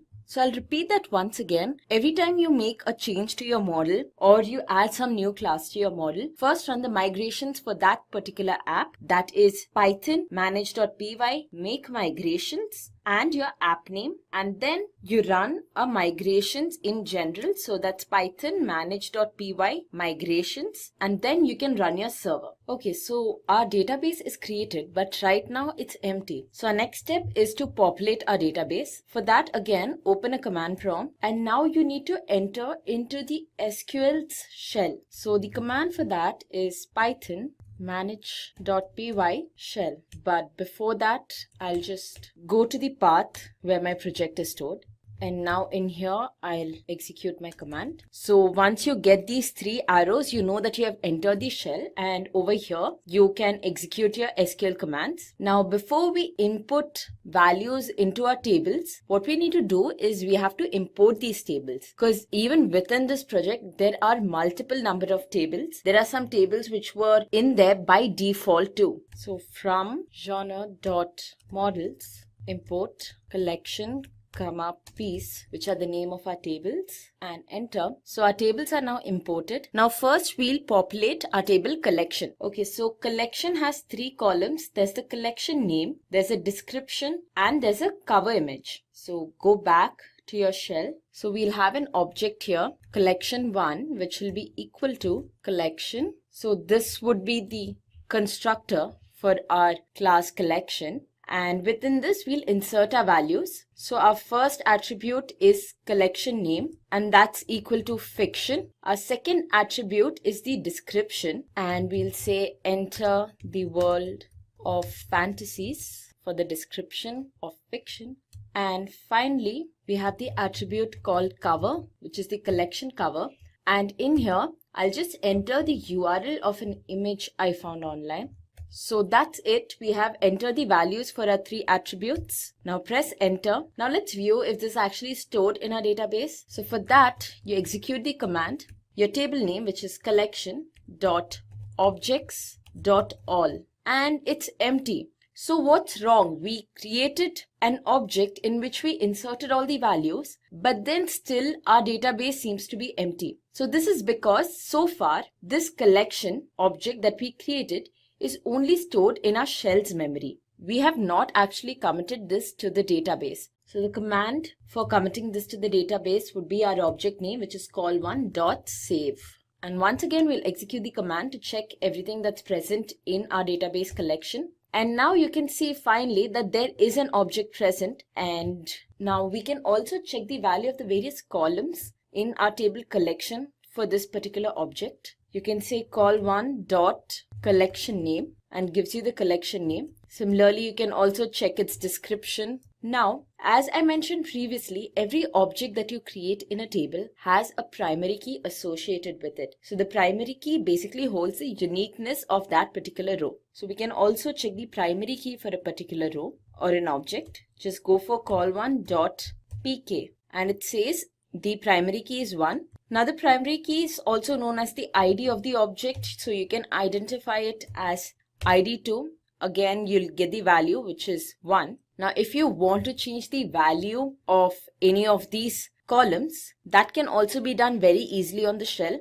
So suppose I want to change the description, say call1.description, and initially it was enter the world of fantasies. I want it to be welcome to the world of fantasies. So welcome to the world of fantasies. And now if I check the value of call1.description, the value has changed. So that's pretty simple, isn't it? Now, if you think this is simple, there's a much more simpler way of adding values to the database, which we'll see just in a while. And that is where we'll put in more objects. We'll have a few more genres and we'll also add elements to our table piece. So now we can look into how to create our admin page. So now that we learned how to input or populate our database through the shell, let's go for the easier and the more efficient way, which is through the admin. Now before we do that, we need to create an admin. And for that, go to your command prompt out of the shell. Now in your command prompt, type the command python manage.py create super user. Okay, so once you do that, they'll ask you to create a username, and we'll just go for admin since we are creating ourselves as the admin. Enter an email ID. Just go with admin123@admin.com and a password. So since this is not a production environment, I'm gonna just bypass the password validation. But if your website is going into the real world, then make sure things are secure enough. And our super user is created successfully. So now we can go on to a browser, and here we'll just type admin So this is our admin page. You can see here there are two tabs, groups and users. But the main reason that we require the admin page does not seem to come out here. We expected there to be our database tables present here so we can directly go and edit them or add some values to them. But it's not there. So what is missing is that we need to go back to our Python page and over here, go down to the admin file. So here we need to add the models that we want to appear in the admin page. Basically, we need to register those models with the admin page. And for that, the first thing we do is we have to import the model. So from .models, import, and our two classes are collection and piece. So we have not added anything to our table piece yet. We will later on, but anyhow, we'll just register both of them at one shot. And you type in here admin.site.register collection. Copy paste this and change the collection to piece, which is our second table. And that's it. So with just these two lines of code, you should have your collection and your piece tables appearing in the admin page. Now when I move back to the admin page and refresh this, you'll see that our tables have appeared here. Click on collection and there's one collection object here. Click on that, you can see the values of the attributes. And through this admin page now, I'll show you how you can add more objects. So just press on save and add another. Here we can enter our second collection's name, which in my case is inspiration, and description would be inspired to do more. And for call cover, which is the collection cover, I have another link that I just took from the net. Save. And we'll add one more. So we'll have 3 collections now. And our third collection would be horror. The description, let's say the fear is real, although we hope it's not. And finally, we have the collection cover. Paste the link here. Save this too. So now we have 3 objects under collection. Now, as you see here, all our collection objects just say collection object with a number in bracket. In the similar manner, when we were also going through our shell, every time we executed the command collection.objects.all, we got just the name collection object and a number. But we want something more meaningful. So when I look at this table of collections, I know that the first one is the collection fiction. The second one is the collection inspiration and so on. So for that, go back to your code. So go under your models.py file and under the class collection, we'll define a special method which is _str. Now this is an overriding method, that is, this method's already defined, but the value returned by this method is not of much meaning to us as of now. So now over here, we'll return something that we actually want to see when we look at the objects in our table collection. And what I want is I want the collection name to appear. That would be quite clear as to what object is at which position. So I say collection return self.collection name, and that should do it. Now in the similar manner, we can have the same function for piece 2, and for piece what we want to return is the title. So that's it. Now if I go back to my admin page, refresh this, as you can see, we have something much more meaningful under our table collection now. The objects actually have a name. Well, the objects don't actually have a name, but we are displaying one of the attributes of the object, and that gives more clarity as to what the object holds. So now we'll start creating our views. Now, as I mentioned earlier,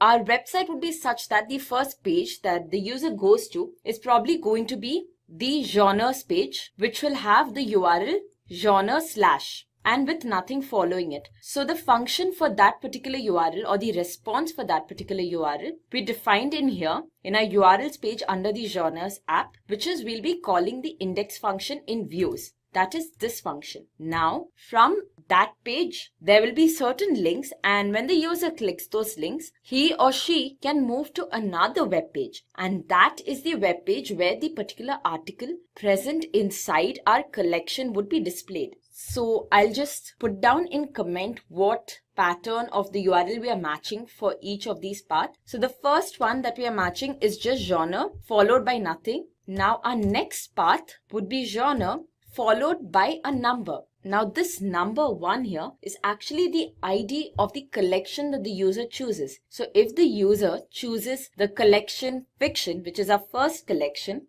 that has a primary key 1. So immediately the user should be sent to the next web page, which is genre/1, where 1 represents the ID of the collection chosen by the user. So now for path, let's pass the expression that will match this particular URL. And that expression is actually just an integer number, since the front part, that is genre/ is already matched. And this integer number, we are going to store it in a variable because we'll require that variable later. So you can just say int : and collection ID. Now when you do this and genre's ID, so when you do this, what happens is that this 1 gets stored in this variable genre ID, and this pattern will match this URL. Now when this URL is matched, what response do you want to give? That is, what do you want to display on that particular web page? That will be defined in another function. We'll define under views. We'll name it details for now. Of course, details is not defined. We'll do that in a while. And give a name to this too, which will be the same details. So now we are able to recognize this URL. What we need to do is next we need to define details, which will give a response to that URL. So go to your views page and you create your details function. Now what is displayed in this details function greatly depends upon the genre that is chosen by the user in the first page, which is stored again in genre's ID. So over here, you pass not only the request, but also genre ID. And inside, you'll return a HTTP response. The collection, the genre ID is the HTML tags also need to be within the quotes. Copy paste that in here, have quotes here too. And now one more thing we need to do is, so genre's ID is an integer, but we cannot concatenate an integer with a string. So we need to convert this to a string, and that's it. So let's go back to our web page and run this page. So the first page, which is genres, displays hello world. Now if I enter genre/1, which is what we created newly, run the code, you see here the genre ID is 1. In a similar manner, even if I enter 5, although we don't have a collection 5, it'll display the genre ID is 5. Now these are dummy web pages, so this kind of a display is fine. Of course, once we actually start building our view, which we will do very soon, things will be more defined. Now let's get to actually creating a good view. So what we want here is, first of all, we do not want to display any large text. So let's delete that off. We need to import our models because this is where our database is. And of course, we need to fetch information from our database to be displayed on our view. So from .models, import collection and piece. Now in our index function, what we'll do is we'll first collect all the objects from our table collection. We'll have a variable which is all collection, and then to collect all the objects, we'll use the same SQL command that we used. So that's collection.objects. So all your objects in the collection table will be stored in all collection. Now we'll store this as a dictionary so that we can iterate over these objects and display them one by one. So we say context equal to all collection is the key, and the value would be our variable all collection. So that's done. Now we need to iterate over this. So do we do that within our views itself? But there's no point of doing that, because while we are iterating over every object in our collection table, we also need to display them in a certain format. That means that we need these objects to be somehow embedded in a HTML file. And this is where we create our very first HTML file for our first page, which is the genres page. So to create our HTML page, inside genre, create another package, and you name this package templates. Now inside templates, create another folder and give this package the same name as your app name, that is genre. And now inside genre, we can create a HTML file.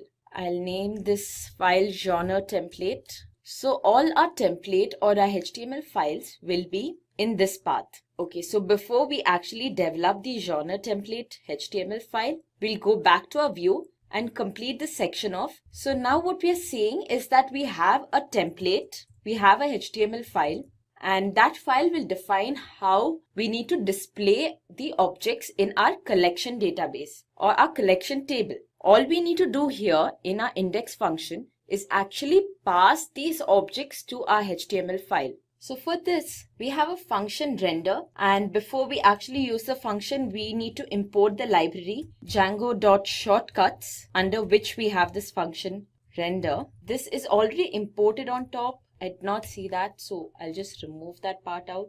And now that you have the render function, you use that to pass your object. So what this render function does is basically, we'll pass context to it. It will type context with the template name that we pass, and it will return a HTTP response object. So you pass your request, you pass the path to your template, that is genre/templates/genre/genre template .html. So now you have passed your template to, and finally the object, which is context.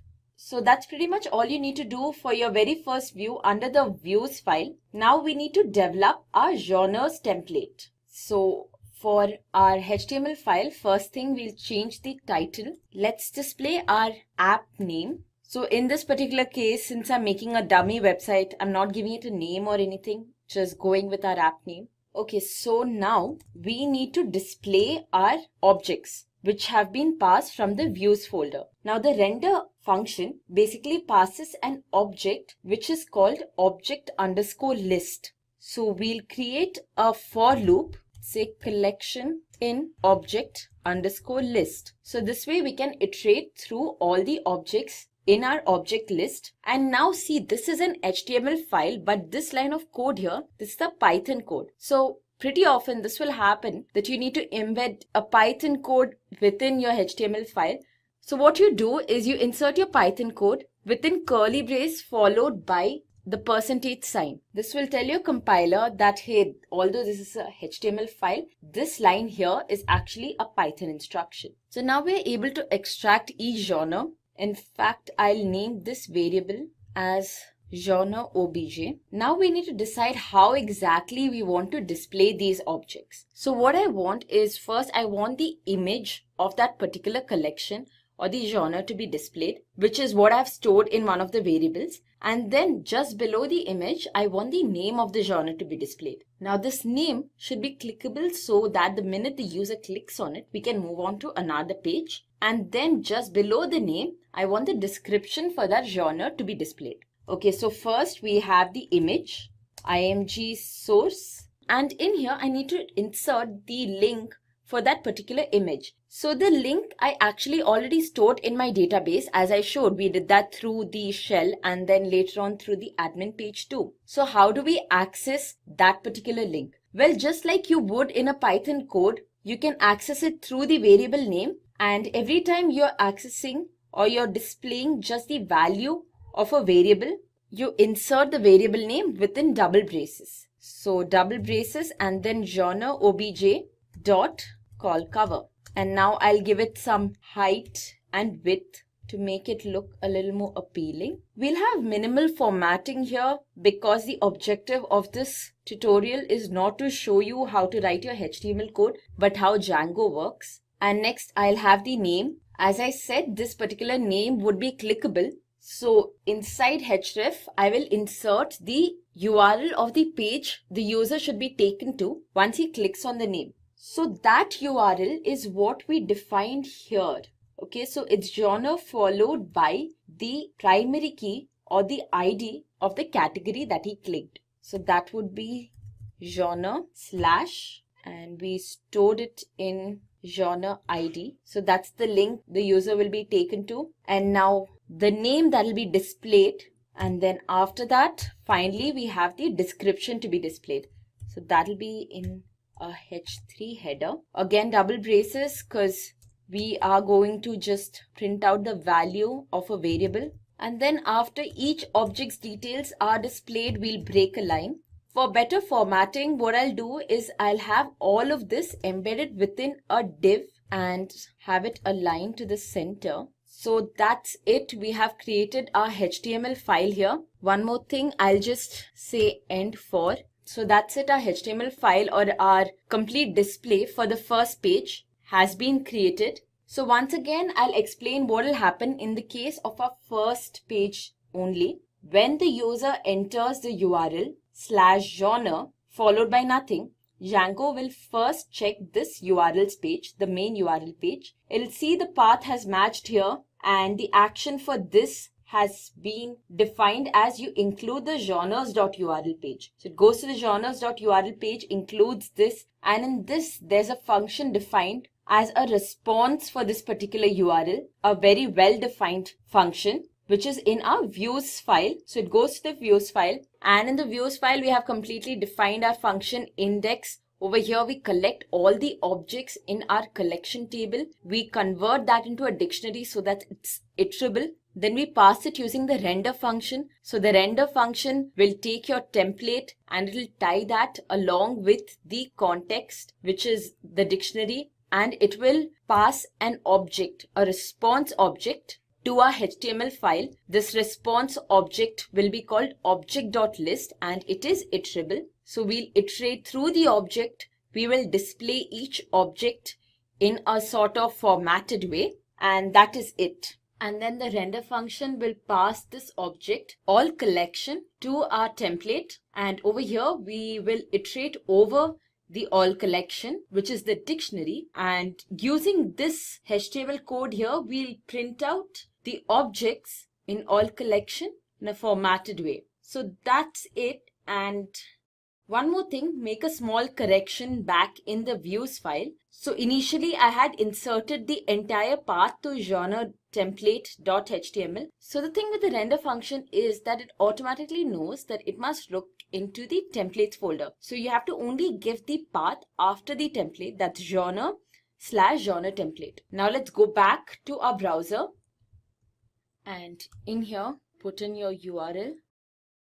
And there you go. So that's our first web page. You can see the image for our genre is here. And then you have the name. And then you have the description. Okay, so that's redirecting us to a page where there's an error. It says that this path is not found. So when you look at these error, guys, you will understand better as to how the matching of the URL patterns take place. First, this URL pattern, just this part after your port number, that is checked against the URL in your main URL file, that is Django projects.url file, where we have defined just genre. And then after that, it will check the files that we included in the genres URL file, that is genre followed by the genre ID. Now we had defined a dummy page for this previously, and that was being displayed too. So I'll go back to the code and figure out what the error is. The error is here, of course, I wrote genre ID, which does not signify anything as such. Now, because here we have this object genre obj. That is where all the objects from the collection table are stored one by one. So what we actually need to access is the ID for genre obj. Now I'll go back to my browser. So now I'm back to my browser, and as you can see here, we still have our front page. Click on fiction, and yeah, we got our dummy page back.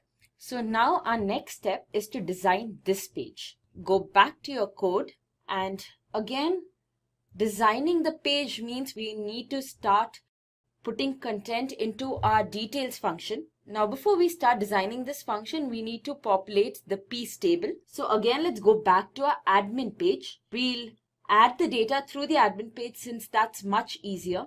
Here you have piece and click on the add button. First we'll add for fiction. The title we'll give, let's insert the book Origin by Dan Brown.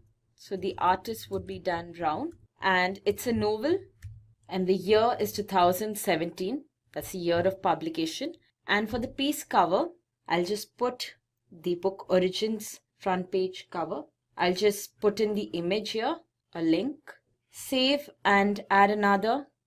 Now for inspiration, I'll put in the poem If, and type would be poem. Artist is Rudyard Kipling, Kipling with single P.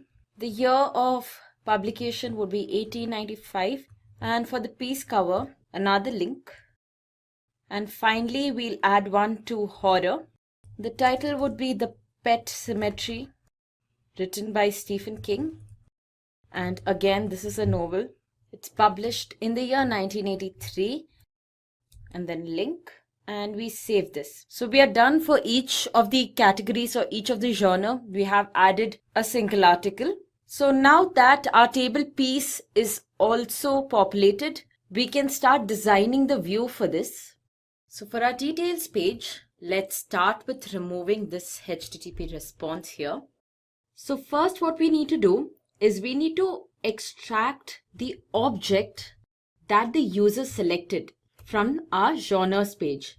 So we say collection dot objects dot get pk equal to genre id. So what we are doing here is, as you can see above, we use the query collection.objects.all, which returned all the objects in our table collection. Now here we are telling that, okay, I want just one object from my collections table, and that particular object is the one whose primary key matches that stored in the variable genre.id. And since genre.id is defined in this file, and it's basically the ID of the genre that the user selected, this will be a number either 1, 2 or 3. That is 1 for fiction, 2 for inspiration and 3 for horror. So now that we got that object, we will use this object cItem to extract from our piece table. So for that we say piece.object.filter,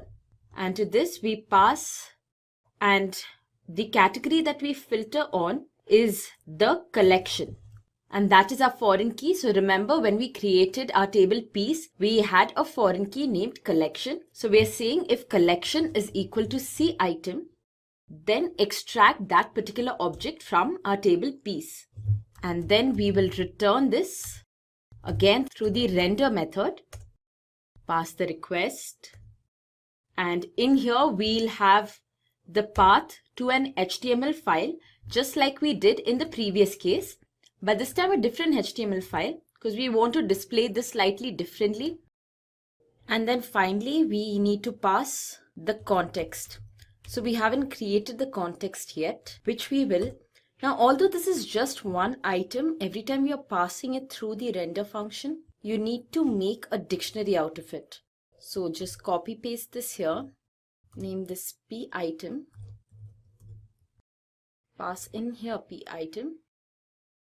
And just now I did create a HTML file in the same path as before. That is, under templates you have the genre folder, and under that I created a HTML file called detail template. Nothing's filled yet, but now that we have created a file, we can put in the path here.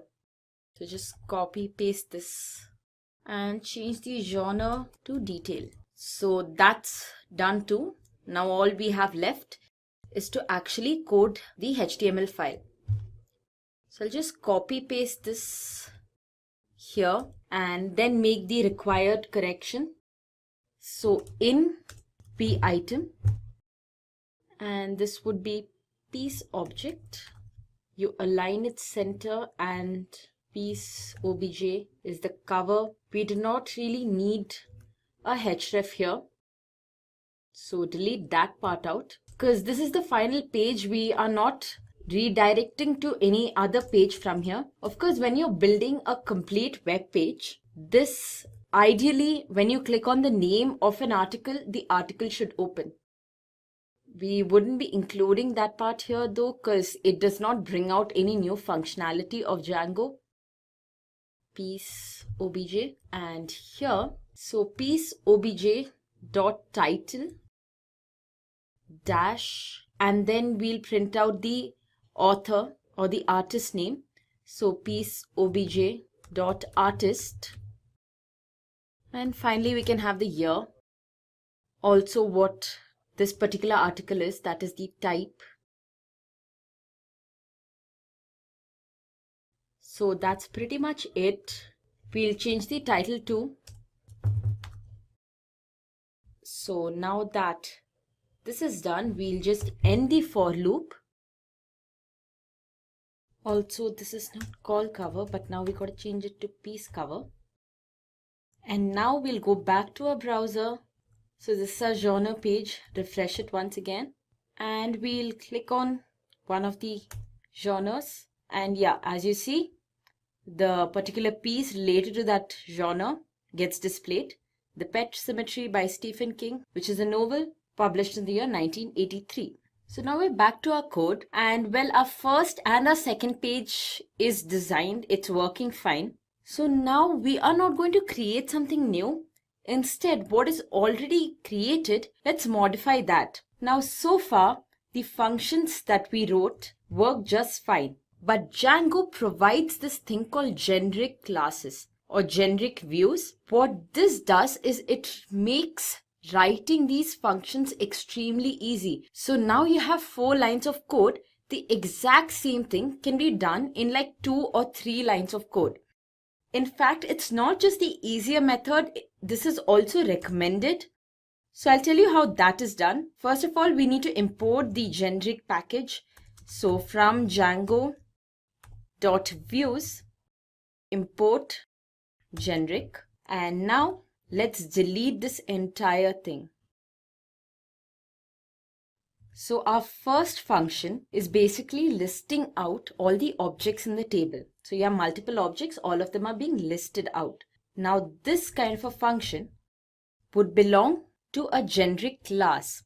So far I was defining functions. Now I'm speaking about class. So is it a function or a class? Well, it is a class. It's definitely a class, but I'll show you how this class is called as a function. So first we'll finish writing the class. Now we have the class index, and this particular class type is a list view because we are listing out objects. Now under this, first we'll have a template name, which is the path to our template. And now to return our query set. So previously we were always returning a dictionary. Now we can return a query set. We have a function def query set, and under this we just say return collection.objects.all. So the same query we were using previously, but now we do not need to take the objects from the query and then convert them into a dictionary, then pass it on using the render function. We can simply do this one statement and all our objects will be sent to our template, where now in the template, so far we were saying all collection because that is the key that we were using in our dictionary, but that is no more. We are not using the render function anymore. When this query set passes an object, it's received by the template file in a variable named object list. So you replace your previous variable with object list, and that is it. With that, we finished the method for displaying our first page. Now we'll move on to the second page. So the second page is slightly different because this time we are not listing out multiple objects. We just have one object and we are basically giving out the details of the object. That means that this class, which we'll still call details, is a detail view class. So we say generic dot detail view. Let's delete all of this first. Now the function of this detail view is basically to display the details of an object. So what we need to do is first we need to define a model. Now our model is collection because we are receiving the primary key from the collection, and each of this object actually is a part of a collection. The object would not exist if the related or the counterpart genre of that object did not exist. So our model is collection and our template name will be again the path. So that's genre detail template .html. And that's it. So this is even smaller than our generic view. Now in our detailed template, initially we had the name of the key in our dictionary. Again, this time we don't have a dictionary pass. So what is the value here? Well, the value here would be collection dot piece underscore set dot all. So this will return all the pieces related to that particular collection. And everything in small this time. Now we are almost done. Go back to your views and you see this is a generic detail view. Now the thing about the detail view class is it always accepts one parameter. Go back to your URLs file. As you are passing here a variable genre underscore ID of int type, you don't need to do that anymore. You can simply say pk and pk will be passed to this class. And now that's the problem. So here we were calling functions, but now we have classes defined, not functions anymore. So we need to figure out a way of calling this class as a function. So for that, you just say as underscore view for both of these classes. And that's it. As simple as that. Now you can call your classes as a function, and since you use the generic view, now things have become so much more simpler, much smaller. Our code looks very neat.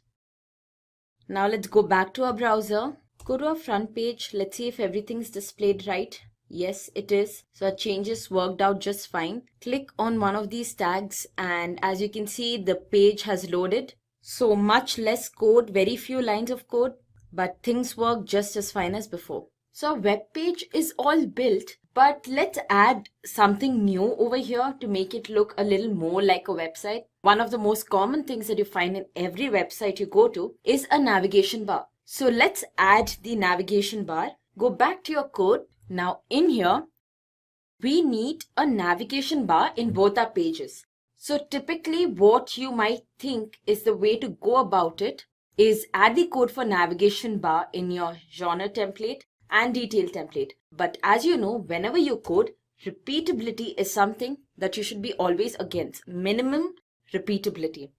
So instead, what we do is under genre, the same folder that has all our templates, create another HTML file and name this base. So this will be our base template and we will add the code for creating a navigation bar in here, and then we'll just include this base in our other templates. So first let's create our navigation bar. Now we'll be using Bootstrap to create the navigation bar. And every time you work with Bootstrap, the first thing you need to do is in your head section, include these 3 links. So if you have worked with Bootstrap, you probably already know you need to go to the Bootstrap website, copy these links, paste them here. So you're basically able to access some style sheets which are stored in some other system. And once that's done, you can start building your navigation bar. So in your body, you have nav class, navbar, and navbar default. So this is the class for creating your basic navigation bar. But actually we'll go with inverse instead of default. So this has a dark theme navigation bar. It will look better on our white background website.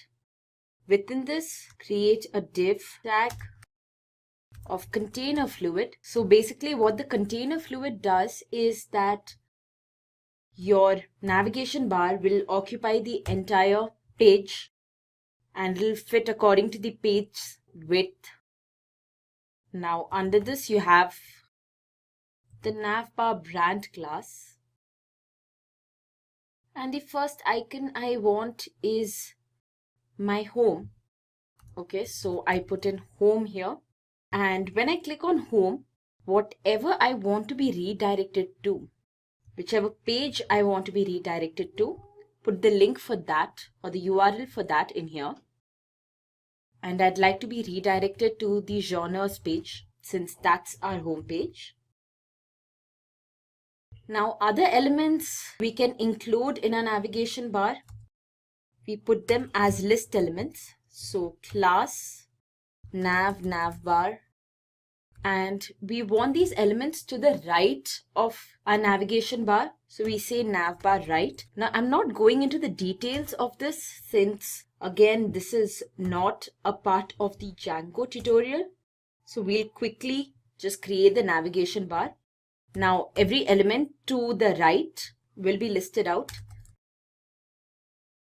And I'll have a registration button. So that will be under genre/register. Now I have not created the view for this URL yet. In fact, this URL is not even identifiable yet.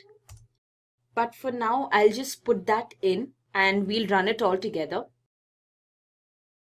And finally, at the very right end corner of my navigation bar, I want to display the username. That is whichever user is currently going through my website. Now, right now we have not designed the features for all of this. We don't have a registration form itself. So a user does not mean anything to us right now. But very soon I'll show you how you can create a registration form. You can have users register to it. So then this will start making sense. So we'll say li class, and in here, the way you can extract the current user of your website is you say request.user. And that's it. That's pretty much all we need right now. Just check all the tags again. We have the navbar inverse, which is the type, the look of our navigation bar. Container fluid.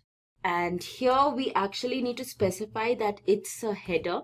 So we say div class navbar header. Well, this would be closing right in the end. So I'll just format this once.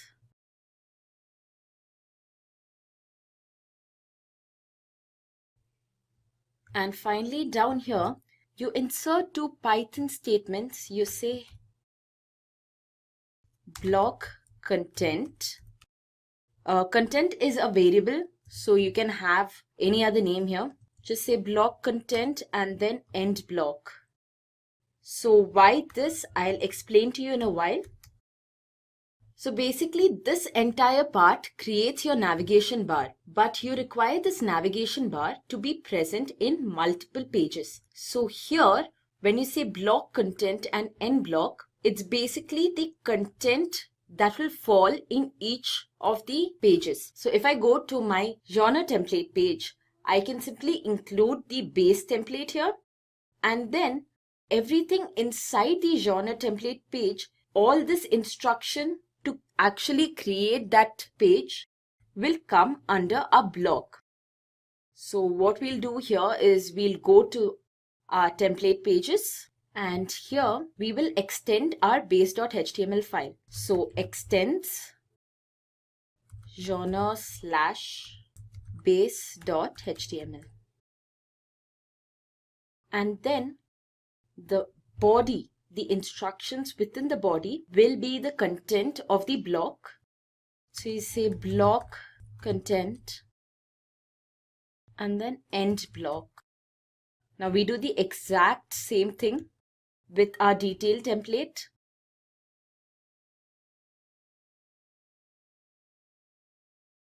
So now this way we created a common base file for our navigation bar, and the content for each of these templates will be by turn included within this tag here.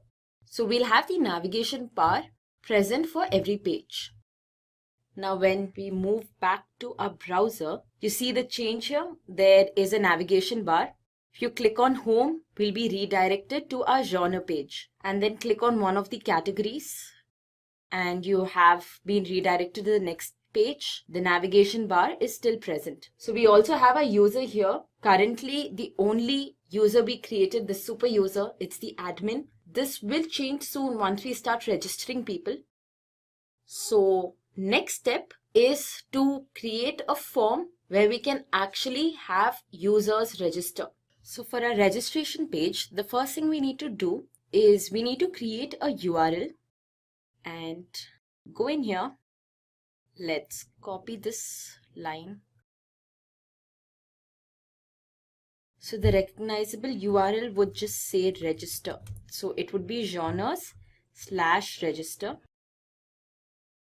And that would call a views function called user form. and we obviously haven't defined this class yet. So yeah, this is also going to be a class. We are going to use the generic view to create this too. It's going to be pretty simple, but since it's a class, we need to call it as a function. So as view will still exist, and we'll have user form. But before we start actually creating a view for the registration page or writing our HTML file, we need to create a blueprint for the form. So why a blueprint for the form when we did not create a blueprint for our other pages? I'll tell you why, but first we need to comment this particular line because it will result in an error. And now we'll check out our admin page. Yeah, so this table here is what we'll be using to store our usernames. So the table's already present here. We'll just tweak it a little. That is, we'll take the username, we'll take the email address, and we'll take a password field. All of these actually have a password. If you click on them, you can see here the password is hashed. So these are the 3 fields that we'll collect from the user. So we'll use the basic form, just selecting exactly what we need. So for that purpose, we need to create the blueprint. So to create the blueprint, under genre, create a Python file, calling it forms. And now in here, we'll import that table we just saw, that database. So we say django.contrib.auth.models import user. There are 2 imports here. And then we'll import the module forms. Okay, so now we can create a class called user form, which will import from forms.modelForm. And in here, we'll have a class called meta. So meta basically means the definition or a description of your class. So inside our class user form, we'll have a description for our class. And in that description, we give a model name. So a model name is user because we'll be using that particular model I just showed you. And then we'll specify the fields that we'll be using from this model, because we are not taking all the fields. We're going to ignore a few of them. So we say fields, create a list here, and within the list, we'll enter the name of the attributes that we'll be actually using for our particular form. So we have username, email, and we'll take a password. Now, unlike username and email, password is not just any char field. So over here, we have to specify the password type. So you say forms.char field, and within brackets, you say widget equal to forms.password import. So password input. So from this, your Django will know that here we basically need to take the hashed values and not just store what the user inputs as characters. So that's it. With that, we have created the blueprint of our form. Next thing is we can actually go to the views and begin writing the view, the class view for our form. So the class to create our form would be called user form view. Actually, before we proceed, we need to import this. So let's do that first. Import user form. Also need to import some other packages. Here we'll import a few packages for user authorization. That's authenticate and login.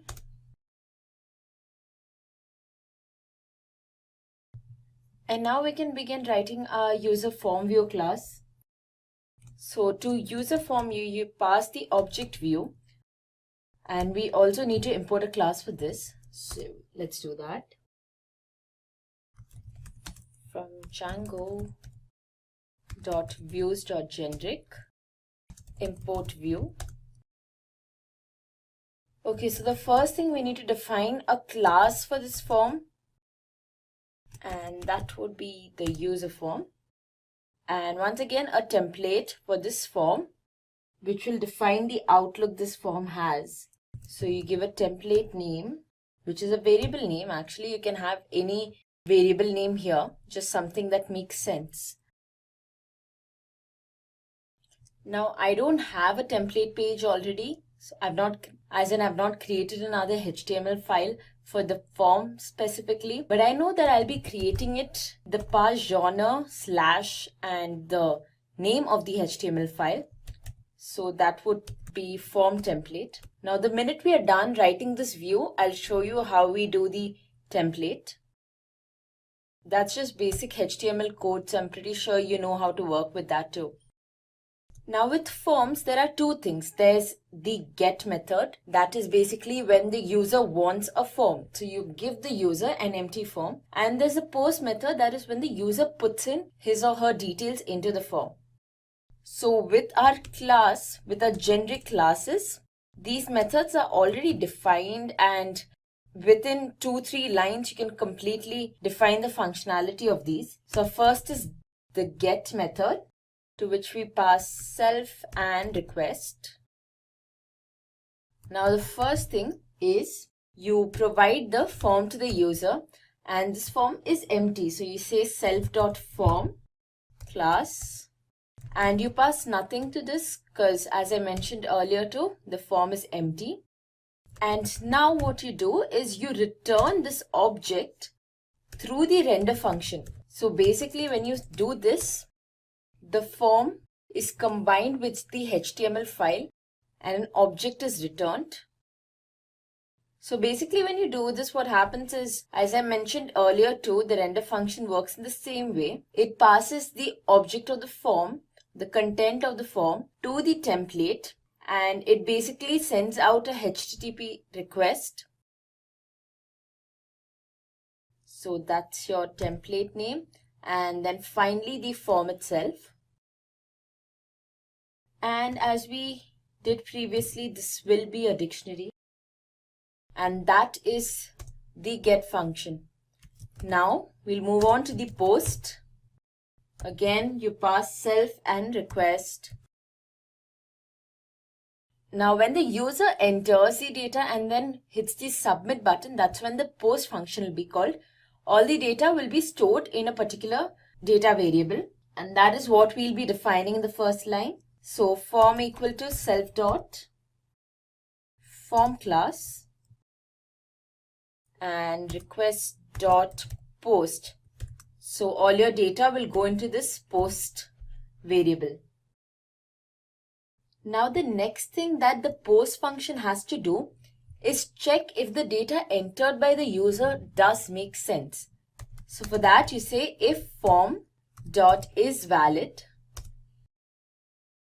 So if the form is valid, save this data. So you say form dot save. So where exactly are we saving this? Well, as I showed you previously, Django provides this table for user, this database for storing the users and the group users. So that is exactly where we'll be storing the data received through this particular form. Now, if the data is valid, we can separate out the various fields, receive their cleaned format. So first we have our username. Say username equal to form dot cleaned data, and that will be username. And then you have the password. So remember, when the user entered the data itself, it was stored in these fields. But now we are getting a cleaned version of that data and storing it in these variables, username and password. And now, unlike how we can usually put the equal to sign and assign values to certain variables, this kind of a process is not possible for passwords, because passwords are not just storing some char field data. It has a hash value. I'll show you that once again. So you see here, you go to the users, admin, and if you check this out, the password is not actually stored as just characters. It's hashed using some algorithm, and then it's stored. So in this particular case, we cannot say that password is equal to this value. There's a certain function through which you pass the password such that it's stored in the required format. So for that you say user.set password, and then you pass password variable. And finally you say user.save. So guys, over here actually we are saving the data in the shell, not in your database. And once our data is cleaned and everything, it is then that we are saving it into the database. So that's why we have two save statements here. So now that the user has entered their data and they have hit the submit button, we have saved the data in our database. What's next? Well, now what we want to do is we need to redirect the user to the index page. Basically, once the user is done with the registration process, there's no point of the user staying on the same page again. So we redirect them to the index page. Now along with this, we'll also combine login. So if the user's password and username are authenticated and the user is in active status, that means that the user has logged into our website. So now we'll see how this is done. Create a object new user, and this object will hold a user if the username and the password that we pass here to this authenticate function is actually valid and they match, that is they form a pair. So the username will be the variable username and password will be the variable password. So if the new user does exist, that is if new user is not null,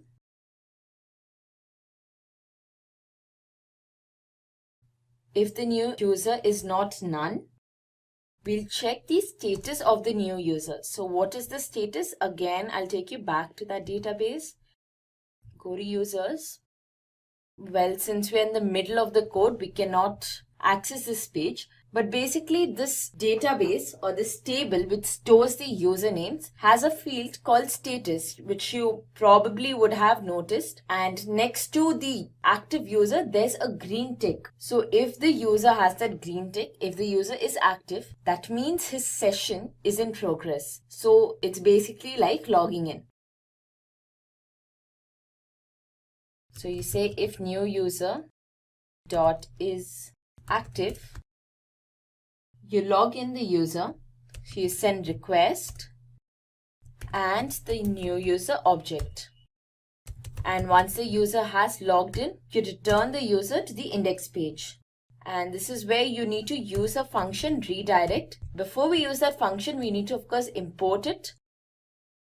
So here, redirect is within this same shortcuts library. We'll just add in redirect here.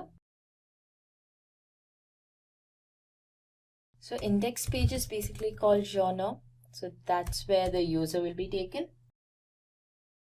Now, if this user is not authenticated, that is, there is some invalid data entered, we basically give the user back a form, an empty form, give them another chance to fill it. So for that, we just copy paste this line here, the render, put that down there. And that's it. With that, we are done creating our view for our user form. Now what we are left with is actually creating this HTML file. So let's do that. Again, go to genre, your main folder, and create a HTML file. Now remember what we named our HTML file in this view. That's form template. Make sure it's the same name. So let's start creating the form. The first thing we do is, for the form 2, we want to add the navigation bar. So go to any of your HTML files and copy out these lines here. Registration. Then you have the block content, which is exactly where you'll be putting all your content. That goes here. And then we'll start. And then we'll add the end block. Again, copy paste that too. Okay. So now we can start typing out our HTML code. So first is our form tag.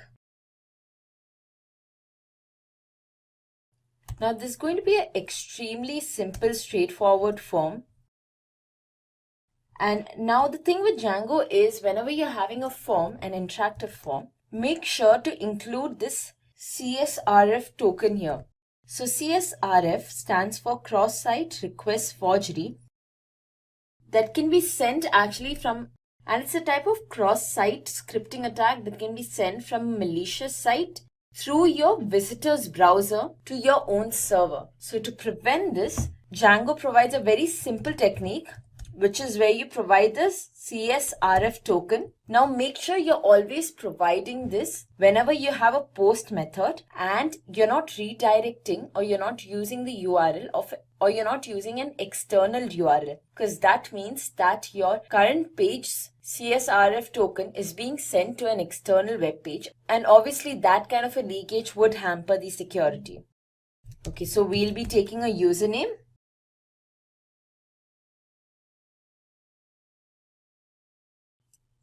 Again, email is also type text.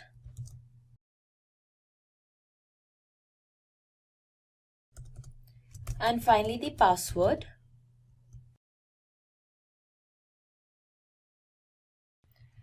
And after all the fields, you have finally the submit button.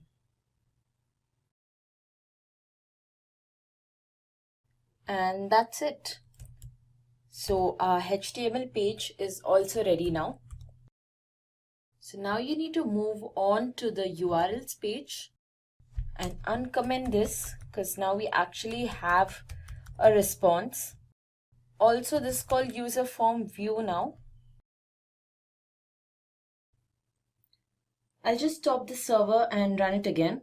Although this is not really necessary, if you just go back to your page, refresh it, everything works fine. Okay, now we will move on to our web page. Okay, so our home page is working fine just like before. Next, you click on register and here's your form. So as you can see here, the navigation bar is present for the form too. Now we'll create a new user named Simply with the email ID simply123@gmail.com and a password. That's it. Now click the submit button. And the minute we click the submit button, as you can see, you got transferred back to the home page. And in here, if you see the right hand corner, you'll notice that we had admin before, but now it's Simply. So that is because we just now created a user Simply. And the minute you create a user, by default, that becomes the active user. Now to check this, we will move on to the admin page.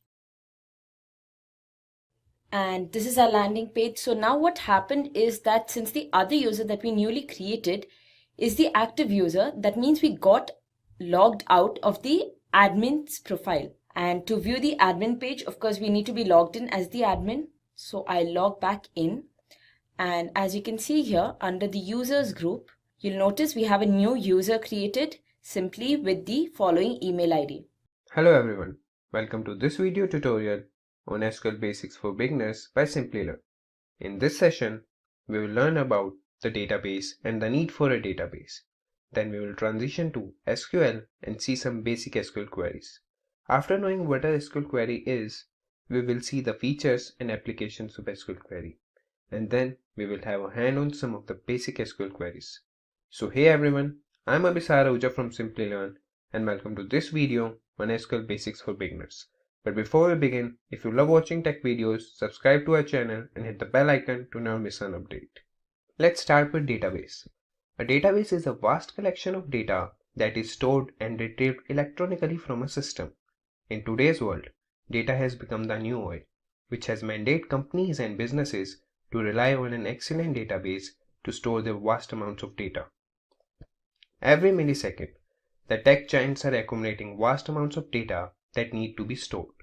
The database comes with features to update and effortlessly manipulate data, and not only that, these database provider companies ensure the data to be safe and secure. They also provide tools to extract useful information to help the companies make meaningful decisions. After knowing about the database, let's see how SQL communicates with the database to get desired results. SQL stands for Structured Query Language. The structured query language is the standard language used by database operators and developers to carry out different operations, from manipulating, updating, and retrieving data from relational databases. Now let us see how we write a basic query. There's a customer table with columns customer ID, customer name, age, gender, date of purchase, address, item, and price. And we need to extract the customer ID and customer name from this table. So we will write a query, select customer ID, customer name from customers, semicolon. When we will execute the query in MySQL Workbench, we will get the desired result, that is the output table, with customer ID and customer name. This is how we write a query to extract the information from the database. We'll see some more queries as the session proceeds. Now we'll see what the features of SQL are. SQL lets you access any information stored in a relational database. With SQL queries, data is extracted from the database in a very efficient way. The structured query language is compatible with all database systems from Oracle, IBM to Microsoft, and it doesn't require much coding to manage databases. Now we will see applications of SQL. SQL is used to create a database, define its structure, implement it, and lets you perform many functions. SQL is also used for maintaining an already existing database. SQL is a powerful language for entering data, modifying data, and extracting data in a database. SQL is extensively used as a client-server language to connect the front end with the back end, thus supporting the client-server architecture. SQL, when deployed as data control language (DCL), helps protect your database from unauthorized access. After knowing SQL with its features and applications, let's go through some basic queries in SQL. That is DDL, Data Definition Language, DML, Data Manipulation Language, DCL, Data Control Language, TCL, Transaction Control Language. DDL or Data Definition Language consists of the SQL commands that can be used to define the database schema. Let's see DDL commands. Create command is used to create the database or its objects like table, index, function, views, store procedure, and triggers. Drop is used to delete objects from the database. Truncate is used to remove all records from a table. Alter is used to alter the structure of the database. DML or Data Manipulation Language consists of the SQL commands that deals with the manipulation of data present in the database. Insert into command is used to insert data into a table. Update is used to update existing data within a table. Delete is used to delete records from a database table. Select. This command helps you to select the attribute based on the condition described by the where clause. TCL or Transaction Control Language. These commands deals with the transaction within the database. Commit commands commit a transaction. Rollback command rollbacks a transaction in case of any error occurs. Save point. It sets a save point within a transaction. Set transaction. It specifies characteristics for the transaction. DCL or Data Control Language. It consists of the commands such as grant and revoke, which mainly deals with the rights, permissions, and other controls of the database system. Grant command gives user access privileges to database. Revoke. It withdraws users access privileges given by using the grant command. Now we will have hands on some basic queries in MySQL Workbench. Now we will see some basic queries executing in MySQL Workbench. So we'll start, and first query we will run will be use SYS, that is the database. This command is used to select the database in which we want to create or manipulate any data. Now we'll see another command that would create a table.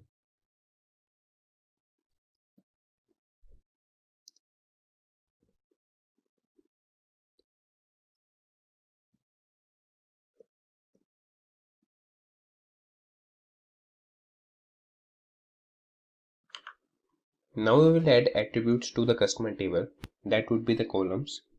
First would be the customer ID, and we will act at it as a primary key.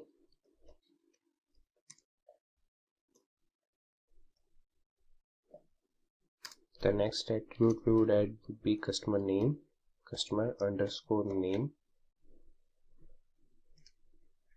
and its data type would be varchar.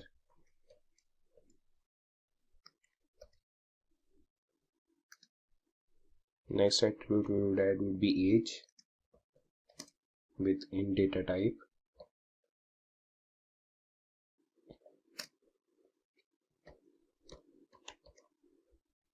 Next attribute would be gender with character data type.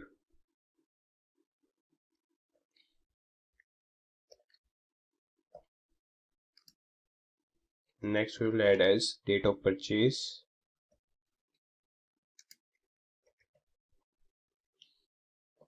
with date data type. Now we'll add another attribute that would be address with data type varchar.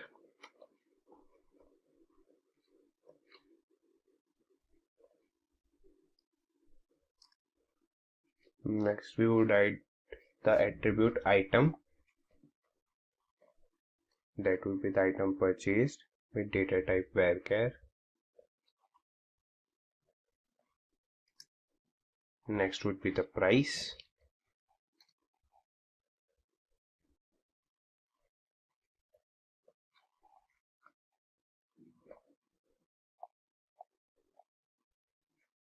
Okay, for price we will make it as float.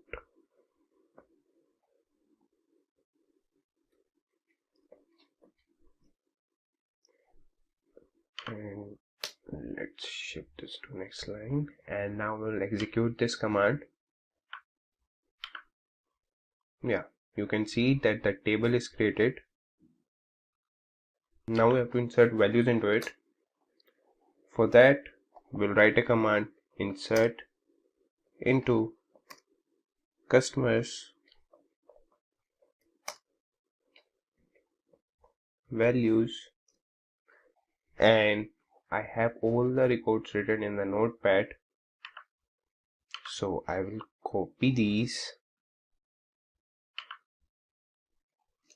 and paste it here.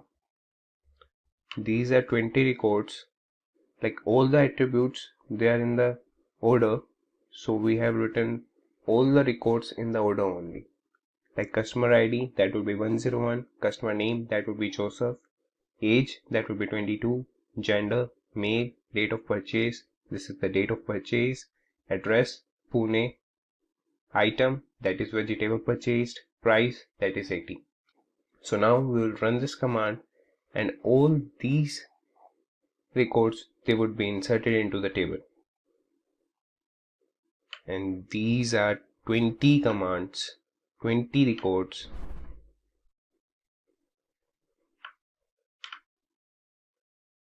You can see insert into customer values. The command has been executed and they have been inserted into the table. Now we'll see the table. For that we'll write the command select star from customers.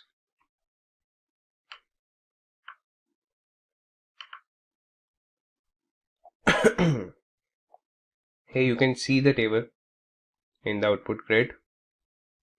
Okay, I will make sure you will see the whole table with all the 20 records.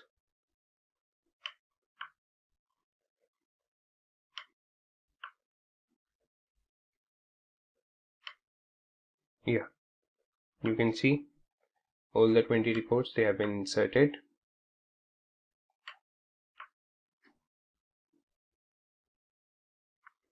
Now you see another command, and for that we would just get the output as customer ID and customer name in the output grid. For that we'll write the command select customer ID, comma,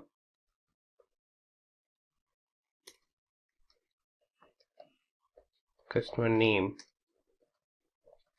from customers, semicolon, and we'll run this command and we will get both the columns customer ID and customer name in our output grid. Now we'll see another command, that would be drop.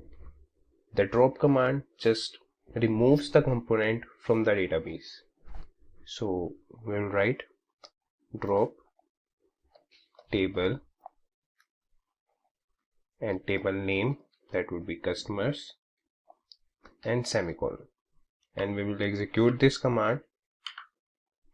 Now the table has been removed from the database.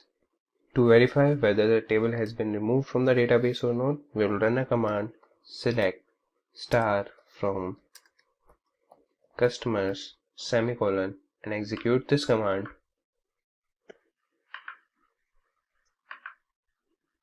And what we will get is select star from customers, error code, table says customers doesn't exist. The table has been removed from the database, so the drop command worked here. Now we don't have any table, that is the customer table has been dropped from the database, so we have to create that table again. So we'll go at the top. Okay. Yeah. And we'll create the table again. And we'll insert all the records again into the table. Both the commands have run. Now we'll run this command to see whether the table has been created and the records have been inserted into the table or not. Both commands have worked. Now we'll see another command. That would be truncate. The truncate command just vanishes all the records from the table. Truncate table, table name, semicolon, and just run this command. The command has been executed. Now we'll see.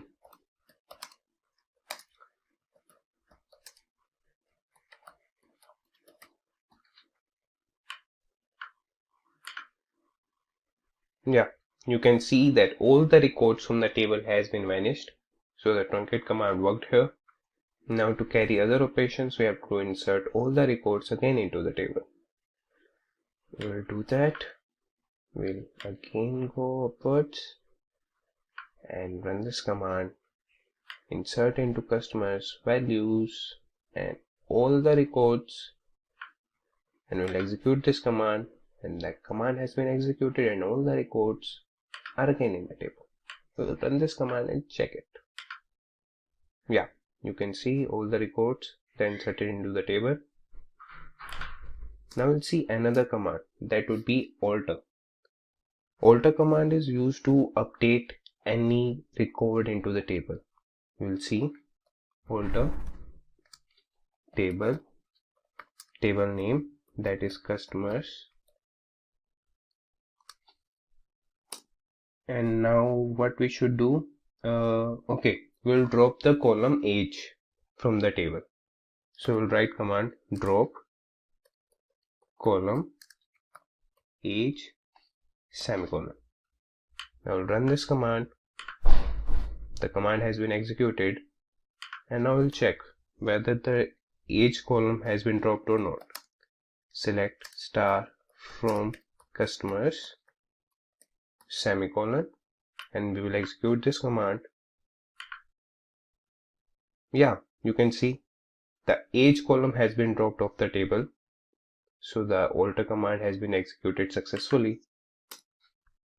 Okay, so now we'll see another thing. Like if you want to comment something during the execution, you can do that. Just write 2 minus signs and the text. This would be the comment. And you can also use slash star and the text inside it, and star and slash. So this is also the comment section. You can write comment with this syntax or with this syntax. They both work. Now we'll see another command, that would be update. This is also used to manipulate data in the table, to update any record into the table. So we'll write update table name, that would be customers. And what we should update, okay, we will update a record. We will change the customer name and address, and we have the primary key as customer ID, so we'll use that. So update customers, set customer name equal to James, comma, and address equal to Boston, where customer ID equal to 101. Okay, you can see here in the table 101 customer ID, the customer name is Joseph and the address is Pune. We have updated command and we will execute it. Let's see, okay, we have an error here. Yeah, no, it's correct. We will execute this command. Yeah, the command has been executed successfully, and now we'll check the table with the command select star from customers, semicolon. You can see the row has been updated. The customer name is James here and the address is Boston. So the command has been executed successfully. Now we'll see another command, that would be delete. So delete command is used to delete any particular record or any particular row. So we'll write the command delete from customers where customer ID equal to 102, semicolon. So the second row, that is with customer ID 102, that would be deleted when we'll execute this command. Now we'll check into the table.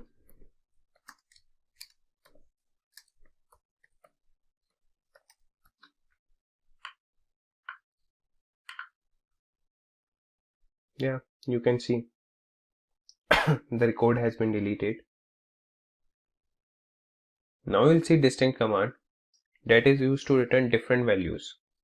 So we will write command select distinct and the column name for which we want different values to be in the output grid. We would select address from customers and we will execute this command. Yeah, these are the address, or these are the cities in the address which are different and which are unique, and we have get that through the distinct command. Now we will see minimum command. Minimum command is used to get the records or get the data that is minimum of all the data. So for that we will write the syntax select minimum, like min, in bracket we will write the attribute name or the column name for which we want the data to be minimum as less price. This would be the attribute name from customers.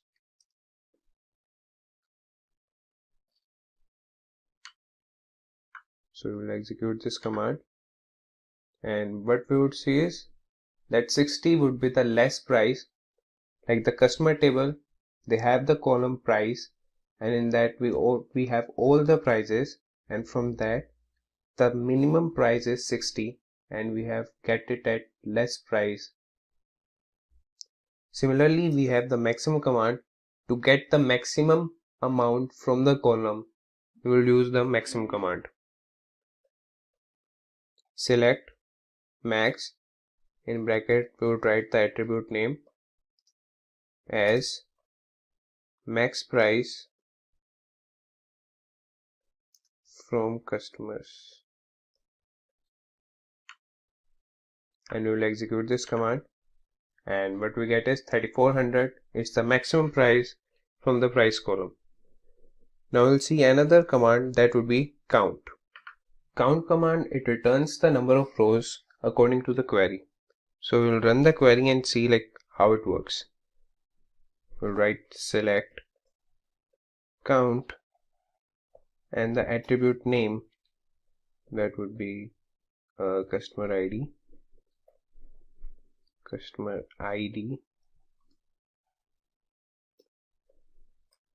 from customers semicolon, and when we'll run this command we will get 19 as a result. That is, it counted the number of customer IDs, that is 19, in the table. Now we'll see another command, that would be average. So it just gets the average of the numbers, and how we do it, let the query select avg and the attribute name for which we want the average from table name semicolon, and we'll execute this command and we'll get the average of the price from the customers table. Now if you want to add up all the prices from the customer table, you can use the command sum. So how we will execute that command? Select sum, in bracket we would write the attribute name, that would be price from customers semicolon, and we'll run this command and we'll get the sum of the prices from the customer table. Now we'll see where command. Where command is used to filter records. Let's see through syntax. So we will write select star from customers where address we will where address equal to Pune semicolon, and then we will run this command, and this is the table. We will get the records with address as Pune. So this is the functioning of where command. Now we'll see group by command, that is used to just group the number of rows that have the same values. We will see it through the syntax. Like we will write select count, attribute name, that would be customer ID,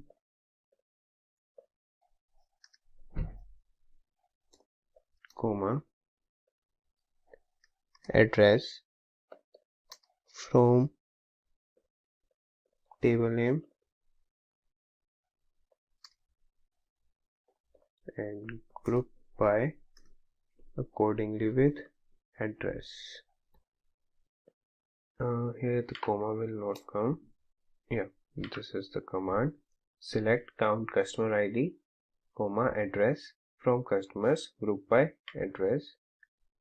When we will execute this command, we will get this table.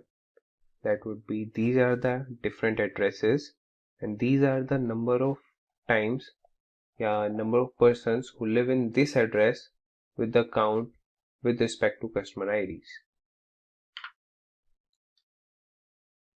Now we'll see having close with the help of an example only.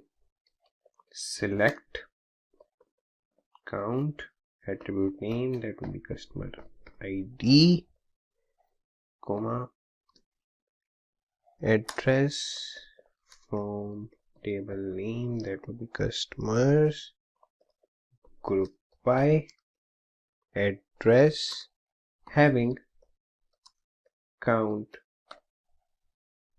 customer ID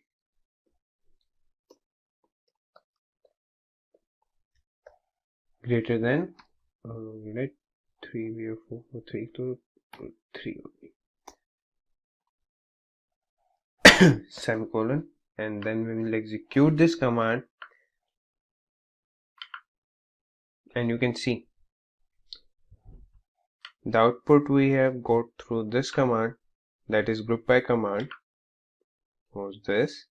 And when we have added having close, having count customer ID greater than 3, we just got the customer ID count with 4. Now we'll see another command, that is order by.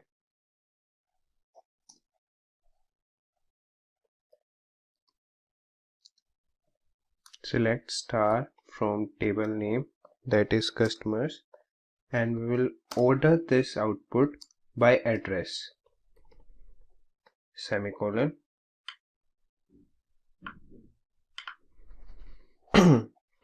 We have got the output with respect to the address. The address has been assigned alphabetically here. So what exactly is MongoDB? It is a document-oriented NoSQL database. It was initially released in August 27, 2009. MongoDB replaces the concept of rows of conventional relational data models with something called documents. It offers developers the flexibility to work with evolving data models. Since it's document-based, MongoDB allows embedded documents, arrays, and represents complex hierarchical relationships using a single record. It is also schema-free, which means that the keys defined in the document are not fixed. As a result, massive data migrations can be ruled out. But you must be wondering, when there's something like SQL, why is NoSQL or MongoDB used? There are a few reasons why MongoDB is widely used. First up is flexibility.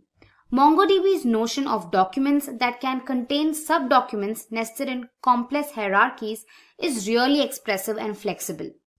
Flexible query model.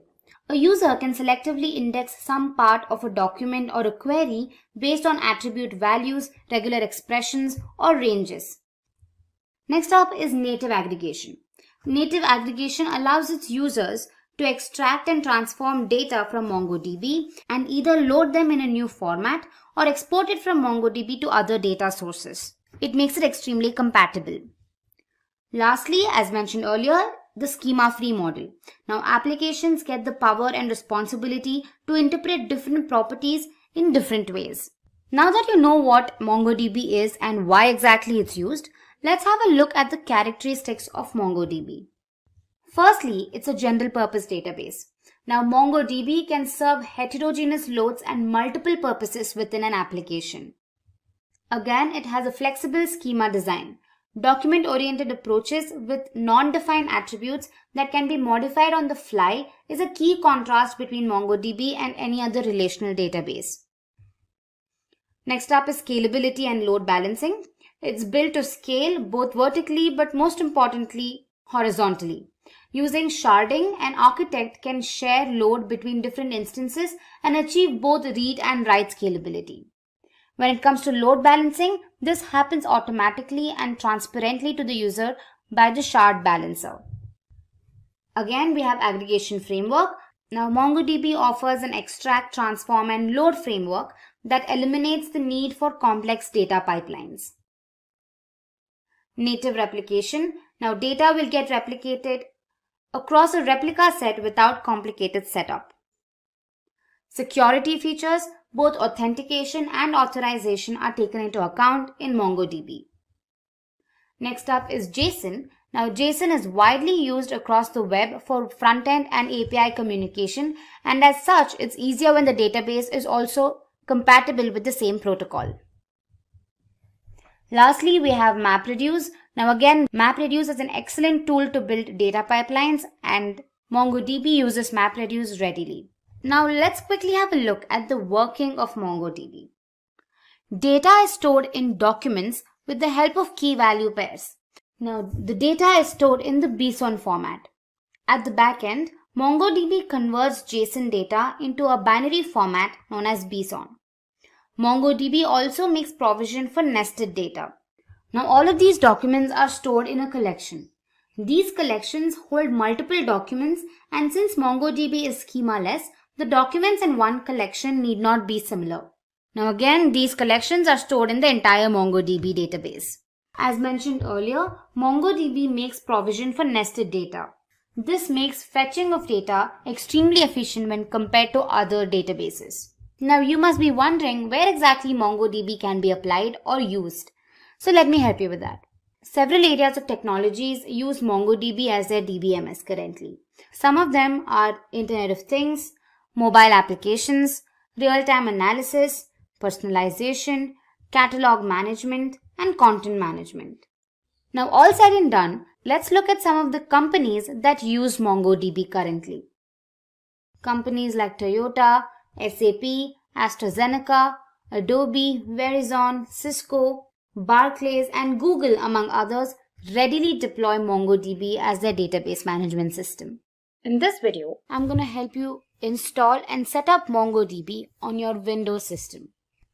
You will have to navigate to the official MongoDB website. And here you can see software. So go ahead and click on Community Server under Software. And you can see that the current version is 4.4.4 and the platform is Windows, and make sure that the package is MSI. Alright, now go ahead and press download. So this could take a while. Alright, so once it's downloaded, go ahead and install it.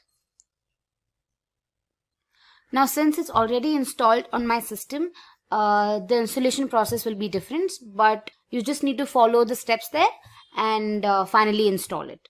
So once you're done with the installation, you can go to your C drive, and here you can click on Program Files, and you can see that MongoDB is installed.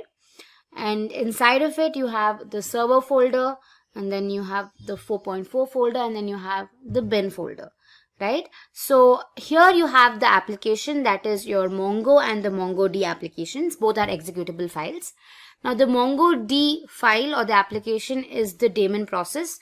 Now this is the background process that makes sure you retrieve the data from the database, access the data. So it does all the background tasks. So after the installation, now you need to create a path to this file. By doing this, you don't have to always go to the bin folder and then execute the file. You can directly execute the file on your command prompt, right? So for that, let's just go to our environment variables. But before that, let's just copy this path, right? And here under the user variable section, click on path and say edit, and go ahead and just paste it, right? I've already pasted mine, so just go ahead and paste it and click on OK and say OK, right? So now you've created the path successfully. Now let's head to our command prompt and run the Mongo file. So here you can just directly type Mongo since the path has already been created. So just go ahead and say Mongo, and here you can see that your Mongo server has been generated, and with this you know that your MongoDB has been successfully installed and your server is up and running, right? So just for confirmation, let's see if there are any databases and how much space they've occupied. So you can right now just type show DBS, and when you click on it, it says admin, config and localhost, and all of it is 0. So with that, you have successfully installed MongoDB on your system and it's up and running. Alright. In this particular tutorial, we will be learning what MongoDB is all about and their advantages and some practical demonstrations. So let's get started now. So here in MongoDB, we would like to discuss about what is a MongoDB. So as we know, the MongoDB is known to be a traditional document-based database, okay, which stores the data in a document. Okay, NoSQL means it doesn't say like no to SQL. Instead, it says not only SQL. That means it is not only SQL, but it is supporting the other approaches too. Okay, so the document based, when we talk about it, actually represents the typical hierarchical relationship using the single records. That means how the records are related with each other. So that's how exactly it represents. And it is a pure schema free environment, so that you really do not need to have a schema before you go and develop this program. So it is a pure schemaless environment. Due to that, it is giving you far more better flexibility when you talk about completely unorganized environment. So what is NoSQL? So here's the idea about a NoSQL. So it is completely into the non-relational database. Like traditionally, if you see any non-relational database, you talk about typical NoSQL, it's purely into the document base. Here, NoSQL does not use any tables like in rows and columns. A traditional RDB based approach, if you see, there they are using a complete table structure, like they talk about columns, they talk about rows and all about. So here in NoSQL, it stores the relationship data in the documents. So the different type of NoSQL databases are available, like you talk about called document based, you talk about key value based, you talk about white column based and graph based. Different options are available for the NoSQL, but the one which we are using it, MongoDB, it is a purely document based database. Now here we would like to go ahead with some demonstrations, like talking about like how MongoDB installation works and the other aspects.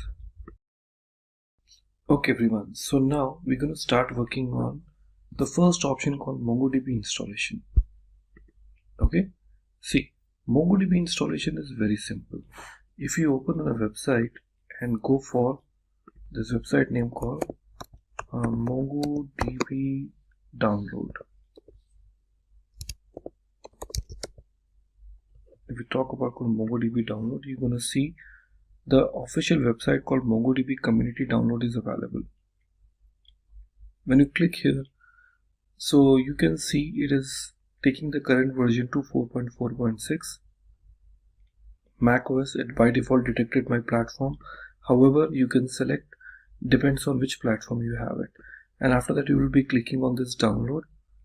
Okay, so it will get ready for. If you are from Windows, I would say in this Windows you can select appropriate option, like two options are available. You can talk about MSI or talk about zip.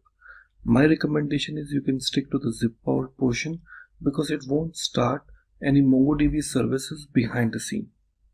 That is really helpful, because you really do not want the MongoDB to be there running unnecessary, even if it is not required.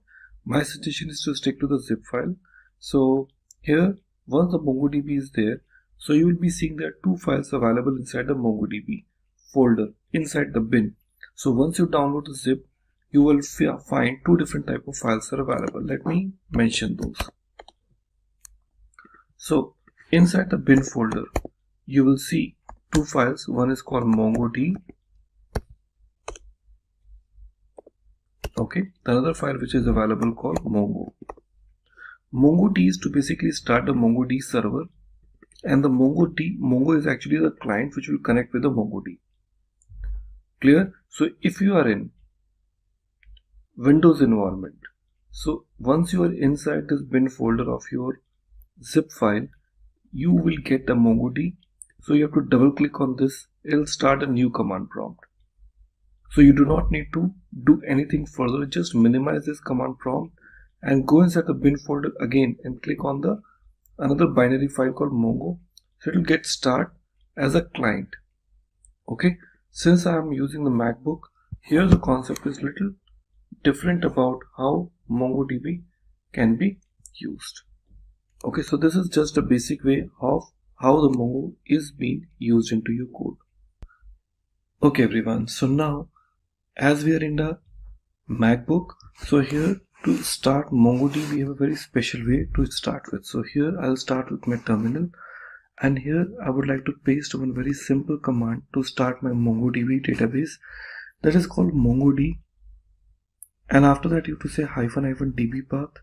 It is the place where your database will be starting. And one more important thing I forgot to mention, like MongoD would not start automatically inside your Windows machine unless inside your C drive you have to create a new folder name called data, and under this you have to create a new folder name called db, because automatically when the MongoD starts, it looks inside the C drive data inside a db folder. There your all records will get stored. So do not forget, whenever you're trying to use the MongoDB, so you must have this particular folder structure in place in your local machine. Otherwise this is not gonna start. Every time you start your MongoDB without this location, it automatically terminates. So to avoid those, make sure that you have this DataDB folder ready with you. However, you can also change the location of this particular folder structure, for which we will discuss it little later on. But as of now, we can see I'm giving my location that is called -db path/datadb. I hit enter. You can see now my MongoDB is starting now, and since it's stuck, so I have to start the new terminal now. So here I open another tab and type Mongo, and the moment I type Mongo, now you can see it is now connected with my MongoDB, and now it is ready. That's the first thing you need to remember. Okay, now to check which other databases are available to you, so you can just type show DBS. So it will show you the number of databases which are already there inside your existing newly installed MongoDB. But you can go back and create new database too. Here you can see some databases are already present. However, you go back and create the new databases into your system. And to create this database, we have a very simple option available here, name called use SimpliDB. If I say use SimpliDB, it automatically creates this database and take you inside. Let's see. Now you can see you say use SimpliDB, it automatically creates, though it is not there, but automatically takes you in while creating those. Okay, so that means you are in current database name called SimpliDB. So if you're not sure which database you are in, so you can just type DBS or DB, and it will show you that your current database is SimpliDB. That's it. So your database is set, and we are all good to go ahead with our next level development. Hello everybody and welcome back.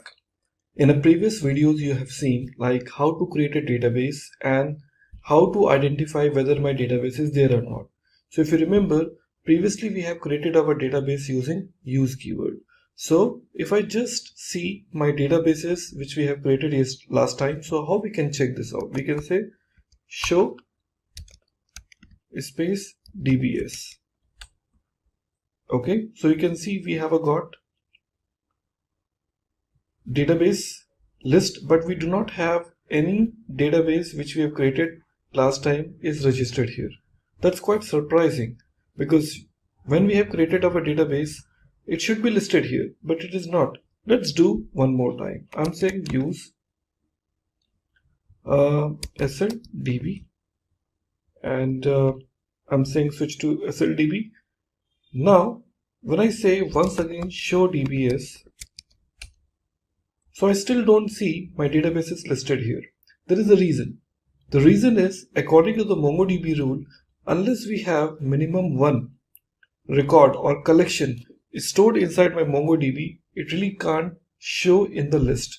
Now I want to tell you about a few important things. Now here when we talk about called MongoDB, in this MongoDB compared to the relational database, here the table which is actually in RDBMS it is called, here it is called collection. Okay, DB is still called DB here. Okay, that means the database will be still called database, but row, what you use this word in a traditional RDBMS, here it is known as called document. If you remember, I told you like it is a document based database. So here every single record what you try to insert, it is not called a typical row, it is instead called a document. So every table is called collection and every single row it is called document. That's what exactly the difference is. Okay, now Here, once it is ready, we will go ahead and talk about our next feature now. Well, we have to basically go and create a new collection. Okay, so what you can say, db dot create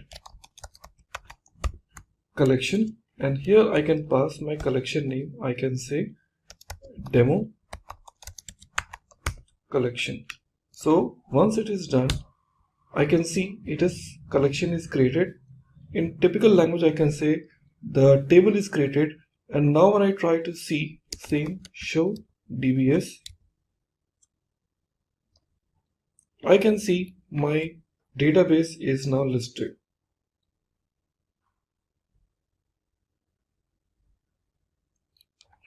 Okay, that's how exactly it works. So the very simplest way of how we use in my code. Well, in our previous examples, we have seen like how we can create a collection, and we can give the name, and I can see the details are listed when I say show dbs. But there's again another alternative option available where you can just do that without even saying db.create collection. Well, if I want to create a collection, I really don't need this particular functionality called create collection. I can directly use this statement name called db.sl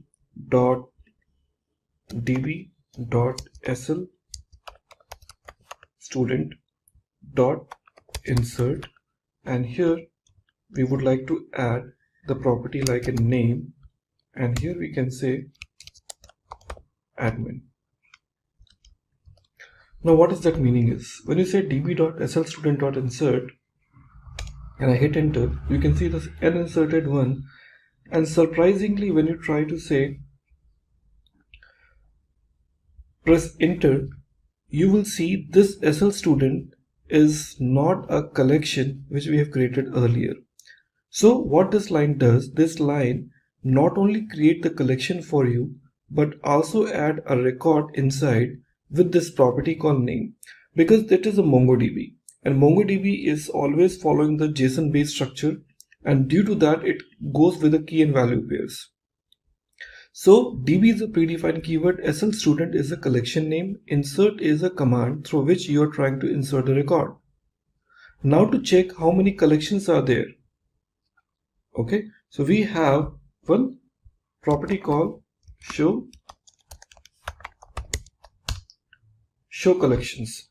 When I say show collections, I can list down those number of collections, or else I can say tables in a typical RDBMS language which are there added in my system.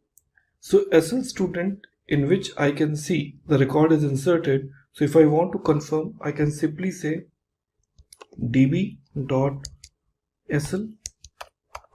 student.find. Find is a function through which I can list down those number of records which are added. I say find, and you can see that the records are received. At the same time, when I say db dot the name called demo collection, okay, db.democollection.find,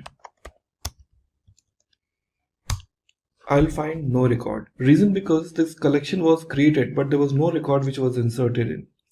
But you will see when I write this command called slstudent.insert, it not only create a new collection for me, but also insert the record into my table, also called a collection.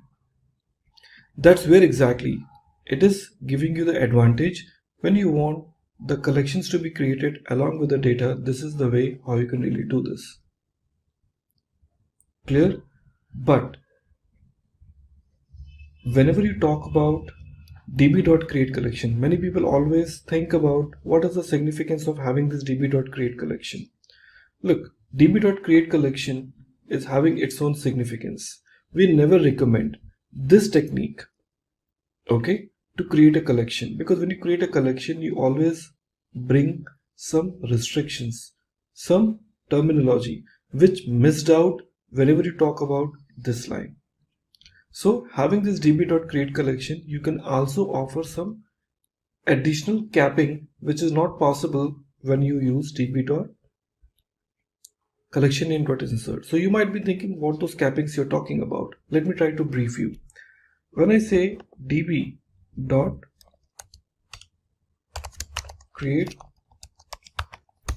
collection, and here we are providing the first name called suppose student. Okay, when I say student, so after this is student, additional parameters what we can pass is this. When I say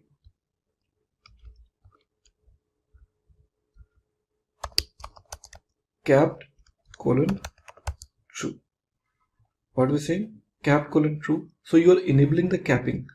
After that, the next parameter I'm going to pass, that is known as called size. In this size, we are providing the size. Suppose I'm saying 5 to 4, and also we are saying 2880. That is the size of 5 MB, and here we are giving call max colon 5. What exactly that meaning is? See, the meaning is very simple. Whenever we try to bring this create collection option, so capping true means you are enabling the capping. So what does that meaning is? It is trying to say in this particular collection name called student, maximum number of documents can be either 5 or less than 5. Clear? And the collective size of documents cannot be increased to more than 5 MB. That means you're trying to say either by adding the total number of 5 records, the collective size of 5 documents will reach to 5 MB, okay, or else the maximum number of 5 documents can be stored. So whichever fills earlier. You may have a total number of 4 documents which are pretty heavy and they reach to the size 5 MB, and beyond that the next document won't be added, or else you can have the 5 documents which has not yet even reached. So any option will help you to achieve this. So that's where exactly you can offer the capping, but this is only possible when the user is trying to say db.create collection. This option is not possible when you're trying to use this. So that's the benefit of having this db.create collection, and this is what we always recommend. Well, now we would like to talk about our next feature here inside the same MongoDB. So we now know how to create a collection, how to create a database, and how to switch from one database to the another database. Now we will tell you like how to insert a document. So far we have already seen how to insert a document inside the MongoDB. Now we would like to also show you how we can insert the documents using multiple techniques. So remember one thing, MongoDB comes with two different types of documents. One is called relational document and second is called embedded document. Mostly while working with MongoDB, we always recommend you to use embedded documents because that helps you to scale up your application without any hurdle. Okay, the embedded documents means what? That means the I would say the parent record as well as the child records both stores in the same location. Fine. So how exactly that is? Let's take a look about this example. Here we would like to insert some records by saying db.student.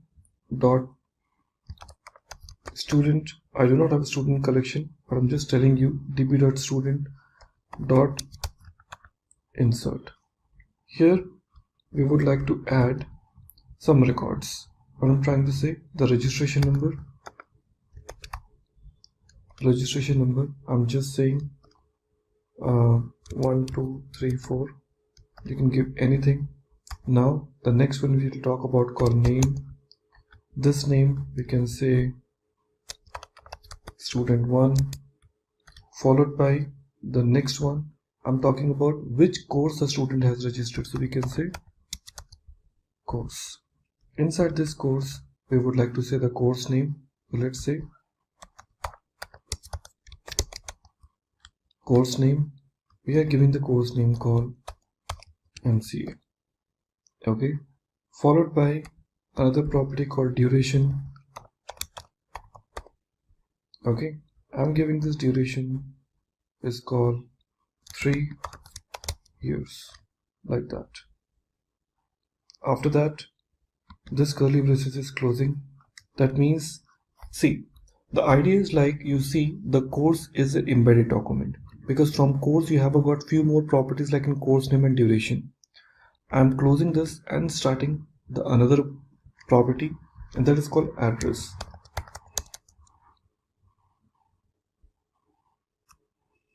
Okay, sorry, let me remove from here and from address. And address we can say one more curly braces, and inside this address we can say city. I'm giving the name called what? Bangalore. The another one we are using that is called state. Let me remove this state colon KE. Okay, and the third property we are using that is known as called country. Here is saying IE, that is called India. So it is closing here. Okay, and it is closing here. So the inner document and outer document both are closed. Hit enter, and now you can see the records are inserted. One thing you might notice, the course and the address, these two are embedded documents and they do not have any primary key of its own. Instead, the course and address both are directly dependent on the student object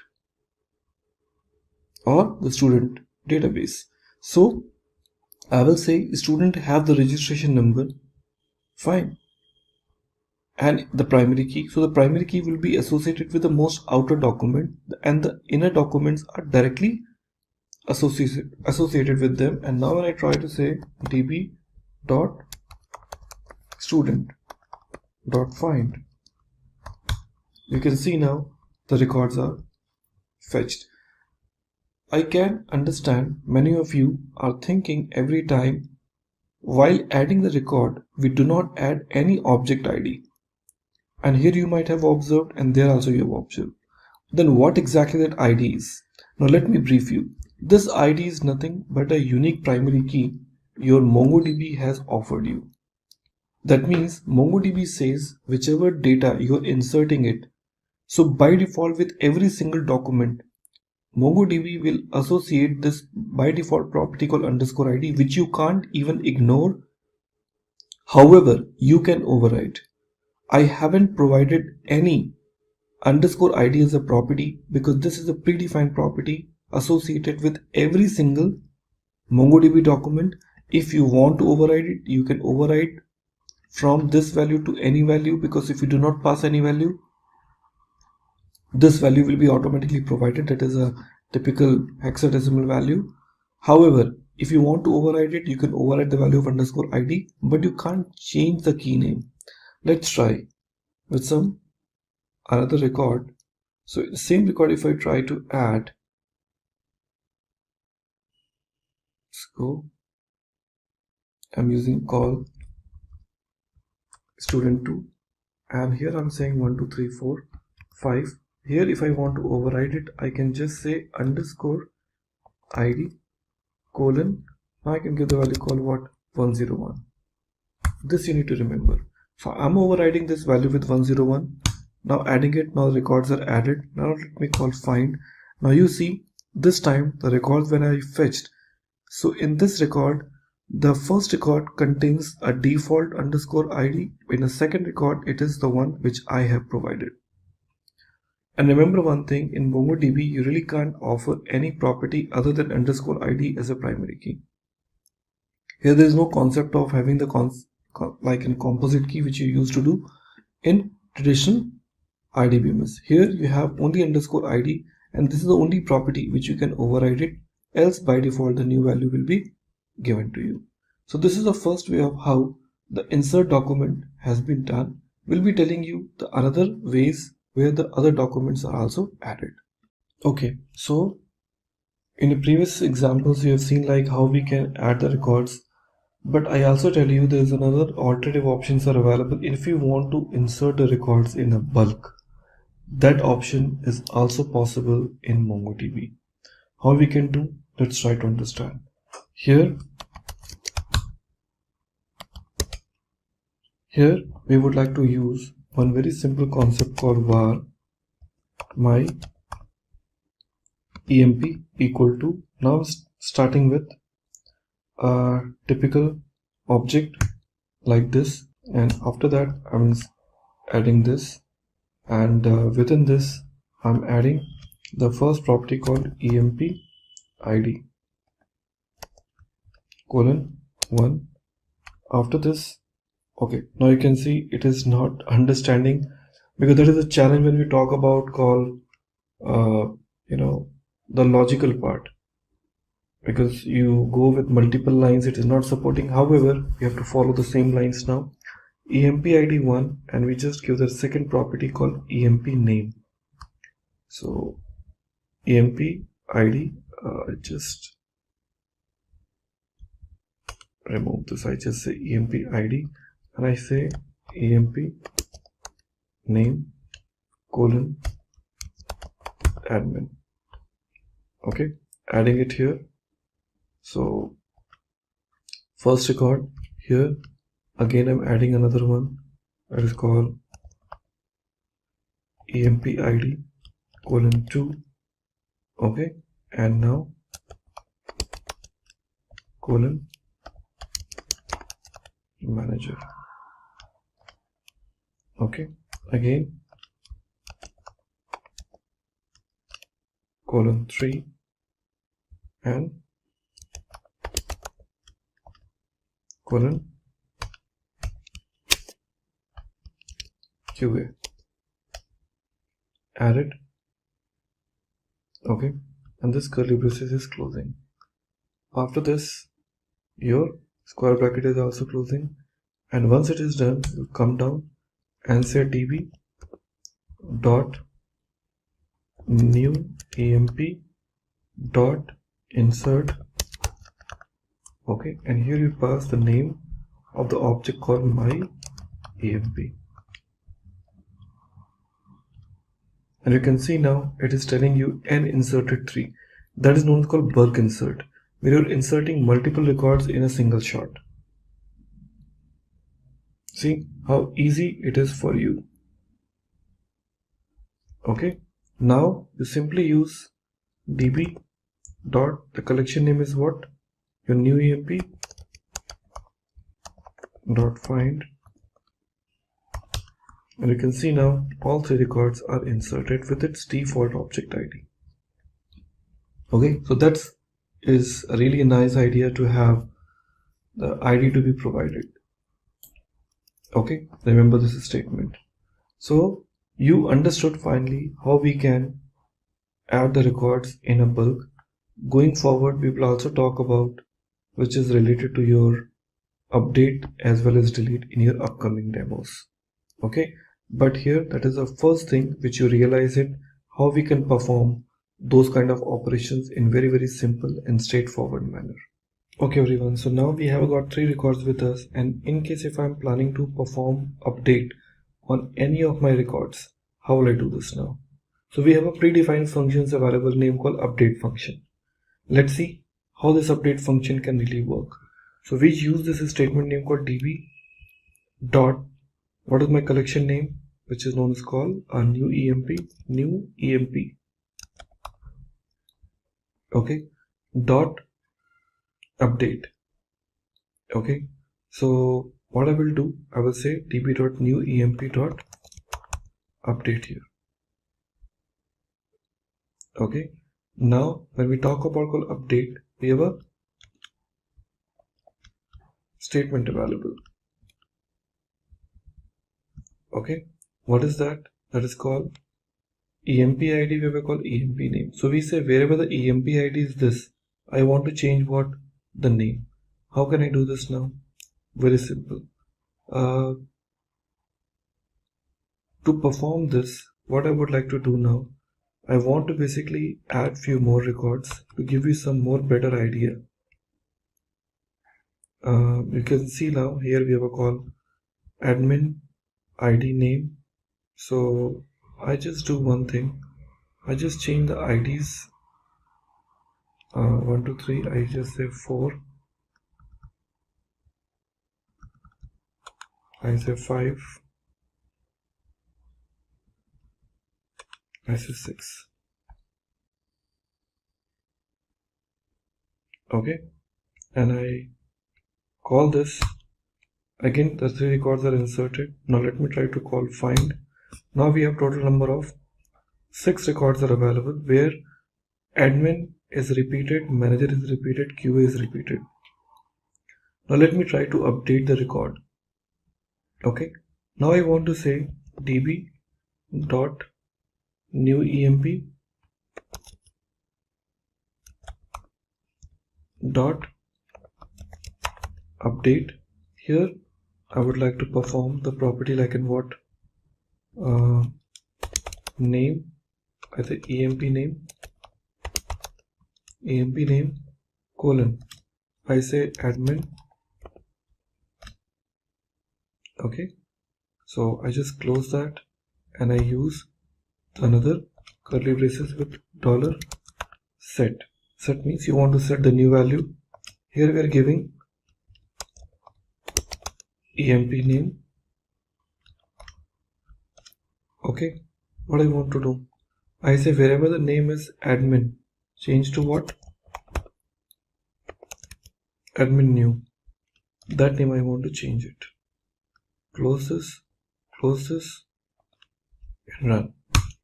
Now you can see it is saying n matched to 1 and the record fields are updated like this. Let me check. Well, here I will see the value called admin new is updated, but I have one more admin called admin. It is not changed, and that is something which you need to notice. What you need to notice is like when you try to perform update.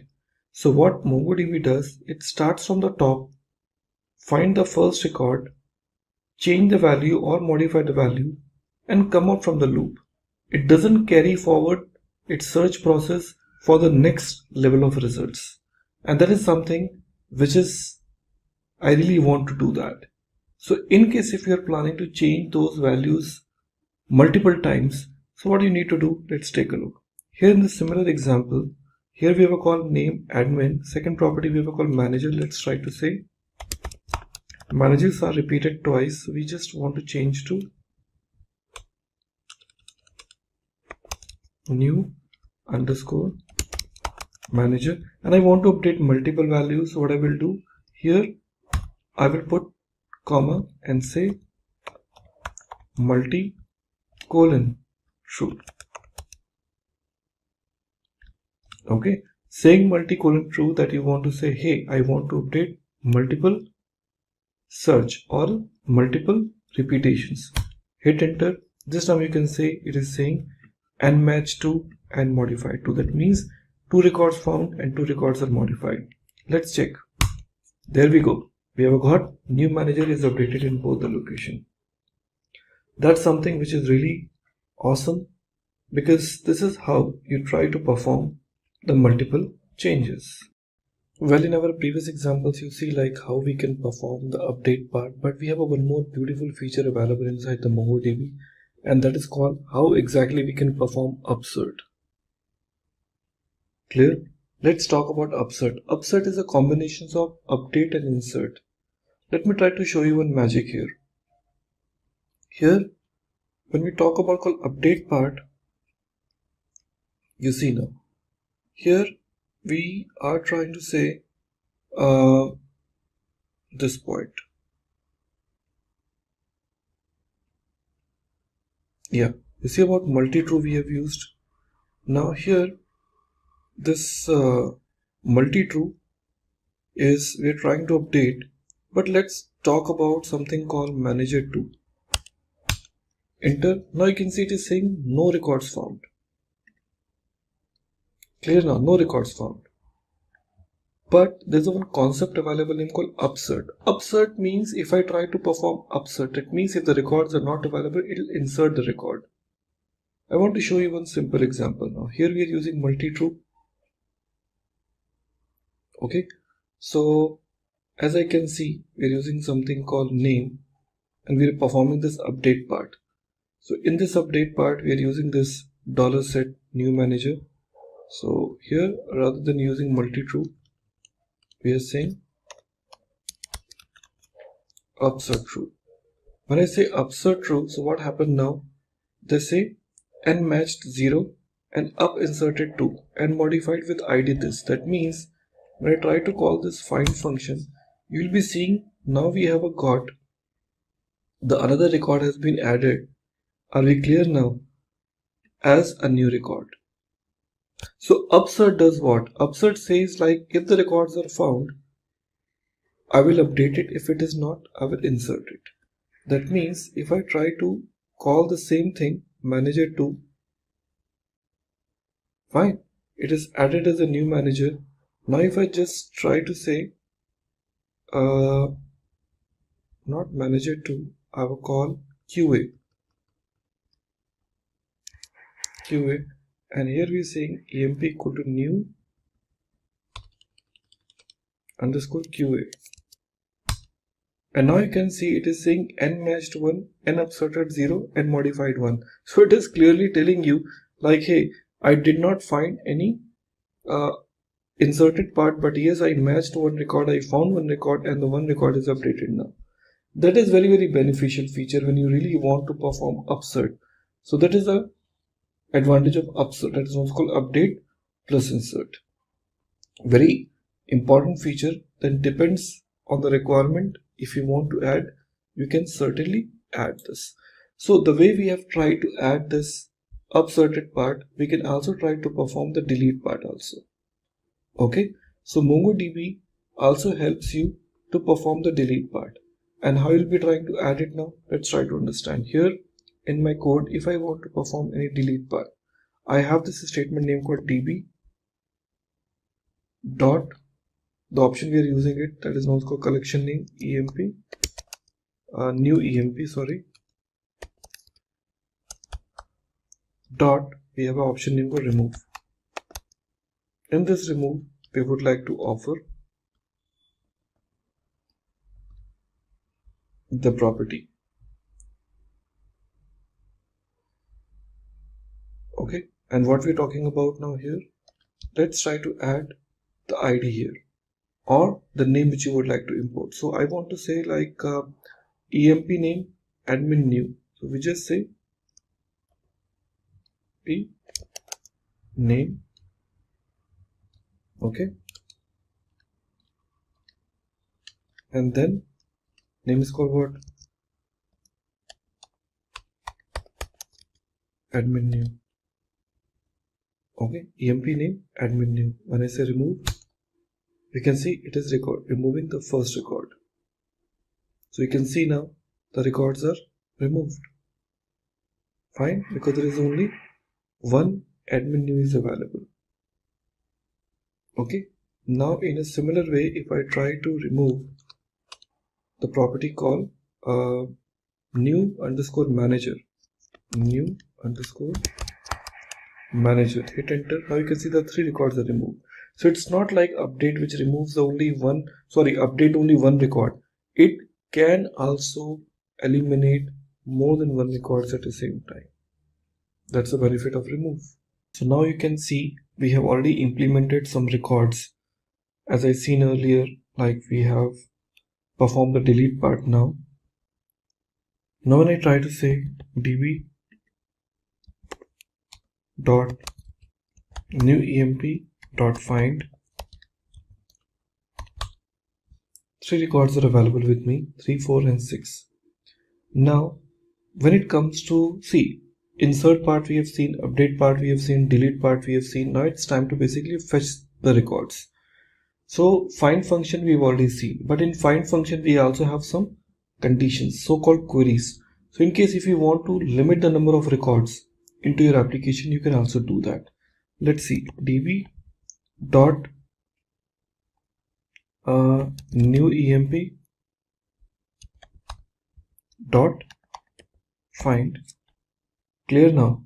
So in find you can also pick up the specific records too, like when I'm saying dot find, and here we can just say name colon admin.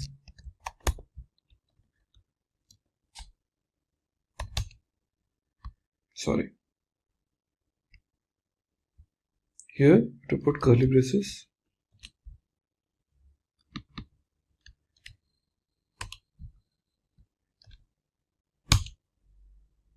It says there is no record with a name called admin because it is an EMP name, not a name. So let me change back to. Now I can see it finds one record. So like that, you can also apply a condition, okay, into your code. Now, in a similar line, if you really don't want to offer any condition, okay, but you want to limit the number of records to be shown, so you have this function available name called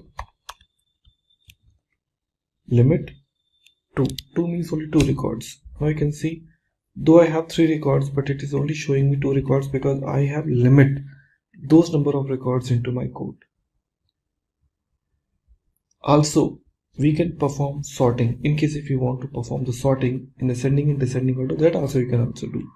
So here, rather than saying limit, we just put this option name called sort, and in this sort, on which property you want to sort it, that also you can mention. So we can just say emp name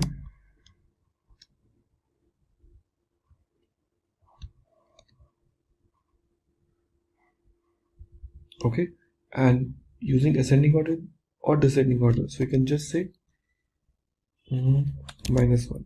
That is called descending order. Hit. Now you can see it is showing in a descending order.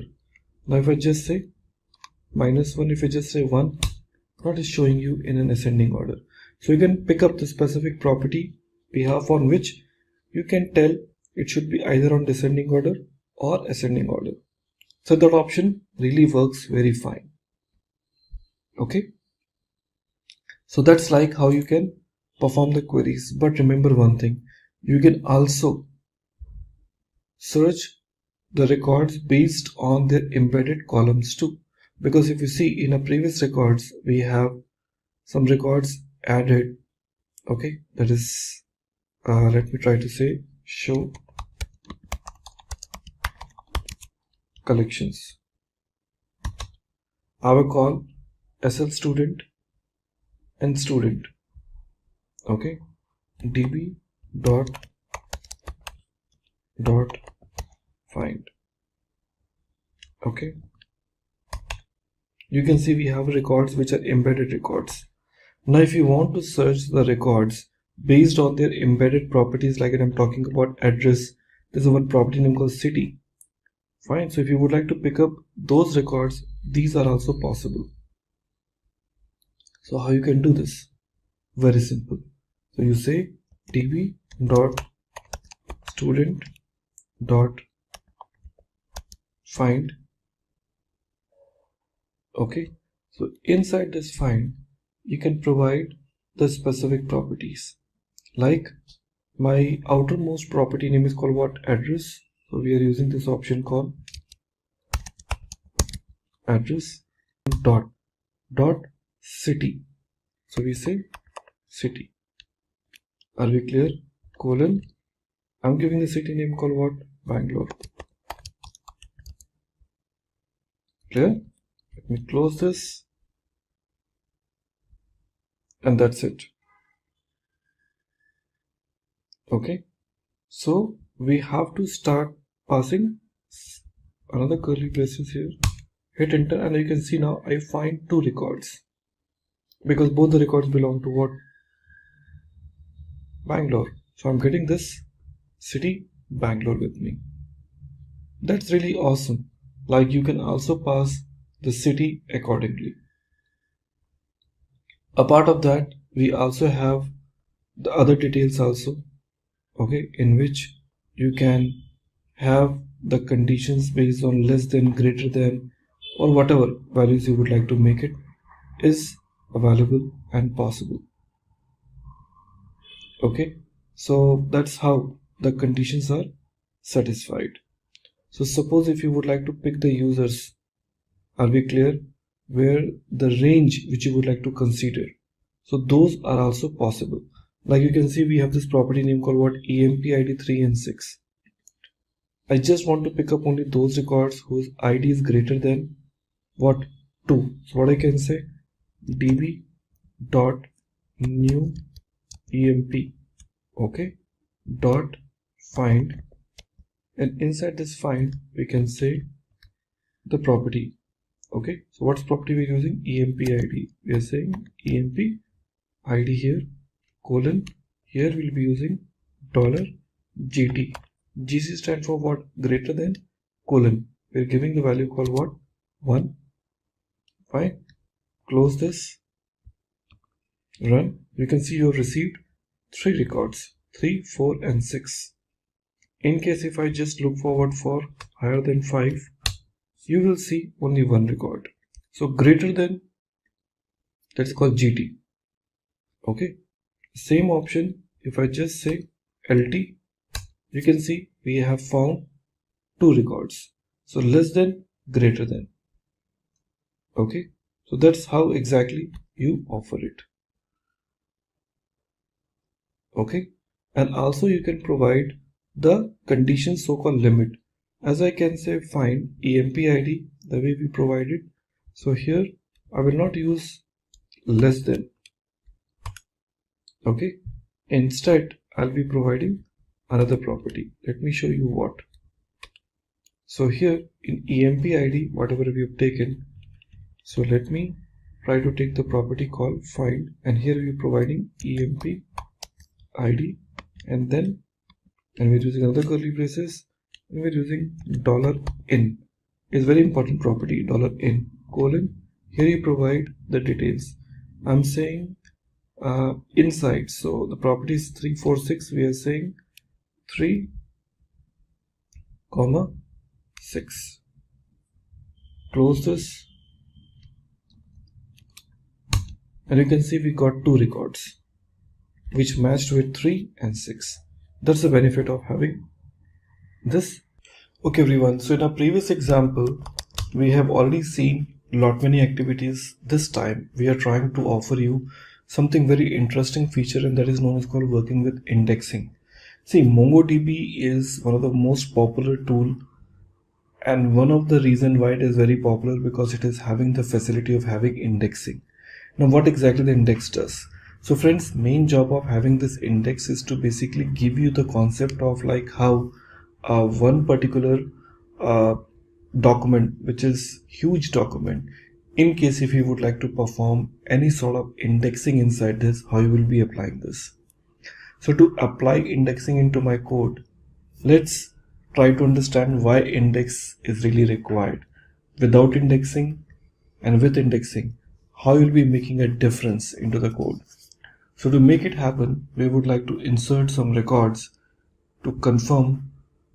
Okay, so what I will do is in step number 1, previous records, if I see, I have got 46341, depends on what earlier records we had it. So we had a call new emp. So db.new-emp.find. So we have total number of 3 records are available. So it's okay, we can have these 3 records with me. Now let me try to apply indexing. Without indexing, if I want to find the result, what outcome I'm gonna receive. So to know about how much time it's gonna be taking, if I have got large number of records with me, I'll be using this statement name called db dot, the name is called new emp dot explain, and here I'll be using one predefined functionality called execution stats.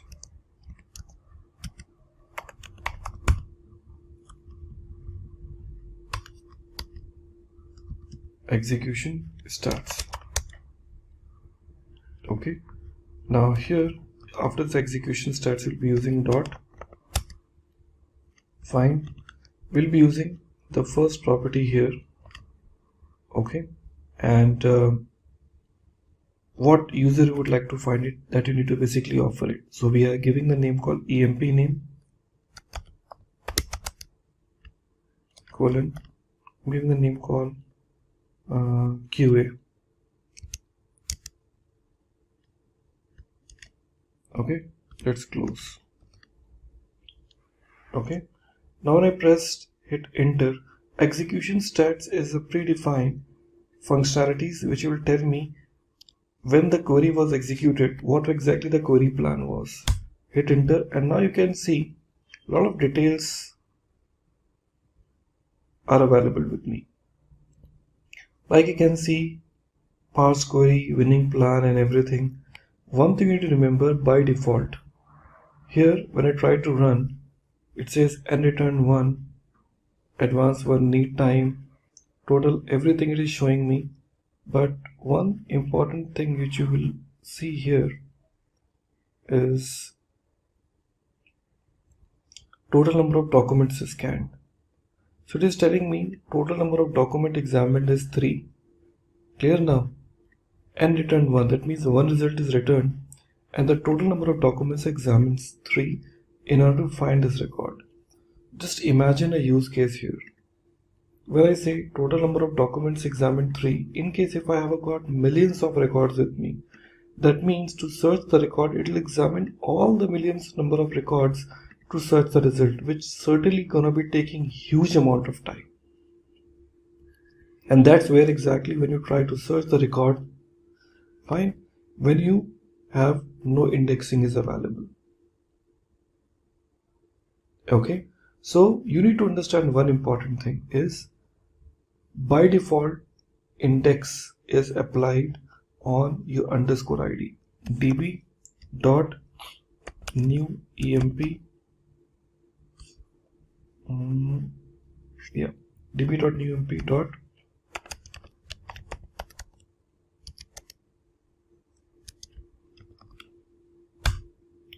when I say db.newemp.getIndex is a predefined function, it tells me like, hey, by default index is applied on underscore ID. That's a fact, because by default index is applied on underscore ID, not on the other properties. So I need to identify which of the properties are required to be get indexes. MongoDB advantage is it is supporting multi-column indexes, and that's what exactly we would like to see. So let's see in our next demo. Now we will try to apply indexing on our own property. Okay, so to apply the index, what we need to do, we have to say db dot, certainly we will be talking about called collection name, call new emp dot create index. Here you have to pass two things. Number one, on which property you would like to apply. Okay, and it has to be ascending or descending. So I'm trying to apply on emp name, and I want the index to be applied on ascending order. Okay, so here :1, hit enter. You can see now it is telling me like number of indexes before 1 and number of indexes after 2. That means earlier index was available only on one particular property, now it is applied on two properties. If you want, you can check. Now you can see there's another property is added called emp underscore 1. Now if I try to execute a similar query which I executed earlier, QA, now you'll be seeing there's a different statistics altogether. Here if I see in my code, see it will tell you total document examined 1. See now, earlier the number of document examined were 3, but since this index is applied, now it is telling me the total number of document examined is 1. So performance is certainly improved. So to search your document, it won't be searching the complete collections. Okay, rather it will search what? Only that particular column in which it is actually applied for. So that's the benefit, in fact, I would say, when you will be using these kind of indexes into your code. Okay, so hope we all are clear and understood about this concept. So let's go ahead and get this implemented into our system. Well, this is the first way of how the index can be applied. So you can also apply index on multiple properties. Clear? So that we will show you one by one how it is. Okay, everybody, so we have already seen in our previous example how we have applied indexes in our existing MongoDB application. So it is also a possibilities where we want to also apply the index on other number of properties too. As you can see in our existing database, okay, an existing collection. My collection name is new EMP, which contains two different properties. One is called EMP ID and second called EMP name. Just now we have applied index on our EMP name, but in case if I want to apply index on EMP ID, I'll be using the same technique. Okay, let's try to apply index on the same. So first of all, get indexes. I'm having this index applied on two different property. Now we would like to say db dot create index, and here in this db dot create index we can just, I will say db dot collection name. So our collection name is called new EMP dot create index. First parameter is certainly the name of which property we are applying. So here we are saying EMP ID, and in this EMP ID we will just offer it has to be ascending or descending. Let me decide descending order. So we are saying -1. Okay, now let's press enter and check the status. Okay, now you can see earlier indexes which we have created, that was 2, and now it turns to 3. So it is very clear that index is improving. Now let's check this out. db dot new emp dot get indexes. Now we have a total number of 3 indexes are available. So you can apply index on n number of columns if you want. Okay, at the same time, the way we have created the index, in case if I want to drop an index, so we can also drop. So what we can do, db dot new emp dot drop index, and in this drop index we have to provide which particular index we would like to drop. Remember this point. In case if you're planning to drop any sort of index, so you need to provide which index. So you should have that particular index name. Okay, so here we are providing my index name. So it should not be I would say the traditional name called EMP ID. No, it has to be EMP ID underscore -1 or EMP name underscore 1. So this should be the name. I'm saying EMP name. In case if you try this, you see it is saying index not found with the EMP name, because internally it maintains with this name. Let's try this out. We say EMP name underscore 1. Let's try, and now you can see new index was 3. Okay, 1. Okay, now you can see we have a call EMP ID and underscore ID. So now we have only 2 indexes left. There's no EMP name anymore. This is how exactly you can drop the indexes. So it is very simple and straightforward way of how in MongoDB you can perform your activities. Hello everybody and welcome back. In the previous examples of MongoDB, you might have considered we have used lot many operations. In our last video we have seen how to utilize indexing into our code. Now in our next journey of our MongoDB, we will see how aggregation works. See, in MongoDB, aggregation plays a vital role, and aggregation comes with so many handy functions with MongoDB which will help you to perform and to apply some very simple code snippets into your ongoing I would say the requirement, which can make your query so much seamless. Now we will see how this aggregation really works, and to work on an aggregation we have taken some default database name called aggregateDB, and here we have a call student as a by default collection in which we have some set of records are already added. Now if I just want to apply aggregation, now I would like to tell you about what exactly the aggregation is. See, ideally when you talk about called aggregation, Okay, so aggregation is nothing but a call aggregate. Like RDBMS, if you see, we have to call aggregation there. So in a Unix command, like you talk about shell pipeline, means the possibility to execute an operation on some input and use that output as an input for the next command. That means the output of one particular execution becomes an input for others. So MongoDB also supports same kind of concept in aggregation framework. There's so many type of functionalities are available, which we will see one by one into our next code. Okay, now here we want to confirm about a few important things. Now here let me try to bring some of the important, well-known, I would say, the functionalities of our aggregation framework. First, we use a term name called $project. The project is basically designed for select a specific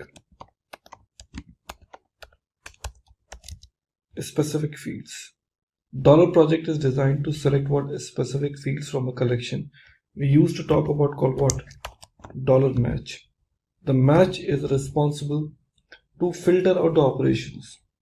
Are we clear now? It is designed to filtering out the operations. You talk about $group.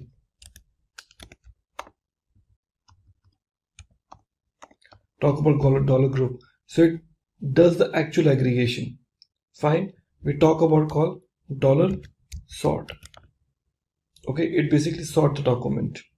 Okay, like that there's so many operations are available, which we will see one by one in our aggregation behavior. Now my first example, the one which I want to execute, I have a call student record with me, which contains a student name, okay, the section and the marks and the subject, on which subject the person or the student is appeared. Now here my first requirement is we want to filter data based on a section A, because students belong to the different sections. As you can see now, they belong to the different sections, section A, B, C, D. So I just want to filter the data based on a section A. Okay, so for filter out, I would like to use $match. Let's see how it works. So I just would like to filter out only those students who belong to the section A. So how we would like to use it now? I will say db dot student dot aggregate, and inside this we would like to use this square brackets and then curly braces, and then use $match. With this I would like to use another curly braces, and I say section A. Okay, and I close this, close this, close the square bracket, close this. Okay, so db.student.aggregate, aggregate should be always associate. Match is known as the aggregate functionality, section A. Hit enter and you can see now it lists down all those students who belong to the section A. Okay, very simple and straightforward example. Now we would like to use the second example. So we want to find out all the records where the section is A and we are using AND operator. Marks is greater than 80. There are so many students who have different marks like 70, 90 and whatever. So we want to use both the conditions together. So how are you going to be using this now? Remember, not only the section A but also marks who are greater than 80. So similar thing, we have a call match. Okay, after this match we are starting this curly braces. Okay, so after this match we would like to bring AND. We say $and again colon, again we are starting this square bracket now. Okay, we talk about what? Section A, number 1, and after this the first curly braces we would like to use marks. So we say marks colon, and once again we would like to start curly braces, and here we use $GT, that is called what? A greater than colon 80. Okay, all are closed. So you see, like here we have got this square bracket and round brackets. So what else is left? So we have called 80, we are using another curly braces needs to be closed here, and then square bracket, okay, and followed by again curly braces, again curly braces, again square bracket, again round brackets. Okay, let's see where it has gone wrong.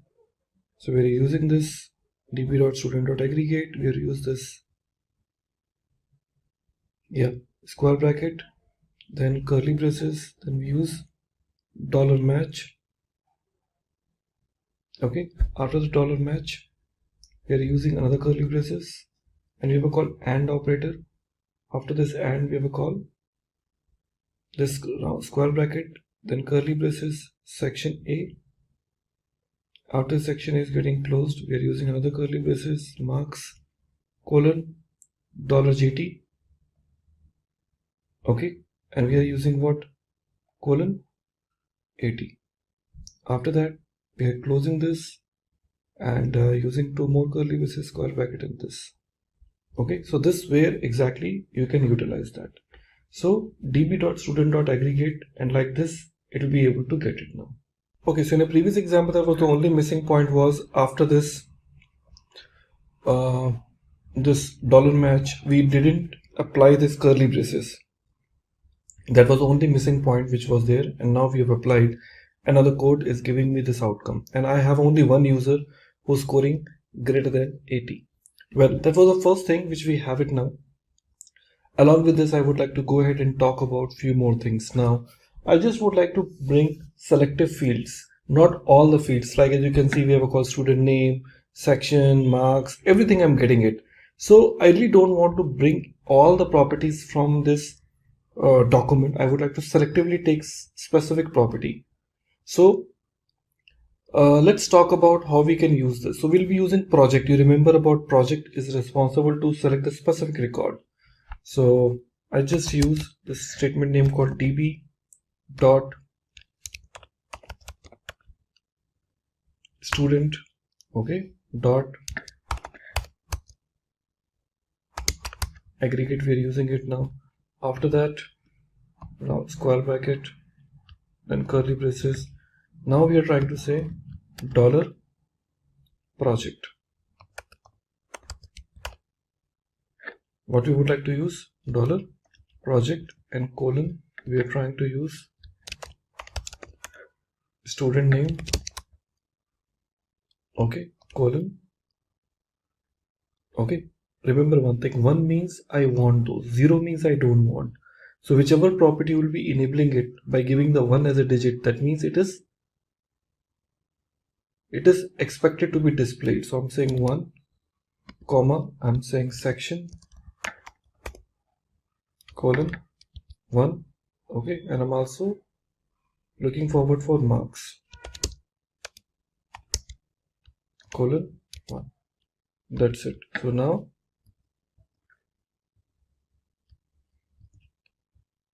you can see now I am once again picking up only those like student, section, and marks. Now if I go back and remove some properties, like I only want student and section, you can see I have only student and sections are used. Here if I just use this statement name call underscore id colon 0, now you can see only the names and sections are visible, ID is not, because I really don't want ID. By default ID is shown, but if I say it's 0, that means the ID will not be visible here. So like that you can select the columns or the properties accordingly. That was the one way. Now the other thing I would like to use, what if you want to find out the student name, section, and marks from student? Once again, we want to find out the student name, section, and marks from the student collection, where the section is A.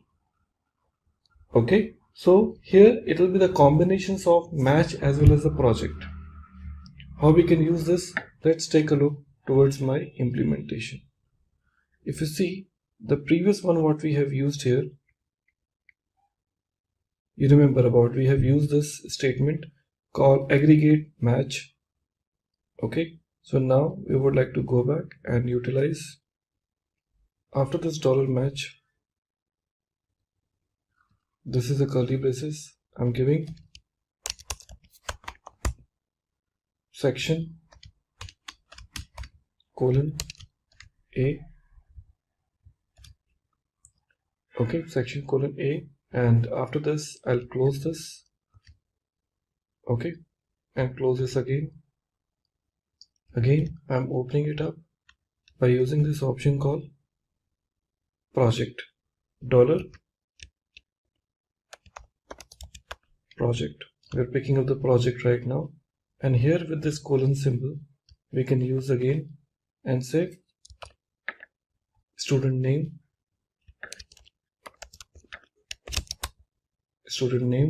colon, we are using 1 comma section colon 1 and 1 marks colon 1, and now closing this. Now you can see I got those. So the requirement was we want to find out the student name, section and marks from student collection where the section is A. So you are not only using the match, okay, but also using what? The selective details. Like this you can implement it. Okay, that's where exactly the projection really works. So projection gives you lot many opportunities which you can utilize it for your own, and also it comes with lot many predefined functions like in some AVG and all. So let's talk about those functionalities too. So this is the first thing which we have seen, aggregations are taken place. Now in case if you would like to perform the group, like if I want to find out the total marks group by, okay, section, like each and every section I would like to confirm the total marks in every section, then how will I basically do that? So let's try to get this example also. So here let me try to go back, and we will not be using match here because I would like to use the group part. So after this curly braces we want to use $group. Okay, that is called group by in RDBM is how you use it. Here we use this curly braces. Again here we are passing this underscore ID. Okay, you have to provide underscore ID in a group because you cannot skip it. That part you need to be always remember. You really can't skip $ID whenever you're trying to talk about called group. This is a compulsory field, you need to have it. After that I'm using this section. In this section we are saying $section because we would like to make it on a section basis. After this closing, and here we are using what? Total marks colon, here curly braces, again dollar sum, okay, colon, on which behalf I want to use in marks, so I can say $marks. Naming convention is very important because it is a JavaScript, so it is a case sensitive. Okay, then and you can see now section wide I'm able to get all the marks. Isn't it amazing? That's where exactly the aggregations are playing very important role while retrieving such kind of records. So hope you are clear about how we utilize this together. So in a previous example we got it like how we are basically taking this marks in my application. Fine. So we are clear about how we are picking that up. But what in case if I would like to take marks for the specific section? So it is also possible. So we'll be using the same group, but only thing is what we'll be bringing the match between, because here we are trying to get all the section marks. But if you would like to bring it only for the specific section, we know it very well what we need to do. So here, before I talk about called $group, we can use one more curly braces here. Okay, so we can use this option called $match. Okay, and here we are using this option called section A. Sorry, here in $match we are giving this call section colon, here we're giving A. So closing this, followed by the other areas like in group which you want to start now. So you can start with this curly braces. Hit enter, and you can see now only the specific section you're able to receive the records. And that's very simple now. Okay, so that's where exactly you would like to perform. And there's another option, like in case if you would like to perform an average. Suppose if you want to fetch the count of students in each section and total marks and average marks as well as. So total marks as well as the average marks we want to get it. So how are we able to take it now? So it is very simple, as you have seen earlier also into our code, how we have taken call group underscore ID section. We're talking about section total marks with the sum. We are also using this. After that, we can also use the average. Okay, so this is, we have taken called group underscore ID sum. So here onwards we will start. So when we say sum marks, after that we can just put curly braces and we can just use count. Okay, and after this we'll be using this colon, curly braces, and use $sum. Okay, colon 1. Okay, and after that I'll put comma here, and we use average, and inside this average I will use, in curly braces we can say $avg. Okay, colon of what? $marks.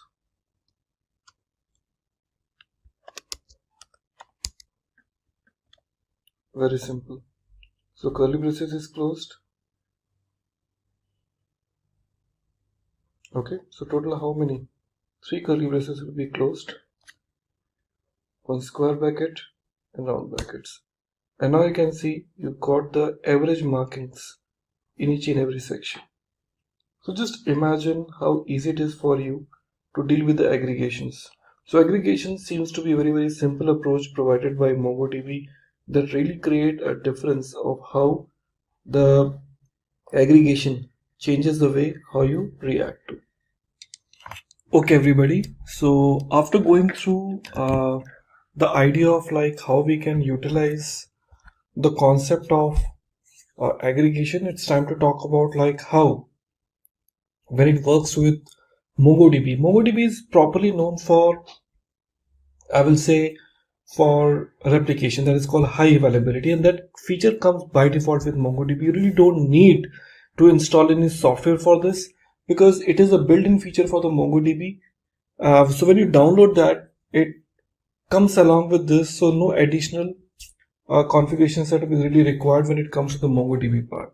Okay, so let's get started and talk about how MongoDB can offer the replication. See, the idea behind the replication is what? The idea behind the replication is like you are replicating it. Okay, so when you talk about replication, you are replicating your data to where? To the multiple childs. So here in MongoDB, we have one concept available. Okay, that is known as called master. Okay, and slaves. Okay, master is one and there will be multiple slaves.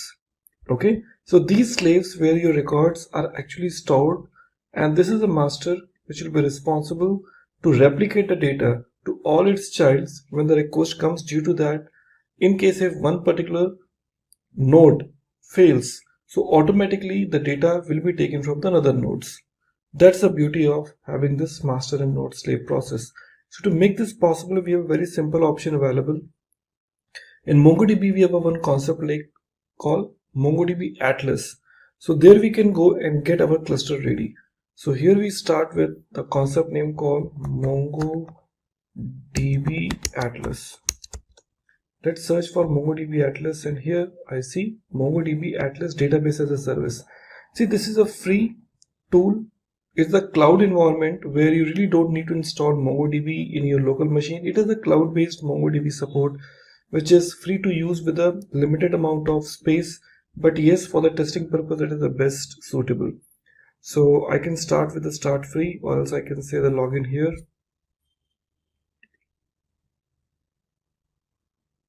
Okay, from there onwards I can go ahead.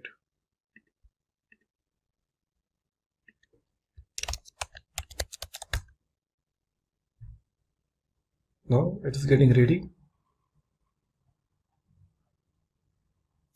Now this is the place from where you can start working on your cluster. See, as I've told you, like initially when you will be working on this MongoDB, it will ask you to create a cluster initially.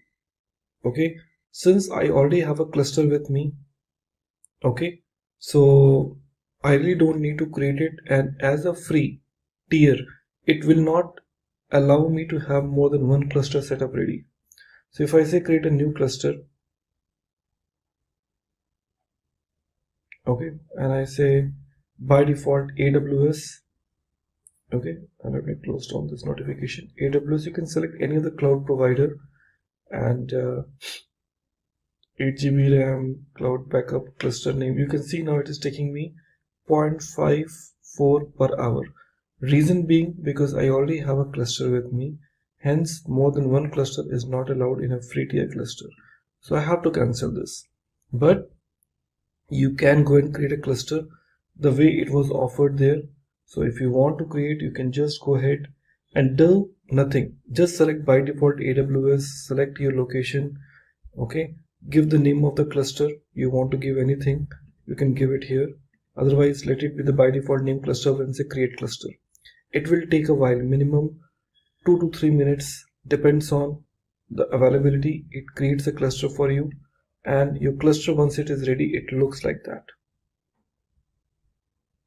Okay, so here in this application you have to go back and understand what is there in a cluster. So when I click on cluster 0, you can see now here we have got 3 nodes available. One is called primary node, which is called master, as I suggested earlier, and now we have called slaves. Automatically when the clusters are created inside this MongoDB, by default it will be 3 node cluster, where the 1 will be the primary and 2 will be secondary. Based on your package, whichever you have taken it, you can increase the number of nodes later on, but as a free I am gonna get, or I will be receiving total number of 3 nodes available here. So records whichever will be stored, it will get stored automatically in both the nodes, secondary nodes, and from the primary I can insert the record, and secondaries I can read the records. Remember, you can't insert the records into the secondaries. You can only insert the record only in your primary record. Secondaries are not allowed to insert. So this is your replica set. Okay, these are the nodes which are available to you. So when you click on this primary here, you will see it is telling you no data available. Nothing is there because I haven't stored any records as such. So I just go back to my cluster. So initially I would like to go back and create few things now. Okay, I would like to go back and set up few initial things at a time of creating the cluster, because when a cluster is created, clear now, so in that point of time no setting is configured. You have to do few settings now. First setting is you have to put it, remember the steps. first step will be your network access. So in network access, you have to go and you have to say add IP address, and in this add IP address, you have to select this option from which location you would like to accept. Only those IP addresses will be whitelisted. Otherwise, what you can do, you can see here in my options, I have given 0.0.0. That means all IP addresses are acceptable. So all IP addresses are used.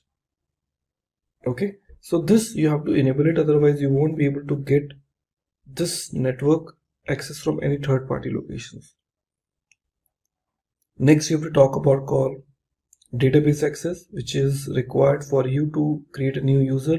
There are already some new users are created, but it is recommended that you to go and create a new users here.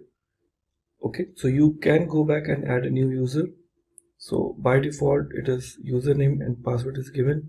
So you can go back and create a new user. When I say add user, you can give the username as well as the password as per your own convenience. So new user, I'm going to create it. That is known as called SL.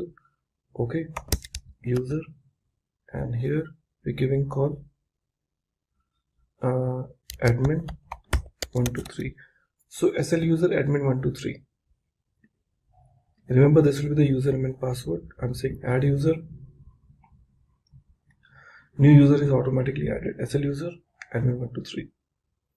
So once you have provided this network access, database access, next you have to create a new data. So what you need to do, when you go back to your statement, okay, network access, database access, it will ask you like you want to create a new database. So I just go back to my project 0. There will be an option called collections. You have to go back and create a new collection here.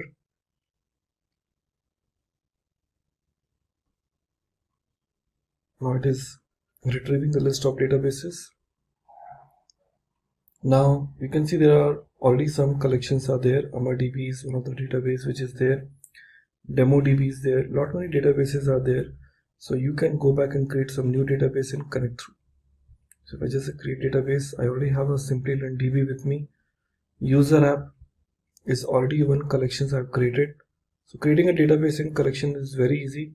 If I give you the quick demo, I say create database, give the collection name called SL demo, okay, and give the username called AMP SL demo and employee. I say create. Now you can see SL demo and create. It is there with me. So there is no record right now, and once it is there ready, so remember SL demo and employee. I'll go back to my code again, project 0, and from here I can say connect because I want to connect it. So to connect it from, because your MongoDB is already there, so you want to connect it through. So to connect it through, we have a very simple option available. You can just click on this connect option. Multiple options are there. Through MongoShare, connect your third-party application with the MongoDB Compass. So since I already have a MongoShare with me, so macOS, I have this macOS with me, so you can just use this line. Okay, so if you have a window, you can select your window. Since I have this macOS, I'm selecting this line, but I need to replace with this, you can see this username. Okay, and you have to give the username here. I'll select this. I open my terminal. Okay, and this is, I'm just closing this and opening up another terminal here. Since I want to connect with the MongoShell now, so what I need to do here in this, I'll just paste that, the command which I have it now. Username is, you remember I told you to call some users which you have already created. Let's check.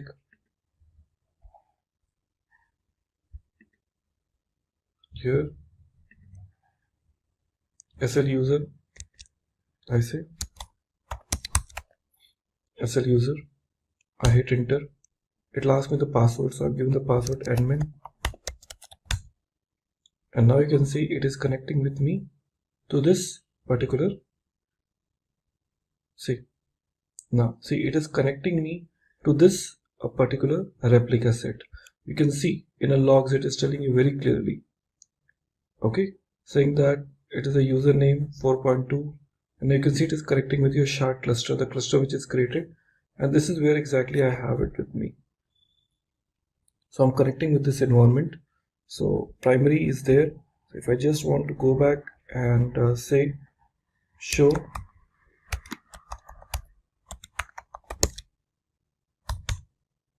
collections, so I can go back and create a new collection here. Okay, so it's up to you now. By default collection which is their employee, so I can say db dot employee dot insert,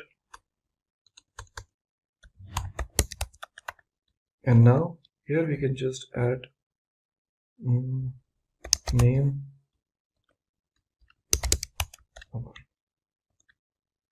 okay. Now you can see some exception is raised, so you understand.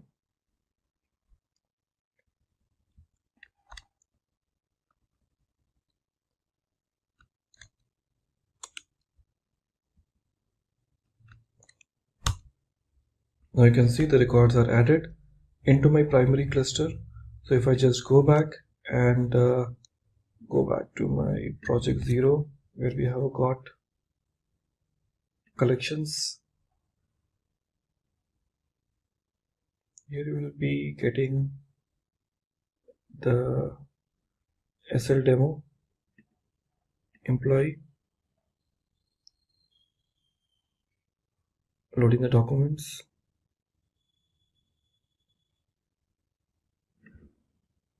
So it takes time to get this, but this is where exactly you see the records will be stored. Okay, so that's where exactly it works fine for all of you. So we have this record. Okay, so when I say show collection, so we have a call employee, and I say db dot employee dot find. So I can see we have got new collection name call. This is added right now. Okay, so like this you have got the first connection established and the records has been inserted. Hey everyone, my name is Ishan and I welcome you all to this session. In this session, we will have a look at the basics of GitHub. Before diving deep into the subject, let's first have a look at a use case. The use case we will consider today is of the world's largest sporting goods retail brand, Decathlon.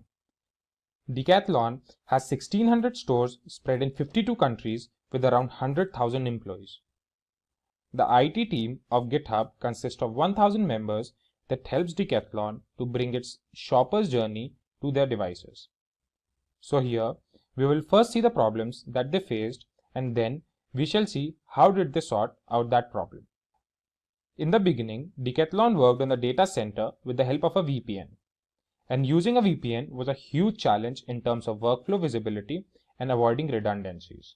So the first problem is how to maintain workflow visibility and avoid redundancies. Then since there are so many stores located at so many different places, hiring of developers seemed to be a difficult task, as a physical workplace was always needed. So the second problem is, how would they hire developers? Now, let's see how did Decathlon solve these two problems one after the other. In the first case, the entire Decathlon shifted from any other remote repository to GitHub. GitHub turned out to be an amazing open source community as the code became more visible across the organization and now anybody could contribute to it. Then, let's talk about the second case for hiring the developers. As we know, GitHub is an open source community, so it helped in collaboration with any developer all over the world. The potential developers could now contribute to benefit the global community. Now the question arises, what made this contribution possible? So the major contribution role was played by the version control system. This was just a single case amongst many others. There are many organizations that have benefited from GitHub. Now, when we have realized how GitHub has revolutionized the market, let's start learning more and more about GitHub. As we move forward, let's have a look at what is version control system. Version control system are the software tools that helps in recording the changes made to the files by keeping a track of modifications done to the code. There is one repository and each user has their own working copy. The changes are committed to the repository, which are possible to be seen by others. The two most important things to make changes visible are you commit and they update. As we discussed, it is a system that keeps a track of different versions of a file, and hence a specific version of a file can be called whenever needed. This makes the collaboration amongst developers easy and also provides the members of the team to work on the latest version of the file. Moving forward, let's see what is Git. Now, when we have learned version control system, the next thing we need to know is what is Git. Git is the most commonly used version control system that helps in tracking changes made to the files. Hence, we may have a record of all the changes that have been made to a file, and we can also revert back to a specific version. Git simplifies the process of software development with the help of easy source code management. Git is not only helpful and popular among developers, but also helps non-technical people to keep a track of all the files they have been working on. Git further helps in the process of collaboration and permits changes made by multiple people to all be merged into a single source. Then, Git automatically merges the changes so two people or two different sources can even work on different parts of the same file, and later on merge those changes without losing each other's work. This is especially useful when the projects are really big and many people are involved in it. Now, when we know what is version control system and basics of Git, it is time for us to jump on the topic, what is GitHub? GitHub is a service hosted on the web where all the projects are stored. Every project on GitHub has its own repository and its unique URL. Git provides a graphical interface to store the files and helps team members to coordinate on the project from anywhere. GitHub provides several access control and collaboration features like wikis and basic task management tools for every project. Let's now have a look at the features of GitHub. The first feature we will see is easy project management. GitHub helps project managers and developers to coordinate better on the project. The work can be easily tracked and updated, which makes sure that the project is on schedule and as entitled. Second feature is increased safety with packages. The packages on GitHub can be published as desired. They can be published privately or within a community, or can also be published publicly. The packages can be easily downloaded from the GitHub to use and reuse them. Next feature is the effective team management. Now, as all the team members can stay updated with all that's happening on the project, so this helps them in staying organized and well coordinated. The pull request and other modification tools make sure that the team focuses on the code. Moving on, the next feature is improved code writing. With the help of GitHub, the quality of code has significantly increased. Now with the help of git pull command, one can review, improve and propose new codes. Along with that, suggestions or modifications may be discussed before changing the original code. The next feature is increased code safety. GitHub uses CodeQL, which is the industry's leading semantic code analysis engine. This tends to find risks in the code which other tools tend to miss. The last feature we shall see is easy code hosting. As the name suggests, the codes and documentations are hosted in one place. We also know that there are thousands of repositories on GitHub, so each repository has their own set of tools to release and host the code. Finally, let's have a look at the competitors of GitHub. There are several competitors in the market. Here, we have just put the most common ones. First is Atlassian Bitbucket. Then comes Fugbugs, followed by Surround SCM and GitLab. Then we have Buddy, and finally followed by Beanstalk. Consider this. Back in 1991, there was only one website in existence. Fast forward to today, there are over 1.8 billion websites on the internet.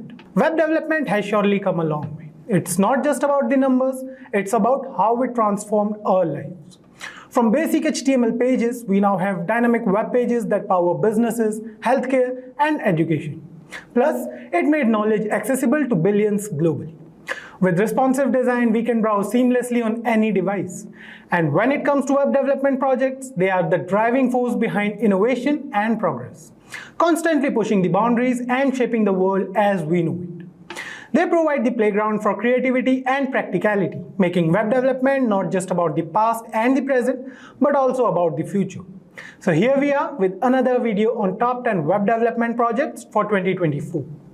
Whether you are a beginner, an intermediate level web development enthusiast, or an advanced level web developer, we have got you covered here. Hey everyone, and you are already watching Simplilearn.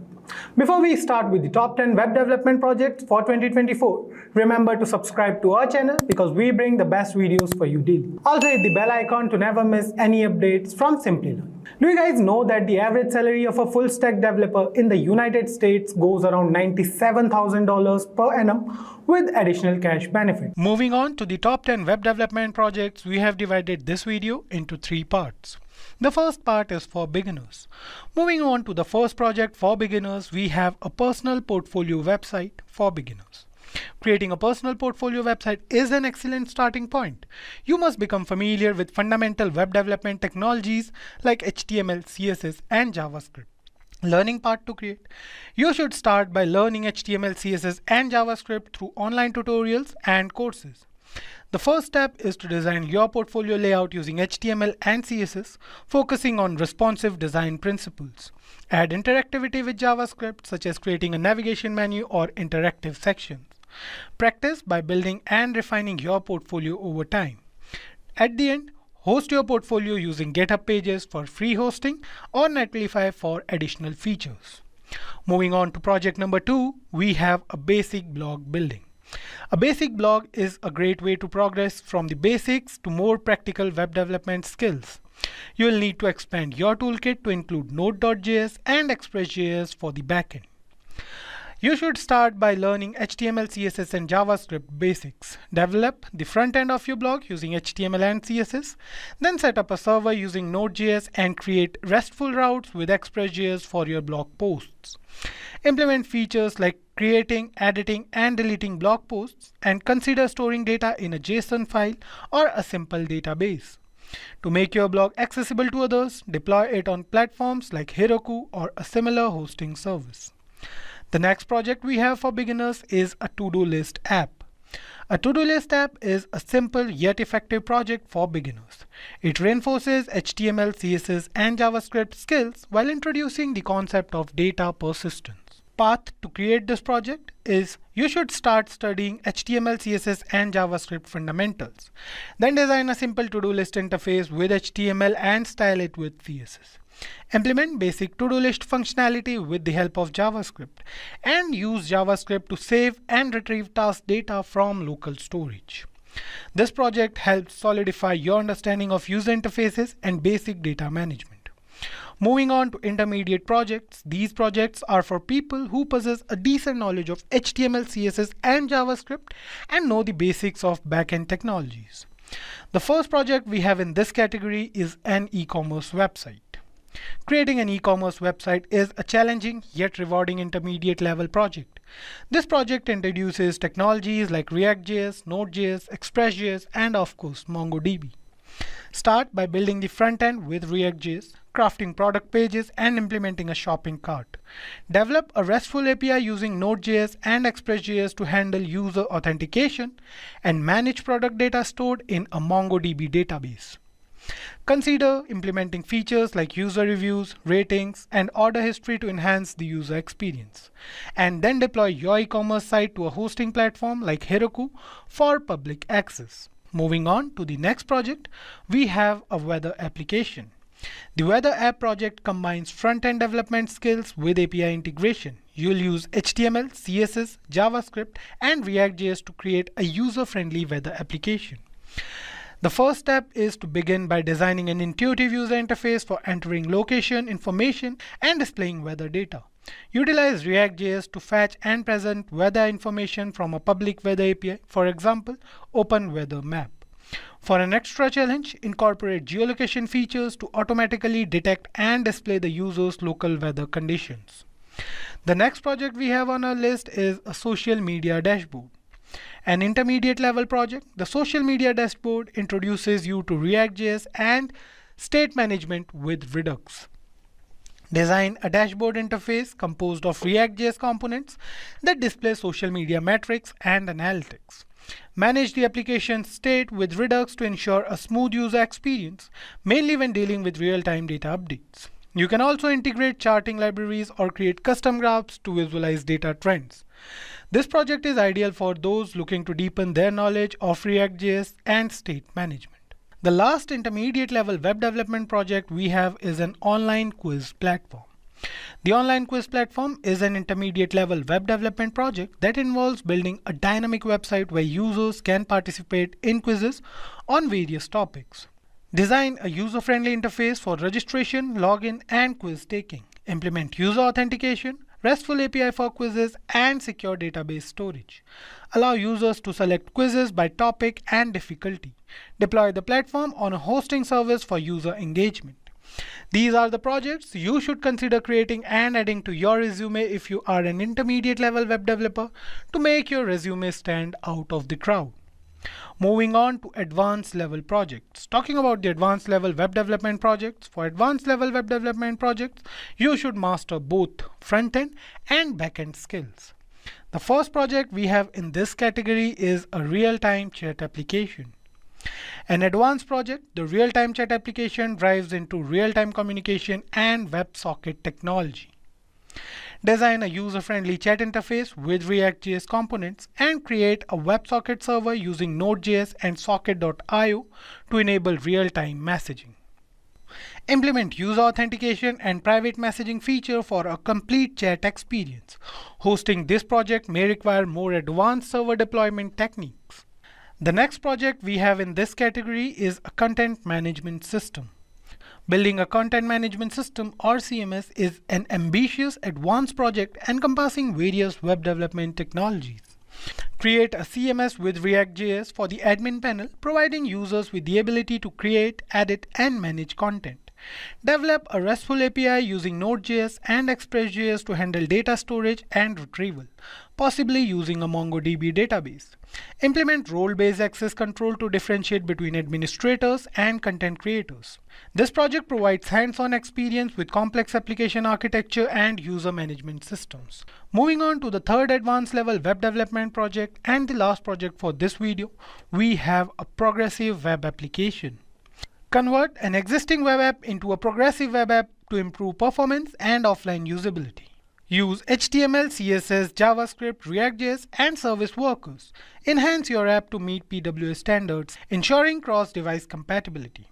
Implement service workers for offline caching. Optimize for speed and installability, offering users a reliable experience even offline.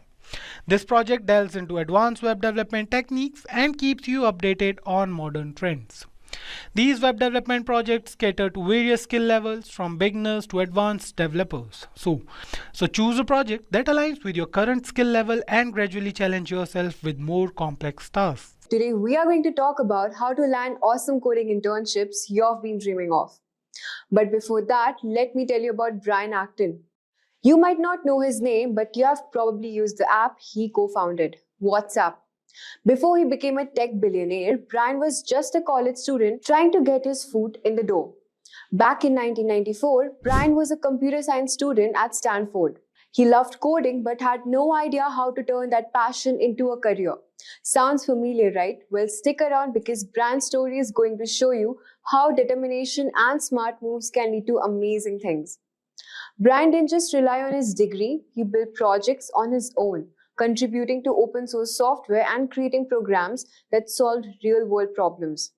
This helped him build a strong portfolio, something which you can do too. When it came time to look for internships, Brian cast a wide net. He applied to many companies, including some of the biggest names in tech. And guess what? He faced rejection. Both Facebook and Twitter turned him down for jobs. But Brian didn't let that stop him. He landed an internship at Apple where he worked on the eWorld project. This experience was crucial as it gave him real world skills and important connections in the tech world. Just like Brian, working on coding projects and contributing to open source software can showcase your skills and passion. Don't fear rejection and use internship as launchpads. In this video, we will break down how to build coding portfolio, find internship opportunities, make your application stand out, and ace your interviews. By the end, you'll have a clear plan of landing your dream internship. So let's get started. Firstly, understanding how companies hire interns is crucial. This is important to know as you can plan. When preparing for coding internship, understanding how companies hire interns is very important.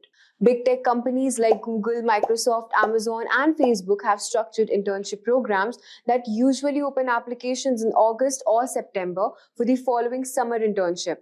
These internships are highly competitive. For example, Google's STEP internship receives over 125,000 applications for about 2,000 positions each year. Microsoft Explore program and Amazon's SD internship follow similar timelines. Most of these companies complete their summer intern hiring by December or January. On the other hand, smaller companies and startups often have more flexible hiring timelines. They post internship opportunities year-round on job sites like Indeed, LinkedIn, or AngelList. These companies typically start looking for summer interns in January or February. Some might even hire interns just a month or two before the internship starts. This flexibility can be advantageous if you miss the application window for larger firms. Then we have resume building and interview preparation. Building a strong coding portfolio is highly important. Highlight your relevant coursework, skills, and experience. Use keywords from job descriptions to tailor your resume for each application. Include personal and school projects, contributions to open source software, and any certifications. Make sure to proofread your resume to ensure that there are no errors. Employers highly value personal and school projects, with over 70% considering personal projects when evaluating candidates.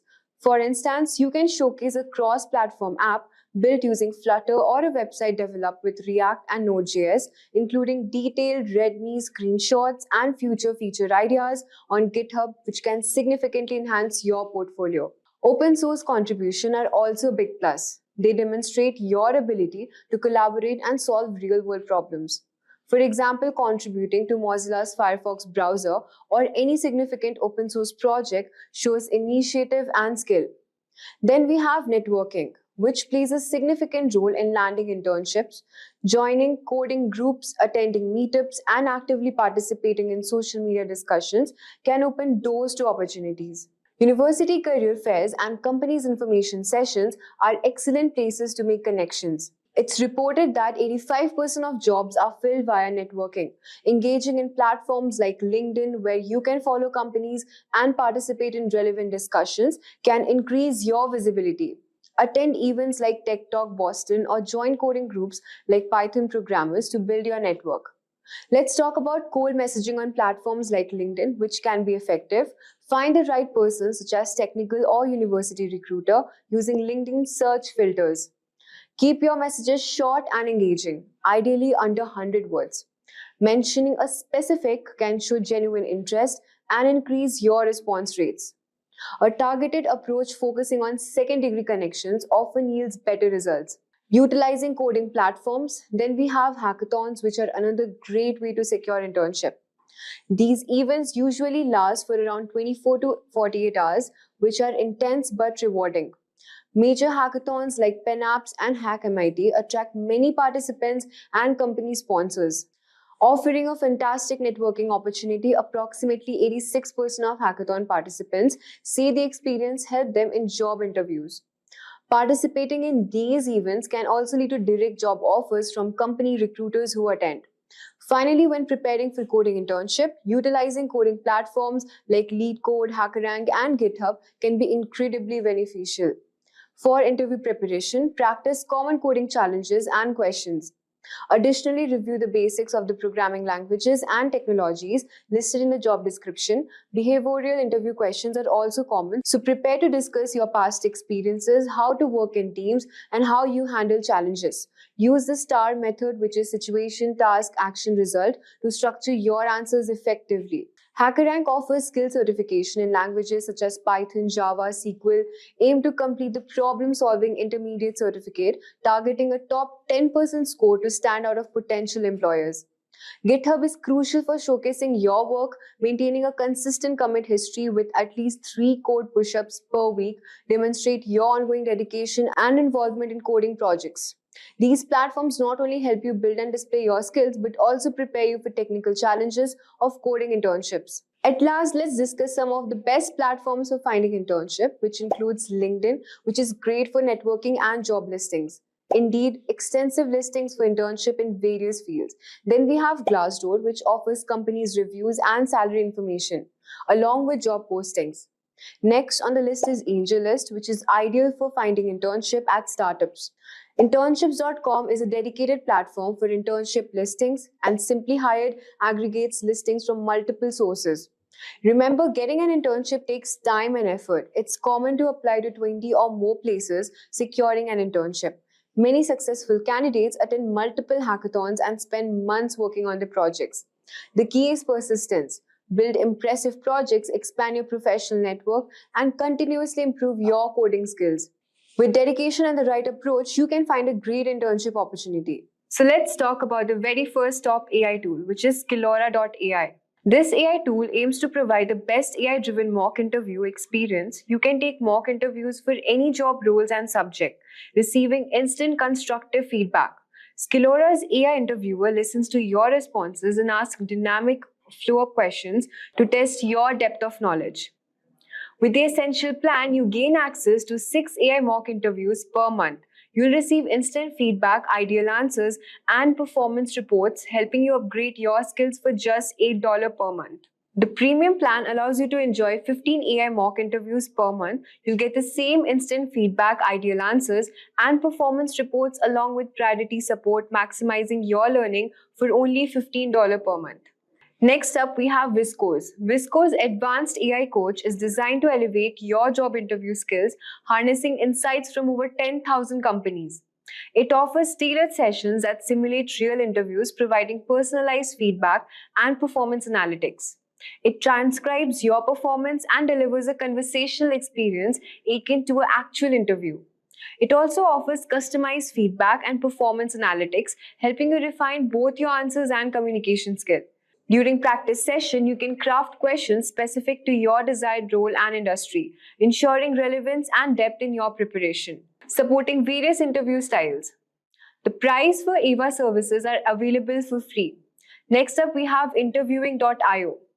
Interviewing.io is an AI-powered platform that provides candidates with simulated technical interviews. The platform uses machine learning algorithms to assess your coding skills, problem-solving abilities, and communication style. You can get 4 simulated technical interviews for $225. Next up, we have Mockmate. Mockmate is an AI-powered tool that allows you to practice answering common interview questions. This tool provides feedback on your answers and gives tips on how to improve your performance. The service is available for $29 per month. Moving on to ChatGPT. ChatGPT is an AI chatbot that can be used to practice answering interview questions in a conversational setting. The chatbot can be customized to simulate the style of an actual interview, and it provides feedback on your answers. The free plan allows you to get started with writing assistant, problem solving, and many more. You will have limited access to ChatGPT 4o mini, including data analysis, file uploads, vision, web browsing, and custom GPTs.